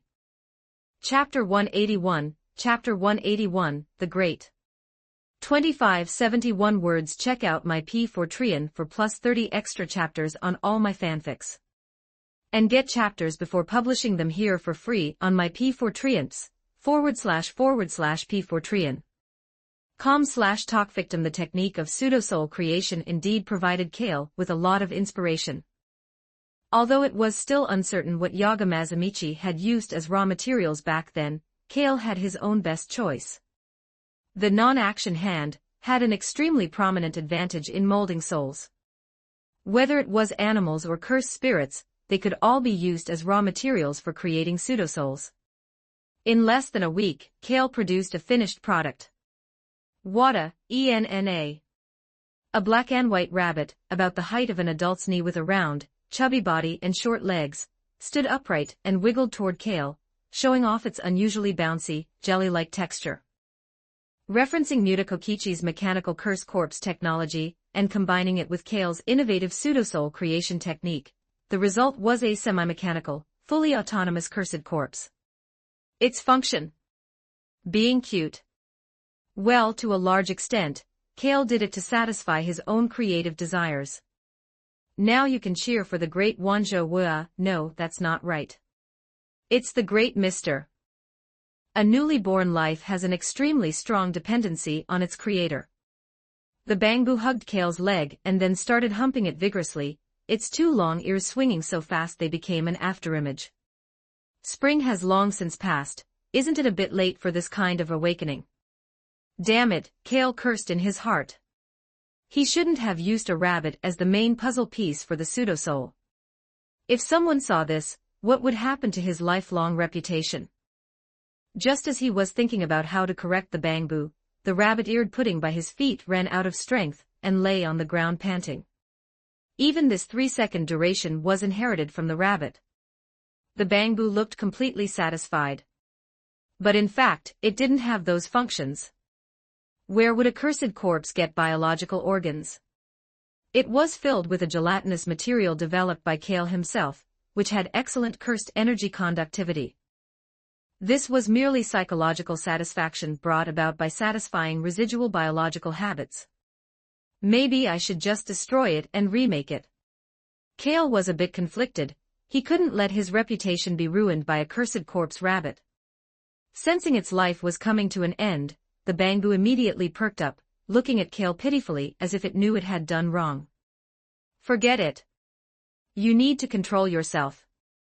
If there's a next time, I'll melt you down and remake you. Kale threatened. This was also for the Bangbu's own good, to prevent it from getting lost in the lingering obsessions of rabbits and losing its proper intelligence. ENNA. The Bangbu hugged Kale's calf and rubbed against it forcefully. All right, don't tear my pants. Rear up. The bamboo lowered its head, looking pitiful once again. Looking at this tiny cute thing, its essence was still a cursed corpse used for combat. Its total cursed energy had reached the special grade level, and its strength was anything but small. After all, it was nourished by Kale using Jogo's soul. If he were to hand the special grade curse tool, the teapot, to the bamboo, there would truly be very few jujitsu sorcerers in the jujitsu world who could defeat it. It was a solid top-tier combatant. When Kale made his debut with the bamboo, it instantly captured Kujisaki Nobara's maidenly heart. Who could refuse a bouncy, short-legged rabbit? Class monitor, why don't you just marry me? That way, bamboo can be our joint marital property. Kujisaki Nobara squeezed the bamboo into the shape of a gourd with both hands, her calculating eyes practically beaming at Kale's face. The bamboo was completely uninterested in females and struggled to escape from Kujisaki Nobara's embrace. This female creature was truly baffling. Why did she keep attacking it with her mounds of fat? Keep dreaming. Kale rolled his eyes at Kujisaki Nobara. Is it finally over? I don't have to eat rabbit anymore. Itadori Yuji was most concerned about this. The birth of the bamboo was paved with countless rabbit carcasses, to the point where Itadori Yuji was almost developing an allergy from eating them.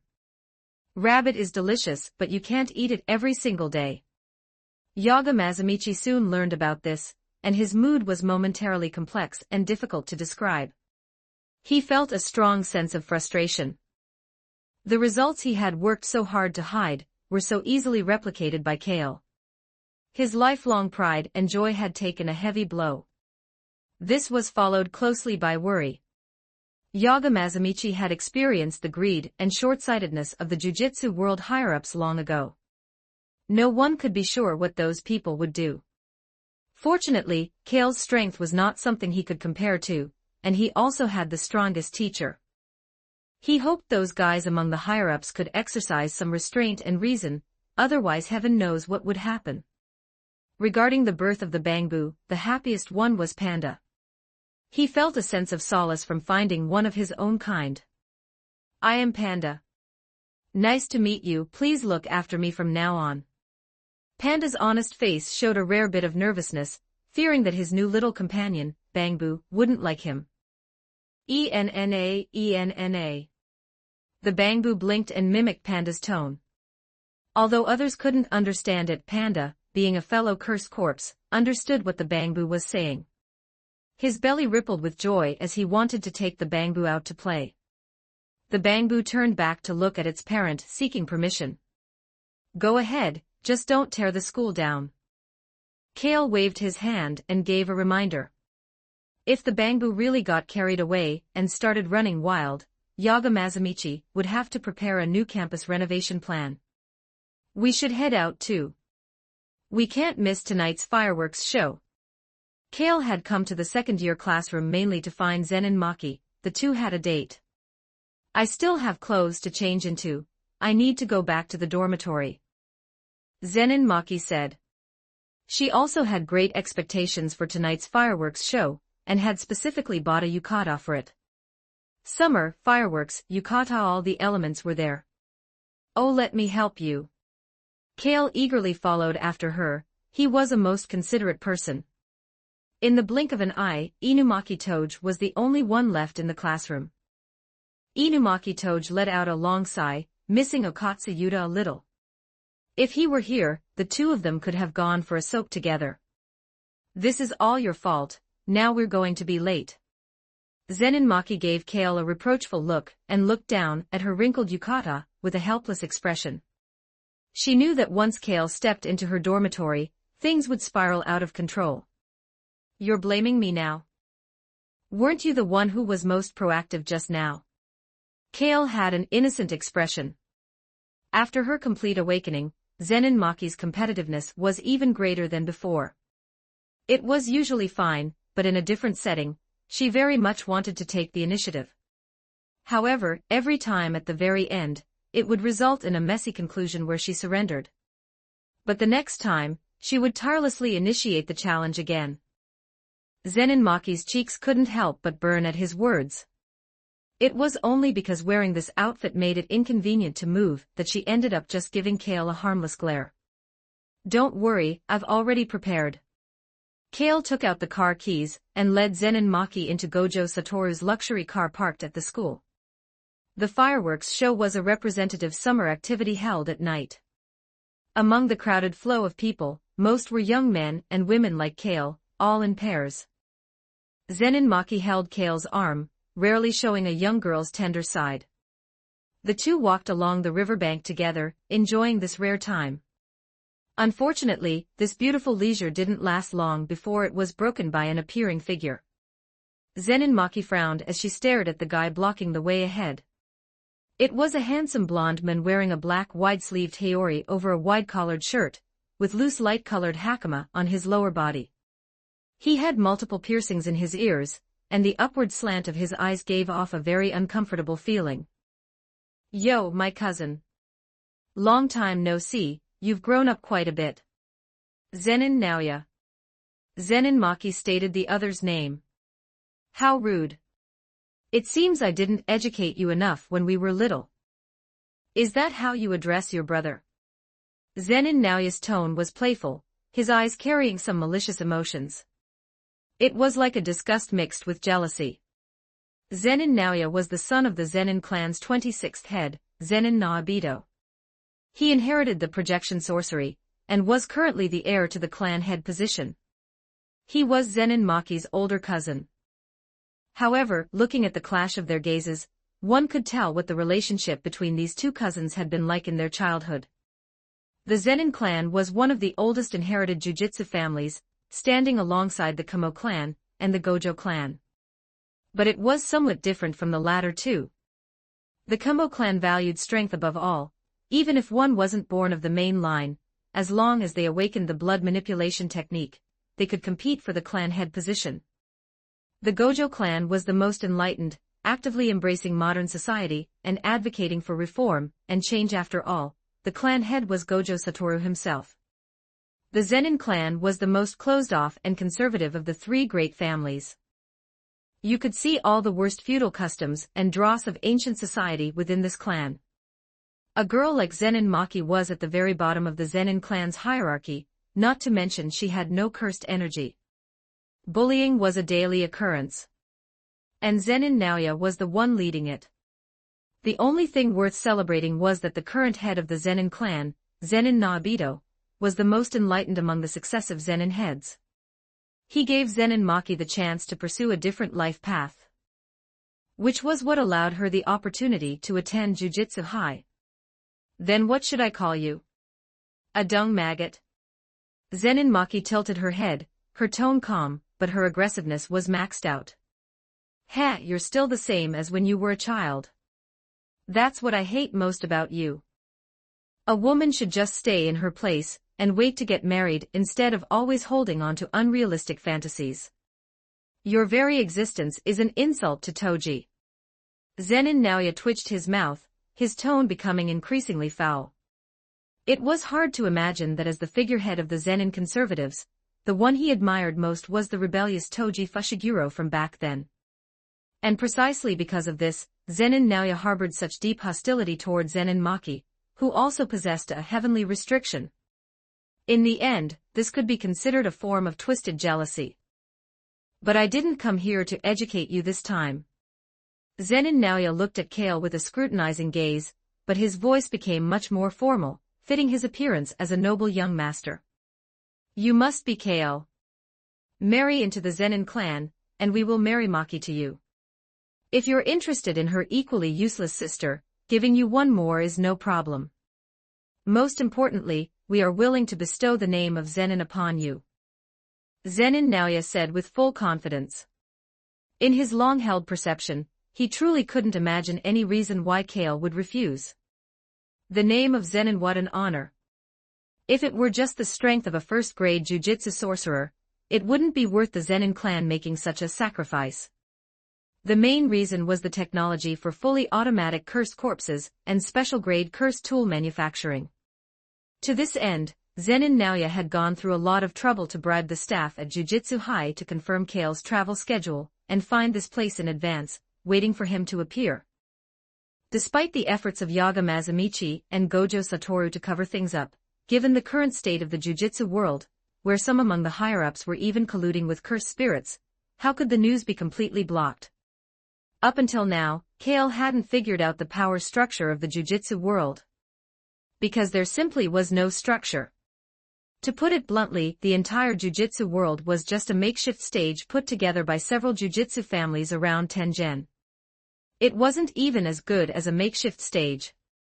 However, if it came to a contest of who was worse, the Cursed Spirits group was undoubtedly even more of a mess. Otherwise, jujitsu sorcerers wouldn't have been able to keep them suppressed for over 1,000 years. Zenin Naoya stared fixedly at Kale. He was prepared. If Kale agreed to cooperate, then so be it.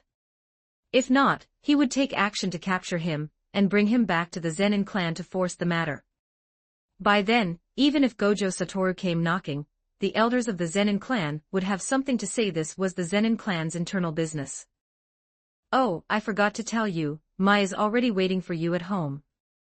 Zenin Naoya said as if it were a sudden realization. Hearing this, Zenin Maki instantly lost control of her expression. No longer caring about the current setting, she was about to step forward and take action when Kale raised his hand to stop her. You're dressed so beautifully today, you can't get dirty. Let me do it instead. I don't want to see that disgusting face. Zenin Maki paused for a moment and turned her head away as she spoke. Understood, as you wish. Kale said, cracking his wrist. What, you want to fight? Zenin Naoya's smile carried some contempt. He certainly knew about Kale's status and strength as a heavenly restriction user, but he was dismissive of it. In the eyes of this Toji fanboy, all so-called tyrants besides Toji Fushiguro were fakes. And although they were both first-grade jujitsu sorcerers, Zenin Naoya was half a grade higher, a recognized special first-grade jujitsu sorcerer. After all, he was of the same era as Gojo Satoru. The so-called special first grade was an unofficial rank title, referring to those top-tier individuals among first-grade jujitsu sorcerers whose strength far exceeded that of ordinary first-grade sorcerers. They could even fight against domain users without using a domain themselves. In the next second, Zenin Naoya's originally handsome face became like a spilled sauce. Salty, sour, and spicy flavors all came out at once. His eyes were crooked and his nose slanted, forming a bloody mess. What happened? Zenin Naoya's nearly stalled brain issued an instinctive question, trying to mobilize cursed energy to perform his technique, but the cursed energy in his body was currently like a pool of stagnant water. Kale held Zenin Naoya like he was holding a dead dog, then turned and said to Zenin Maki behind him. Let's go. We're going to the Zenin clan to propose marriage. Chapter 182, Chapter 182, stripped of the name 2583 words. Check out my P4Trian for plus 30 extra chapters on all my fanfics. And get chapters before publishing them here for free on my P4Trians, //P4Trian. com/talkvictim. Zenin Naobito was already waiting at the entrance of the Zenin clan estate for Kale's arrival. His pale hair was combed back into a slick over-the-shoulder style, making him look like a very energetic old man. He wore a light-colored haori over a dark yukata, and stepped in a pair of geta. One might have mistaken him for having just stepped out of a bathhouse. Behind him stood the tightly shut gates of the Zenin clan. Is the old man really this enthusiastic? Personally waiting to welcome us? Though this reception is a bit small. As the illustrious head of the Zenin clan, how can there not be a single person by your side? Kale asked with a smile. He had a decent impression of Naobito. If the Mun weren't the head of the Zenin clan, they probably would have gotten along, the kind of guys who could go drinking together in the pleasure district. Rude brat. Zenin Naobito muttered under his breath, then raised his voice slightly. My worthless son has caused you trouble. I will discipline him properly from now on. As for Mai, she will return to school tomorrow unharmed. Let's end today's matter here, shall we? What are you saying, old man? I came to pay a visit to the Zenin clan tonight, and I even brought a souvenir. How can I not even step through the Zenin family gates? Kale said, shaking the dead dog in his hand. Zenin Naoya barely managed to open one eye. Seeing Zenin Naobito's blurred figure, hope finally rekindled in his heart, and he mumbled some incoherent sounds. The words were unintelligible since his teeth and tongue were no longer intact, but as his father, Zenin Naobito, understood. His eyelids drooped slightly. Although he called him worthless and was indeed furious at Naoya's reckless initiative, the boy was his son after all, and the youngest son he had always doted on most. Zenin Naobito had many children, but Zenin Naoya was the only one who inherited his curse technique. If Zenin Naobito were truly a man of great resolve, the Zenin clan wouldn't be in its current state. To put it bluntly, this clan head was just a patch-up artist, barely able to suppress the internal conflicts within the family. If you walk through the gates of the Zenin clan tonight, I cannot guarantee you'll be able to walk back out. Zenin Naobito gave one last piece of advice. He had already exerted his greatest effort by keeping the Zenin clan members behind the gates. One must realize that Zenin Naoya was not just his son, but also the leader of the clan's younger elite faction, with prestige and power second only to the head himself. To prevent a conflict from erupting, Zenin Naobito had suppressed the news in advance. Hardly anyone knew the current situation, which was why he could keep the matter outside the gates. If Kale were really allowed to walk into the Zenin estate carrying that greeting gift, what would happen next was easy to imagine. Zenin Naobito was one of the few sober-minded people in the Zenin clan. Because he was sober, he lived in pain, which was why he was never without alcohol. Growing up in the closed and twisted environment of the Zenin clan, it was very difficult to keep a clear head because the world you could see was narrow and obstructed. Setting aside whether they could kill Kale, even if they luckily did, how would the Zenin clan withstand Gojo Satoru's wrath? Others might not understand the strength of the strongest very well, but Naobito, as a fellow clan head, had once sparred with him. Their strengths were simply not on the same dimension. Then old man, you'd better keep your eyes wide open. Kale said, raising his hand and giving a light flick. Zenin Naoya was sent flying like a cannonball, smashing directly through the Zenin clan's centuries-old gates. In an instant the Zenin estate became like boiling water, erupting into a frenzy. In that case, there really is no other way. Zenin Naobito looked at Kale with cold eyes. As the head of the clan and a father, his position at this moment was naturally in opposition to Kale. It had to be so. Old man, can you actually handle this? Kale sized up Zenin Naobito. It was said that this old man possessed the strength to compete with Toji Fushiguro, but he really didn't look like it. It was unclear if he had regressed due to age, or if Toji had simply been uncharacteristically respectful of his elders for once. After all, in the entire Zenin clan, only Naobito and Toji had a somewhat decent relationship. Whether I can or not, you'll know once you try. Zenin Naobito raised his hand and spoke in a deep voice. Cursed energy was released, covering his entire body and significantly strengthening his physique. His curse technique was the same as Zenin Naoya's projection sorcery. A technique that could divide 1 second into 24 frames, allowing him to both manipulate an opponent's movements and reinforce himself. There was a loud bang. Following right after Zenin Naoya, Zenin Naobito crashed into the Zenin estate. One look at his half-collapsed face told the story of what had just happened. You can't handle it either. Kale stepped over the Zenin threshold and spoke helplessly amidst the shocked and furious gazes of the Zenin family members. The old man put on quite a show of being impressive, but the result was just that. Kale had mistakenly thought he could pull off some different kind of trick.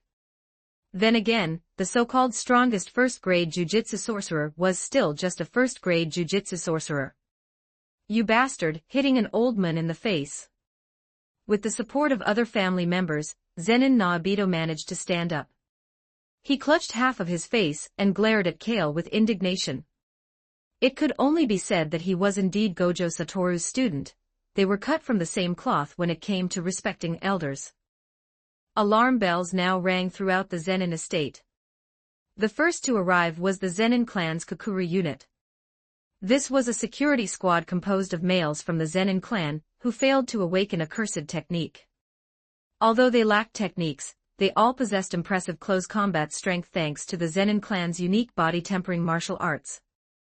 However, the status of these people within the Zenin clan was only lower middle class, barely better than that of the women. The true core combat unit of the Zenin clan was the Hei organization led by Zenin Naoya, where every member had the strength of at least a semi-first grade. "What's going on?" A somewhat shrill voice rang out. It came from a middle-aged man who looked somewhat similar to Zenin Naobito. This was Zenin Naobito's younger brother, Zenin Oji, who was also the father of the sisters Zenin Maki and Mai. "Your father?" Kale looked at Zenin Maki beside him. "Well, even if he is your father, I have to be honest, he's a piece of useless trash." Kale described him bluntly. "That's a very accurate description." Zenin Maki couldn't help but smile. What Kale said was exactly what she had always wanted to say. "No matter who you are, don't think you're leaving alive today." Zenin Oji gripped the tachi in his hand, accumulating cursed energy and preparing to launch a fatal blow at any moment. However, in just a blink, Kale's figure vanished from his field of vision. By the time he refocused on Kale, the boy had already appeared at his side. Then, Zenin Oji's body flew up uncontrollably. When he hit the ground again and looked up, Zenin Maki was looking down at him. "You useless." Zenin Oji spat out a mouthful of blood and cursed. He had always believed that the reason he failed to become the clan head was because he had fathered this useless pair of sisters, Zenin Maki and Mai. In any case, it couldn't possibly be his own fault. Zenin Oji's pitiful shred of self-esteem would not allow him to admit he was inferior to his brother. In this twisted and sick Zenin clan, Zenin Oji had long since been warped into another kind of indescribable curse. Zenin Maki didn't reply. With one punch, she buried Zenin Oji's head into the ground, forcibly muting him. A fully awakened heavenly restriction, even with a few years less experience, was enough to make her superior to the vast majority of jujitsu sorcerers. "Is everyone here?" Kale looked around at the crowd surrounding him. Leading them was Zenin Jinichi of the Hei unit. One could tell just by the name what his relationship with Toji Fushiguro was. The two were brothers from the same parents, both offspring of the 25th head of the Zenin clan. Daring to attack the head of the Zenin clan, even if we kill you on the spot, Gojo Satoru will have nothing to say. Zenin Jinichi could not suppress the rage in his heart. With a loud shout, the Kokuru unit in front of him initiated the attack. Kale didn't reply, he simply raised his hand. Seeing this, Zenin Maki took off her hairpin and tossed it over. "I came to the Zenin clan today to propose marriage, so I won't be killing anyone," Kale said to himself. The hairpin hit the ground. Domain expansion, gluttonous sea of light, a dazzling, brilliant golden light swallowed the entire Zenin estate. Domain expansion. Zenin Jinichi shouted in disbelief. Isn't Kale a heavenly restriction? Is this the power of a cursed tool? However, what confused Zenin Jinichi even more was that under the shroud of this golden light, no attack occurred. Instead, a vibrant surge of vitality swirled around everyone. Is this reverse curse technique? Zenin Naoya scrambled up from the ground, his injuries healing at a pace visible to the naked eye. Yet, he couldn't find it in himself to be happy at all. Cursed energy is the power of curses, belonging to the negative. But once reversed, negative times negative becomes positive, turning it into positive energy that can heal injuries and greatly enhance a sorcerer's endurance in battle. The positive cursed energy output by the red flower curse tool could also achieve the effect of a cursed technique reversal. Coupled with the guaranteed hit attribute of a domain expansion, it was equivalent to a continuous area of effect group heal. What on earth is this kid trying to do? Zenin Naobito raised his hand to touch the now non-existent wound on his face, a strong sense of unease swirling in his heart. Kale did not seem like the type to repay grievance with kindness. This is my betrothal gift. As for the dowry, it will be the entire Zenin clan. Following Kale's words, a 5 yen coin fell from the sky and stood upright in front of Zenin Naobito. Zenin Naobito was momentarily at a loss for words. People said the Zenin clan was overbearing, but Kale's act of forced buying and selling was not to be outdone. Using 5 yen to trade for the Zenin clan. The kid actually had the nerve to say it. Are you kidding me? Zenin Naoya shouted in rage and charged at Kale once again. The other Zenin members were about to follow when they saw a mangled Zenin Naoya fly back at an even faster speed. However, injuries of this degree were quickly restored under the domain Sea of Light. As long as one wasn't killed on the spot, it was hard to even die. One must remember that back then, Gojo Satoru had nearly been sliced apart by Toji Fushiguro, with extra stabs to his head, heart, and throat, yet even in that near-death state, he was saved by reverse cursed technique. From today onwards, the Zenin clan will be stripped of its name from the Jujutsu world. I need to think of a nice-sounding surname for you all. Kale was just pondering. Suddenly, a pair of giant rock hands rose from the ground, each as massive as a mountain, slamming together toward him with a momentum that shook the entire Zenin estate. This was an attack launched by Choju, a semi-first grade sorcerer from the Hei unit. He had charged up for a long time for this, exhausting a large amount of cursed energy. Did it succeed? Zenin Jinichi stared with wide eyes. In the next second, the giant hands made of rock shattered into a sky full of stones that rained down. In an instant, many Zenin members who couldn't dodge in time were swallowed and buried by the rocks. Wails filled the air, sounding quite energetic after all. There was a continuous supply of vitality being replenished. How about you all change your surname to Abiko from now on? Kale tapped his palm with his fist, looking as if that thought had been more difficult than beating up Zenin Naoya just now. This brat. He's even more detestable than Gojo. Zenin Naobito's facial expression twitched uncontrollably. Kale intended to trample 1,000 years of Zenin glory under his feet. This was even worse than simply slaughtering the entire Zenin clan without leaving a soul alive. In that case, there's nothing more to say. I may be old but my bones are still hard.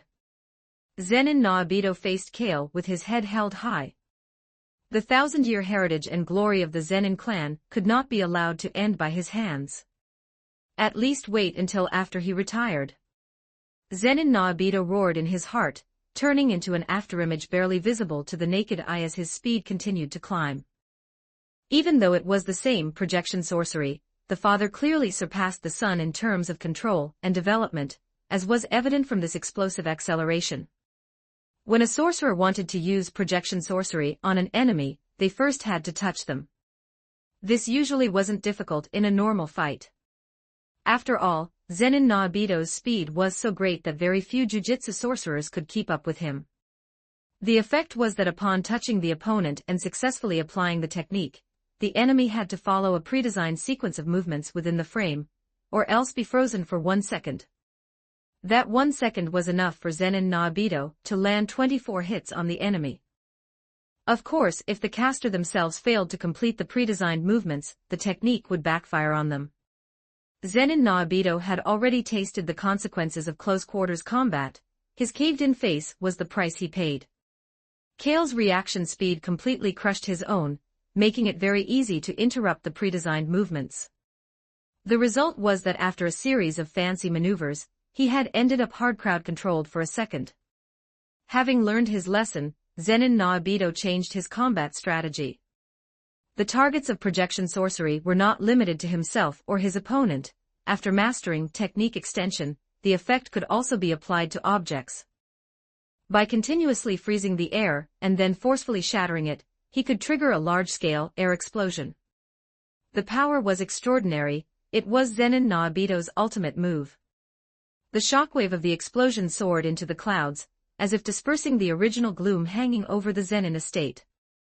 Chapter 183, Chapter 183, Transformation 2472 words. Check out my P4Trian for plus 30 extra chapters on all my fanfics.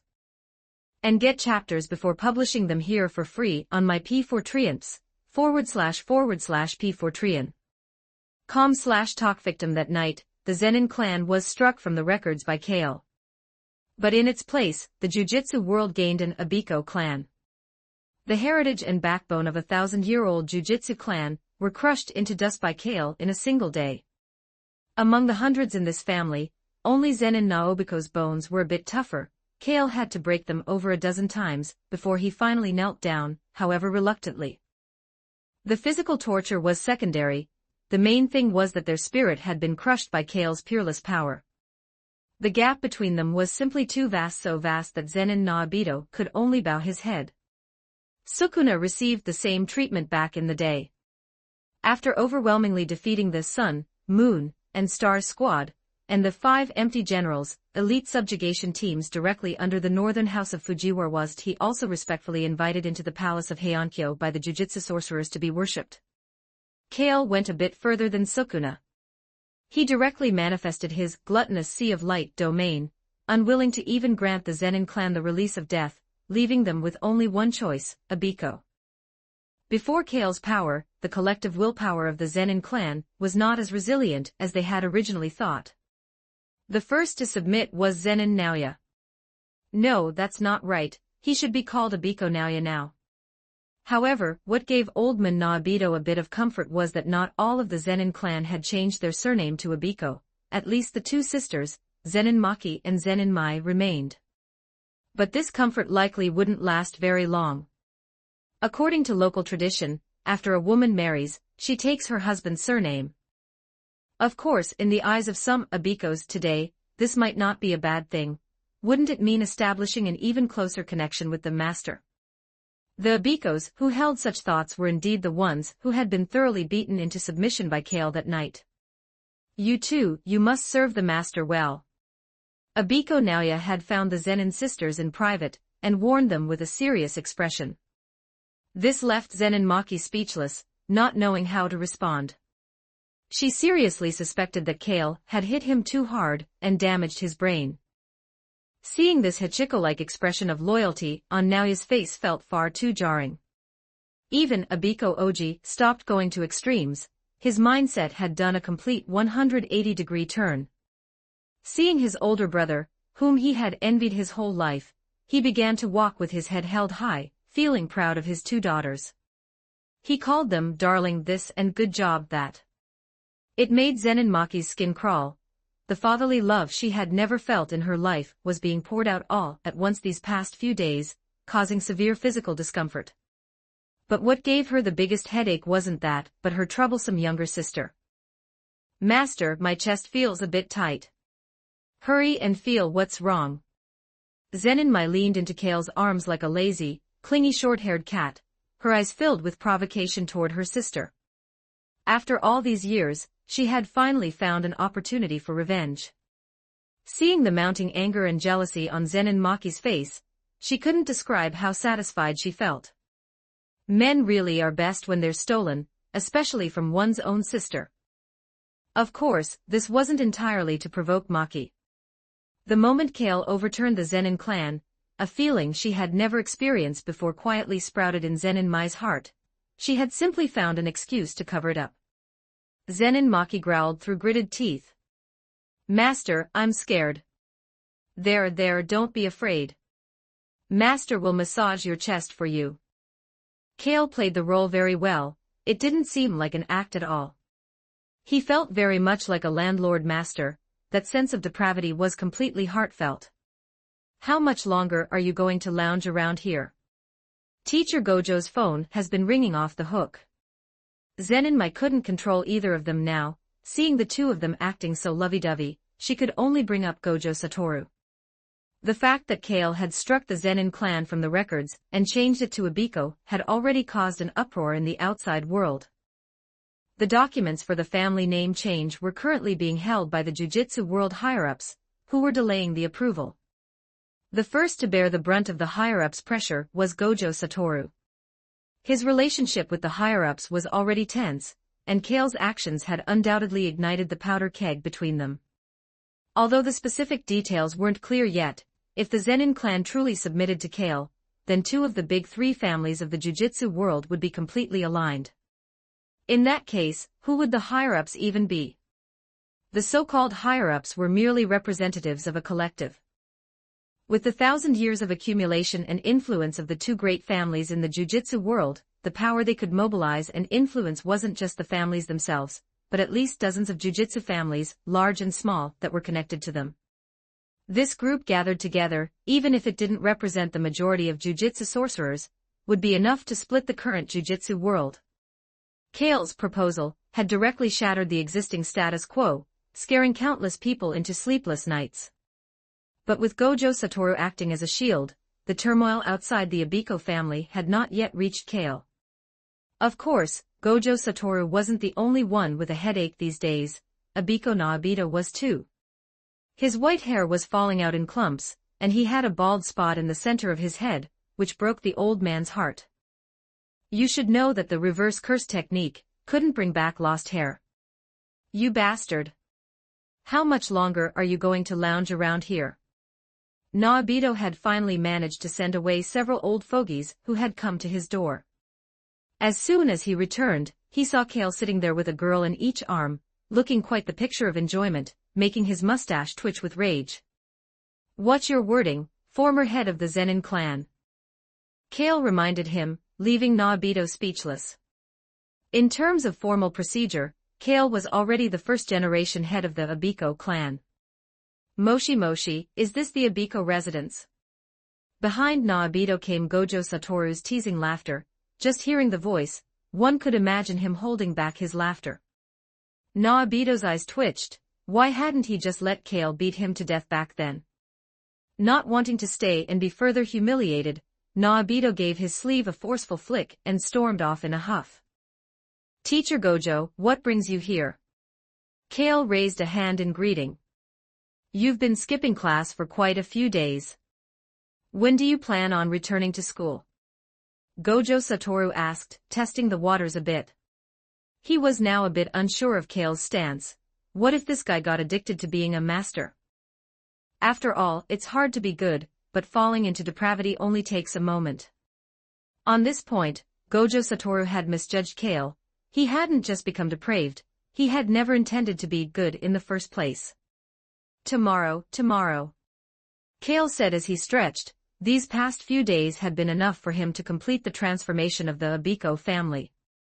It was simply a matter of enforcing his will. In fact, when Kale was delivering his fist-based instructions earlier, he had already infused his will into them. Now the Abiko family was full of positive energy. The family atmosphere was now proactive, upbeat, and cheerful.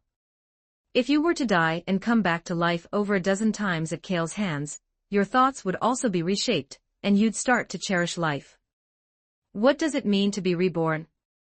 This was being reborn in the truest sense. You don't need to worry about the voices from the outside world, I'll take care of it for you. Time is on our side. Gojo Satoru's face beamed with a confident smile. Before coming here, he had quietly observed the current state of the Abiko family, and the results were very satisfying. He hadn't expected that besides being powerful, Kale's organizational and management skills would be so outstanding. There were even some aspects Gojo Satoru was planning to borrow and apply to the Gojo clan. Why make it so complicated? Among the big three families, only the Kamo clan is left. I'll cast a vote for Noritoshi and support him as the head of the Kamo clan. With your vote, it'll be a 2-1 total victory. Kale sometimes felt that Gojo Satoru didn't act decisively enough. But it was understandable. Gojo Satoru didn't used to have this kind of personality. He only changed after experiencing a series of incidents. A 2-1 victory, just like that. Gojo Satoru's lips quirked. He had to admit, he was very tempted just now. If the big three families joined forces, they could directly replace the ecological niche of the current Jiu-Jitsu world higher-ups. There might be some conflict and casualties in the process, but it could definitely be controlled within an acceptable range. Even Tengen wouldn't be able to say anything about it. Because the big three families could completely represent the majority. But thinking of the enemies in the shadows, Gojo Satoru suppressed this impulse. If they purged the higher-ups of the jujitsu world now, it would surely give the enemy an opportunity. It would be better to play it safe for now. Let's wait a bit longer. Noritoshi is a good kid, but he might not necessarily stand with us. Gojo Satoru shook his head gently. That was true, not everyone has the courage for a revolutionary purge. Kamo Noritoshi only cared about his mother. Suit yourself. Kale said this, but in his heart, he already had another candidate in mind. The internal atmosphere of the Kamo clan was relatively open-minded. There was only one hard requirement for competing for the headship, mastering blood manipulation. Kamo Noritoshi wasn't the only jujitsu sorcerer of this generation to awaken this technique. If the timing was right, Itadori Yuji's 3 older brothers should be making an appearance soon. Kale didn't have the same patience or interest as Gojo Satoru to play house with the jujitsu world higher-ups. Don't do anything reckless, the Kamo clan is different from the Zenin clan. Gojo Satoru heard the dismissiveness in Kale's voice and quickly offered a word of caution. Some things can happen once, but not twice. If Kale developed a habit of this and created a second grandson clan, he would truly end up on the opposite side of everyone. The jujitsu world needed reform and a purging of the corrupt higher-ups, but it also didn't need a dictator. If such a person truly appeared, the secular forces of civilization would likely intervene. I know. Even if you asked me to adopt another grandson, I wouldn't be interested. Kale interrupted. This was the truth. One Zenin clan was enough for him to play with, but another would become a burden. After their exchange, Gojo Satoru's heart finally settled back into his chest. He stayed at the Abiko residence for a delicious meal before promptly leaving. Fushiguro Megumi would take time every week to visit his sister, who was bedridden due to a deep curse. However, Fushiguro Megumi didn't like to mention his own affairs to others, so Itadori Yuji and the others didn't know much about his past. This time, as before, Fushiguro Megumi went to the hospital alone, carrying fresh flowers. However, before he even entered the door, he heard a familiar clamor coming from inside the ward, and his expression froze. She looks nothing like Mei. It was Itadori Yuji who made the observation. She's obviously much better looking. Kojisaki Nobara added. Gojo Satoru nodded in agreement. I won't allow you to disparage my brother-in-law like that. Even if he's ugly, he's still my dear brother-in-law. Kale spoke with righteous indignation. Big brother, since when did Mei become your brother-in-law? Itadori Yuji's brain was a bit slow, and he asked instinctively. From the first moment I saw Mikiko. I've decided that Mei is my brother-in-law. Kale's tone was firm, as if he were taking a party oath. I refuse. Fushiguro Megumi pushed the door open forcefully and shouted. That bastard Kale was clearly lusting after his sister's body. Weren't all those other women enough to satisfy him? Not to mention the Zenin sisters. Don't think he didn't know that Kale was involved with Ms. Shoko from the school infirmary. The last time he passed by, he saw the two of them kissing in the infirmary, and the sound could be heard all the way in the hallway.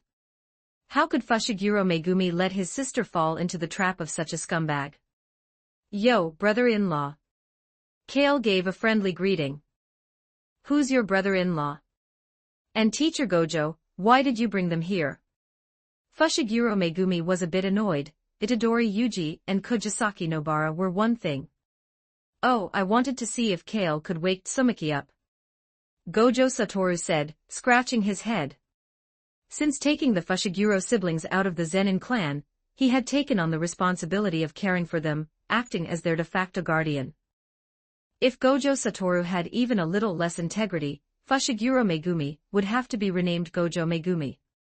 Fushiguro Megumi fell silent, thinking of the healed Muta Kokichi, and a glimmer of hope was ignited in his heart once more. He took a few steps forward, raised his hands, and pressed them firmly on Kale's shoulders. After hesitating for a long while, he finally forced the words out. My sister, I'm entrusting her to you.